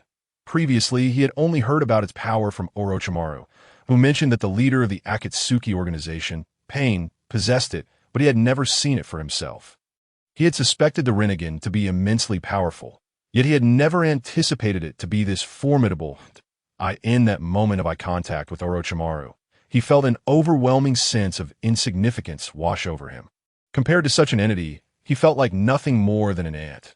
Swallowing hard, he feigned calmness, saying, Truly, you are deserving of the title, Orochimaru-sama. This power is simply overwhelming. Orochimaru did not respond to Kabuto's praise. While the power of the Rinnegan was indeed formidable, he was acutely aware of his own weaknesses in the presence of that man. Kabuto, contact Sasori of the Red Sand. Tell him I have matters to discuss with the leader of the Akatsuki organization. Orochimaru fixed his gaze on Kabuto as he spoke. Upon hearing this, Kabuto's heart sank, though he forced a calm demeanor, replying, Orochimaru-sama, that may be somewhat difficult. The whereabouts of the Akatsuki members are quite unpredictable, making them challenging to locate. Furthermore, seeking out that genius puppet designer directly is a task that could take months. Orochimaru smirked and said, Are you still lying to me, Kabuto? Yesterday, I lifted the seal in your mind. Surely you remember your connection to Sasori. Kabuto clenched his fists tightly, ultimately surrendering with a weary smile. Truly, Orochimaru-sama, you know everything. Orochimaru remained silent, merely regarding Kabuto with a mocking gaze. Kabuto forced a smile, asking, So, Orochimaru-sama, how do you intend to handle me? Will you add me to your list of experimental subjects, or simply dispose of me among the remains? Without a word, Orochimaru approached Kabuto step by step. That moment, Kabuto closed his eyes, having long accepted the inevitability of death as a spy. He had witnessed the grim fates of too many spies, Today, it seemed, was his turn. Just then, a delicate hand brushed against his cheek. Kabuto opened his eyes in shock to behold Sasuke's handsome face, accompanied by Orochimaru's sinister smile. The combination of the two was extraordinarily bizarre, yet in Kabuto's eyes, they appeared as angels come to his rescue. Kabuto, you need not fear. I do not care whom you served in the past. As long as you do not betray me now, I will continue to trust you, Orochimaru said with a smile in that moment. Orochimaru seemed to radiate a divine light, appearing utterly pure in Kabuto's sight. Trust was an exceedingly rare luxury for someone like Kabuto, who had grown up amidst lies and betrayals. The last person to offer him such trust had been Dean Yano, yet even he had ultimately forgotten Kabuto. After that, he had wandered aimlessly, like a living corpse. However, now he had found a new faith. Orochimaru-sama had become his belief. Observing Kabuto's expression, Orochimaru smiled and said, "Go contact Sasori of the Red Sand."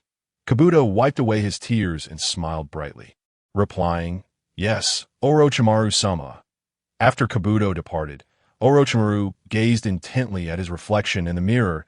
He could already feel the surging vitality within him.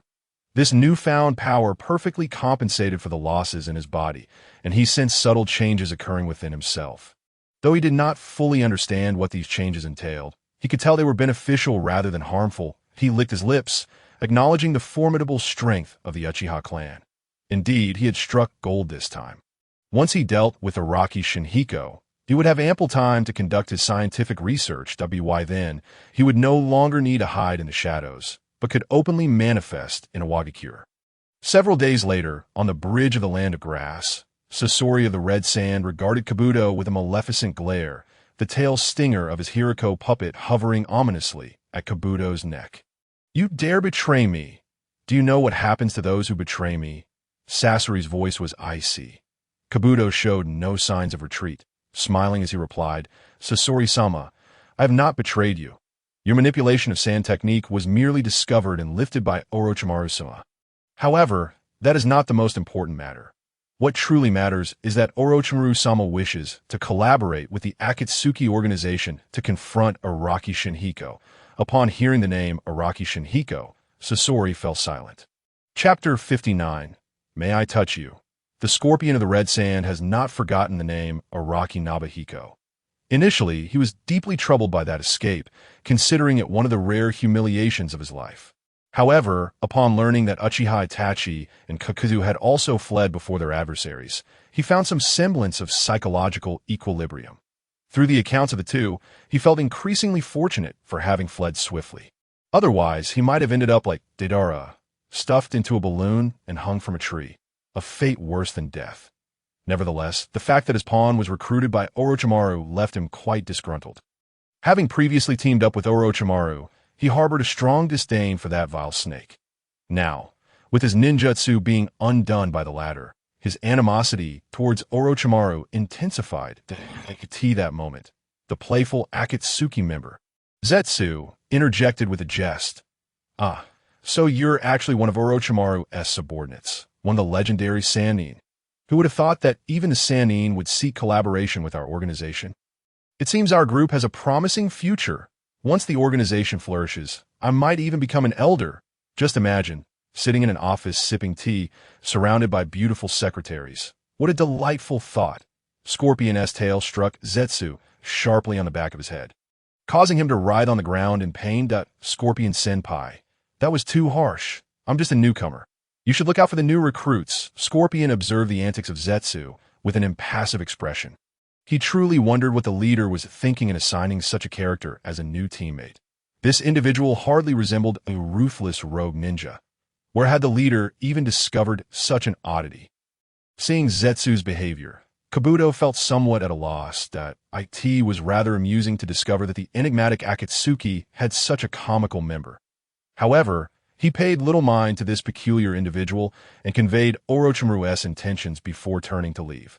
Scorpion made no attempt to stop Kabuto. Although he was ruthless, he retained a measure of composure. After Kabuto departed, Scorpion also turned to leave, deciding to relay Orochimaru's message to the leader. The subsequent course of action would be a matter for Pain and Orochimaru to resolve. Zetsu, noticing this, quickly shouted, "Scorpion Senpai, wait for me." He then jogged to catch up with the scorpion of the red sand. However, as he donned his spiral mask, his expression gradually turned serious. In a secluded mountain area of the Land of Fire, Uchiha Itachi led Nobuhiko into an unassuming, dilapidated wooden hut. Once inside, they descended through a dark underground passage. The passage was shrouded in darkness, but for one possessing Sharingan like Uchiha Itachi, it was as bright as day. Nobuhiko, unfazed, utilized his mental prowess to scan the surroundings, observing even more clearly than Itachi. The passage was adorned in an ancient style, with the occasional cat wandering by, causing Nobuhiko to salivate. Yet he restrained himself, knowing that patience was essential for grander ambitions. After signing a contract with the Land of Cats, none of those little felines would escape. Upon raising his gaze, Nobuhiko noticed a white light glowing in the distance, indicating that the end of the passage was near. As the white light drew closer, Itachi and Nobuhiko emerged from the tunnel. "Oh, you're here again. Meow, you've been coming quite frequently." Meow, as soon as they exited the underground passage. A gray and white cat clad in a kimono greeted Itachi. Its name was Hinai, responsible for monitoring outsiders in this area. Itachi, maintaining his stoic demeanor, inquired, "Where's the cat, elder?" Hinai tilted its head and replied, "Inside." Meow. Upon hearing this, Itachi strode further inside, with Nobuhiko closely following. However, after taking a few steps, Hinai intercepted Nobuhiko. Curious, he looked down at the small cat obstructing his path, puzzled by its intentions.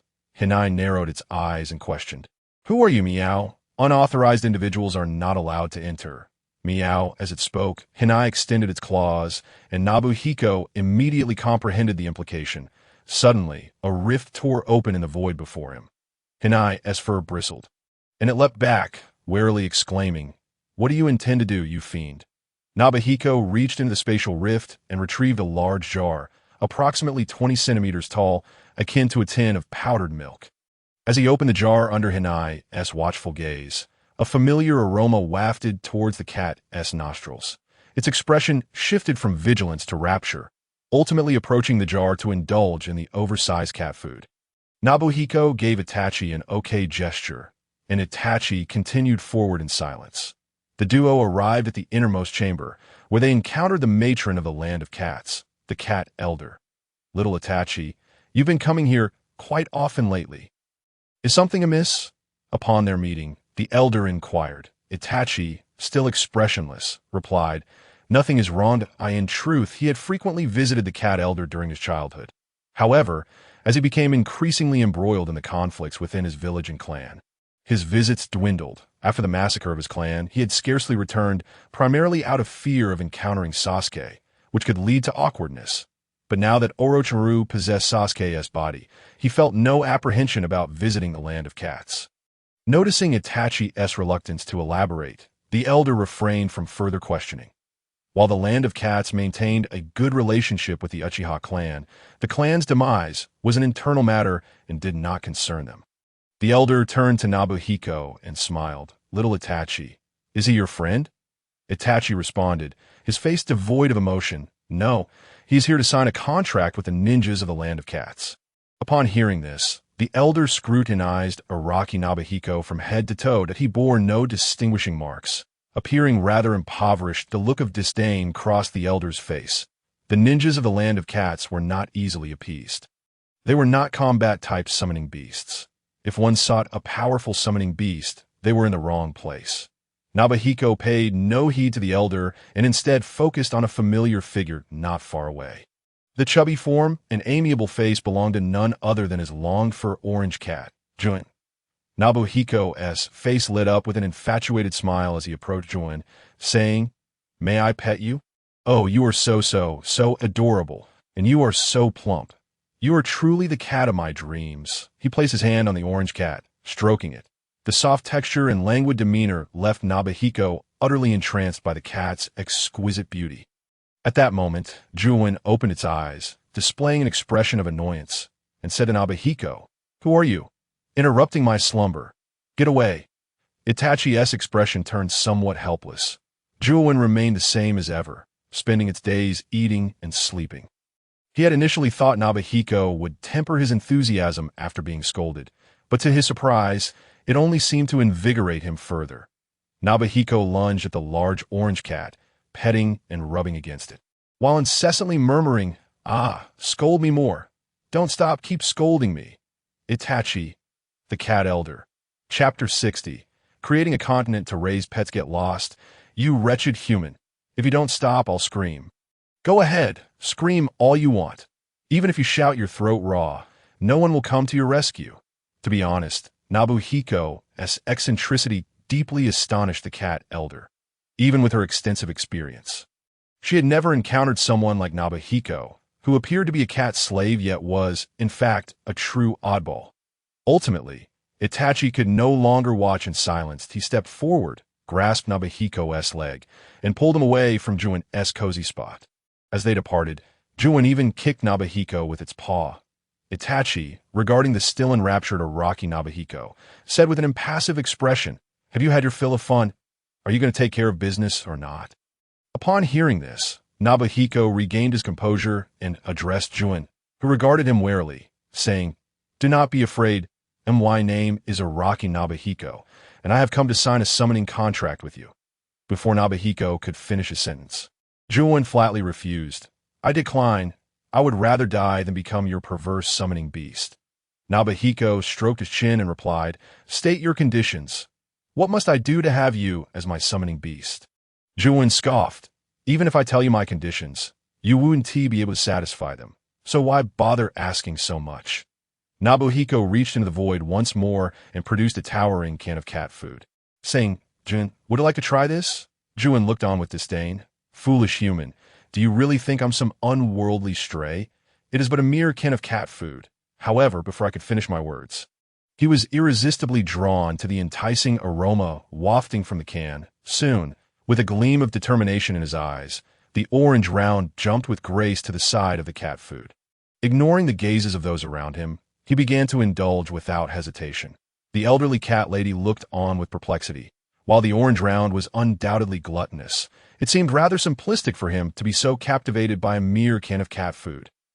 Uchiha Itachi, however, discerned some underlying trickery. That scoundrel Araki Nobuhiko had actually used Jinjutsu to bewitch the orange round. What a shameless individual. Clearly, Uchiha Itachi had forgotten that not long ago, he too had manipulated the orange round using Jinjutsu to rescue him with reverse summoning techniques. Observing the orange round fall into his own trap, Nobuhiko let out a sinister chuckle.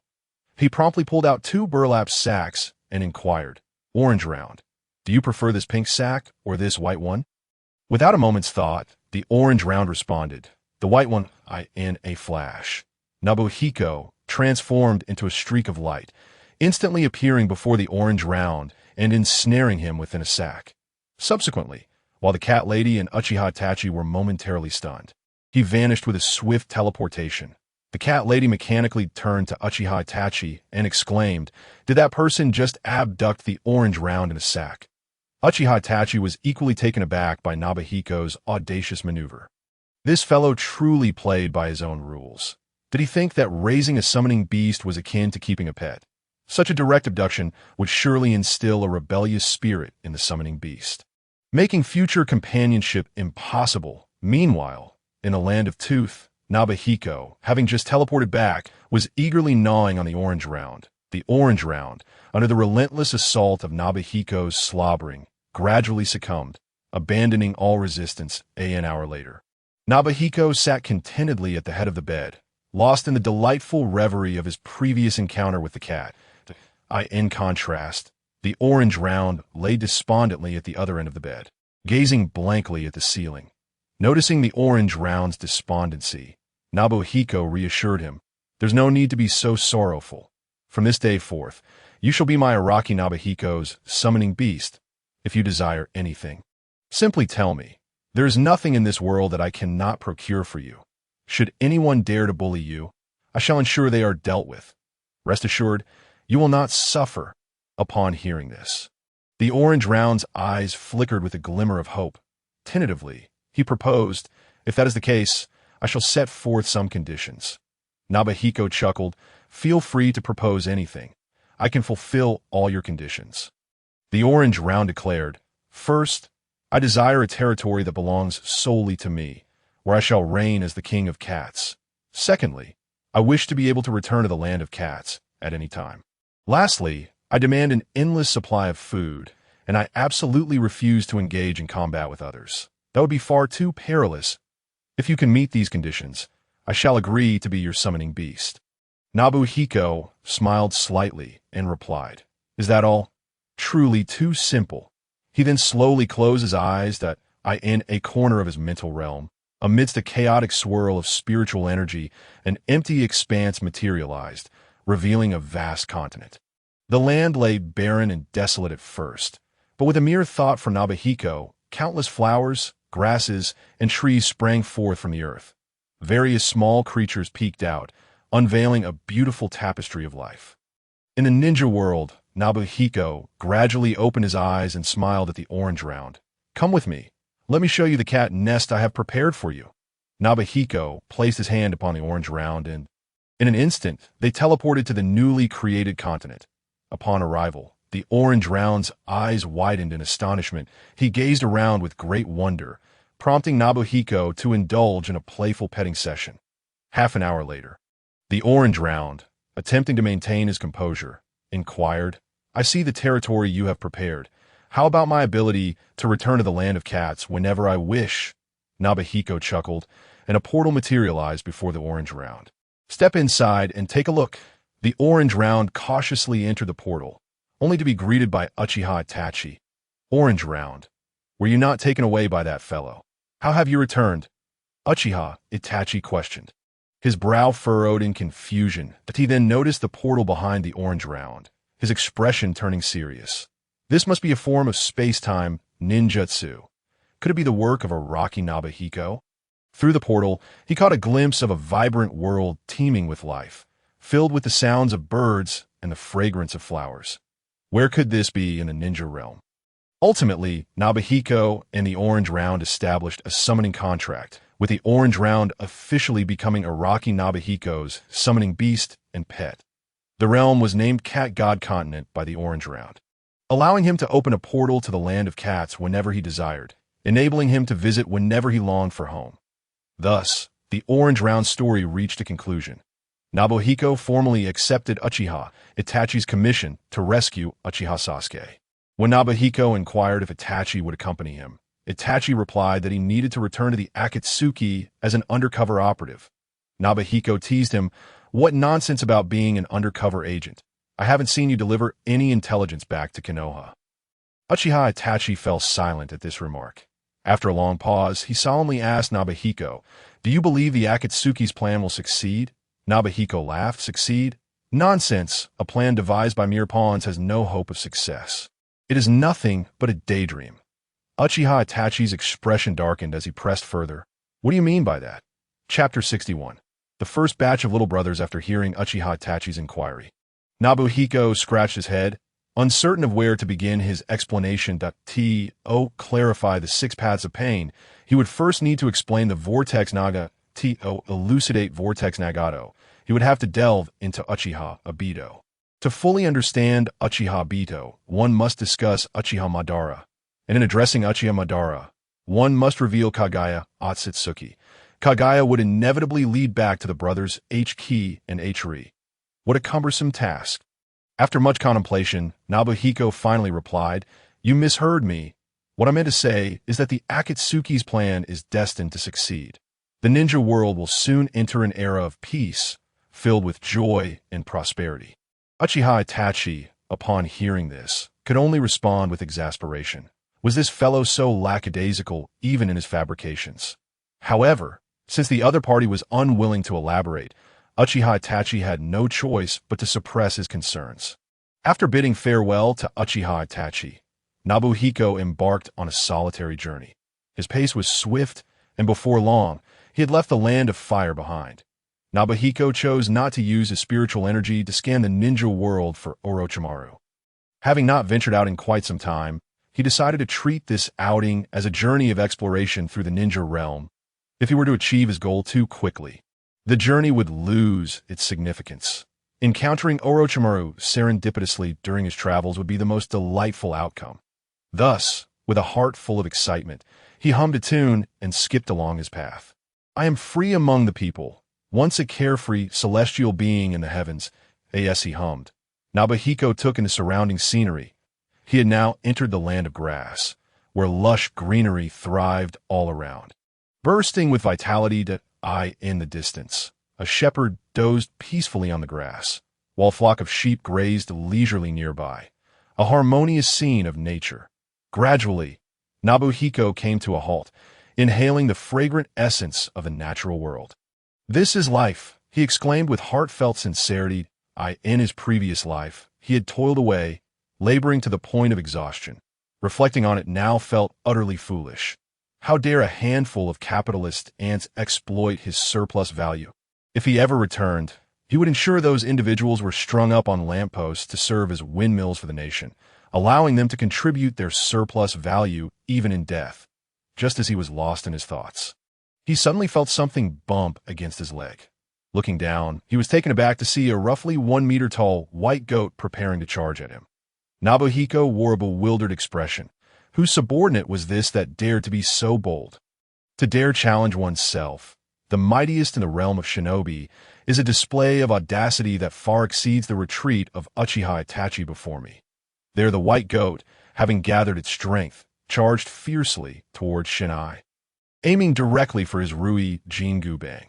Although the legendary staff could slice through gold and jade and cleave iron as if it were clay, being met with such an assault would undeniably be a humiliation.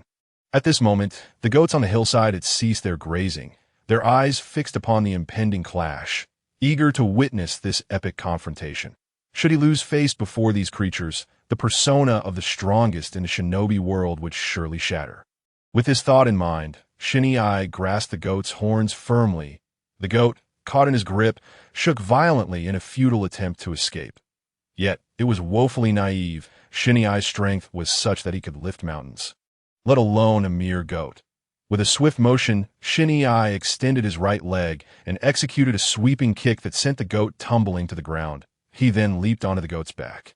Securing it in place, the goat thrashed desperately, seeking to rid itself of this tormentor, but its frail body stood no chance against the overwhelming power of Shinai, the great demon king that in a flourish. Shinai conjured a white fly swatter in his right hand. Oh, dear goat, allow me to impart a lesson. Never provoke someone you cannot contend with. With that, he raised the fly swatter high and began to rain blows upon the goat's rear. The goat bleated in protest, ultimately bowing its head in submission.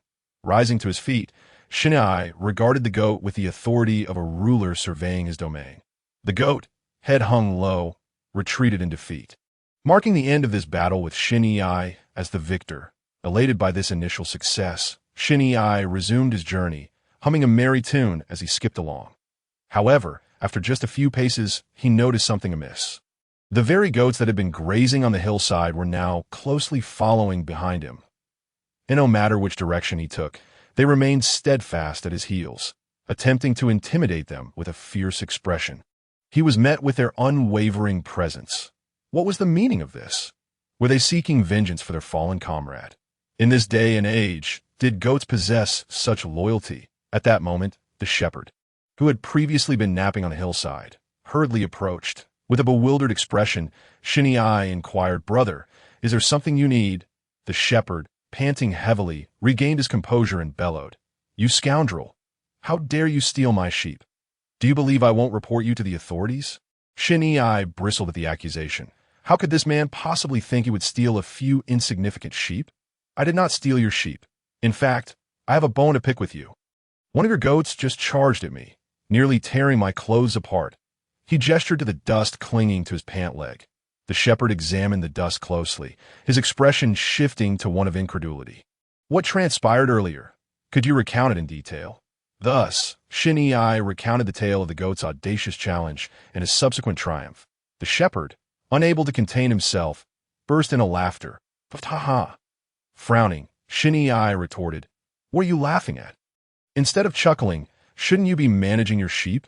The shepherd, stifling his mirth, explained the situation. It turned out that the goat that had attacked Shinai was the leader of the flock, although sheep are generally docile creatures. The competition for leadership among them is fierce. They determine their leader through combat, and from that point onward, they follow the leader's lead. The former leader, brimming with confidence, had been defeated by Shinai, resulting in the loss of his title. Consequently, the mantle of leadership now rested upon Shinai's shoulders. Henceforth, he would have these loyal followers accompanying him wherever he ventured, be it through fire or over mountain, in the grasslands of the land of grass. The atmosphere was tense as one man faced one goat. The white goat, now dejected and unable to meet Shinai's gaze, bore the heavy burden of defeat. The once proud leader had lost all semblance of his earlier bravado. Opposite him, Shinai could only grimace at the absurdity of the situation. The shepherd had proposed a rather foolish idea, since the flock followed him due to his defeat of the former leader. Why not engage in a rematch? If he deliberately lost, the leadership would revert to the goat, allowing Shinai to resume his solitary journey to a win-win situation. Indeed, initially, Shinai had found merit in this suggestion, but now he regretted his decision. Why had he agreed to such a ludicrous plan? As a formidable being capable of reshaping worlds with ease, to intentionally lose to a goat felt like a betrayal of his own dignity. Yet, the die was cast, and he could not back down now. The spectators, the shepherd and hundreds of goats, were watching intently. To falter now would only amplify his humiliation. Reluctantly, he raised his middle finger toward the goat and taunted. "What's the matter, little trash? Have you lost the courage to face me after our last encounter? Where has your bravado gone?" Under the influence of Shinai's mockery and a hint of emotional manipulation, the goat recalled its humiliation and the resentment it harbored toward Araki Shinai. It lowered its head, channeling all its strength into a fierce charge toward Shinai's abdomen. The strike, swift as lightning in the eyes of the flock, appeared as slow as molasses to Shinai. Nevertheless, the performance must go on. Timing his move perfectly, he leaped backward the moment the goat collided with him, creating a gust of wind that tore through the grass, leaving a deep fissure in the earth. The crack extended for hundreds of meters before coming to a halt, while Shinai lay at its end, his body convulsing in a dramatic display. The spectacle left the flock, the former leader, and even the shepherd in a state of astonishment, their expressions frozen in disbelief. Was such exaggeration truly necessary for a mere performance? Ultimately, the former leader reclaimed his position amid the bleats of the flock. His ego swelling with pride, he gazed down at the retreating figure of Shinai. A smug smile crept across his face. At that moment, Shinai glanced back, locking eyes with the goat. The leader's expression was one of arrogant triumph. And he turned to his flock, bleating proudly, from within the herd. A graceful ewe stepped forward, shyly glancing at the leader before lowering her gaze, unable to meet his handsome visage, with a self-satisfied smirk. The leader cast a glance at Shinai below, then mounted the ewe's back, performing an exuberant display of gymnastics. The bleating echoed across the grasslands, leaving Shinai utterly baffled. Indeed, his journey through the shinobi world had proven enlightening, revealing creatures of even lesser wit than himself. Hastily, he activated his instantaneous movement, departing the scene, fearing that he might succumb to the urge to roast that insufferable goat, in stark contrast to Shinai's light-hearted escapade. The atmosphere at the entrance of Rain Village was heavy with tension. Konan hovered above, her paper wings fluttering as she gazed down upon Yakushi Kabuto and Orochimaru. Scorpion, a man of impatience, had promptly informed Pain of Orochimaru's desire to meet him after their separation. This unexpected initiative left Nagato perplexed.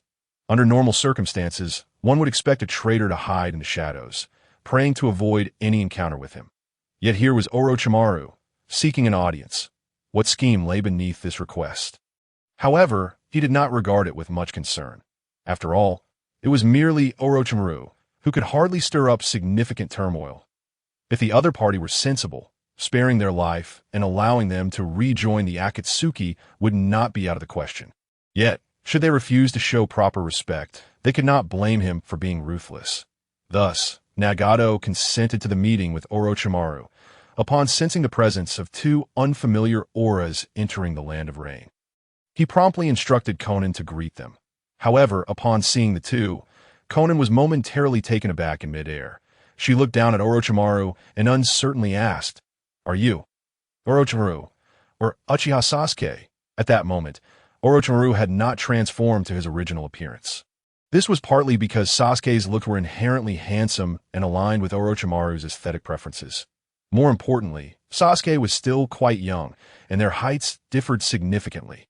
Forcing himself to assume his original form would only result in a rather incongruous sight. Hearing Conan's question, Orochimaru responded with a chilling smile. "Does it matter who I am? Where is Nagato? I wish to see him." Conan, feeling a surge of caution, inquired, "How do you know about Nagato? Who told you?" Orochimaru explained, "I gleaned information about you from Sasuke-kun's memories that I am quite intrigued by your plans, so please take me to Nagato." Floating in the air, Conan hesitated. Orochimaru was not Uchiha Sasuke. His character was exceedingly dangerous.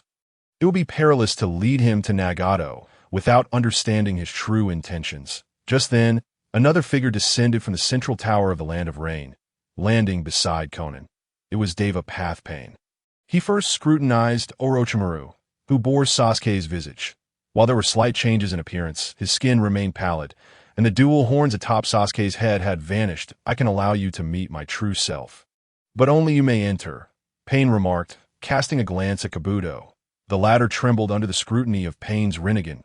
He turned his gaze to Orochimaru, who merely nodded at him, understanding the unspoken message. Kabuto promptly departed, leaving only Pain, Conan, and Orochimaru in the vicinity. Pain lowered his head towards Orochimaru and said, "Follow me." As he spoke, Pain began to descend slowly towards the ground. Unexpectedly, Orochimaru soared into the air, floating before Deva Pathpain, and declared, "There's no need for such trouble. Simply lead the way, and we shall fly together." That moment, Orochimaru activated his Rinnegan, and the two pairs of ethereal, purple, circular eyes locked in a gaze. An invisible pressure clashed in the air, causing the raindrops around them to scatter. A few moments later, Pain turned and, with an impassive expression, said, "Let us go." Chapter 63. The world suffers from Sinyan's longevity deep within the underbelly of the Land of Rain. Orochimaru encountered the emaciated Nagato. Without preamble, Nagato stated, "Orochimaru, reveal your intentions." Orochimaru smiled slightly and replied, "You are indeed quite impatient."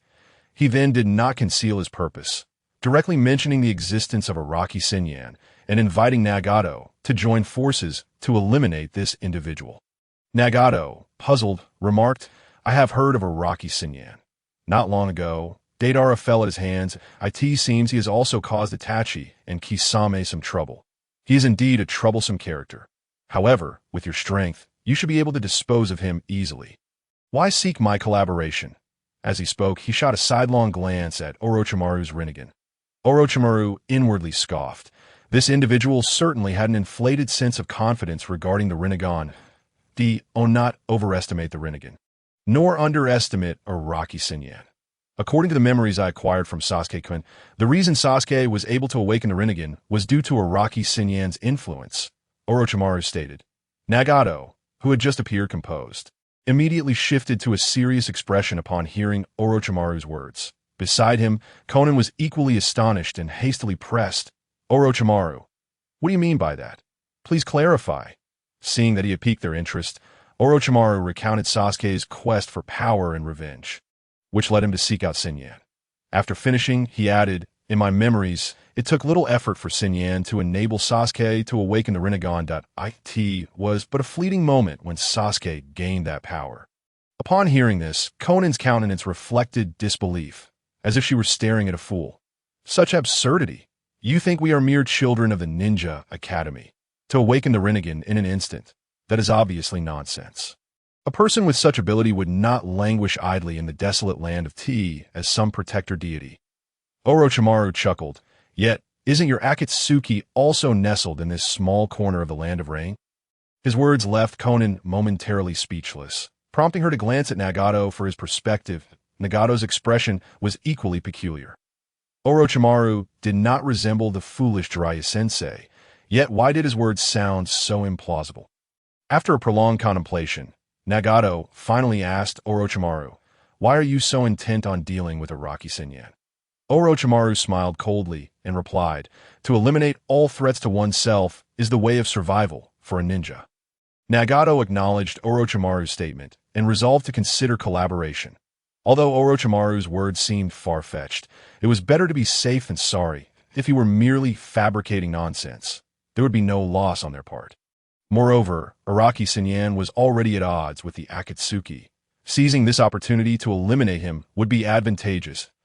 If Araki Senyan was truly as formidable as Orochimaru described, this unstable factor would inevitably affect Nagato's plans to gather tailed beasts in the future.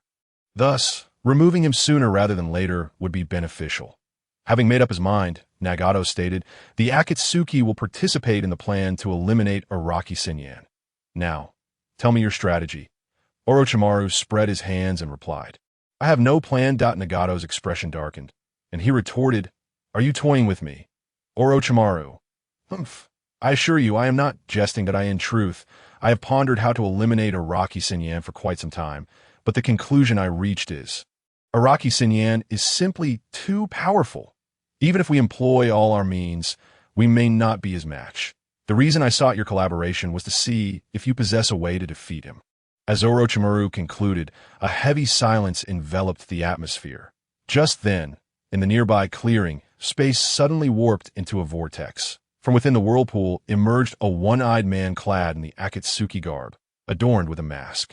Orochimaru immediately turned his gaze towards the masked figure, locking eyes with his Sharingan Dada. "That is the Manjiki Sharingan, isn't it? Is it your transplanted eye or your original one?" Orochimaru licked his lips and inquired. The masked man was none other than Uchiha Obito, who had hurriedly arrived after receiving intelligence from Zetsu. Obito did not respond to Orochimaru's question, but directly addressed him, saying, "If you wish to eliminate Araki Senyan, I happen to have a plan. I wonder if you would be willing to participate." Orochimaru replied, "You have yet to introduce yourself. How can I trust someone whose origins are unknown when they extend an invitation to me?" Hearing this, Obito feigned profundity and stated, "In that case, let me introduce myself.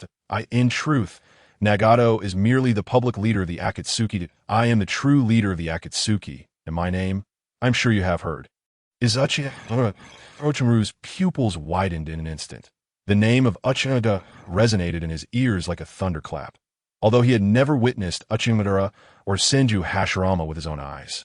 He had encountered the second Hokage, Senju Tobirama, in person at that time. Senju Tobirama had personally inspected the Ninja Academy, and thus, Orochimaru had a fleeting encounter with the revered second Hokage. In his youth, he had merely perceived the formidable aura of the second Hokage, but lacked a true understanding of his overwhelming strength. It was only as he matured, mastering an increasing array of ninjutsu and enhancing his own power, that he began to grasp the sheer terror of Senju Tobirama's abilities. The title of the strongest Hokage, held by his teacher, Sarutobi Hiruzen, seemed almost laughable in the presence of such a figure. Orochimaru was utterly convinced that, without the body of Sasuke, he stood no chance against the second Hokage. It could be said that Senju Tobirama was the strongest individual he had encountered before betraying Konohagakure. He even harbored a vague sense that, even faced with Nagato, who possessed the Rinnegan, the latter would not stand a chance against Tobirama. Yet, even such a powerful man had always appeared as a subordinate before the two who had quelled the chaotic era, Senju Hashirama and Uchiha Madara. Although he had never laid eyes on the immense strength of these two, he could glean some insight from the presence of the second Hokage. The masked man before him claimed to be Uchiha. To be frank, Orochimaru could not believe it for a moment. This masked individual seemed even weaker than Nagato, who stood beside him. However, upon reconsideration, he pondered what significance it held whether or not this man was truly Uchiha Madara. Even if the real Uchiha Madara were to appear, he felt confident in his ability to engage in battle. With a sinister smile, he spoke, "Whether or not you are Uchiha Madara is of little consequence. You mentioned you possess a plan to eliminate Araki Nobuhiko. Do share your strategy." Chapter 64. The naturally dull and mindless as the ninja world simmered with undercurrents, Nobuhira's clone lay on the bed in the Land of Teeth, resembling a lifeless fish. The clone stared at the ceiling, its eyes filled with confusion. Staying at home was indeed unbearably dull. His original self had forsaken him to gallivant alone. Now, even gathering a group for a game of Dodiju was impossible. Life had become exceedingly tedious at that moment. Two unfamiliar chakra signatures abruptly intruded upon his senses. The clone opened its fish-like eyes wide, focusing on the two figures. These individuals showed no pretense of disguise. Boldly striding into the territory of the Land of Teeth, a blatant disregard for its security forces. At the border of the Land of Teeth, Naruto turned to Jiraiya and asked, "Pervy Sage, do you think Sasuke might be in the Land of Teeth?" Jiraiya, observing Naruto's worried expression, reassured him, "Rest assured, that little rascal Orochimaru analyzed it, didn't he?" Uchiha Sasuke investigated a great deal of intelligence on Araki Nobuhiko before leaving Konoha. After departing, he either sought out Orochimaru or went after Araki Nobuhiko. According to the intel from Yambu, the Sound Fort did not retrieve Uchiha Sasuke from Konoha. Therefore, it seems most likely that Sasuke has come to the Land of Teeth in search of Araki Nobuhiko. With Jiraiya's analysis, Naruto felt somewhat relieved. During this period of Sasuke's disappearance, Naruto had been in a rather poor mood. Coupled with his outburst during the Chunin exam, his reputation in Konoha had plummeted. Had it not been for the support of the 5th Hokage, Tsunade, and Jiraiya's close protection, Naruto would have long been imprisoned by the Yambu. This journey had been the result of a discussion between Tsunade and Jiraiya. Allowing Naruto to temporarily step away from the public eye until the matter faded from memory in a few years. Mustering a cheerful demeanor, Naruto declared, "That guy Sasuke has probably sneaked off to have some fun. How infuriating that he didn't even inform us. Once we find him, I'll definitely give him a good beating for running off without a word." The two ambled along the rugged mountain roads of the Land of Teeth. Surrounded by desolation, they encountered both a tiger and a pack of wolves along the way. The bleak scenery led Naruto to question whether this truly constituted a nation. Why did it feel as though they were traversing an untamed jungle? Did the individual known as Araki Nobuhiko genuinely reside in such a place? Filled with curiosity, Naruto inquired of Jiraiya, "Pervy Sage, is this truly the Land of Teeth? Why does it seem so desolate? Do the inhabitants reside in the mountain valleys?" Observing Naruto, who had grown up in Konoha and was somewhat sheltered, Jiraiya sighed and explained, "Not every place flourishes like the Land of Fire, the Land of Teeth. Being a small nation does not compare in size to the great nations, but its territory is not insignificant. However, such small nations have sparse populations, typically consisting of only one city, which serves as the capital. The rest of the territory is largely composed of desolate, primitive jungles, with the occasional village of about 100 inhabitants. This is the norm for small nations. It is far from the case where one can encounter a town every few miles as in the 5 great nations." With Jiraiya's explanation, Naruto understood that in essence, the Land of Teeth possessed but a single city, while the remainder of the land was akin to this uninhabited mountainous jungle. He couldn't help but think, Araki Nobuhiko must truly be peculiar, and no wonder Neji and Tintin advised him to prepare himself mentally. Simultaneously, he felt curious about why Araki Nobuhiko had chosen to leave the village and become a rogue ninja. Villagers labeled him a remorseless villain who had murdered his comrades and defected from Konoha. Yet, Tintin and Neji firmly believed that Araki Nobuhiko had not slain his companions. What kind of person was he? Truly, with these myriad questions in mind, Naruto and Jiraiya arrived outside the City of Teeth. Just as Naruto intended to step toward the city gate, Jiraiya seized his collar and yanked him back. Naruto, being pulled by Jiraiya, shouted, "Pervy Sage, what are you doing? Let go of me." After releasing Naruto, Jiraiya admonished, "Naruto, you are being too reckless. Araki Nobuhiko is, after all, a rogue ninja, and recently his rogue status has been elevated to S rank. You cannot simply waltz into the lair of an S rank rogue ninja." Scratching his head, Naruto retorted, "Then how should we enter? Should we fly in or something?" Jiraiya chuckled, then bit his finger to form hand seals, declaring, "Summoning Jutsu." With a puff of smoke, a small green toad materialized before Naruto and Jiraiya. The toad was palm-sized and entirely green, resembling a frog, yet the numerous warts confirmed its authenticity as a toad. Curiously, Naruto crouched down and poked the toad's back with his finger, asking, "Pervy Sage, what do you intend to do with this toad?" Jiraiya smiled and gave the green toad a knowing glance. Suddenly, the toad opened its mouth wide. and a long, pink tongue shot out like a snake. The tongue moved with incredible speed, ensnaring Naruto around the waist before he could react. "Pervy Sage, what is happening? Why is it?" Before Naruto could finish, the green toad opened its enormous mouth, which had expanded to a width of nearly a meter. The tongue wrapped around Naruto and propelled him toward the toad's gaping M and W in a moment of despair. The toad swallowed Naruto whole.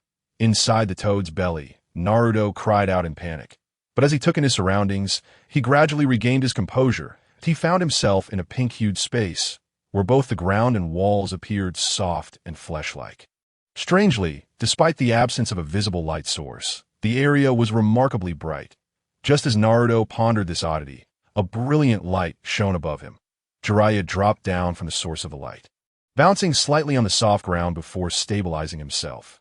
Spotting Jiraiya, Naruto quickly asked, "Pervy Sage, what is going on?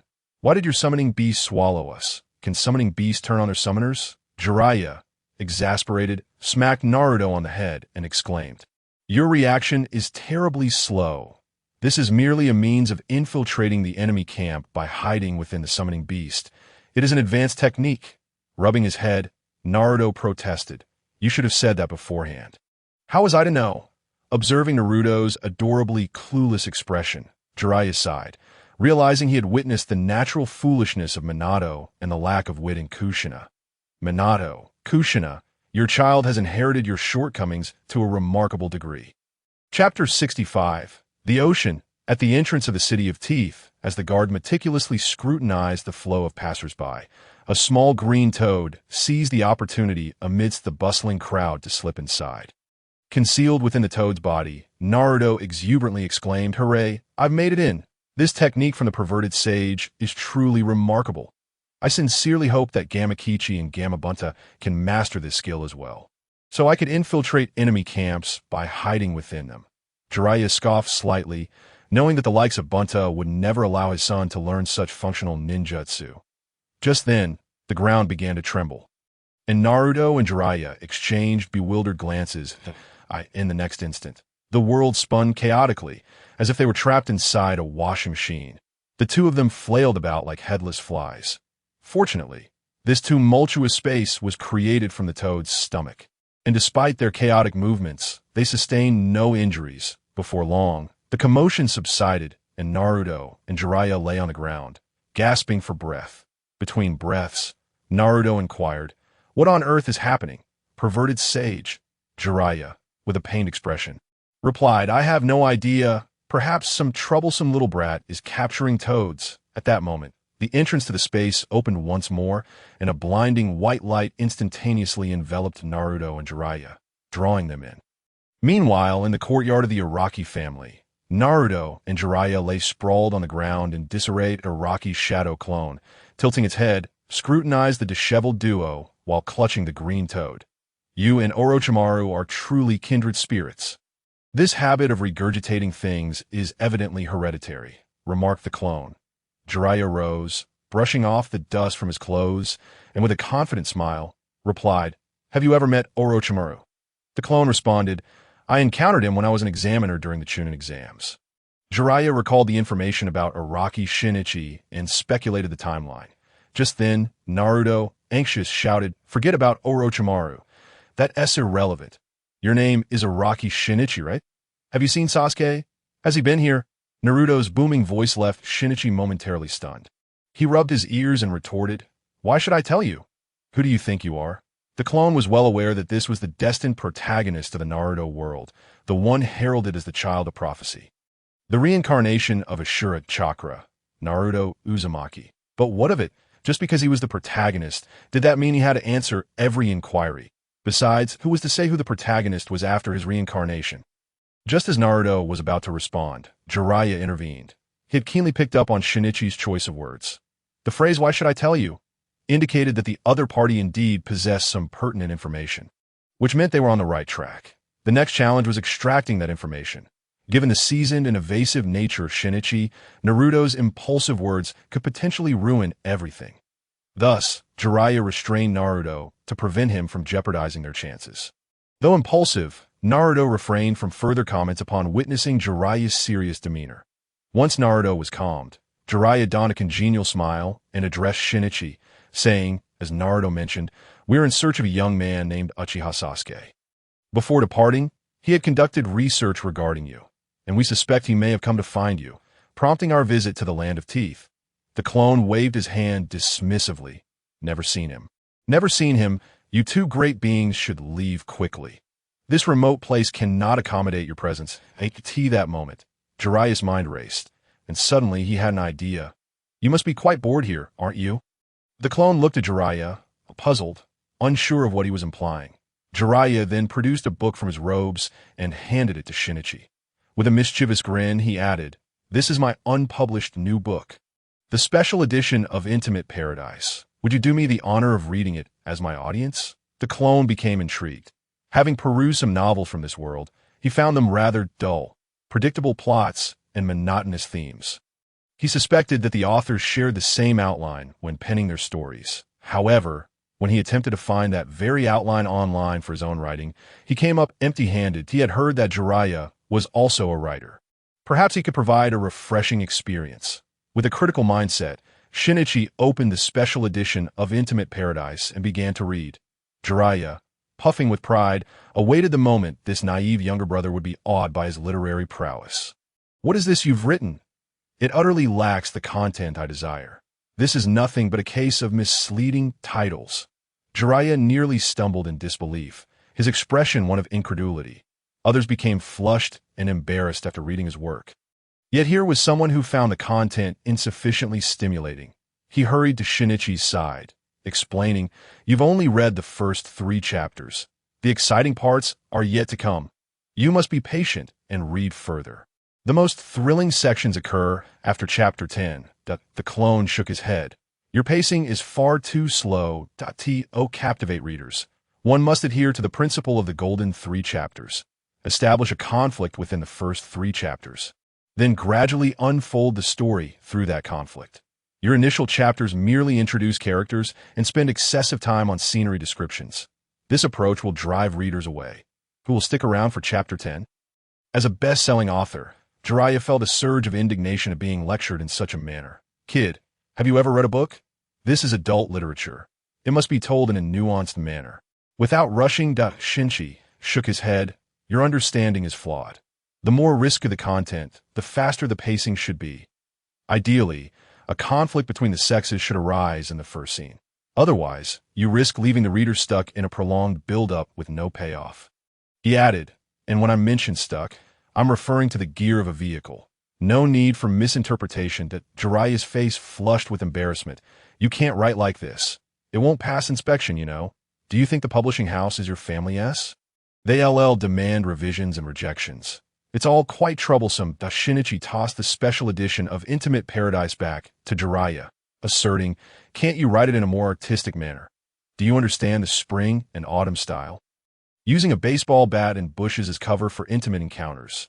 Do you grasp that concept?" He added, "Moreover, your writing is far too shallow to in the opening 600 words. You're merely describing the scenery. Who reads this type of book for the scenery?" Jiraiya found it difficult to counter that point, lowering his voice slightly. "Isn't it common for writers to pad their word counts?" Shinichi shook his head. "Padding your word count in such a manner is likely to alienate readers. Who begins a book with filler content? There are far better ways to extend the word count. Why not employ those instead of rambling on about the scenery?" Jiraiya asked, "Then how should one effectively pad the word count?" Shinichi wore a cunning smile. "You're clearly asking for trouble." Soon, Jiraiya caught on, mirroring Shinichi's mischievous grin. Meanwhile, Naruto scratched his head, bewildered by the laughter shared between these two lecherous characters. Chapter 66. A Small Knife in Hand. After much deliberation between Shinichi's clone and Jiraiya, they finally completed the revised edition of Intimate Paradise. The two of them, feeling relieved, sat at the writing desk and exchanged knowing smiles. For some reason, Shinichi felt an affinity toward Jiraiya, perhaps due to their shared interests. Because of this, he did not hastily urge them to leave, but instead invited them to enjoy hot pot together that evening. During the meal, Naruto remained preoccupied with his thoughts, and Shinichi observed his demeanor while feigning ignorance. In truth, revealing information about Sasuke would bear no consequences for him. He merely needed to alter a few details to absolve himself of any responsibility. Just then, Naruto could no longer contain himself. He stood abruptly, gritting his teeth and clenching his fists. Ultimately, he steeled his resolve, bent his knees, and prepared to kneel. Quick as a flash, Shinichi conjured pink energy, lifting Naruto by his collar and suspending him in the air. Unfazed by his predicament, Naruto fixed his serious gaze upon Shinichi and demanded, "Please tell me where Sasuke is." This earnestness for Naruto was a sight Jiraiya had never witnessed before. Gazing at Naruto, he reflected upon his own comrade, Orochimaru. Would he have been as frantic in his search if Orochimaru had merely gone missing rather than defecting?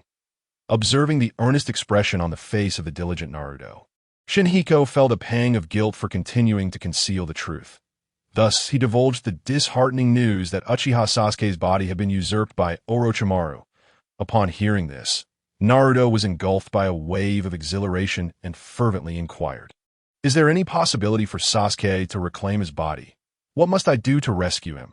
Shinhiko's clone, attempting to console him, responded, "There is no hope left for him. You should return to Konoha and prepare a grave for him."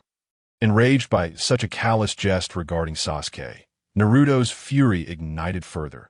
Compounded by the multitude of recent tribulations he had faced at that moment, the ill-timed jest of Shinhiko's clone became the spark that set ablaze Naruto's wrath. "You despicable scoundrel! Stand up! I demand a duel with you!"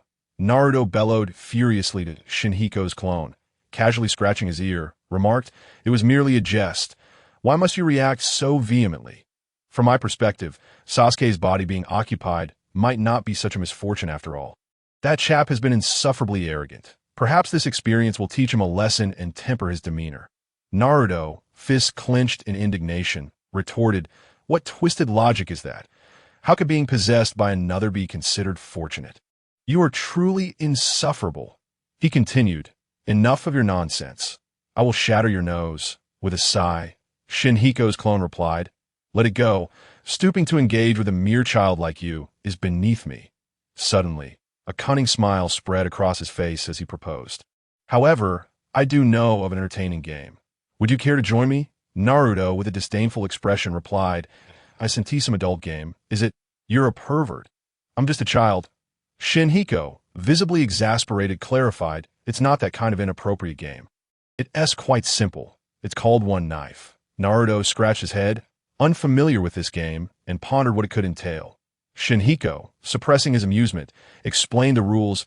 At the onset of the game, each participant receives a mannequin that resembles them perfectly, serving as a proxy for their actions. The players then engage in a game of rock, paper, scissors to determine who acts next.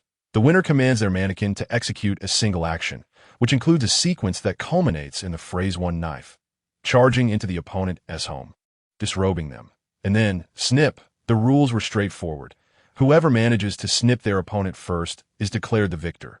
After Shinhiko outlined the game rules, both Naruto and Jiraiya instinctively crossed their legs. Naruto stammered, "This game is far too brutal. Can't we choose something more harmonious?" Jiraiya concurred. "Indeed, Shinhiko. Let's all calm down. There's no need to risk our lives over a game." Shinhiko's clone pointed to the mannequin and retorted, "It's not as if you'll be the ones getting snipped. We have mannequins for that purpose, right? Let the mannequins face the consequences." With a mocking smile, he added, "What's wrong? Are you afraid?" Naruto puffed out his chest defiantly, asserting, "How could I be afraid? I am destined to become the Hokage." Shinhiko chuckled derisively. "Let us hope you don't end up so frightened that you soil your pants." After finalizing the game's details, Jiraiya volunteered to serve as the referee. The two opponents locked eyes, and Jiraiya raised his hand to announce, "Let the match begin." In a flash, both Naruto and Shinhiko's clone extended their right hands, and in a heartbeat, they completed their throws. Naruto chose scissors, while Shinhiko chose rock. Suddenly, a knife appeared in the hands of Shinhiko's mannequin. One Knife activated. Naruto gulped as he beheld the glinting blade. This was merely the first round. It hardly counted. He encouraged himself as the second round commenced, albeit with noticeably heightened tension. The knife loomed ominously above Naruto's head like the sword of Damocles. In the second round, Naruto chose cloth while Shinhiko opted for scissors, resulting in Shinhiko's victory. The mannequin representing Shinhiko dashed into Naruto's mannequin-s abode with alarming swiftness. Charging into your home activated. The two mannequins stood face to face, with Shinhiko's mannequin wielding the knife menacingly. Fear gripped Naruto as he recalled the snip moment, causing him to tremble uncontrollably. This where it ends. Am I truly this weak? No, I should not fall here. I must rescue Sasuke and fulfill my promise to Sakura. Above all, I aspire to become Hokage. If I fall now, how will I ever earn the village's recognition? In that instant, determination blazed in Naruto's eyes. Suddenly, a rousing background score erupted, startling Shinhiko's clone, who nearly strained his back. Where did that sound come from? Why is there suddenly a background score? Meanwhile, Shinhiko, camping in a land of grass, smiled subtly at a game that is merely a one-sided affair lacks excitement. It is the existence of victory and defeat that lends significance to the game. In the past, during their time playing cards, the clones had conspired against him. Now, the tides had turned. He would ensure that Naruto Uzumaki would have an advantage to triumph over them. Empowered by the BGM, Naruto surged with renewed vigor. He raised his right fist once more, poised for the third round of rock, paper, scissors. The clones felt a twinge of uncertainty. This fellow seemed invigorated, as if he had been fueled by adrenaline. And they feared a potential reversal of fortunes. Their apprehensions were soon realized. In the third round, Naruto chose scissors, while Shinhiko opted for cloth, resulting in Naruto's victory. The clone scoffed, so what if I lost one round? It merely resets the playing field. At that moment, the mannequin representing Naruto sprang into action, seizing the knife from Shinhiko's mannequin. Seizing your knife activated. Shinhiko's clone widened his eyes in disbelief, exclaiming, "What is this maneuver? You can't just take my knife. That's cheating." Naruto, revealing a sly side, flashed a grin at the clone and remarked, "Your rules never stated I couldn't take your knife. If you win next time, you can reclaim it." The clone gritted his teeth, realizing that this audacious child dared to toy with him. Both were resolute as they prepared for the fourth round of rock, paper, scissors. Jiraiya, observing the intensifying competition, wasted no time in announcing the start of the fourth round. Rock, paper, scissors. They both threw their hands simultaneously. Naruto chose rock, while Shinhiko's clone chose scissors. The clone felt a wave of relief wash over him. He had narrowly escaped defeat. Meanwhile, Naruto, gazing at his clenched fist with regret, lamented the missed opportunity to conclude the game. Now he must enter overtime. How vexing. He turned to Shinhiko, saying, "You may proceed. Put your pants back on." With a subtle smile, Sinyan's shadow clone swiftly darted back to its abode. Naruto stood there, utterly dumbfounded, his trembling finger pointed at Sinyan as he exclaimed, "You actually went home without even pulling up your pants. You must be the most timid person ever. How about pulling them up before you run?" The clone shrugged nonchalantly. "I have no choice. This game allows only one command at a time. Pulling up my pants and then running constitutes two commands, which is simply unfeasible." Naruto's mouth twitched in disbelief. That really the crux of the matter. The real issue is that you ran off without your pants. Under Naruto's scornful gaze, the sixth round of rock, paper, scissors commenced. This time, the victor was Sinyan's clone, who issued commands with a stoic expression. "Deploy the knife," Naruto queried, perplexed. "What use is a knife to you now? Why don't you put on your pants first?" The clone replied with an impassive demeanor. "No more chatter, Uzumaki Naruto. Let us settle this once and for all." The seventh round began. With Naruto emerging as the victor, he charged into Sinyan's home, shaking the knife in his hand with a sinister grin. "Prepare to meet your doom, you pantsless pervert." If Naruto won one more round, he could declare victory in the game. Even if he lost, he still had one chance to start anew. Thus, he faced the next round with unwavering confidence. The eighth round commenced, and Sinyan's clone triumphed. Naruto, arms crossed and visibly annoyed, demanded, "Hurry up and give your command.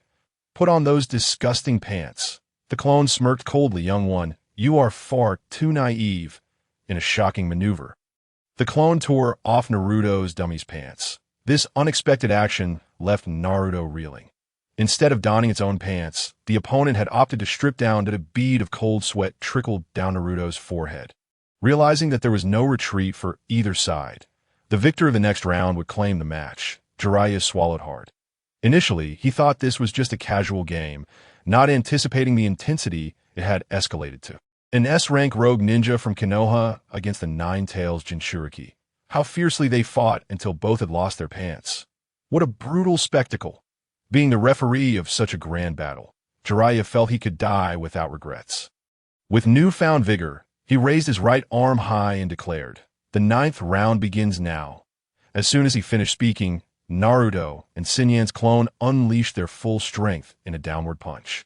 This strike embodied all their beliefs and determination. The force of their clash was akin to a tempest, rendering Jiraiya unable to open his eyes.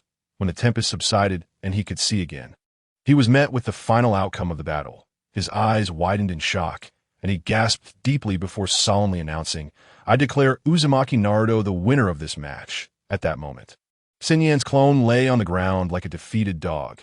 The representation of him writhed in agony on the floor, while Naruto's dummy stood proudly before him. A gentle breeze swept through. The chaotic scene transformed. Ultimately, the wreckage vanished, and everyone found themselves back in Sun Yan's home. The hot pot continued to bubble, indicating that their departure had not been long. Jiraiya turned to Sun Yan's clone and inquired, "Did we just fall under an illusion? When did that happen?" Sun Yan's clone, now too humiliated to respond, lay on the ground, memories flashing before him like a revolving lantern. After such a disheartening defeat, he felt utterly dispirited.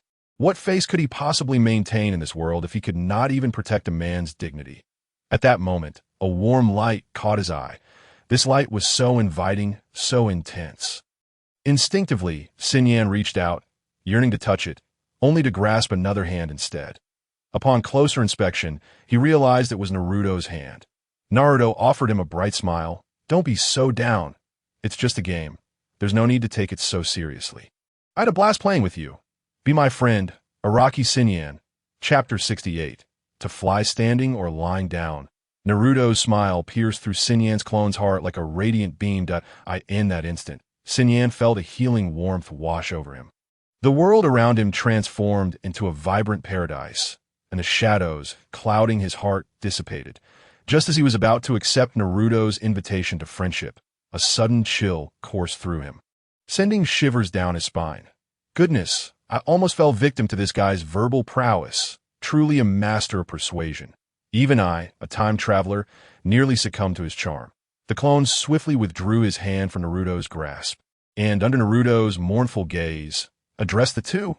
"Enough. You are aware of Uchiha Sasuke's situation, that if there is nothing else, you may leave."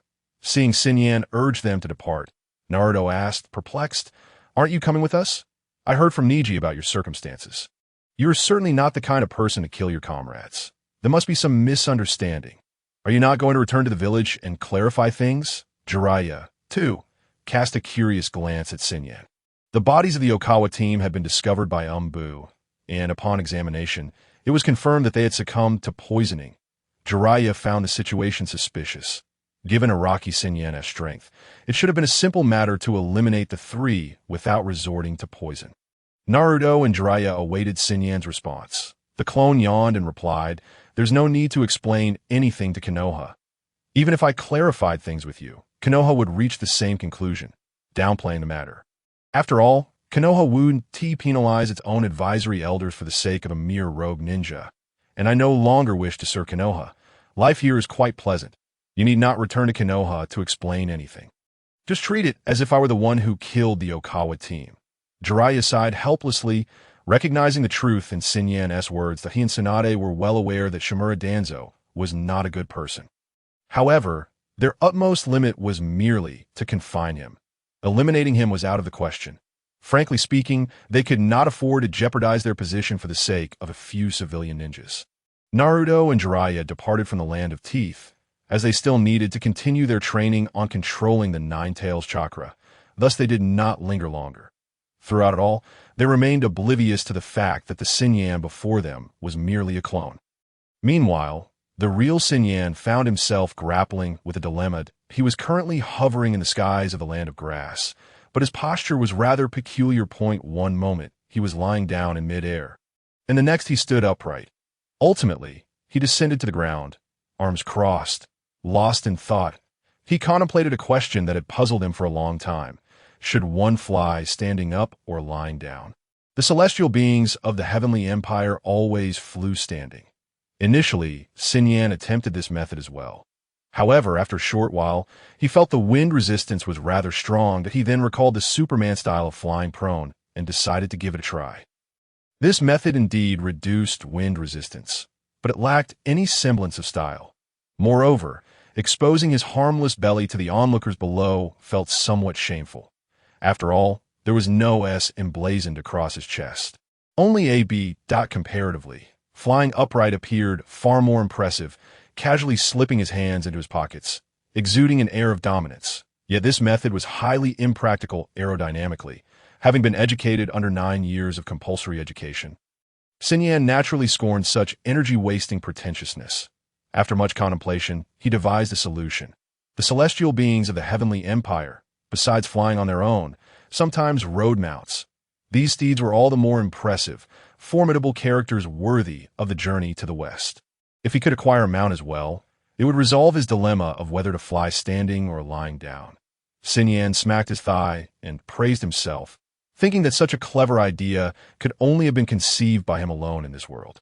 However, he soon found himself in a quandary over what mount to choose. The ninja realm was filled with impressive summoning beasts, such as toads, snakes, and slugs. Yet, these creatures seemed too mundane. He desired a mount that exuded grandeur and sophistication. After all, how embarrassing would it be to ride out only to collide with someone else?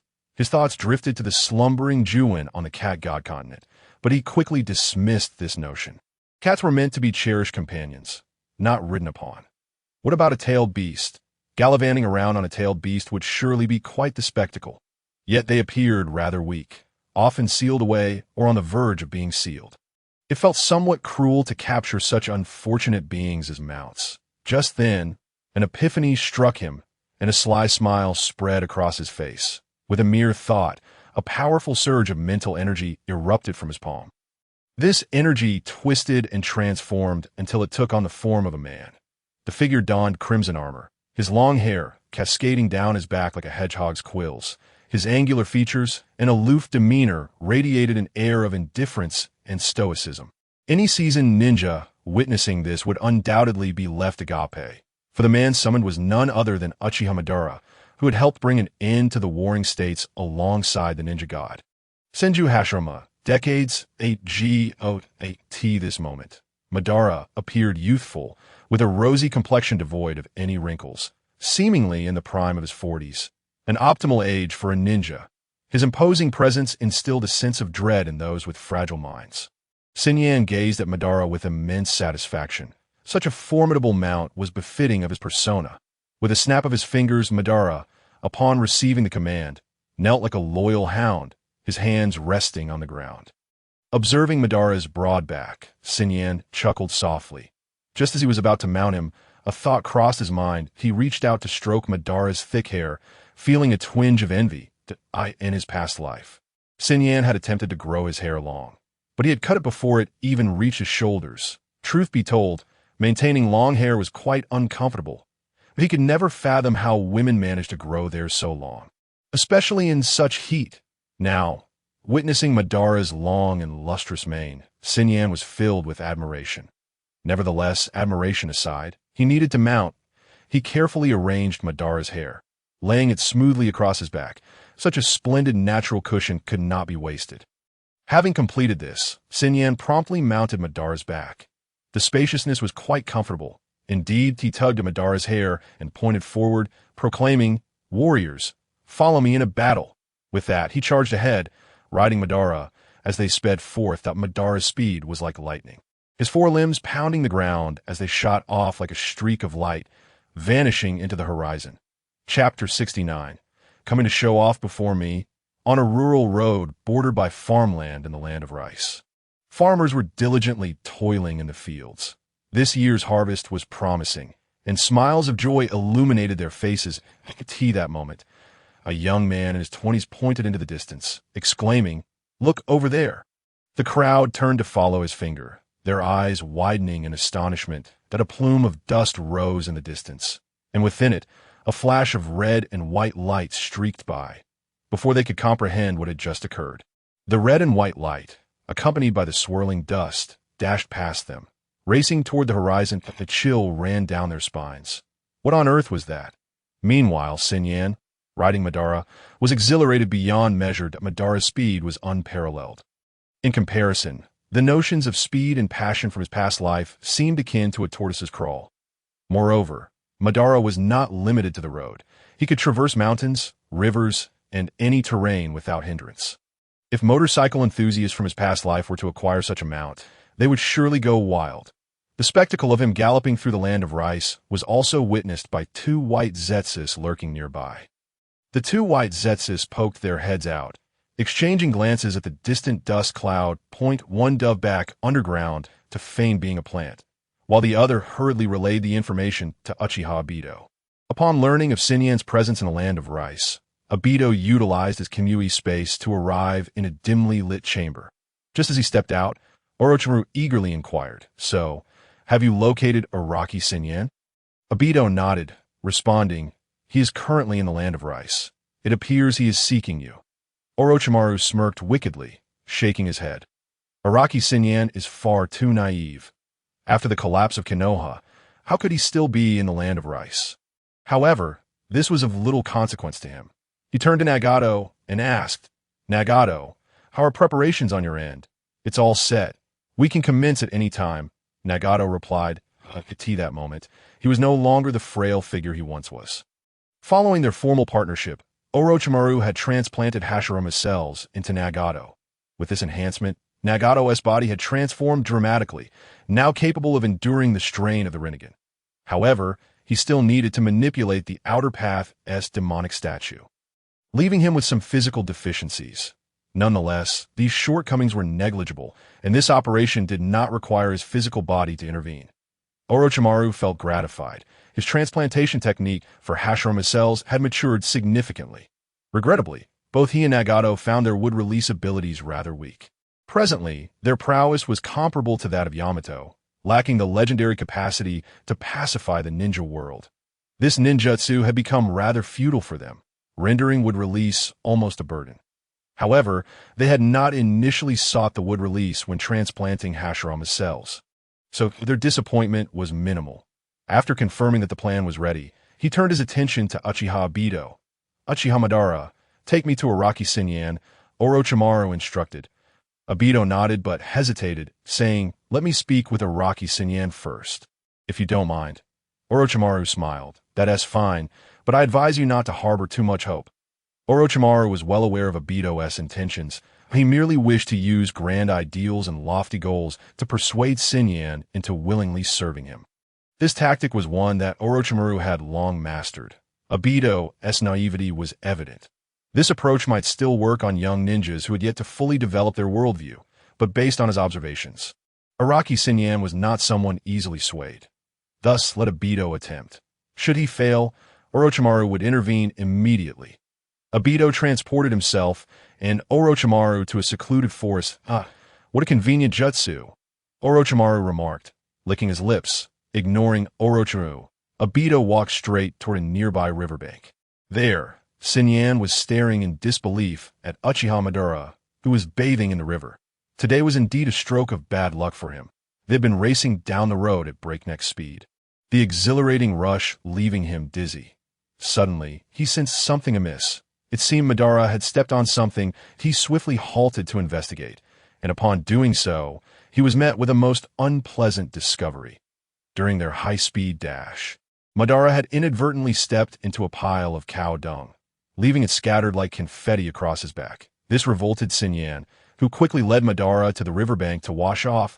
He mused that motorcycles were still inferior to cars. A car, when rolling through cow dung, would likely fling it off thanks to the inertia of its tires after a short distance. But a motorcycle? It would absolutely coat the rider in filth without a moment's pause. Just then, he heard footsteps approaching from behind. Turning around, he spotted a man wearing a single-eyed vortex mask strolling toward him with an air of nonchalance. Recognizing him instantly, Xinyan thought, this was the reckless child. Obito, who sought to obliterate the ninja world over the loss of his girlfriend. Wait. Yara Rin is not his girlfriend. This fellow, upon losing his secret crush, intends to annihilate the ninja world. Truly, he shares a brain with a rock. While Shinhiko was observing Obito, Obito was also sizing up Shinhiko. The man appeared utterly unremarkable, exuding an air of laziness that hardly suggested he was a formidable foe. More importantly, he did not detect any intense chakra fluctuations emanating from the other. It is well known that for a ninja to conceal their chakra in a face-to-face encounter is exceedingly difficult. Shinhiko's chakra level seemed insufficient to activate the Kimui technique. However, both Orochimaru and Kisame had previously spoken of Araki Shinhiko's might. Given their strength, they surely would not be mistaken. Taking a deep breath, Obito addressed Shinhiko with a condescending tone, saying, "Greetings, Araki Shinhiko." Shinhiko furrowed his brow. What did this guy want with him? Was he here to show off? Speak plainly and quickly. I have no time for idle chatter. Shinhiko replied impatiently. Seeing Shinhiko's expression, Obito realized that the other did not regard him with any seriousness. Dealing with such an obstinate rogue ninja indeed required a more formal approach. First, he would intimidate with his identity, then evade the other's skills with Kimui. Ultimately, he would unveil his grand plan to daunt Shinhiko. Hardly anyone could withstand such a sequence. Obito's tone grew increasingly haughty. His chin slightly raised as he coldly declared, "Young one, you're quite disrespectful. As a fellow rogue ninja from Konoha, I am your senior. One must exhibit sufficient respect towards their elders, especially since I am the first S-rank rogue ninja of Konoha." At this point, Obito's demeanor shifted to one of amusement as he uttered a name he believed would instill fear in anyone. Uchiha Madara. Shinhiko regarded the posturing Uchiha Obito with a twitch at the corner of his mouth. This fool could put on airs in front of others, but to do so in front of him was simply ridiculous. That it would be an affront to the cow dung he had stepped in today if he did not slap his face. Chapter 70. Qin Shi Huang, Demand Payment. Shinhiko displayed a peculiar expression, which to Uchiha Obito seemed as though he was taken aback by Madara's name. However, it was no surprise. Uchiha Madara was a legendary figure in the ninja world. Even if the new generation of ninjas had never witnessed his terrifying power, they had certainly heard of his illustrious name. Just as Obito was about to continue his bravado, Shinhiko suddenly raised his hand and gestured for him to pause, saying, "Hold on a moment." Obito felt a twinge of annoyance at being interrupted, yet he did not show it. He was currently embodying Uchiha Madara, and he could not afford to lose that air of superiority. Shinhiko then clapped his hands towards the river and said, "It should be clean enough by now. Come forth." And no sooner had he spoken than Uchiha Madara emerged from the water like a lotus blooming from the depths. The moonlight illuminated his stern visage, rendering him extraordinarily enchanting and imposing. But he strode onto the shore, his gaze fixed intently upon Uchiha Obito. In that instant when Madara emerged, Obito's mind momentarily short-circuited. He should have been grateful for his mask, for otherwise his jaw would surely have dropped to the ground. He had seen this face before, though it had been aged and lined with wrinkles. Hair turned gray. Yet now, the individual appeared vigorous, showing no signs of decrepitude. This face, this gaze, this sensation of chakra. He could not be mistaken. This was Uchiha Madara. What on earth was happening? Why was the person still alive? Could this be the impure world reincarnation technique? Obito scrutinized Madara closely. There were no signs of dirt or cracks on his face, indicating it was not the impure world reincarnation.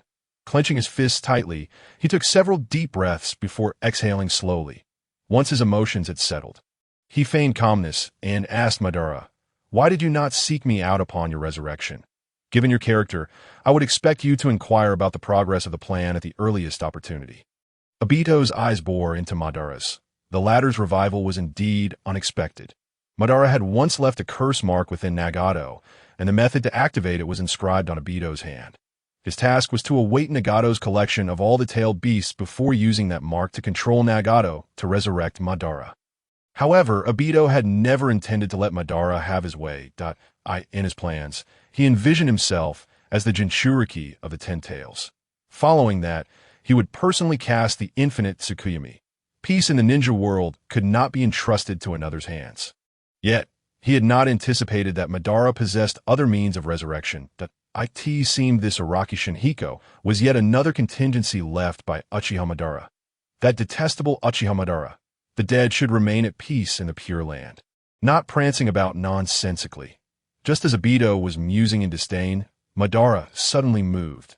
The abrupt motion startled Obito, and he activated Kamui, readying himself for a counterattack.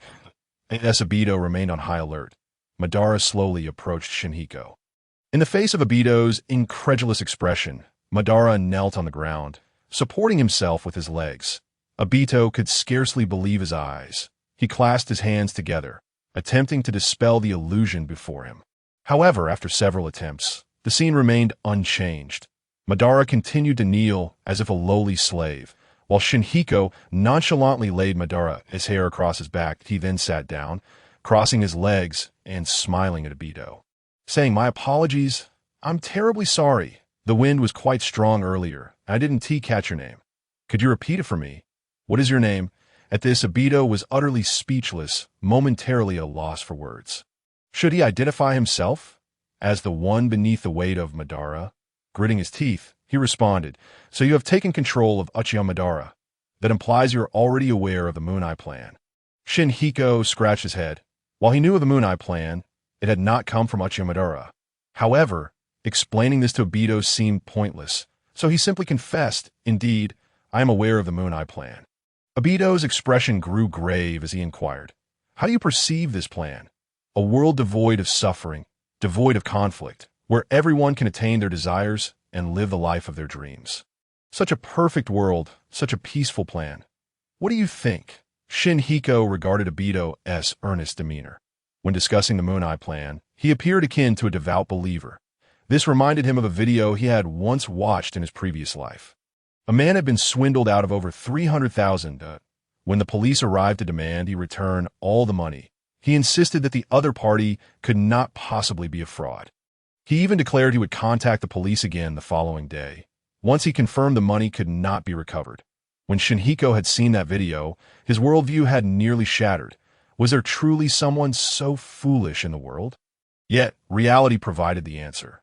Yes, humanity is more foolish than one can imagine. Such an evidently flawed plan, and yet Obito fervently promoted Itto think that Uchiha Obito, an imbecile, could be so naive. And even Uchiha Madara, a leader who had endured the tumultuous Warring States era, could share such folly. Shinhiko sensed that, regarding lies, those deceived often clung to them with greater conviction than those who told them. Even when faced with an obviously flawed deception, they would devise various justifications to uphold it, to the point that even the liar could not refute their claims. Shinhiko retrieved a kunai from his backpack and swiftly hurled it at Obito's feet, embedding it into the ground. Observing the kunai at his feet, Obito felt a sense of confusion. That moment, Shinhiko spoke, "Do you wish to know the truth of this world?" Obito glanced at the kunai, then back at Shinhiko. This tactic seemed somewhat familiar, albeit with uncertainty. He resolved to observe further that in truth, everyone in this world has been deceived. We are living in a reality constructed of illusions. This illusion is known as infinite suffering, an enchantment that envelopes the entire world. The purpose of this illusion is straightforward, to subject you to unending torment, infinitely. It is a nefarious scheme devised by an evil individual seeking to enslave all of humanity. Currently, everyone in the world is under his control through this illusion. Yet none have yet perceived it, and why formidable strength derives from my realization that this is merely an illusory world that break this illusion. I chose to end my own life. After finishing his words, Araki Nobuhiko gazed intently at Uchiha Obito, stating, "I believe in you. You are a once-in-a-lifetime prodigy. Come now, if you wield this kunai and sever your own throat, you will be able to break free from this illusion, just as I have. Once we do that, we can join forces to vanquish that detestable scoundrel. We will save everyone in the ninja world, and the girl you hold dear is not dead. She is merely entrapped in a state of false death due to the Jinjutsu. If we collaborate to unravel this illusion, you will see her again. Now, take up that kunai, and let us forge a beautiful new future together." Chapter 71. The target emerges. Uchiha Obito clenches fists, his eyes ablaze as he stared at Nobuhiko. How dare he treat him like a mere child, concocting such a clumsy lie to deceive him. He lowered his voice, seething with anger. You think to trick me into taking my own life with such a base ploy, Araki Nobuhiko. Do you take me for a fool? Nobuhiko responded with a peculiar expression. I'm not deceiving you. What I say is the truth. Do you not find this world exceedingly strange? The endless conflicts among ninjas, where all that one cherishes ultimately slips away. Your friends, companions, family, and loved ones, regardless of your status or strength. You will ultimately watch them depart from your life helplessly. Reflect on everyone you have encountered. Do they not all fit this pattern? Obito fell silent, and in that moment he sensed a flicker of truth in Nobuhiko's words. The majority of those he had known did indeed fit the grim narrative that Araki had described. First, there was his former dear friend, Hatake Kakashi. From a young age, Kakashi was hailed as a genius. Excelling in his studies at the Ninja Academy and adored by the girls, he was the son of the renowned Konoha White Fang, a figure who was born to win.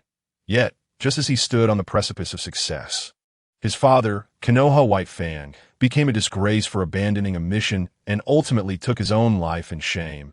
Plunging Kakashi into darkness, he and Rin Noara lost everything during the Third Great Ninja War. Rin was killed by Kakashi, and he lost his one true love. Although his teacher, Minato Namikaze, perished due to the calamity he unleashed with the Nine Tails, his fate also aligned with Nobuhiko's assertion. His beloved wife, Kushina Uzumaki, died shortly after being extracted of the tailed beast. Minato should not have died, but he chose to employ the dead demon consuming seal, embracing death willingly. At this moment, Obito's heart wavered slightly at Nobuhiko's twisted reasoning. However, being a cautious individual, he questioned, how can you substantiate your claims? There are countless who have taken their own lives in the ninja world. What makes you capable of dispelling this illusion? Nobuhiko's inquiry struck like a thunderclap in Obito's mind, stirring turbulent waves of disbelief. Could it be?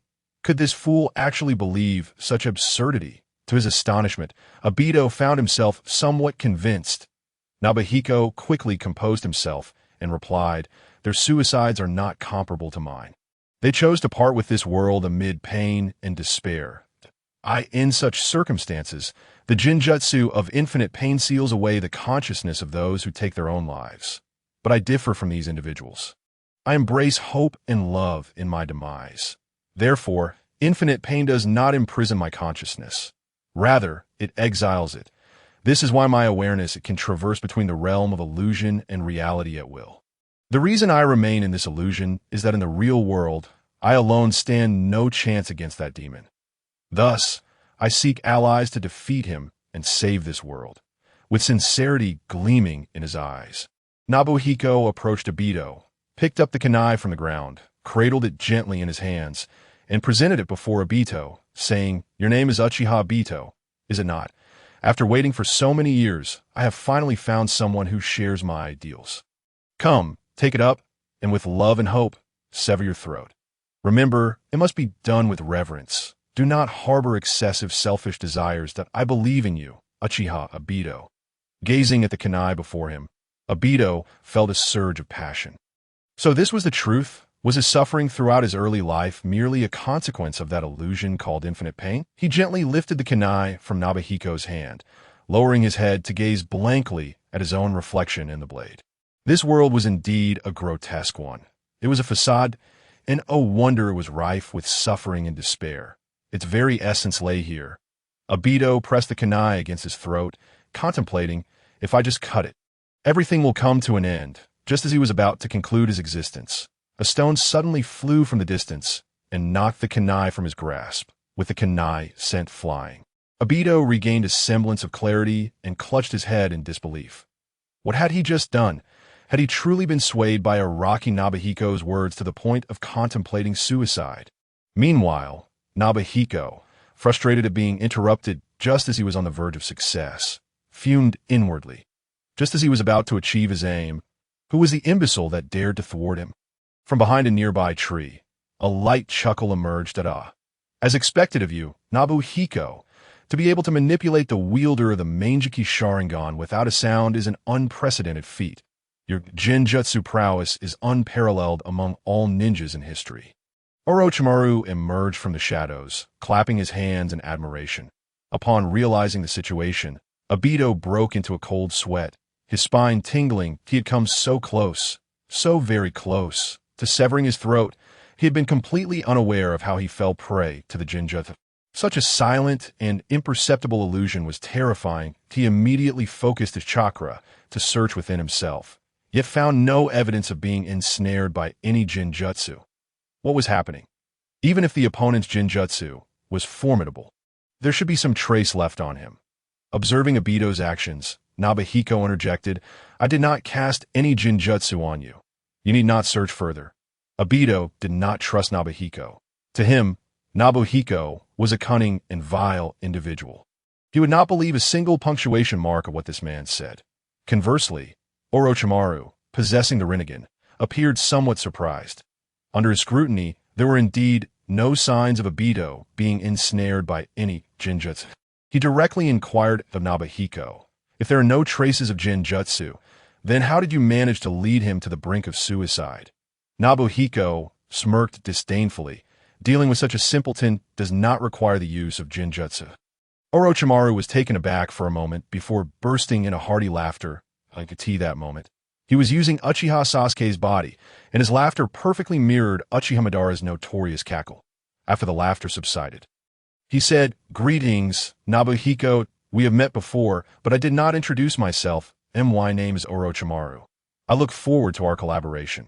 Seeing Orochimaru so courteous, Nobuhiko returned a slight smile, replying, "Hello, my name is Araki Nobuhiko. There is no need for guidance. My purpose in coming here is solely for you.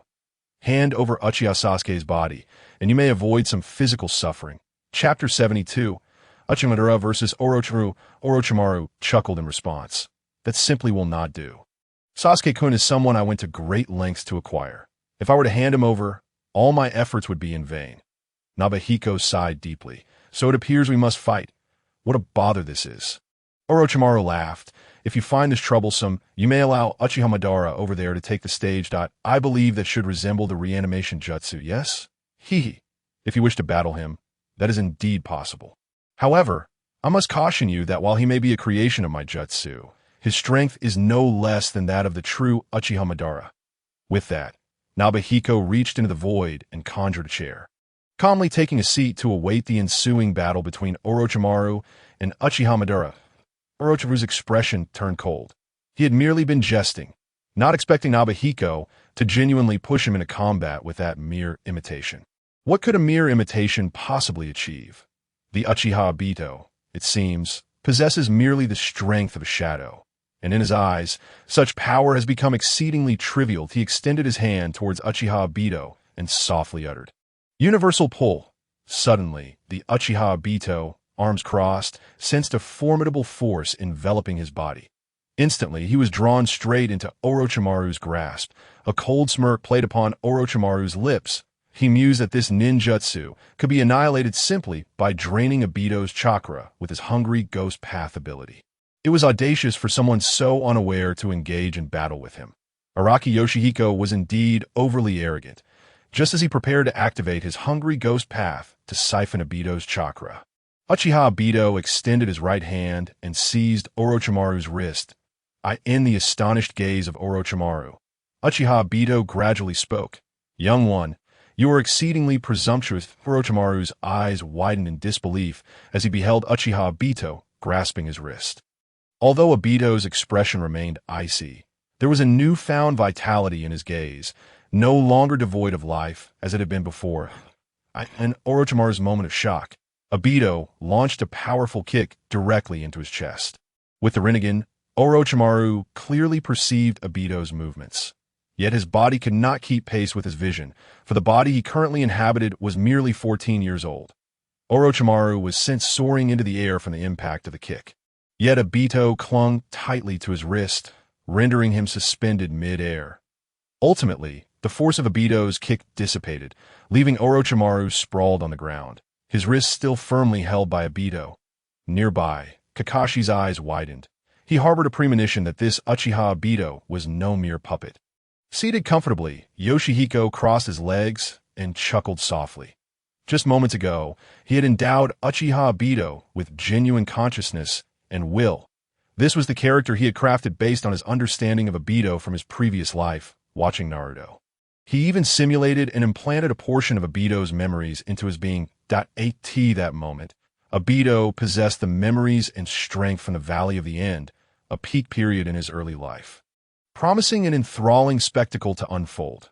Meanwhile, Orochimaru lay face down on the ground, his expression obscured. Uchiha Obito frowned and inquired, "Young one, why do you remain down? Do you intend to deceive me with such abysmal theatrics?" Orochimaru, unable to reveal his face, emitted a cold snicker. Suddenly, Obito noticed several venomous snakes emerging from Orochimaru's arm, lunging towards him. Unfazed, Obito scoffed, a trivial trick, but he then extended his left hand, channeling chakra into a surgical blade. With swift precision, he severed the heads of the snakes as if they were mere vegetables. Gradually, Orochimaru lifted his head, an endless stream of snakes slithering from his mouth. Ninjutsu. The Thousand Snakes Formation. Seeing the oncoming serpentine wave, Uchiha Obito furrowed his brow, then leaped backward to distance himself from Orochimaru. The snakes multiplied and thickened, soon encroaching upon Yoshihiko and Kakashi. Kakashi utilized his Kamui to escape the center of the battlefield, while Yoshihiko levitated his chair into the air to evade the snake tide, faced with the densely packed serpents towering over 10 meters. Uchiha Obito formed a hand seal and unleashed a torrent of flames towards the serpents. Fire release, great fire annihilation. The inferno collided with the serpentine wave, resulting in a cacophony of hissing explosions as the air filled with foul-smelling black smoke. The battlefield transformed into a blazing inferno, visible even from dozens of miles away, glowing like a miniature sun. Ultimately, Orochimaru's snake tide succumbed to Uchiha Obito's flames, which gradually bore down upon him. Orochimaru furrowed his brow and leapt to evade the inferno. Observing Orochimaru's escape, Uchiha Obito once again crossed his arms and declared, "Young one, unleash your full power." Orochimaru chuckled in response. "You did say that." An infinite amount of natural energy began converging towards Orochimaru's body. He absorbed it fervently, akin to a black hole. In truth, Orochimaru had always possessed the ability to absorb natural energy. He merely lacked the perfect control required to enter Sage Mode.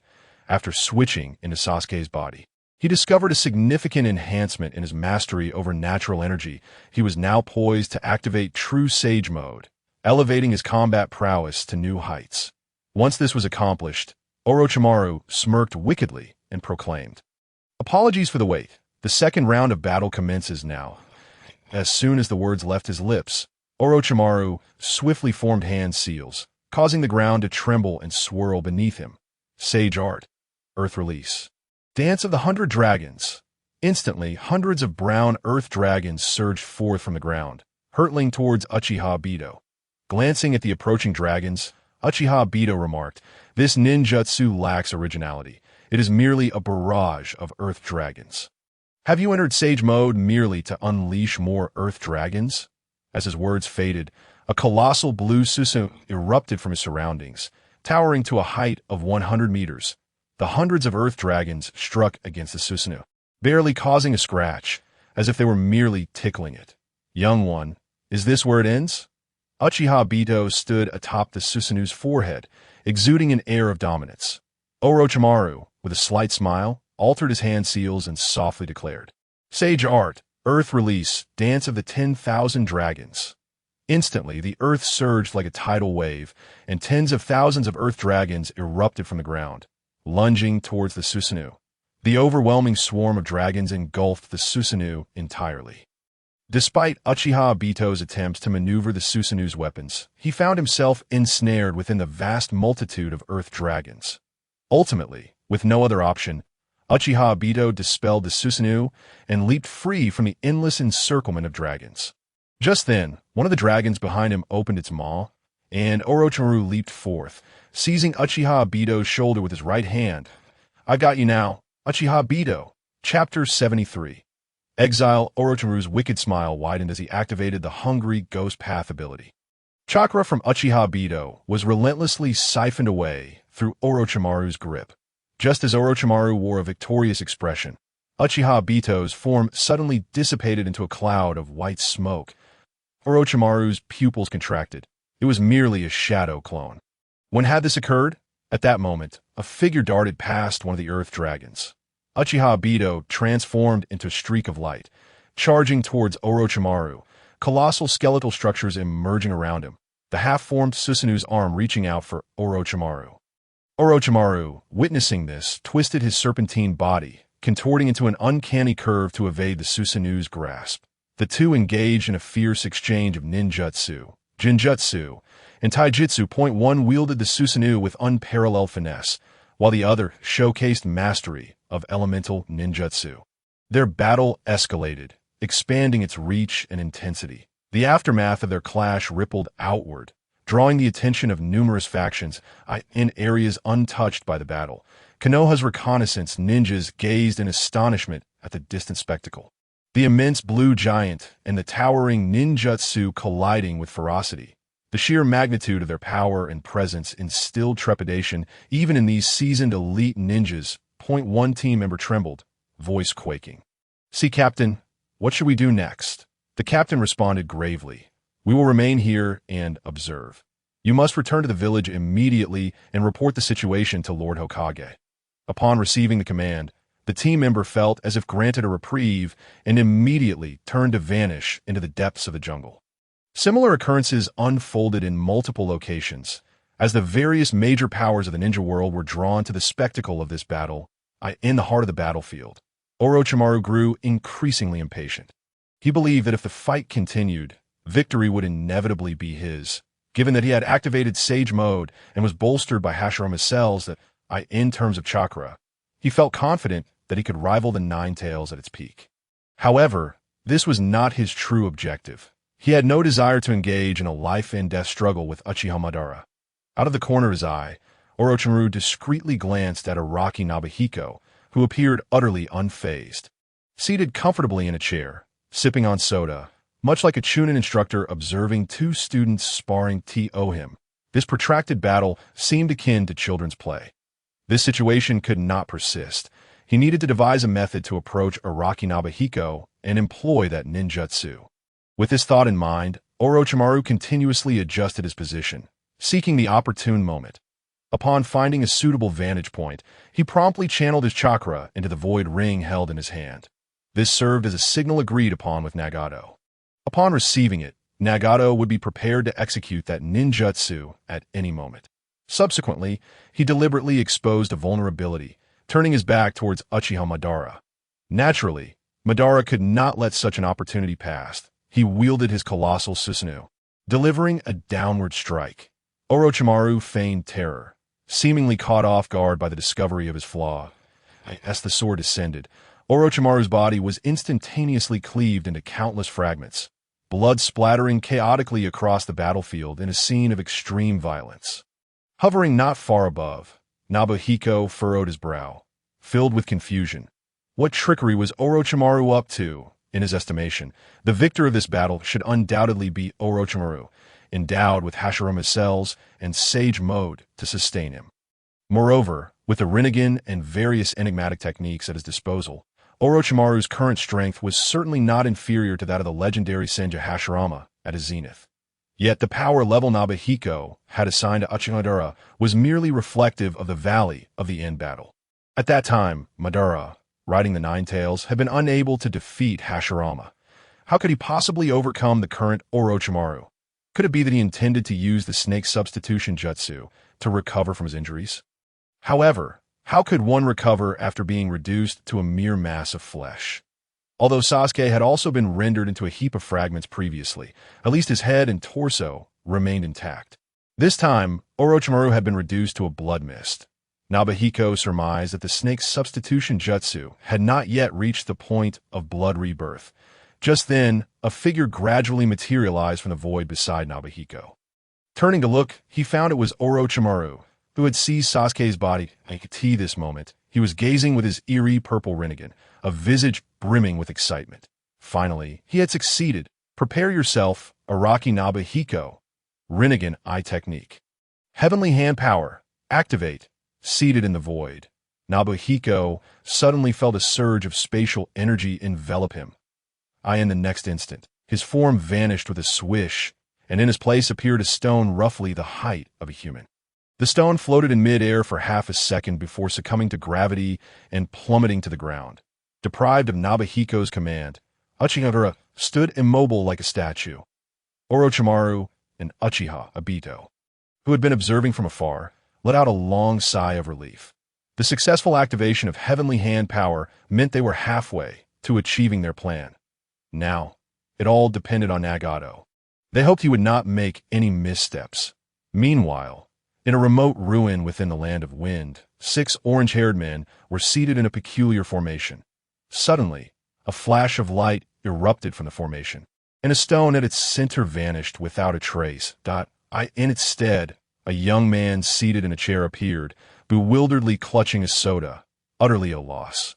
Through the perspectives of pain, Nagato beheld this individual, whom both Orochimaru and Uchiha regarded with immense trepidation. He appeared utterly unremarkable, lacking any semblance of a formidable presence. However, such considerations were moot.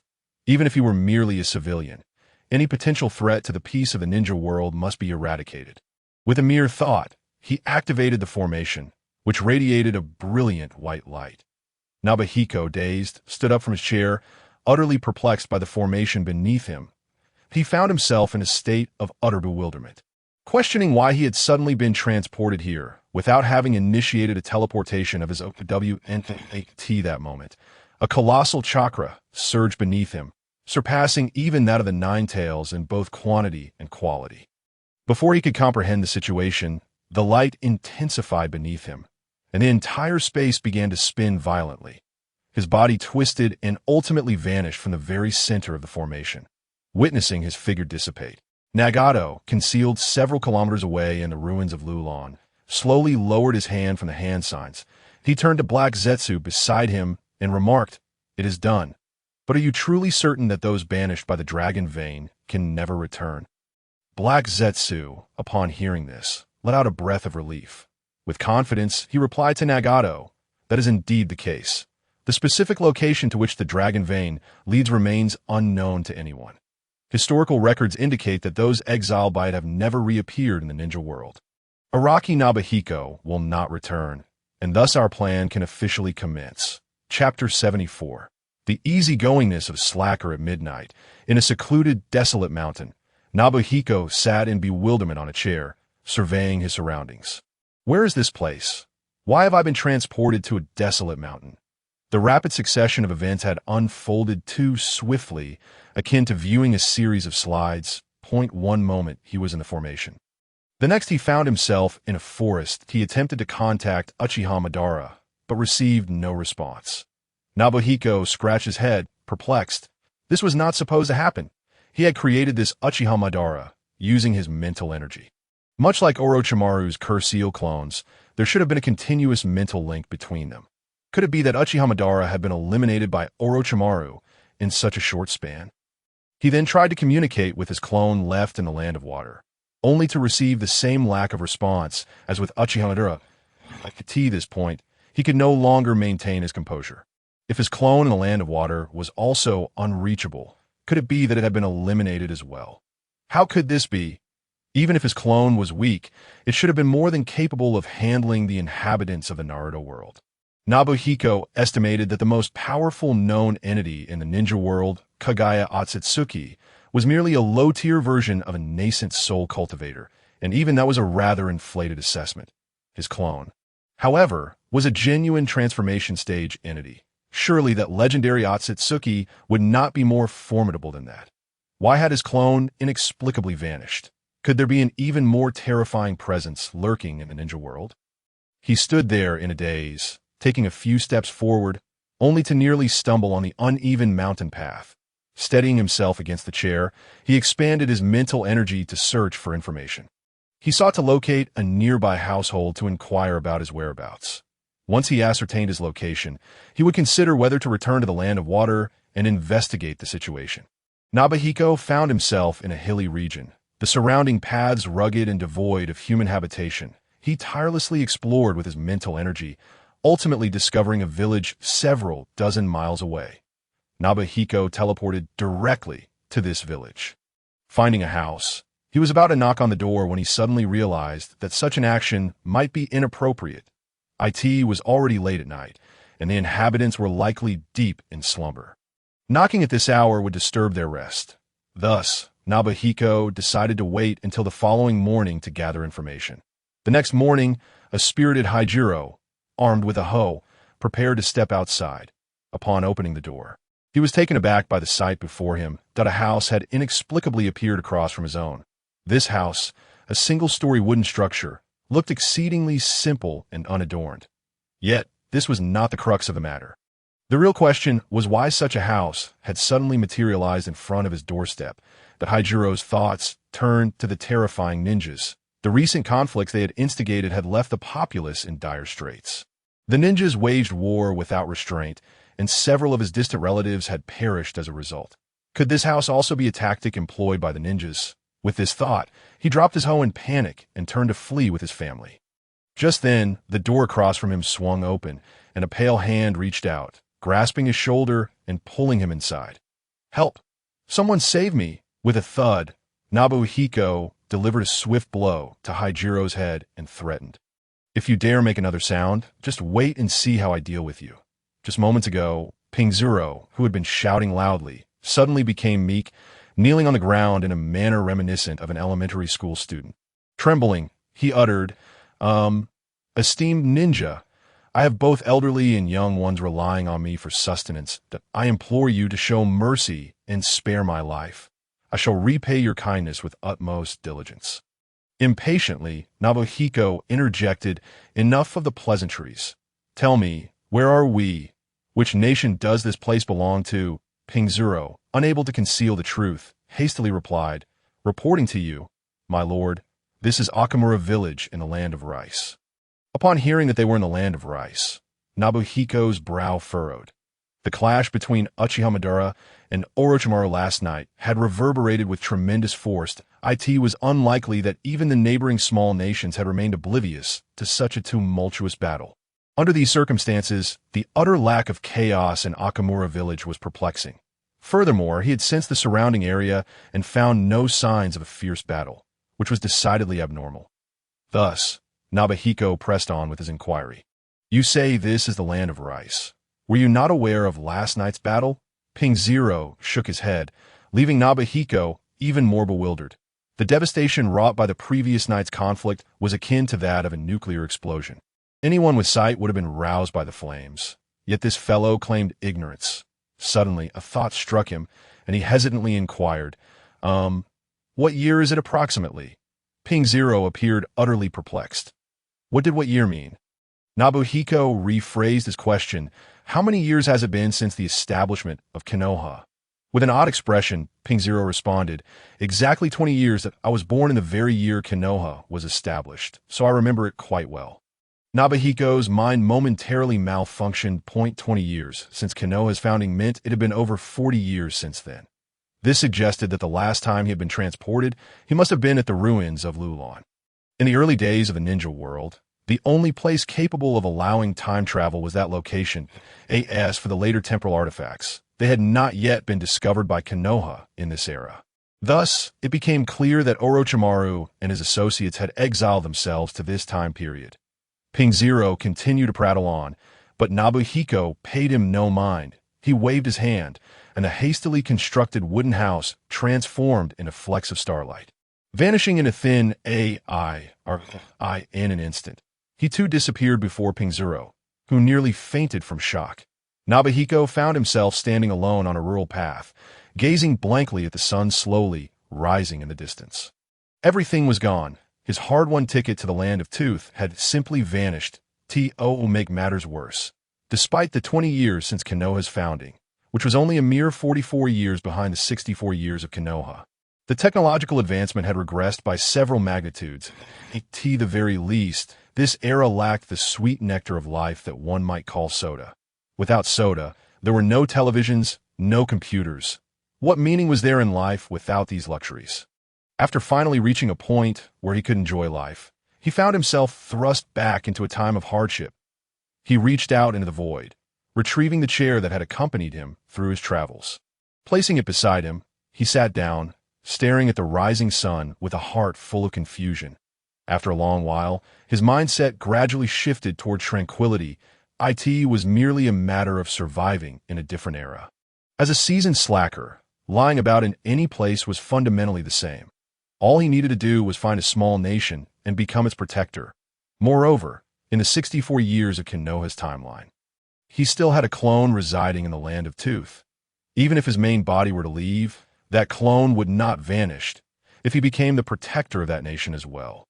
He could reap rewards from both timelines, doubling his joy. With this thought, his expression grew increasingly resolute. It was merely a change of era. It was nothing to fret over. Chapter 75. Teacher Wong, just as Nobuhiko solidified his resolve. A pair of farmers, a father and son, approached along the rural path. They paused, taken aback by the sight of Nobuhiko sitting in the field. As they passed him, the young farmer whispered to his father, "Dad, what's the deal with this person? Why is he sitting here?" "I don't know. Perhaps there's something wrong with his mind. I think you're right. He doesn't look like an ordinary person. Could he be the foolish son of a landlord?" As the father and son chatted and walked away, Nobuhiko was left behind, his head filled with black lines of exasperation. "Damn it. These unworldly bumpkins cannot even discern my true worth." Having clarified his surroundings, Nobuhiko set forth on his journey once more. This time, he lacked a destination, merely wandering aimlessly through the ninja world. Before long, he found himself in the land of hot water, the hometown of Haiden. He had no intention of seeking out any sinister cult, as that organization might not have even been established in Konoha's timeline of 20 years. Suddenly, he pondered an important question. Had Orochimaru, Nagato, and Uchiha Obito been born in this era? He carefully recalled the details. Currently, Orochimaru should still be a Ninja Academy student, while Nagato's parents would likely be only about 10 years old. As for Uchiha Obito, it was uncertain whether his father had even been born. An insidious thought crept into his mind that it was simply unforgivable that these individuals dared to conspire against him. If he didn't capture these little brats to serve him, fetching tea, washing clothes, and preparing meals, he would be remiss in his identity as an invincible powerhouse of the ninja world. The more he contemplated, the more justified he felt, and an evil grin crept onto his lips. Passers-by instinctively distanced themselves from him, fearing the contagion of his madness. Thus, he set off towards Konoha. Guided by his memories, he aimed to target Orochimaru first, determined to remind him that no matter the time, he would always be the junior. After walking for a while, Nobuhiko suddenly felt fatigued, not in a physical sense, but mentally. His laziness had resurfaced. He found himself reminiscing about Uchiha Madara's broad back. Riding on Madara had been a truly comfortable experience. As for the rumors that Madara's hair was prickly and uncomfortable, they were mere fabrications. Nobuhiko, having personally experienced it, could assert that riding on Madara was indeed quite pleasant. "Forget it. I shall create another Uchiha Madara." With a thought, his mental energy twisted in the void, ultimately shaping into a humanoid form. Another Uchiha Madara materialized before him. Nobuhiko easily mounted Madara, and as soon as he settled in, a moan escaped his lips. "Oh, Madara, you were simply too comfortable." Realizing how peculiar that sounded, he quickly corrected himself. "Oh no, it's riding you that feels so good." The more he elaborated, the more absurd it became. Ultimately, Nobuhiko shook his head, dismissing those chaotic thoughts. He then maneuvered Uchiha Madara to gallop through the land of fire. The exhilarating sensation of wind rushing past was enough to ignite one's passion. Riding on Uchiha Madara, there was no need to worry about crashing into walls or mountains.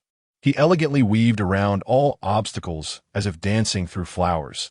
The grace of those movements left Nobuhiko in awe. If only this Uchiha Madara were a woman. Such skillful maneuvers could surely win the hearts of many lecherous souls. He reached out, intending to give Madara a playful pat on the rear, but the moment his hand extended, a shiver ran through him.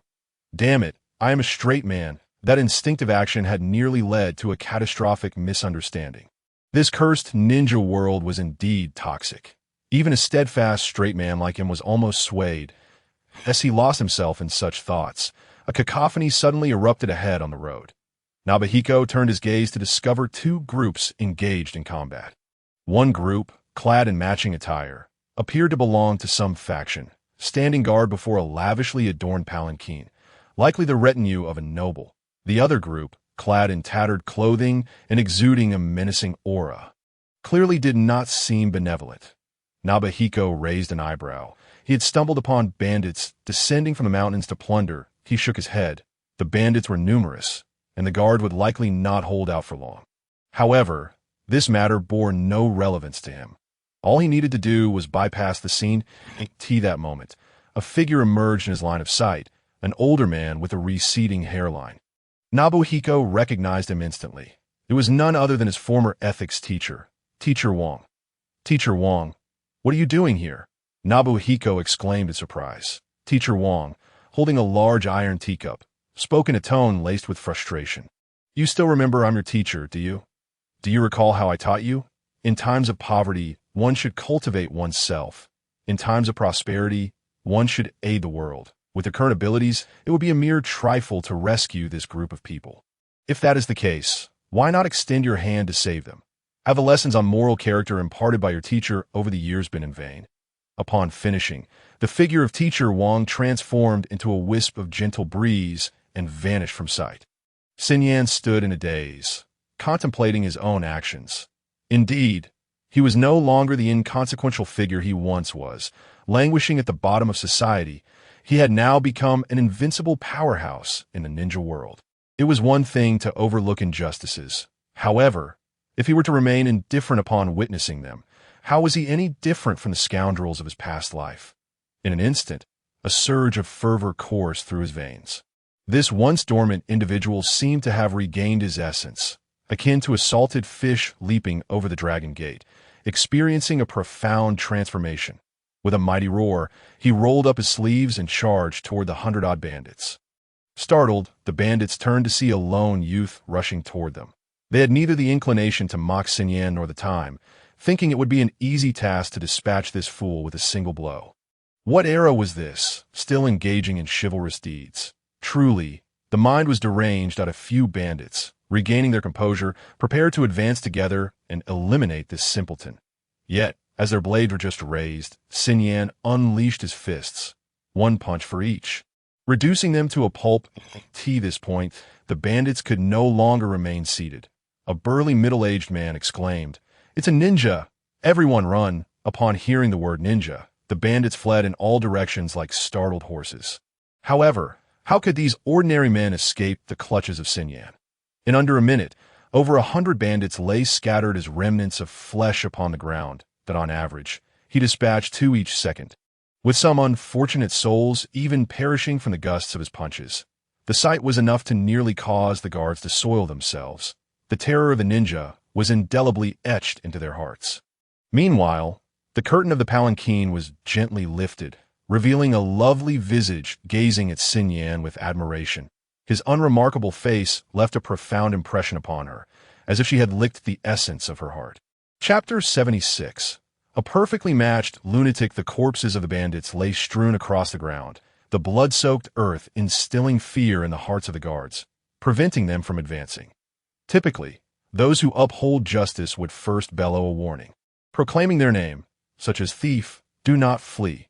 Yenrinzhong Ida stands here. Yet Sun Yan charged into the fray like a madman, unleashing his fists without uttering a word, annihilating the bandits with ruthless efficiency. The onlookers were still uncertain whether he was friend or foe, thus none dared to approach. However, one thing was clear. This individual was certainly not to be trifled with. At that moment, a gap in the palanquin's curtain opened, and the person within seemed intent on emerging. The captain of the guards, quick-witted, grasped the curtain and whispered, "Your Highness, it is not yet safe for you to come out. The defeated bandits are still uncertain of their allegiance." Please remain inside and wait patiently. The one referred to as the princess softly replied, "It is all right. Given the strength of our opponent, if they truly wish to do harm, even hiding within the palanquin would not suffice." The captain hastily responded, "In that case, I shall go and communicate with him immediately. Once we confirm his identity, you may descend." Suddenly, silence enveloped the palanquin, and the guards collectively exhaled, relieved. This young lady was notoriously difficult to manage. So the absence of chaos was indeed fortuitous. That moment, a delicate hand, as pale as jade, extended through the gap in the curtain. The sight of this hand caused some of the younger guards to swallow hard. The jade hand beckoned the captain closer, signaling him to approach. Understanding the cue, he leaned in, eager to hear the princess's instructions. Once he drew near, the hand closed into a fist and delivered a resounding slap to the captain's face. The sharp sound shocked all the guards, and the captain, clutching his face, wore an expression of disbelief as he stared at the curtain. Sinyan, who had just intended to turn away, was drawn back by the sound of the slap. Glancing toward the palanquin, the curtain was gradually drawn back, revealing a girl of approximately 16 or 17 years, stepping down from the palanquin. The girl possessed fair skin, and her bright, expressive eyes sparkled like gemstones.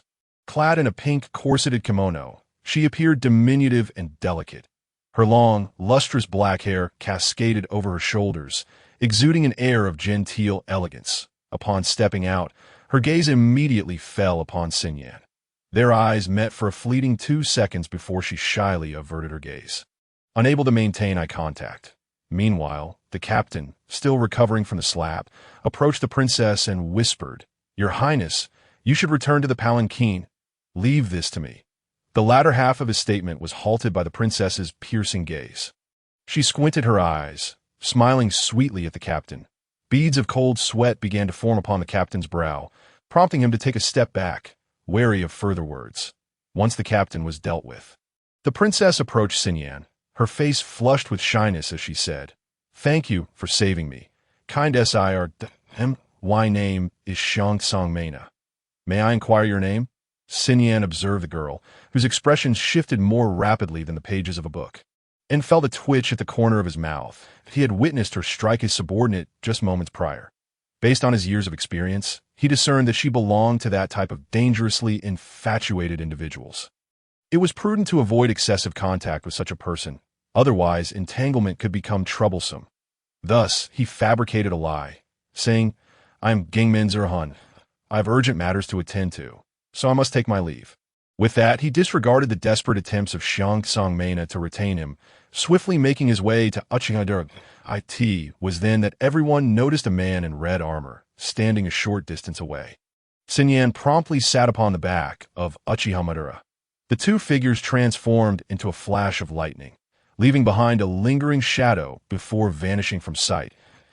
As the two peculiar individuals departed, the captain was left with a myriad of questions. It was his first encounter witnessing someone riding on another, and the speed at which they fled was utterly astounding.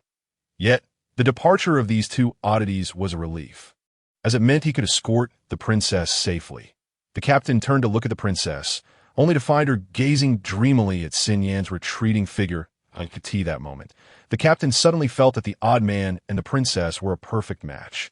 As she watched Sinyan leave, Xiangsong Mena's lips curled upward slightly. She could sense that the name he had introduced was a fabrication. This was not a technique of the ninja, but rather her keen sixth sense. Did he wish to conceal his identity? What a pity. Sinyan dashed away for dozens of miles before finally exhaling a sigh of relief, reassured that no one was pursuing him, that in truth, he had been overly cautious. With Uchiha speed, how many in the ninja world could match him?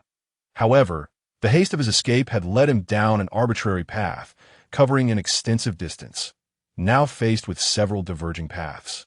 He pondered which one would lead to Konoha. As the sun began to dip in the west, Sinyan resolved to construct a shelter and rest for the night.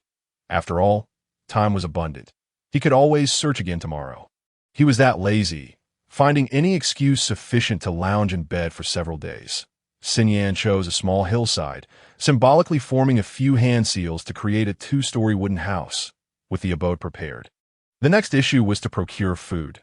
This posed a dilemma for Xinyan, as he wondered where he might find sustenance in this desolate wilderness. That moment, he suddenly heard a beast's roar from behind. Turning around, he discovered Uchiha was pinning down a bear with his right hand. The bear, adorned with long brown fur, appeared quite robust, being subdued by a mere human. The bear felt an immense loss of dignity. Earlier, he had noticed two humans intruding into his territory. Given that he had yet to eat that day, he intended to feast heartily. His gaze quickly fell upon the nearest target, Uchiha, believing that with such long fur, he would be easy to catch. Just as he exerted all his strength to pounce on Madara, this human surprisingly evaded his assault with a swift sidestep, then effortlessly subdued him with a single hand. The bear struggled several times to free himself from this human's grip, but the human remained steadfast, as immovable as a mountain. And no matter how fiercely he fought, he could not escape the grasp of this long-haired human. It seemed he had encountered a formidable human this time. If he did not devise a way to escape, he would meet his demise that very day. Gritting his teeth, the bear resolved to unleash his secret technique. He opened his mouth wide, squinting his eyes, and flashed a radiant smile at the slowly approaching Xinyan. This tactic had worked for him several times before. Whenever he faced a powerful human, using this move would compel them to release him. Unbeknownst to the bear, this tactic was referred to as acting cute in the human world, possessing significant impact on those from animal protection associations. Unfortunately, the bear had chosen the wrong opponent. Xinyan was a feline-style ninja.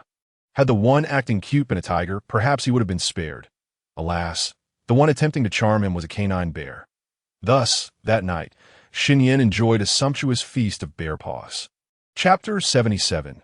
We brothers do not submit. The following morning, Xinyan rode once more upon Uchiha, setting out on their journey.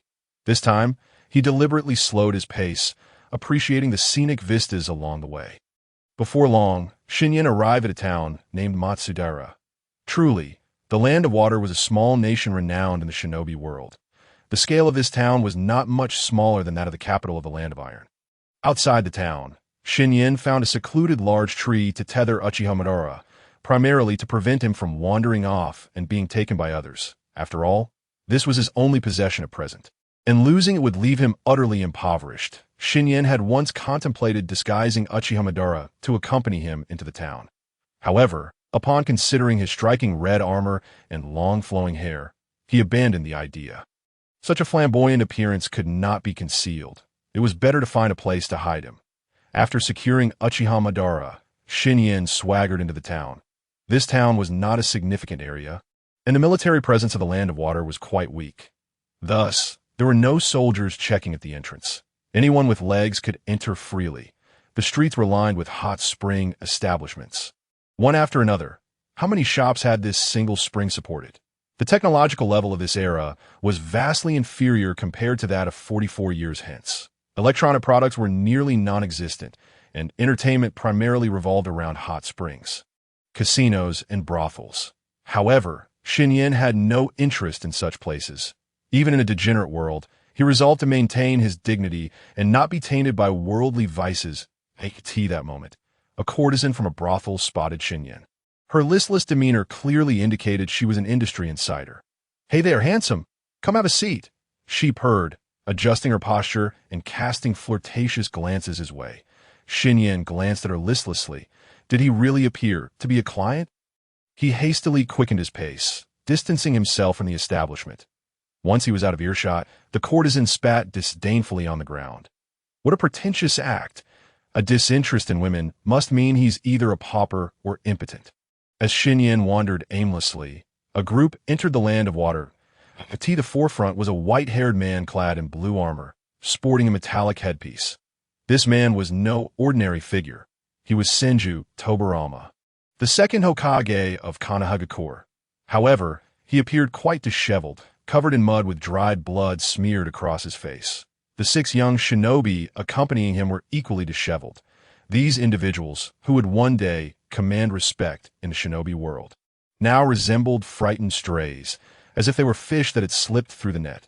Behind them, 100 shinobi were in hot pursuit. Leading the chase were the infamous brothers, Kin and Jin, known for their exploits during the Warring States period. These two had garnered fame for surviving the battle against the Nine Tails, subsequently acquiring its chakra and becoming legendary figures in the shinobi world. Due to their renown, the first Reikage of Kumogakure had invited them to join shortly after the village's establishment.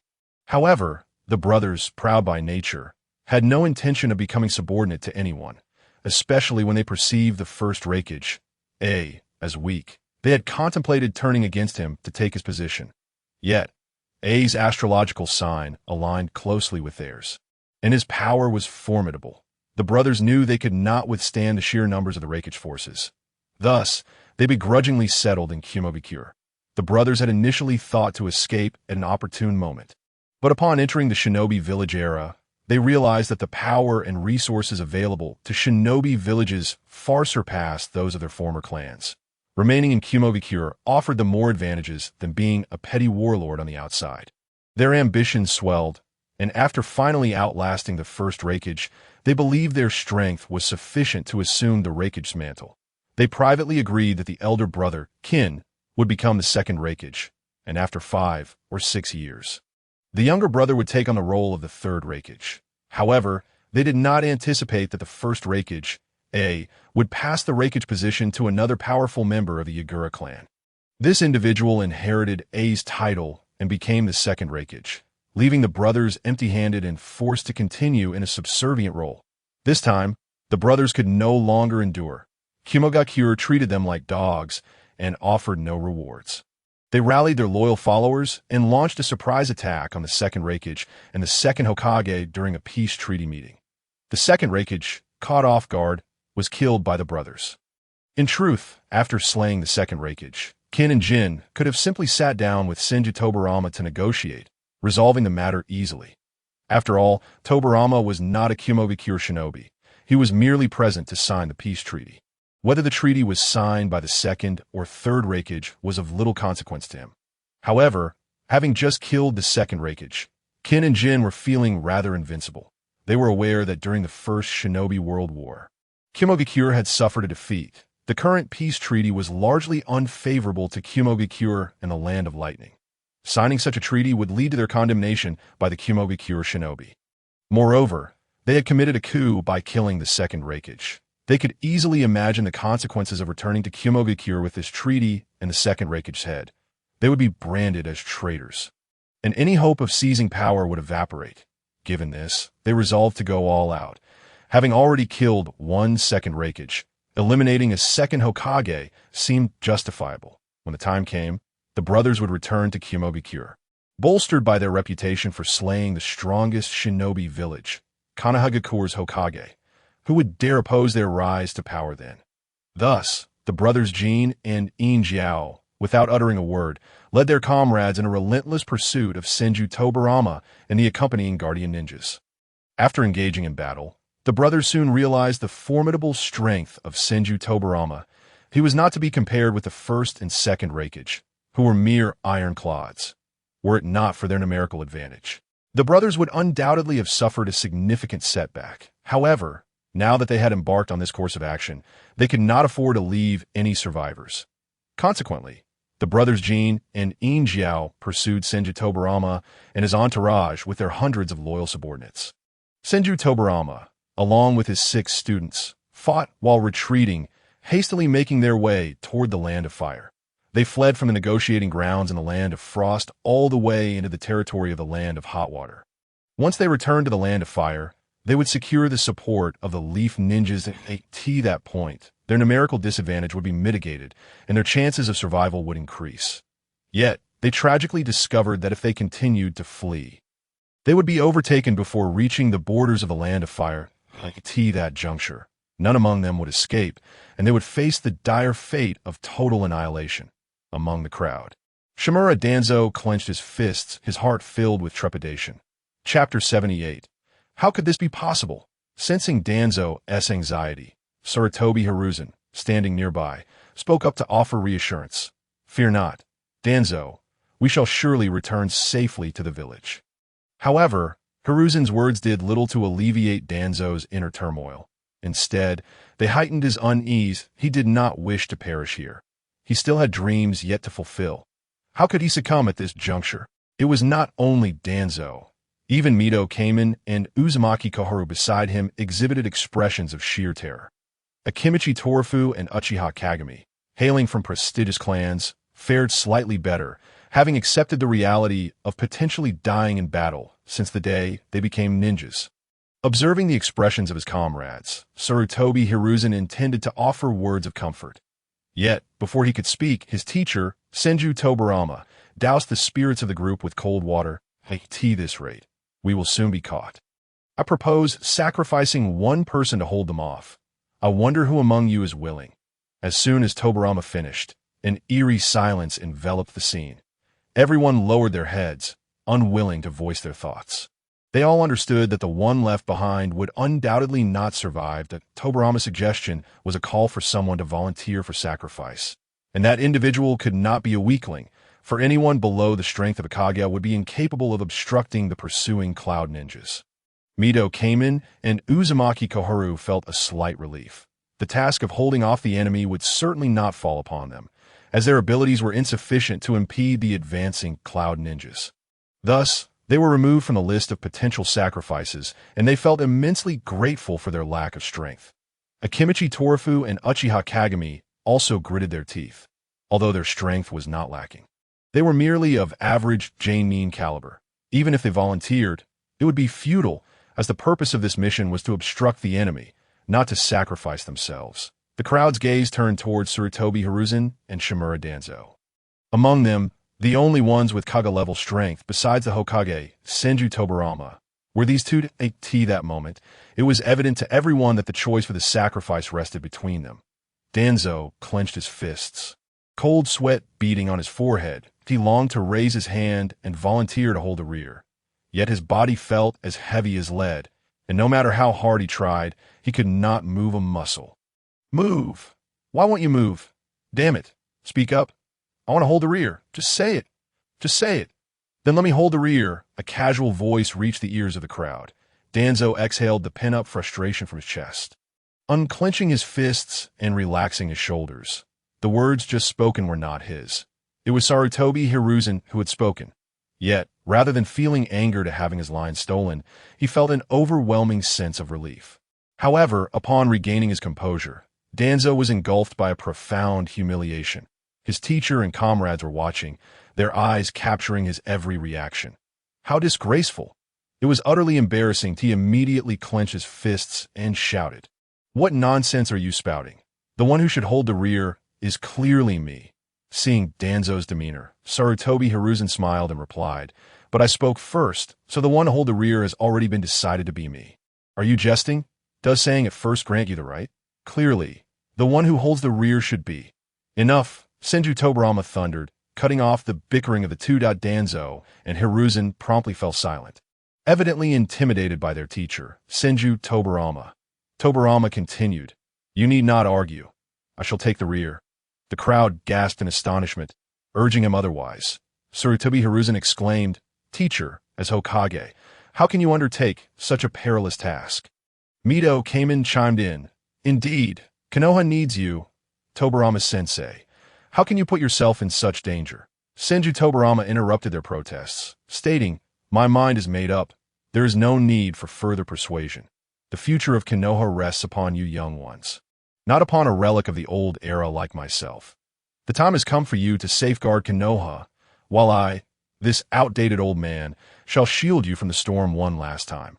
Turning to Sarutobi Hiruzen, he said, "Monkey, from this day forth, you shall—" The tension among the group was palpable, for they had already surmised what Tobarama's next words would entail. Hiruzen felt a surge of excitement. Was his dream about to be realized today? Danzo, meanwhile, simmered with resentment. Had he spoken first, the mantle of Hokage would surely have been his. The group anxiously awaited Senju Tobarama's concluding words. However, after a prolonged silence, they still heard nothing from him. Confused, they looked up at Tobarama, who had his mouth agape, displaying an expression of disbelief as he gazed into the distance. The crowd was puzzled. That direction did not seem to be where the cloud ninjas were pursuing them. What was Tobarama-sensei looking at? At that moment, Senju Tobarama was filled with shock and incredulity. Just moments ago, he had instinctively used sensory ninjutsu to probe the location of the Cloud Ninjas, only to detect an exceedingly familiar chakra within the borders of the land of hot water. This chakra was one he would recognize, even in ashes. He had witnessed it countless times on the battlefield, and it was impossible to forget. Uchiha Madara. Why was this rascal's chakra appearing in the land of hot water? Could it be that he had not perished? But how could that be? Tobirama had personally handled Madara's corpse. Had it not been for his brother's intervention, he would have dissected Madara's eyes for research. To be absolutely certain, he had cremated Madara's body and scattered the ashes into the sea, taking every precaution against the possibility of Madara rising again. Yet, why was he sensing Madara's chakra today in the land of hot water? Was it possible that someone could possess chakra identical to Madara's? Or was it conceivable that this was an illegitimate child Madara had left behind during his years away from Konoha? Such a possibility was not entirely out of the question. After all, it was not surprising for a rogue like Madara to sow his wild oats. Determined to ascertain the truth, Tobirama decided to investigate personally. If it truly was Madara's offspring, he would ensure to bring them back to Konoha. If this individual had inherited Madara's ambitions, he would personally eliminate this wretch, that he would not overlook any potential threat to Konoha's existence. With this resolve, Senju Tobirama immediately changed course, commanding his students, "We shall discuss the rear guard later.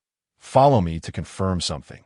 Once this matter is settled, I shall personally take the rear." The group, with no room for dissent, followed closely behind Senju Tobirama as they advanced toward the direction where their teacher had sensed the anomaly. Chapter 79.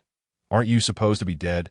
The trees swayed gently as a large group of individuals hurriedly trod upon the trunks. These figures were robust and tall, adorned with forehead protectors symbolizing their identity as ninjas from the hidden Cloud Village. They advanced with a fierce determination towards the direction of the Leaf Village's ninjas. This was none other than the elite force of the renowned brothers, Kin and Jin, leaders of the martial faction from the hidden Cloud Village. They were presently on a momentous mission to eliminate the Hokage of the Leaf Village and avenge the disgrace of their previous defeat in the war. At that moment, a ninja responsible for reconnaissance swiftly approached the brothers, reporting, "Lord Kin, Lord Jin, the movements of the Leaf Ninjas have shifted. They are now heading towards the southwest at the 7 o'clock position." Kin and Jin exchanged glances, clearly taken aback by the unexpected maneuver of Senju Tobirama. Jin remarked, "These rascals have actually changed direction. What on earth is Senju Tobirama plotting?" Kin scoffed, "He is merely a man of schemes and deceit. There is no need for fear. Let us continue our pursuit. Regardless of the Leaf Ninjas' intentions, they will falter in the face of absolute power." The Hidden Cloud Ninjas erupted into laughter, clearly in agreement with Kin's sentiments. True men ought to confront challenges head-on. Those who resort to cunning and trickery are mere cowards. This was the ethos of the Hidden Cloud Ninjas, the embodiment of true masculinity. Thus, one group fled while the other pursued. And before long, they arrived near Matsumura town. As they drew closer, the presence of Senju Tobirama became increasingly palpable. Ultimately, after traversing a dense forest, Tobirama and his 6 disciples encountered a figure both familiar and spine-chilling. Uchiha Madara. Bound by ropes around his neck, Tobirama's eyes widened in disbelief as he gazed upon Madara, who stood with his arms crossed beside a tree, restrained by a thick hemp rope, the other end tethered to the trunk as though he were livestock. Mito Minyin and T-Rune K. Haru collapsed onto the ground, trembling slightly. How could this be? Hadn't the first Hokage vanquished Uchiha Madara? The other disciples, witnessing their companions' disarray, did not mock them, for they too were engulfed by fear. The shinobi world's reaper, Uchiha Madara, the very individual who, 20 years prior, quelled the chaos of the shinobi world and co-founded the Leaf Village alongside the first Hokage. They had witnessed the terror of his power firsthand when he commanded the Nine Tails to assault the Leaf Village. The memory of that dreadful force was etched in their minds. Now, Uchiha Madara was alive, yet the first Hokage, capable of defeating him, had passed away. Who then, in a shinobi world, could possibly stand against this harbinger of destruction? Uchiha Kagami clenched his fists, astonished at the prospect of encountering this esteemed figure once more. He had long harbored dreams of becoming Madara's disciple since the founding of the Leaf Village. However, when he joined the ninja academy at the tender age of 6, Madara had already departed from the village. Years later, Madara's assault on the Leaf Village with the Nine Tails had irrevocably severed his aspirations. Now, standing before his childhood idol, Kagami felt a tumult of emotions. This meeting could either herald friendship or enmity. The first to regain composure was the second Hokage, Senju Tobirama, having known Uchiha Madara for some time. He stepped forward to confront him, asking, "I personally handled your body. I meticulously confirmed your demise. How did you deceive us all, or have you utilized some means to resurrect yourself?" Madara regarded Tobirama coldly, his tone indifferent. "I do not comprehend what you are insinuating. I indeed plan to confront Hashirama, yet I have yet to take action. Why your tone? Does that imply a loss to him?" Tobirama's pupils contracted. Madara was evidently unaware of the outcome of their battle at the Valley of the End. What could this mean? Had Uchiha Madara lost his memory? Suppressing his curiosity, Tobirama queried once more, "What are you scheming now?" He then glanced at the rope around Madara's neck, jesting, "Don't tell me you're attempting to hang yourself. You hardly strike me as one inclined towards self-destruction." Madara, expressionless, replied, "This was left by my master. He fears I might flee. Hence my confinement here. This revelation." Tobirama and his 6 disciples stood in stunned silence. What was this fellow saying? Madara claimed to be bound by a master, but who could possibly be the master of Uchiha Madara? Moreover, treating the Reaper of the shinobi world like livestock was utterly absurd. Tobirama's mind began to race, contemplating the implications of Madara's words. Meanwhile, his companions remained silent, each hesitant to break the tense stalemate. Before long, the tranquility of the forest was disrupted by a rustling sound. Whoosh, whoosh, whoosh. Over 100 individuals emerged from the woods, positioning themselves before Tobirama and his group. Leading the charge were the brothers Kin and Jin, who stepped forward with sinister smiles, taunting, "So, you've decided not to flee anymore, Hokage of the Leaf. Have you surrendered? A wise choice indeed, for further resistance would be futile." Due to their positioning, the members of the Hidden Cloud had yet to notice Uchiha Madara bound to the tree. They believed victory was within their grasp, excitement coursing through their veins. To eliminate 2 major village leaders in a single day was unprecedented since the onset of the shinobi era. After dispatching the Hokage, their names would resound throughout the shinobi world. Seeing the triumphant expressions of Kin and Jin, Tobirama allowed a slight smirk to creep across his lips. He refrained from revealing his trump card, and instead remarked with a smile, "Kin and Jin, have you truly not considered signing a peace treaty with me? The shinobi war has only just concluded. Should I perish at your hands, the Leaf Village would never forgive you. A new conflict would ignite, and you would find yourselves reviled by both the Hidden Cloud Village and the Land of Lightning. You would become pariahs, and those who instigate a war will have nowhere to hide." Kin and Jin erupted into raucous laughter at Tobirama's words. Kin stepped forward, mocking, "I had thought the Hokage of the Leaf possessed some grand rhetoric, but appears to be nothing more than the impotent ramblings of a dying man. That someone like you could ascend to the position of second Hokage is truly a tragedy for the Leaf." Tobirama countered, "So, does that mean I am unworthy of the title?"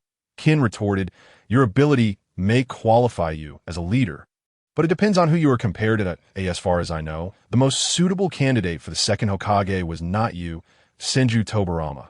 After the first Hokage, the strongest in the village was Uchiha Madara, the one who quelled the chaos and co-founded the Leaf Village alongside Senju Hashirama. You, however, are merely a schemer who ascended through political machinations." Kin's words dripped with contempt. Chapter 80. What else can be done? Why to fight? In truth, the Kin and Jin brothers resonated deeply with Uchiha Madara. Given their strength, one of them should have long held the position of the second Raikage. Yet the first Raikage had bequeathed the title to a member of his own clan, the Gaara clan. Consequently, the entire Hidden Cloud Village was reduced to a fiefdom of the Gaara clan, an affront they could not forgive. Thus, they chose to stage a coup, seeking to reclaim power through violent means. Their sympathy for Uchiha Madara, who shared a similar plight, was only natural. Tobirama discerned the thoughts of the 2 brothers, a smirk playing at his lips as he derided, "I see now. You speak for Madara out of sympathy for his plight. Such foolishness! With your meager skills, You dare to compare yourselves to Uchiha Madara?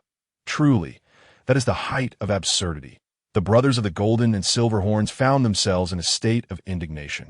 While they harbored sympathy for Uchiha Madara, they did not deem themselves inferior to that infamous figure of the ninja realm. During the Warring States period, they were still quite young and had not engaged in battle with a renowned ninja, such as Uchiha Madara. When the era of the ninja villages was established, Uchiha Madara was swiftly vanquished by the first Hokage. Thus, they had never had the opportunity to witness Madara's true visage. Consequently, the two brothers did not consider themselves inferior to Uchiha Madara, and even held the first Hokage in contempt, recalling how he had once knelt before that inept rakeage, a weakling such as he could hardly be formidable. With a haughty laugh, Yin Zhao stepped forward and proclaimed, "Those who boast with their tongues do not think that having encountered Uchiha Madara makes you extraordinary. Tiomi, that so-called Uchiha Madara and Senju Hashirama are merely a group of inept individuals with grand reputations yet little prowess. They are nothing more than figures renowned due to their lineage as clan leaders." Jin Zhao interjected, "Why waste words on a dead man? Let us unleash our full power and eliminate these fools." Upon finishing his sentence, Jin Zhao opened his mouth wide and expelled 2 pieces of ninja tools from his abdomen. Yin Zhao followed suit, releasing 2 more pieces, which were the 4 legendary tools of the Sage of 6 Paths from Kyumogakure: the Keikinji, the 7-star sword, the purple gold-red gourd, and the banana Fanas.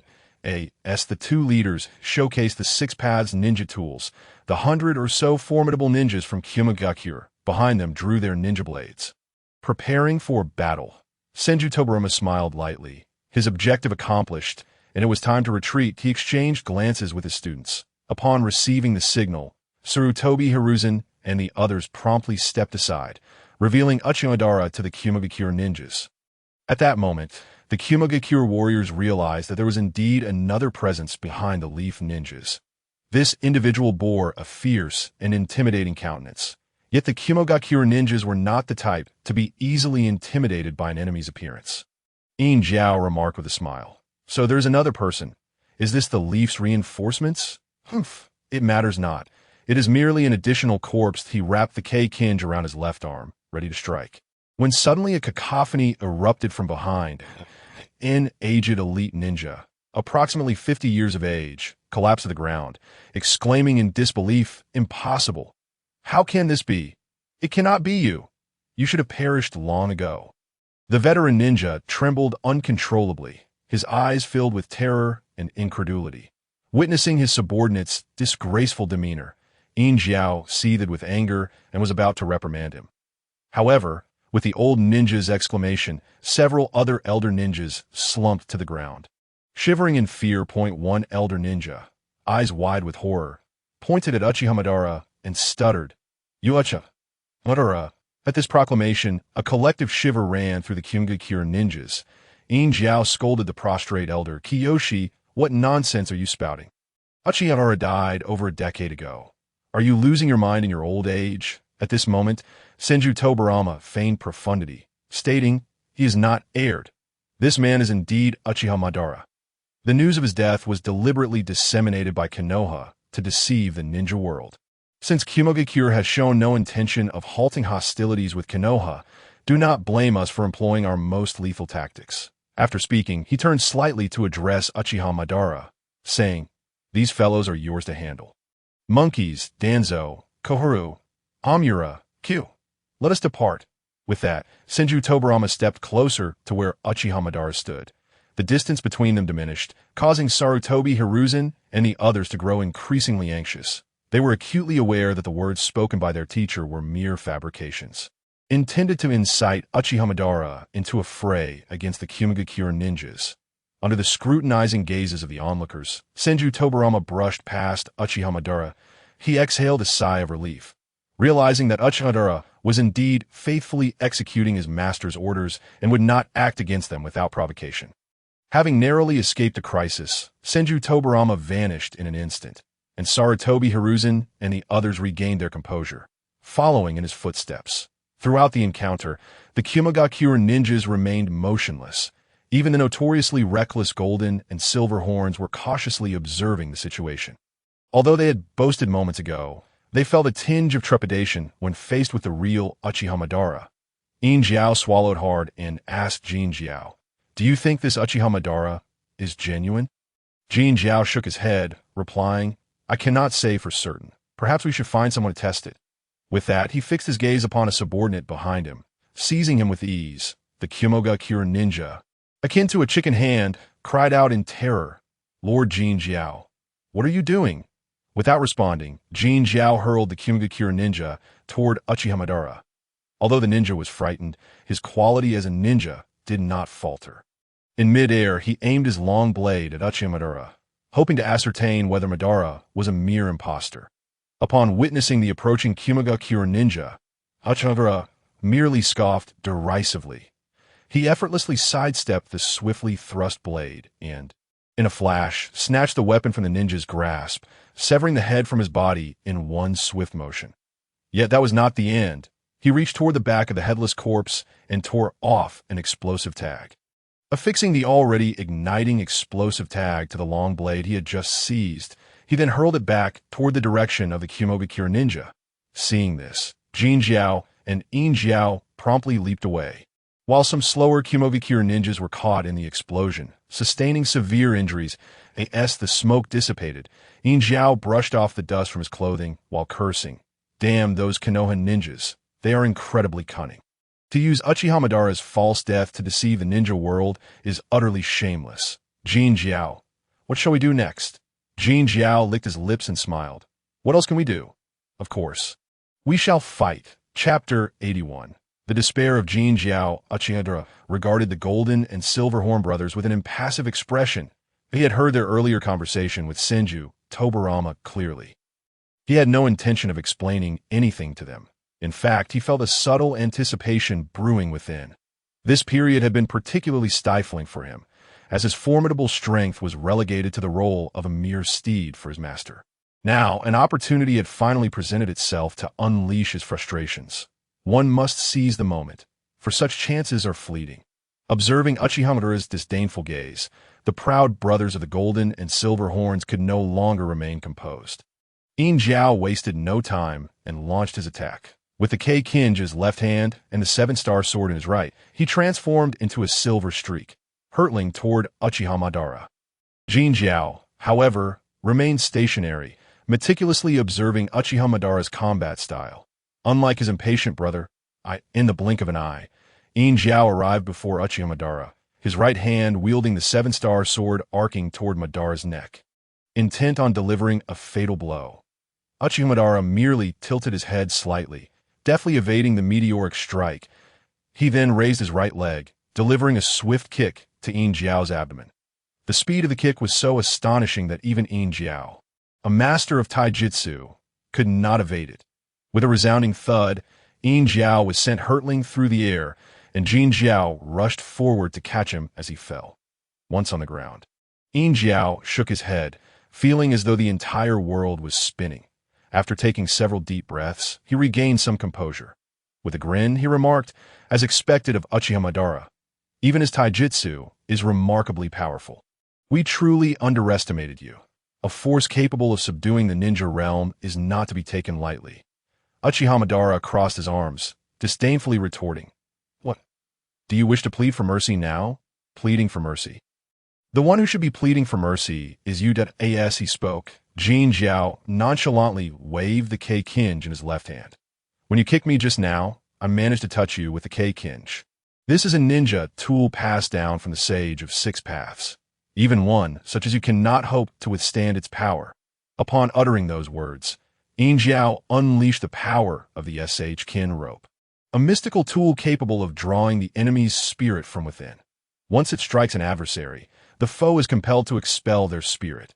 Thereafter, by severing the enemy's spirit with the seven-star sword, the opponent is rendered perpetually susceptible to sealing. A spirit, being a verbal mantra, signifies the words one has uttered most frequently throughout their life. Once the seven-star sword records your spirit, uttering your mantra again will lead to your sealing. Suddenly, Uchiha Madara opened his mouth wide, and a white, dough-like substance was expelled from within him. This was Madara's spirit. If the brothers, Jin Jiao and Yin Jiao, could cleave this spirit, they would have secured half of their victory.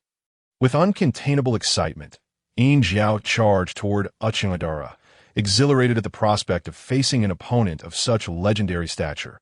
Madara, the invincible force who had subdued the ninja world alongside the first Hokage.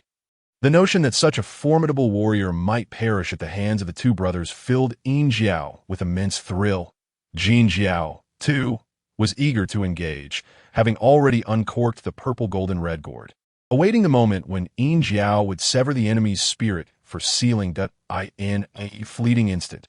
Yin Jiao found himself beside Uchiha Madara, his right hand wielding the seven-star sword as he aimed to strike at Madara's spirit. Ha ha! Perish, Uchiha Madara! Your legend shall meet its end beneath the brilliance of the hidden cloud village today. As Yin Jiao proclaimed his triumph, Madara, still expelling his spirit, wore a disdainful smile that in an effortless motion. He evaded Yin Jiao's sword strike, then clenched his fist and struck Yin Jiao's right arm with tremendous force, dislocating his wrist. Yin Jiao cried out in agony as the seven-star sword slipped from his grasp. Madara seized the sword and, in a flash, severed Yin Jiao's left arm. The entire sequence unfolded in the blink of an eye, and it was only after Madara had struck that Jin Jiao comprehended the gravity of the situation. While Uchiha Madara, cease this at once, Jin Jiao bellowed, brandishing his banana fan.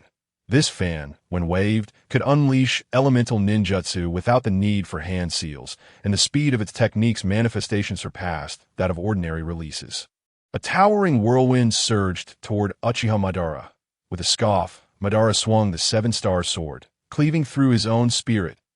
He promptly sealed it within the sword, planted it into the ground, and formed hand seals. Fire release, great fire annihilation. A vast sea of flames engulfed the 3-meter-high whirlwind, rendering it insignificant against Madara's fire technique. In a state of alarm, Jin Jiao hastily grasped Yin Jiao's leg and began to retreat frantically.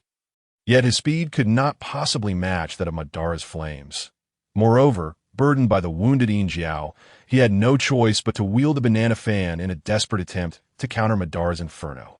With all his might, he flailed the fan, channeling chakra into it as if it were of no consequence. Waves of water erupted from the fan, forming a barrier before the brothers. The collision of water and fire produced an abundance of steam, shrouding the entire forest in a thick fog.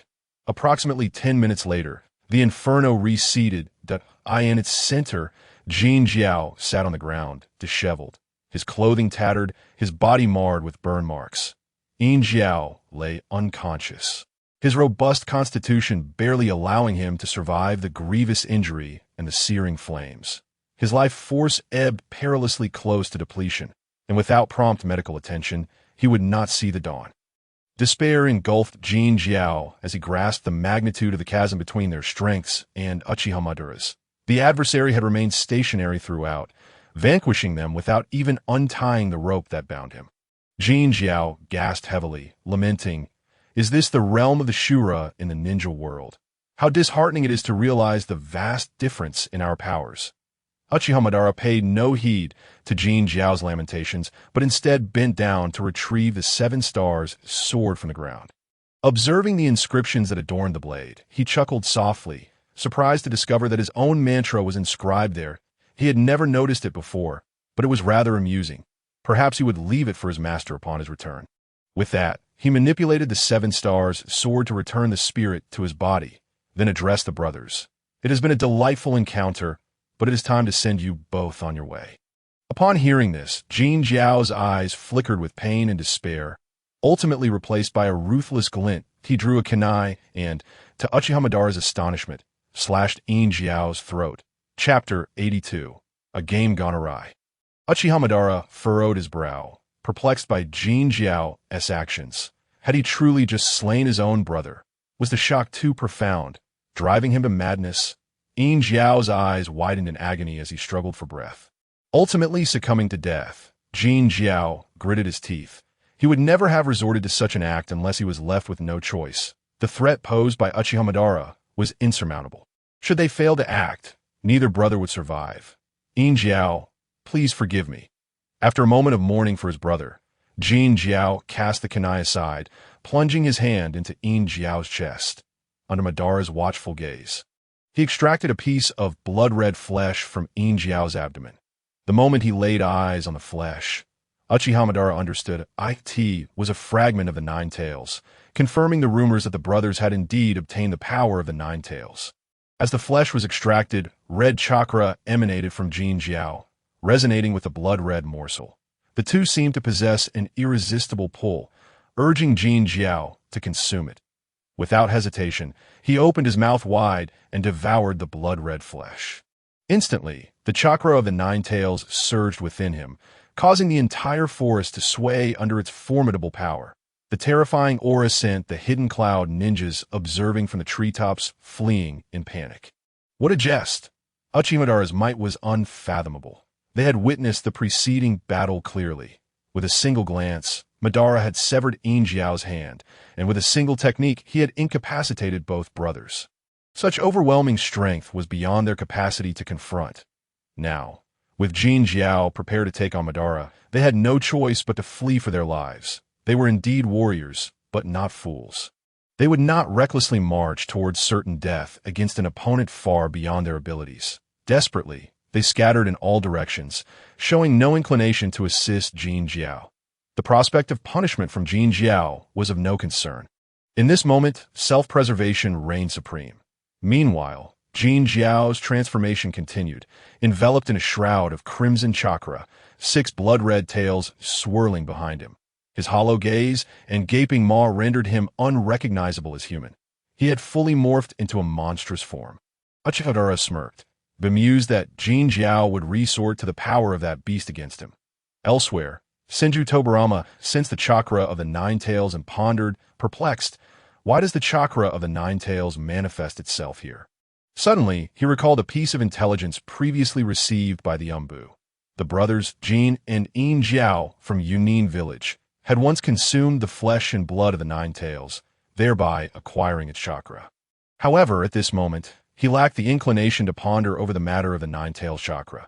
His sole desire was to swiftly escort his disciples back to Konoha, leaving further considerations for another time.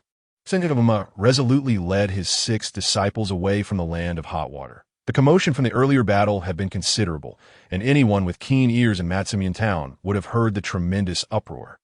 Onlookers gathered, drawn to the source of the noise, while some passing ninjas discreetly distanced themselves from Matsumian town.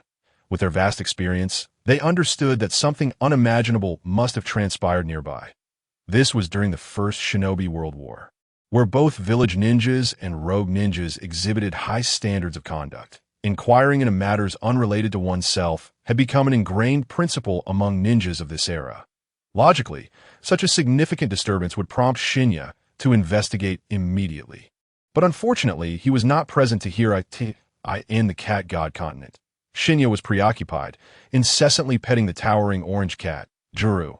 His hands roamed over the cat, displaying an expression of utter lewdness. Jimaru, in turn, wore a look of utter despondence, lying supine on the ground, exposing his belly as if he had been thoroughly exhausted by the attention. As Shinya continued to pet him, he exclaimed, "Ha, my dear orange cat. Your flesh is becoming increasingly soft, splendid. The texture is simply divine. I adore you, Jimaru." Jimaru, unwilling to respond, had reached the end of his tolerance. The few cat ministers seated nearby could no longer bear to witness this indignity. Jimaru was, after all, a deity in their realm, holding a unique position within the cat god continent. With a mere command from Jimaru, his subjects would gladly sacrifice everything for him. Yet this sovereign being was being subjected to the whims of that detestable human, who showed no respect and continued to utter lewd remarks while pawing at him. Such behavior was an affront to the dignity of the cat god continent, leaving them ashamed to face the myriad cats of the world. Ultimately, one young minister could no longer contain himself. He sprang to his feet, casting a cold glare at Shinya. "How dare you, vile thief, disrespect our Lord Jimu? This is utterly unforgivable. Today I, Tanuki Shio, shall avenge the honor of our Lord and rid us of this lecherous human." With that, the minister named Tanuki Shio unsheathed his sharp claws and lunged at Shinya's neck, Shinya paid no heed to the cat, confident that his physical strength rendered him impervious to such an attack. Tanuki Shio clung to Shinya's neck, gnashing his teeth in a futile attempt to inflict harm, his expression one of fierce determination. The other ministers, unable to remain passive, brandished their claws and shouted in support of Tanuki Shio. Tanuki Dano. "We will assist you." In an instant, a dozen cats pounced upon Shinya, scratching and biting. Initially, Shinya was indifferent, but as their antics began to annoy him, he contemplated swatting them away. However, when he turned to meet Tanuki Shio's gaze, a sudden spark ignited within him. He extended his hand, seizing Tanuki Shio by the scruff of his neck. "How dare you, you wretched human! What do you intend to do?" Tanuki Shio exclaimed, struggling and kicking in vain. Shinya, wearing a sinister grin, replied, "Your timing is impeccable. Jamara has been thoroughly exhausted, and I was at a loss for what to do. Your arrival is a tremendous help." "Little felines, let me embrace you." "No, no, help. Meow, release me. You vile human. Meow, save me. Meow." Just moments ago, the ministers had been fierce and intent on eliminating Shinya, but now they found themselves enveloped in his embrace, subjected to a barrage of caresses, some guard cats. Witnessing this scene, swallowed hard and chose to silently withdraw. Observing the wriggling kittens in his arms, Shinya couldn't contain his delight. The cat god continent was truly a splendid place. It was no wonder that so many foolish rulers emerged throughout history. It seemed that being a foolish ruler was quite enjoyable. As the saying goes, the spring night is fleeting, the sun rises high. Henceforth, the king shall not attend court early. How beautiful! How delightful! Chapter 83. The timeline has changed at this moment. Jin Jiao glared at Uchiha Madara with the ferocity of a bloodthirsty beast. Faced with such a terrifying creature, Uchiha Madara exhibited no sign of fear. The complete Ninetales had merely been his pet. Let alone this inferior version, which had only absorbed a fraction of its chakra.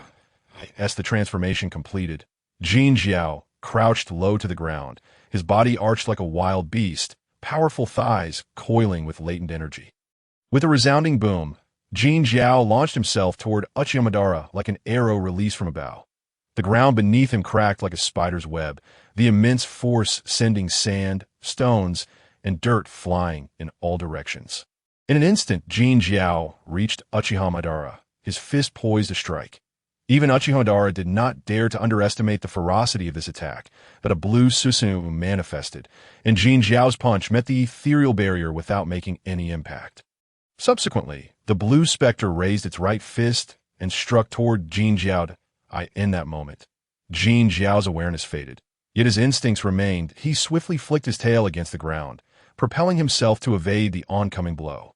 At that instant, Uchiha Madara suddenly grasped a massive tree that had ensnared him, and with a powerful effort, uprooted it entirely. As the tree was removed, the blue Susanoo became increasingly solid, flesh and armor coalescing into form. Finally, the complete Susanoo materialized before Jin Jiao. Its immense stature and formidable power caused even Jin Jiao, whose will had been eroded by the Nine-Tails chakra, to tremble momentarily. Uchiha Madara, standing within the Susanoo, gazed down indifferently at Jin Jiao. "It seems we've had our fun, little beast. It's time to send you on your way." As soon as the words left his lips, the colossal Susanoo's fist came crashing down upon Jin Jiao. The speed of the punch was so swift that even Jin Jiao, a formidable fighter bolstered by the Nine-Tails chakra, could not react in time. With a thunderous roar, the impact reverberated throughout the entirety of the land of hot water. Countless ninjas were roused from their activities, and numerous factions turned their attention to the source of the disturbance. Information-gathering ninjas sprang into action, eager to relay the news back to their respective organizations. In a nearby forest, a white figure emerged from the trees. Upon witnessing the colossal Susanoo, Baiju gasped in astonishment. "Oh my! How could a Susanoo appear here? Could it be that a powerful Uchiha has awakened the Mangeki Sharingan?" The color of the Susanoo bore a striking resemblance to that of Lord Madara. Could it be that Lord Madara, in our absence, succumbed to temptation and unleashed his power, leaving traces of his bloodline behind? At that moment, another Baiju emerged beside him and interjected, "Do not speak nonsense. The one wielding the Susanoo is indeed Lord Madara. The two Baiju engaged in a lengthy discussion, piecing together the situation. Are you saying that another Lord Madara has appeared, and his strength is nearly on par with the real Lord Madara? Indeed, we must promptly inform Lord Madara of this development. This situation appears quite grave. I wonder how he will choose to address it. Subsequently, the two white Zetsus merged into the tree trunk, vanishing from sight. As the smoke of battle gradually dissipated, Orochimaru had already returned to his original position. Not far away lay the lifeless body of the Golden Horn, now devoid of any vitality. Madara reinserted the massive tree into the ground behind him and then sat down, awaiting the return of Shinichi. He felt somewhat unsatisfied with the battle. His adversaries had proven far too weak to provide any semblance of a true fight, that he longed for the emergence of a more formidable opponent. One who could add a splash of color to his otherwise monotonous existence. 3 hours later, Shinichi emerged from the palace of Kijimaru, a look of contentment etched upon his face. Inside the palace, Kijimaru and the multitude of cats lay sprawled in disarray, their expressions vacant, resembling innocent women who had fallen victim to ruffians. With a refreshing demeanor, Shinichi opened a portal and returned to Matsumoto Castle.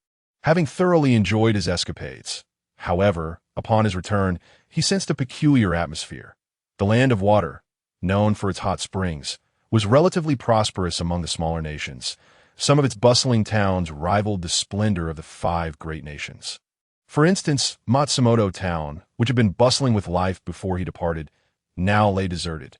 Puzzled, Shinichi scratched his head, wondering if it was simply too late and everyone had gone home to rest. Regardless, he was famished after his time at Kijimaru's and sought a place to indulge in a bowl of noodles. He soon arrived at a ramen shop and ordered a bowl. After satisfying his hunger, he decided to pack another bowl to bring back for Uchiha Madara, wishing to share a taste of the delicacy with him. Although Madara was a creation of his mental prowess and did not require sustenance, he had thoughtfully equipped him with a sense of taste. After a day of exertion, it felt somewhat unjust not to bring him something to enjoy. Carrying the plastic bag, Shinichi hummed a tune as he made his way to the forest where Madara was bound. He wondered what expression would grace Madara's face upon receiving the meal. Would he be taken aback? The anticipation was exhilarating. However, upon arriving, Madara displayed no surprise. Instead, his jaw nearly dropped to the ground. Observing the ruins and several incomplete corpses nearby, Shinichi trembled as he inquired, "What transpired here? Who are these people?" Madara recounted the events that had unfolded, leaving Shinichi's mouth twitching in disbelief. In the brief time he had taken to indulge himself, Madara had not only altered the timeline, but also exposed himself before the ninja world. He had intended to maintain a low profile, but this was becoming untenable. Anger surged within him, igniting a fierce determination. How dare Madara create chaos in his absence? It was as if 3 days without discipline had led to a complete disregard for authority. He resolved to teach Madara a lesson. He would learn the consequences of his actions. Extending his right hand, Shinichi presented the ramen to Madara, saying, "Never mind. We can deal with those troublesome matters later. Enjoy this ramen. It is quite delightful. If it's not enough, I can fetch you another serving." Madara accepted the ramen with an impassive expression, then opened the accompanying chopsticks and began to eat. "How is it? Quite good, isn't it? I traversed an entire street before selecting this place. My judgment is impeccable," Shinichi boasted proudly. In his previous life, he had harbored a deep fondness for noodles, a sentiment that carried over into this existence. He could discern the quality of noodles with just a whiff. To be honest, the Ichiraka ramen of Konoha was not the finest he had tasted. Perhaps Naruto's fondness for it stemmed from its handmade nature. Madara polished off the noodles with remarkable swiftness, wiping his mouth with the provided napkin as he remarked, "Not bad." Chapter 84. My disguise is not easy to wear. Having satisfied their appetites, the duo resumed their journey. This time, Shinichi wandered aimlessly through the ninja world. Initially, he had contemplated confronting Orochimaru in Konoha, but the recent events had derailed those plans. That a visit to Konoha now promised nothing but trouble. A gamble not worth taking. Oh, the vastness of the world. Is there truly no place for me, Araki Shinichi, to find refuge? He reminisced about his time in the Land of Teeth, when he needed only to lounge in bed as a slothful existence sufficed. He regretted ever agreeing to rescue Uchiha Sasuke. Now, cast into this desolate realm with no place to settle, how would he navigate the days ahead? After much contemplation, he concluded that seeking a smaller nation to serve as a guardian would be the best course of action. Firstly, he was better suited to that mode of existence. Secondly, smaller countries had fewer troubles, sparing him from the incessant violence characteristic of larger nations. Indeed, this shall be my path, with his destination in mind. Shinichi activated the Ninja World Map to scout suitable countries. His initial thoughts turned to the Land of Teeth, as it was the place he knew best. However, upon closer inspection of the terrain, his brows furrowed in concern. The Land of Teeth lay at the juncture of the Land of Earth and the Land of Fire. In the previous timeline, the great nations coexisted peacefully, allowing the Land of Teeth to remain undisturbed. Yet now, amidst the First Great Ninja War, the intersection of these two great powers would undoubtedly be fraught with peril. Shaking his head, he deemed this location unsuitable and passed it by. After scouting several other areas, he finally fixed his gaze upon a small island to the south of the Land of Lightning. It was indeed a small island, but its size was not to be underestimated on the map. This island, known as the Land of Rainbow, was comparable in area to other small nations, such as the Land of Grass and the Land of Rain. Isolated from the mainland, it appeared tranquil. Shinichi slapped his thigh, declaring, "This is the place. I shall be the guardian king here." With his resolve firm, he turned Madara around and sped towards the southeastern coastline of the Land of Water. In a shadowy underground cavern, a gaunt middle-aged man with one eye listened intently to White Zetsu's report. This man was emaciated, with waist-length hair that had mostly turned gray. One eye was tightly shut, suggesting blindness, while the other glowed with a strange purple light. Circular patterns swirled within his pupil, revealing a Rinnegan. This man was none other than Uchiha Madara, who had engaged in the Valley of the End battle with the first Hokage over a decade ago.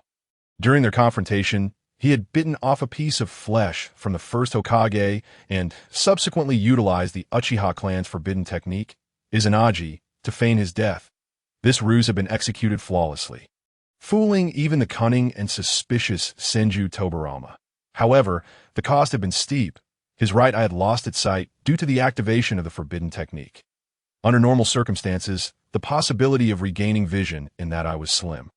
Yet exceptions do occur. After integrating the flesh cells of Senju Hashirama, Madara had awakened the power of Shinjitsu no Kaijitsu over these past years. This formidable force had elevated his left eye's eternal Mangeki Sharingan to a Rinnegan. Moreover, this newfound power continuously healed the damage to his right eye. He believed that in another decade, he would fully restore his blind eye and elevate it to a Rinnegan as well.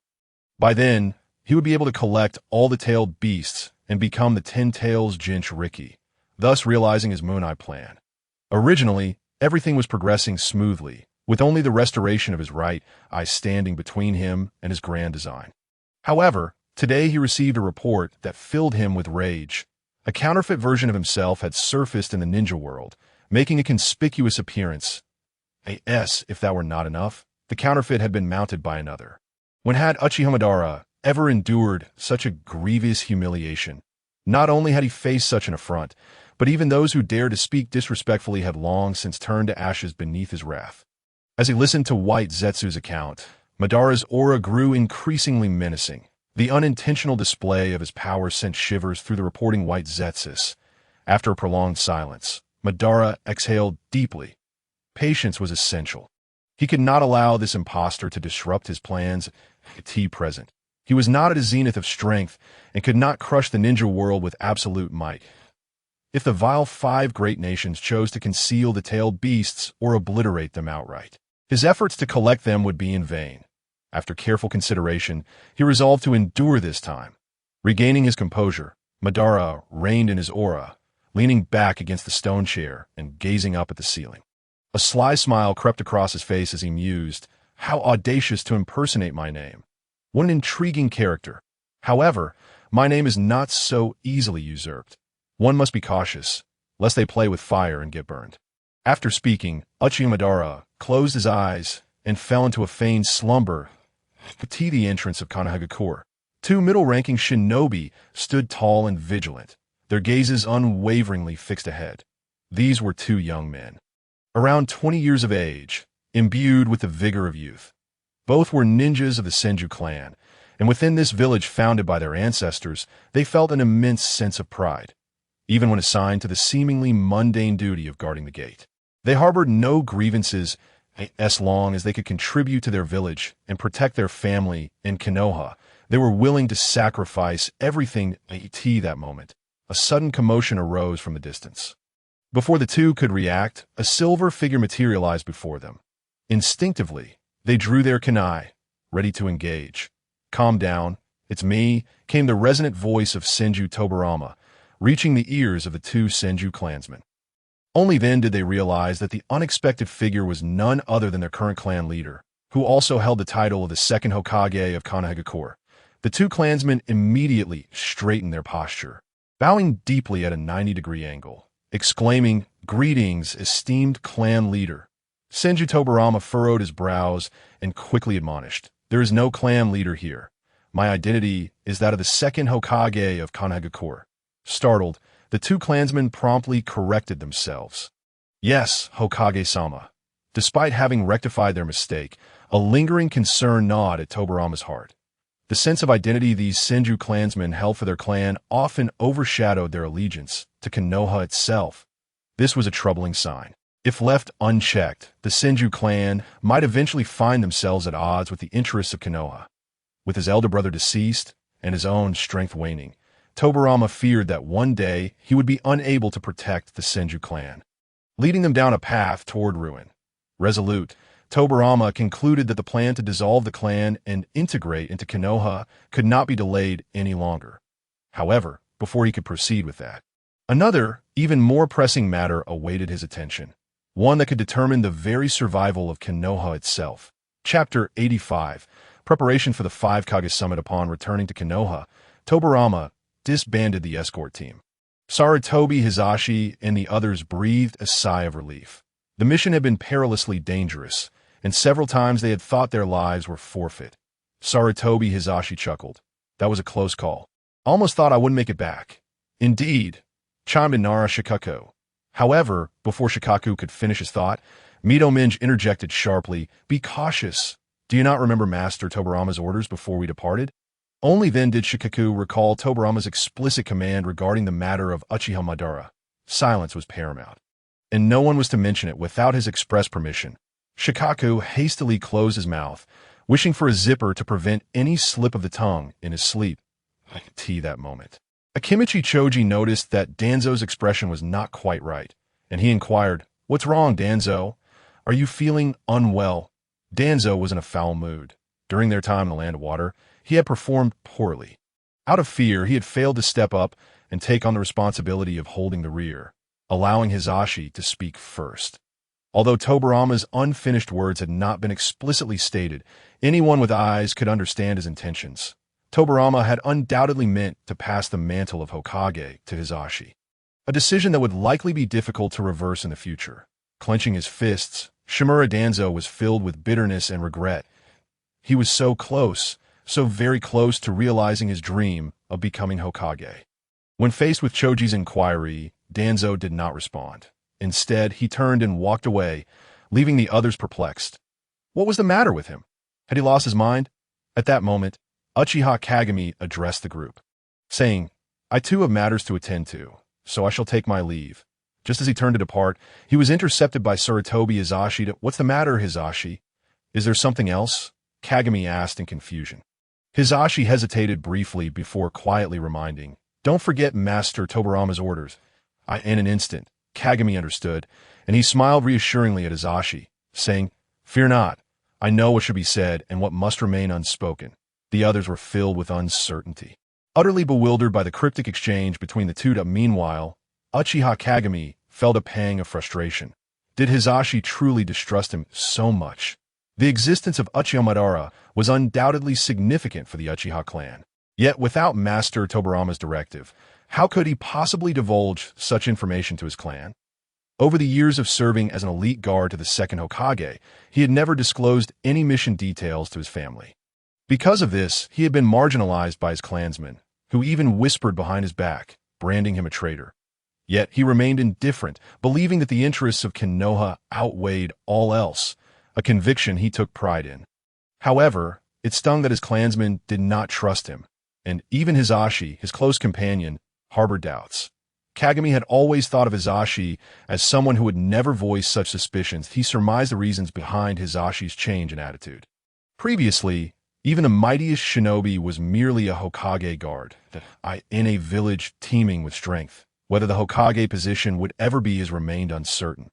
Yet, following Master Tobarama's hints, it was evident even to the simplest of minds that Hisashi was poised to become the next Hokage. Kagami couldn't help but smile bitterly, realizing that even before becoming Hokage, he was already being scrutinized. What would happen if he actually ascended to the position? Would he have someone watching him around the clock? With a heavy heart, Uchiha Kagami returned home, as for the thoughts of his student. At that moment, Senju Tobarama was far too preoccupied to give them any heed. He sat in his office, penning something down while deep in contemplation. Eventually, he set the pen aside, picked up a scroll from his desk, and reviewed it thoroughly. Once satisfied that it contained no sensitive information, he summoned the captain of his umbu, Datokosama. "How may I assist you?" The umbu captain inquired. Tobarama handed over the scroll, stating, "Deliver this to the general of the Land of Iron without fail." Upon receiving the order, the umbu captain vanished in an instant, but Tobarama's anxiety only grew. Uchiha Madara had returned.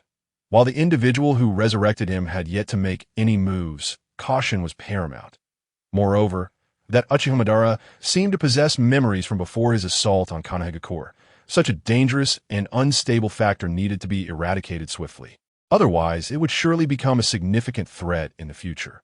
However, the strength of the Senju clan alone was insufficient to eliminate this menace.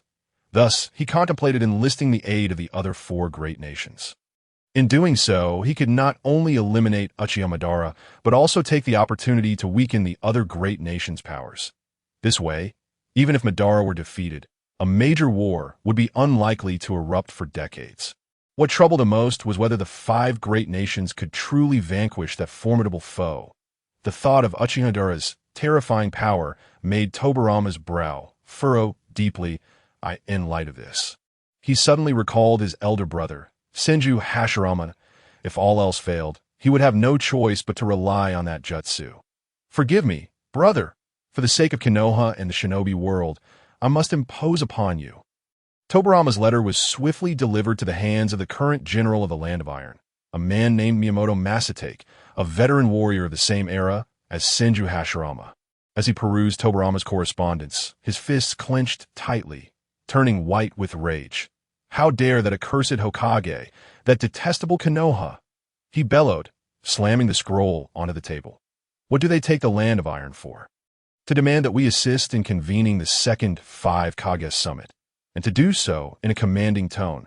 Do they consider the Land of Iron merely a vassal to Konoha? Standing beside him was his disciple and bodyguard, a genius of the sword from the Land of Iron, known as Mitsuba. He picked up the scroll and examined it before neatly placing it back on the table. "Master, please calm your temper. In my humble opinion, this may not be entirely negative." Fuming, Miyamoto replied, "Not entirely negative. The Hokage of Konoha dares to dictate to me, the general of the Land of Iron. If this isn't a bad thing, then what is?" Seeing his master so enraged, Mitsuba felt there was little else he could say. The Land of Iron was currently in a position of weakness. What could his master do in his fury? Could he take up arms against the Hokage? Allow the teacher to vent his frustrations thoroughly. He will calm down in due time. 2 hours later, Miyamoto Masatake gradually regained his composure as he sat in his office chair. Propping his forehead with his left hand, and weakly uttered, "Mitsubian, dispatch a messenger to the four great nations of wind, lightning, water, and earth. Inform them that the Hokage has extended an invitation for the second Five Kage Summit, and it is imperative that they attend." Mitsubian received the command and prepared to depart. Before leaving, he cast a glance at his teacher, who held the honor of a samurai above his very life. In that moment, Miyamoto Masatake resembled an elderly man on the brink of death, hardly recognizable as the renowned swordsmanship master of the ninja world. Mitsubian couldn't help but sigh. Where does the path of the samurai lead? Ultimately, he closed the office door with a sense of desolation and set about arranging the messengers to the various nations. Chapter 86. Uchihamadara. Under Mitsubian's direction, 16 samurai were divided into 4 groups, each journeying towards the nations of wind, lightning, water, and earth. The group that arrived first was the one heading to the land of lightning, the closest to the land of Irati. This moment, Kumogakure was abuzz with excitement. Having just elected its new Reikage, the new Reikage, named Yatsuki Raijin, would henceforth be known simply as a outside the Reikage's office. A throng of villagers gathered, welcoming their third Reikage with the fervor reserved for a celebrity. It stood atop the office building, chest out and head held high, basking in the admiration of the villagers. His physique was imposing, standing over 2 meters tall with broad shoulders and bulging muscles, his dark skin adding to his fierce appearance. Yet, this intimidating visage only drew more fervent gazes from the citizens of Kumogakure. This was a nation that revered strength, as long as one was powerful. They held absolute sway in this land. As the strongest entity in the land of lightning, Kumogakure's admiration for the strong was unparalleled. Thus, the fearsome appearance of the third Reikage did not instill terror in the villagers. Rather, it provided them with a profound sense of security. The presence of such a formidable leader filled the people of Kumogakure with immense pride. The Reikage's inauguration ceremony was extensive, with merely presenting himself before the villagers being the most basic of rituals. Following this, the third Reikage engaged in friendly exchanges with various departments and clans, essentially a meet and greet to prevent any embarrassing incidents of a Reikage being locked out of his own home. Once the entire ceremony concluded, night had fallen, yet the Reikage's duties were far from over, as a myriad of tasks awaited his attention. Foremost among them was the matter of the brothers Kinkaku and Ginkaku, the culprits behind the ambush on the second Reikage that led to the death of the former leader, now deemed S-rank rogue ninjas in Kumogakure. Originally, Reikage intended to personally lead a team to apprehend these lawless rogue ninjas after the inauguration ceremony. However, earlier that very day, the Umbu had reported the discovery of the brothers' corpses in the land of Soup. Furthermore, several members of the Kinkaku and Ginkaku unit had been captured and brought back for intensive interrogation. The intelligence gathered was startling. The captives claimed to have encountered Uchiha Madara, asserting that it was he who had slain the brothers. Upon hearing this news, a nearly shattered the table with his fist, incredulous that anyone would attempt to deceive him like a mere child. Yet, the testimonies from the other captives corroborated the first, all insisting that Kinkaku and Ginkaku had fallen to Uchiha Madara. This left Reikage perplexed. Had it not been for the cumbersome inauguration ceremony, he would have stormed into the Umbu to interrogate these individuals personally. Just as he contemplated taking action, an Umbu ninja appeared before him in an instant. The third Reikage, looking at the ninja who had materialized in front of him, remarked, "In the future, please refrain from standing so suddenly before me. Had I also employed the body flicker technique just now, you would have been knocked over." The Umbu ninja disregarded the Reikage quip and instead presented a scroll with both hands, reporting, "Lord Reikage, this is an urgent document sent from the Land of Iron. I hope you will review it promptly."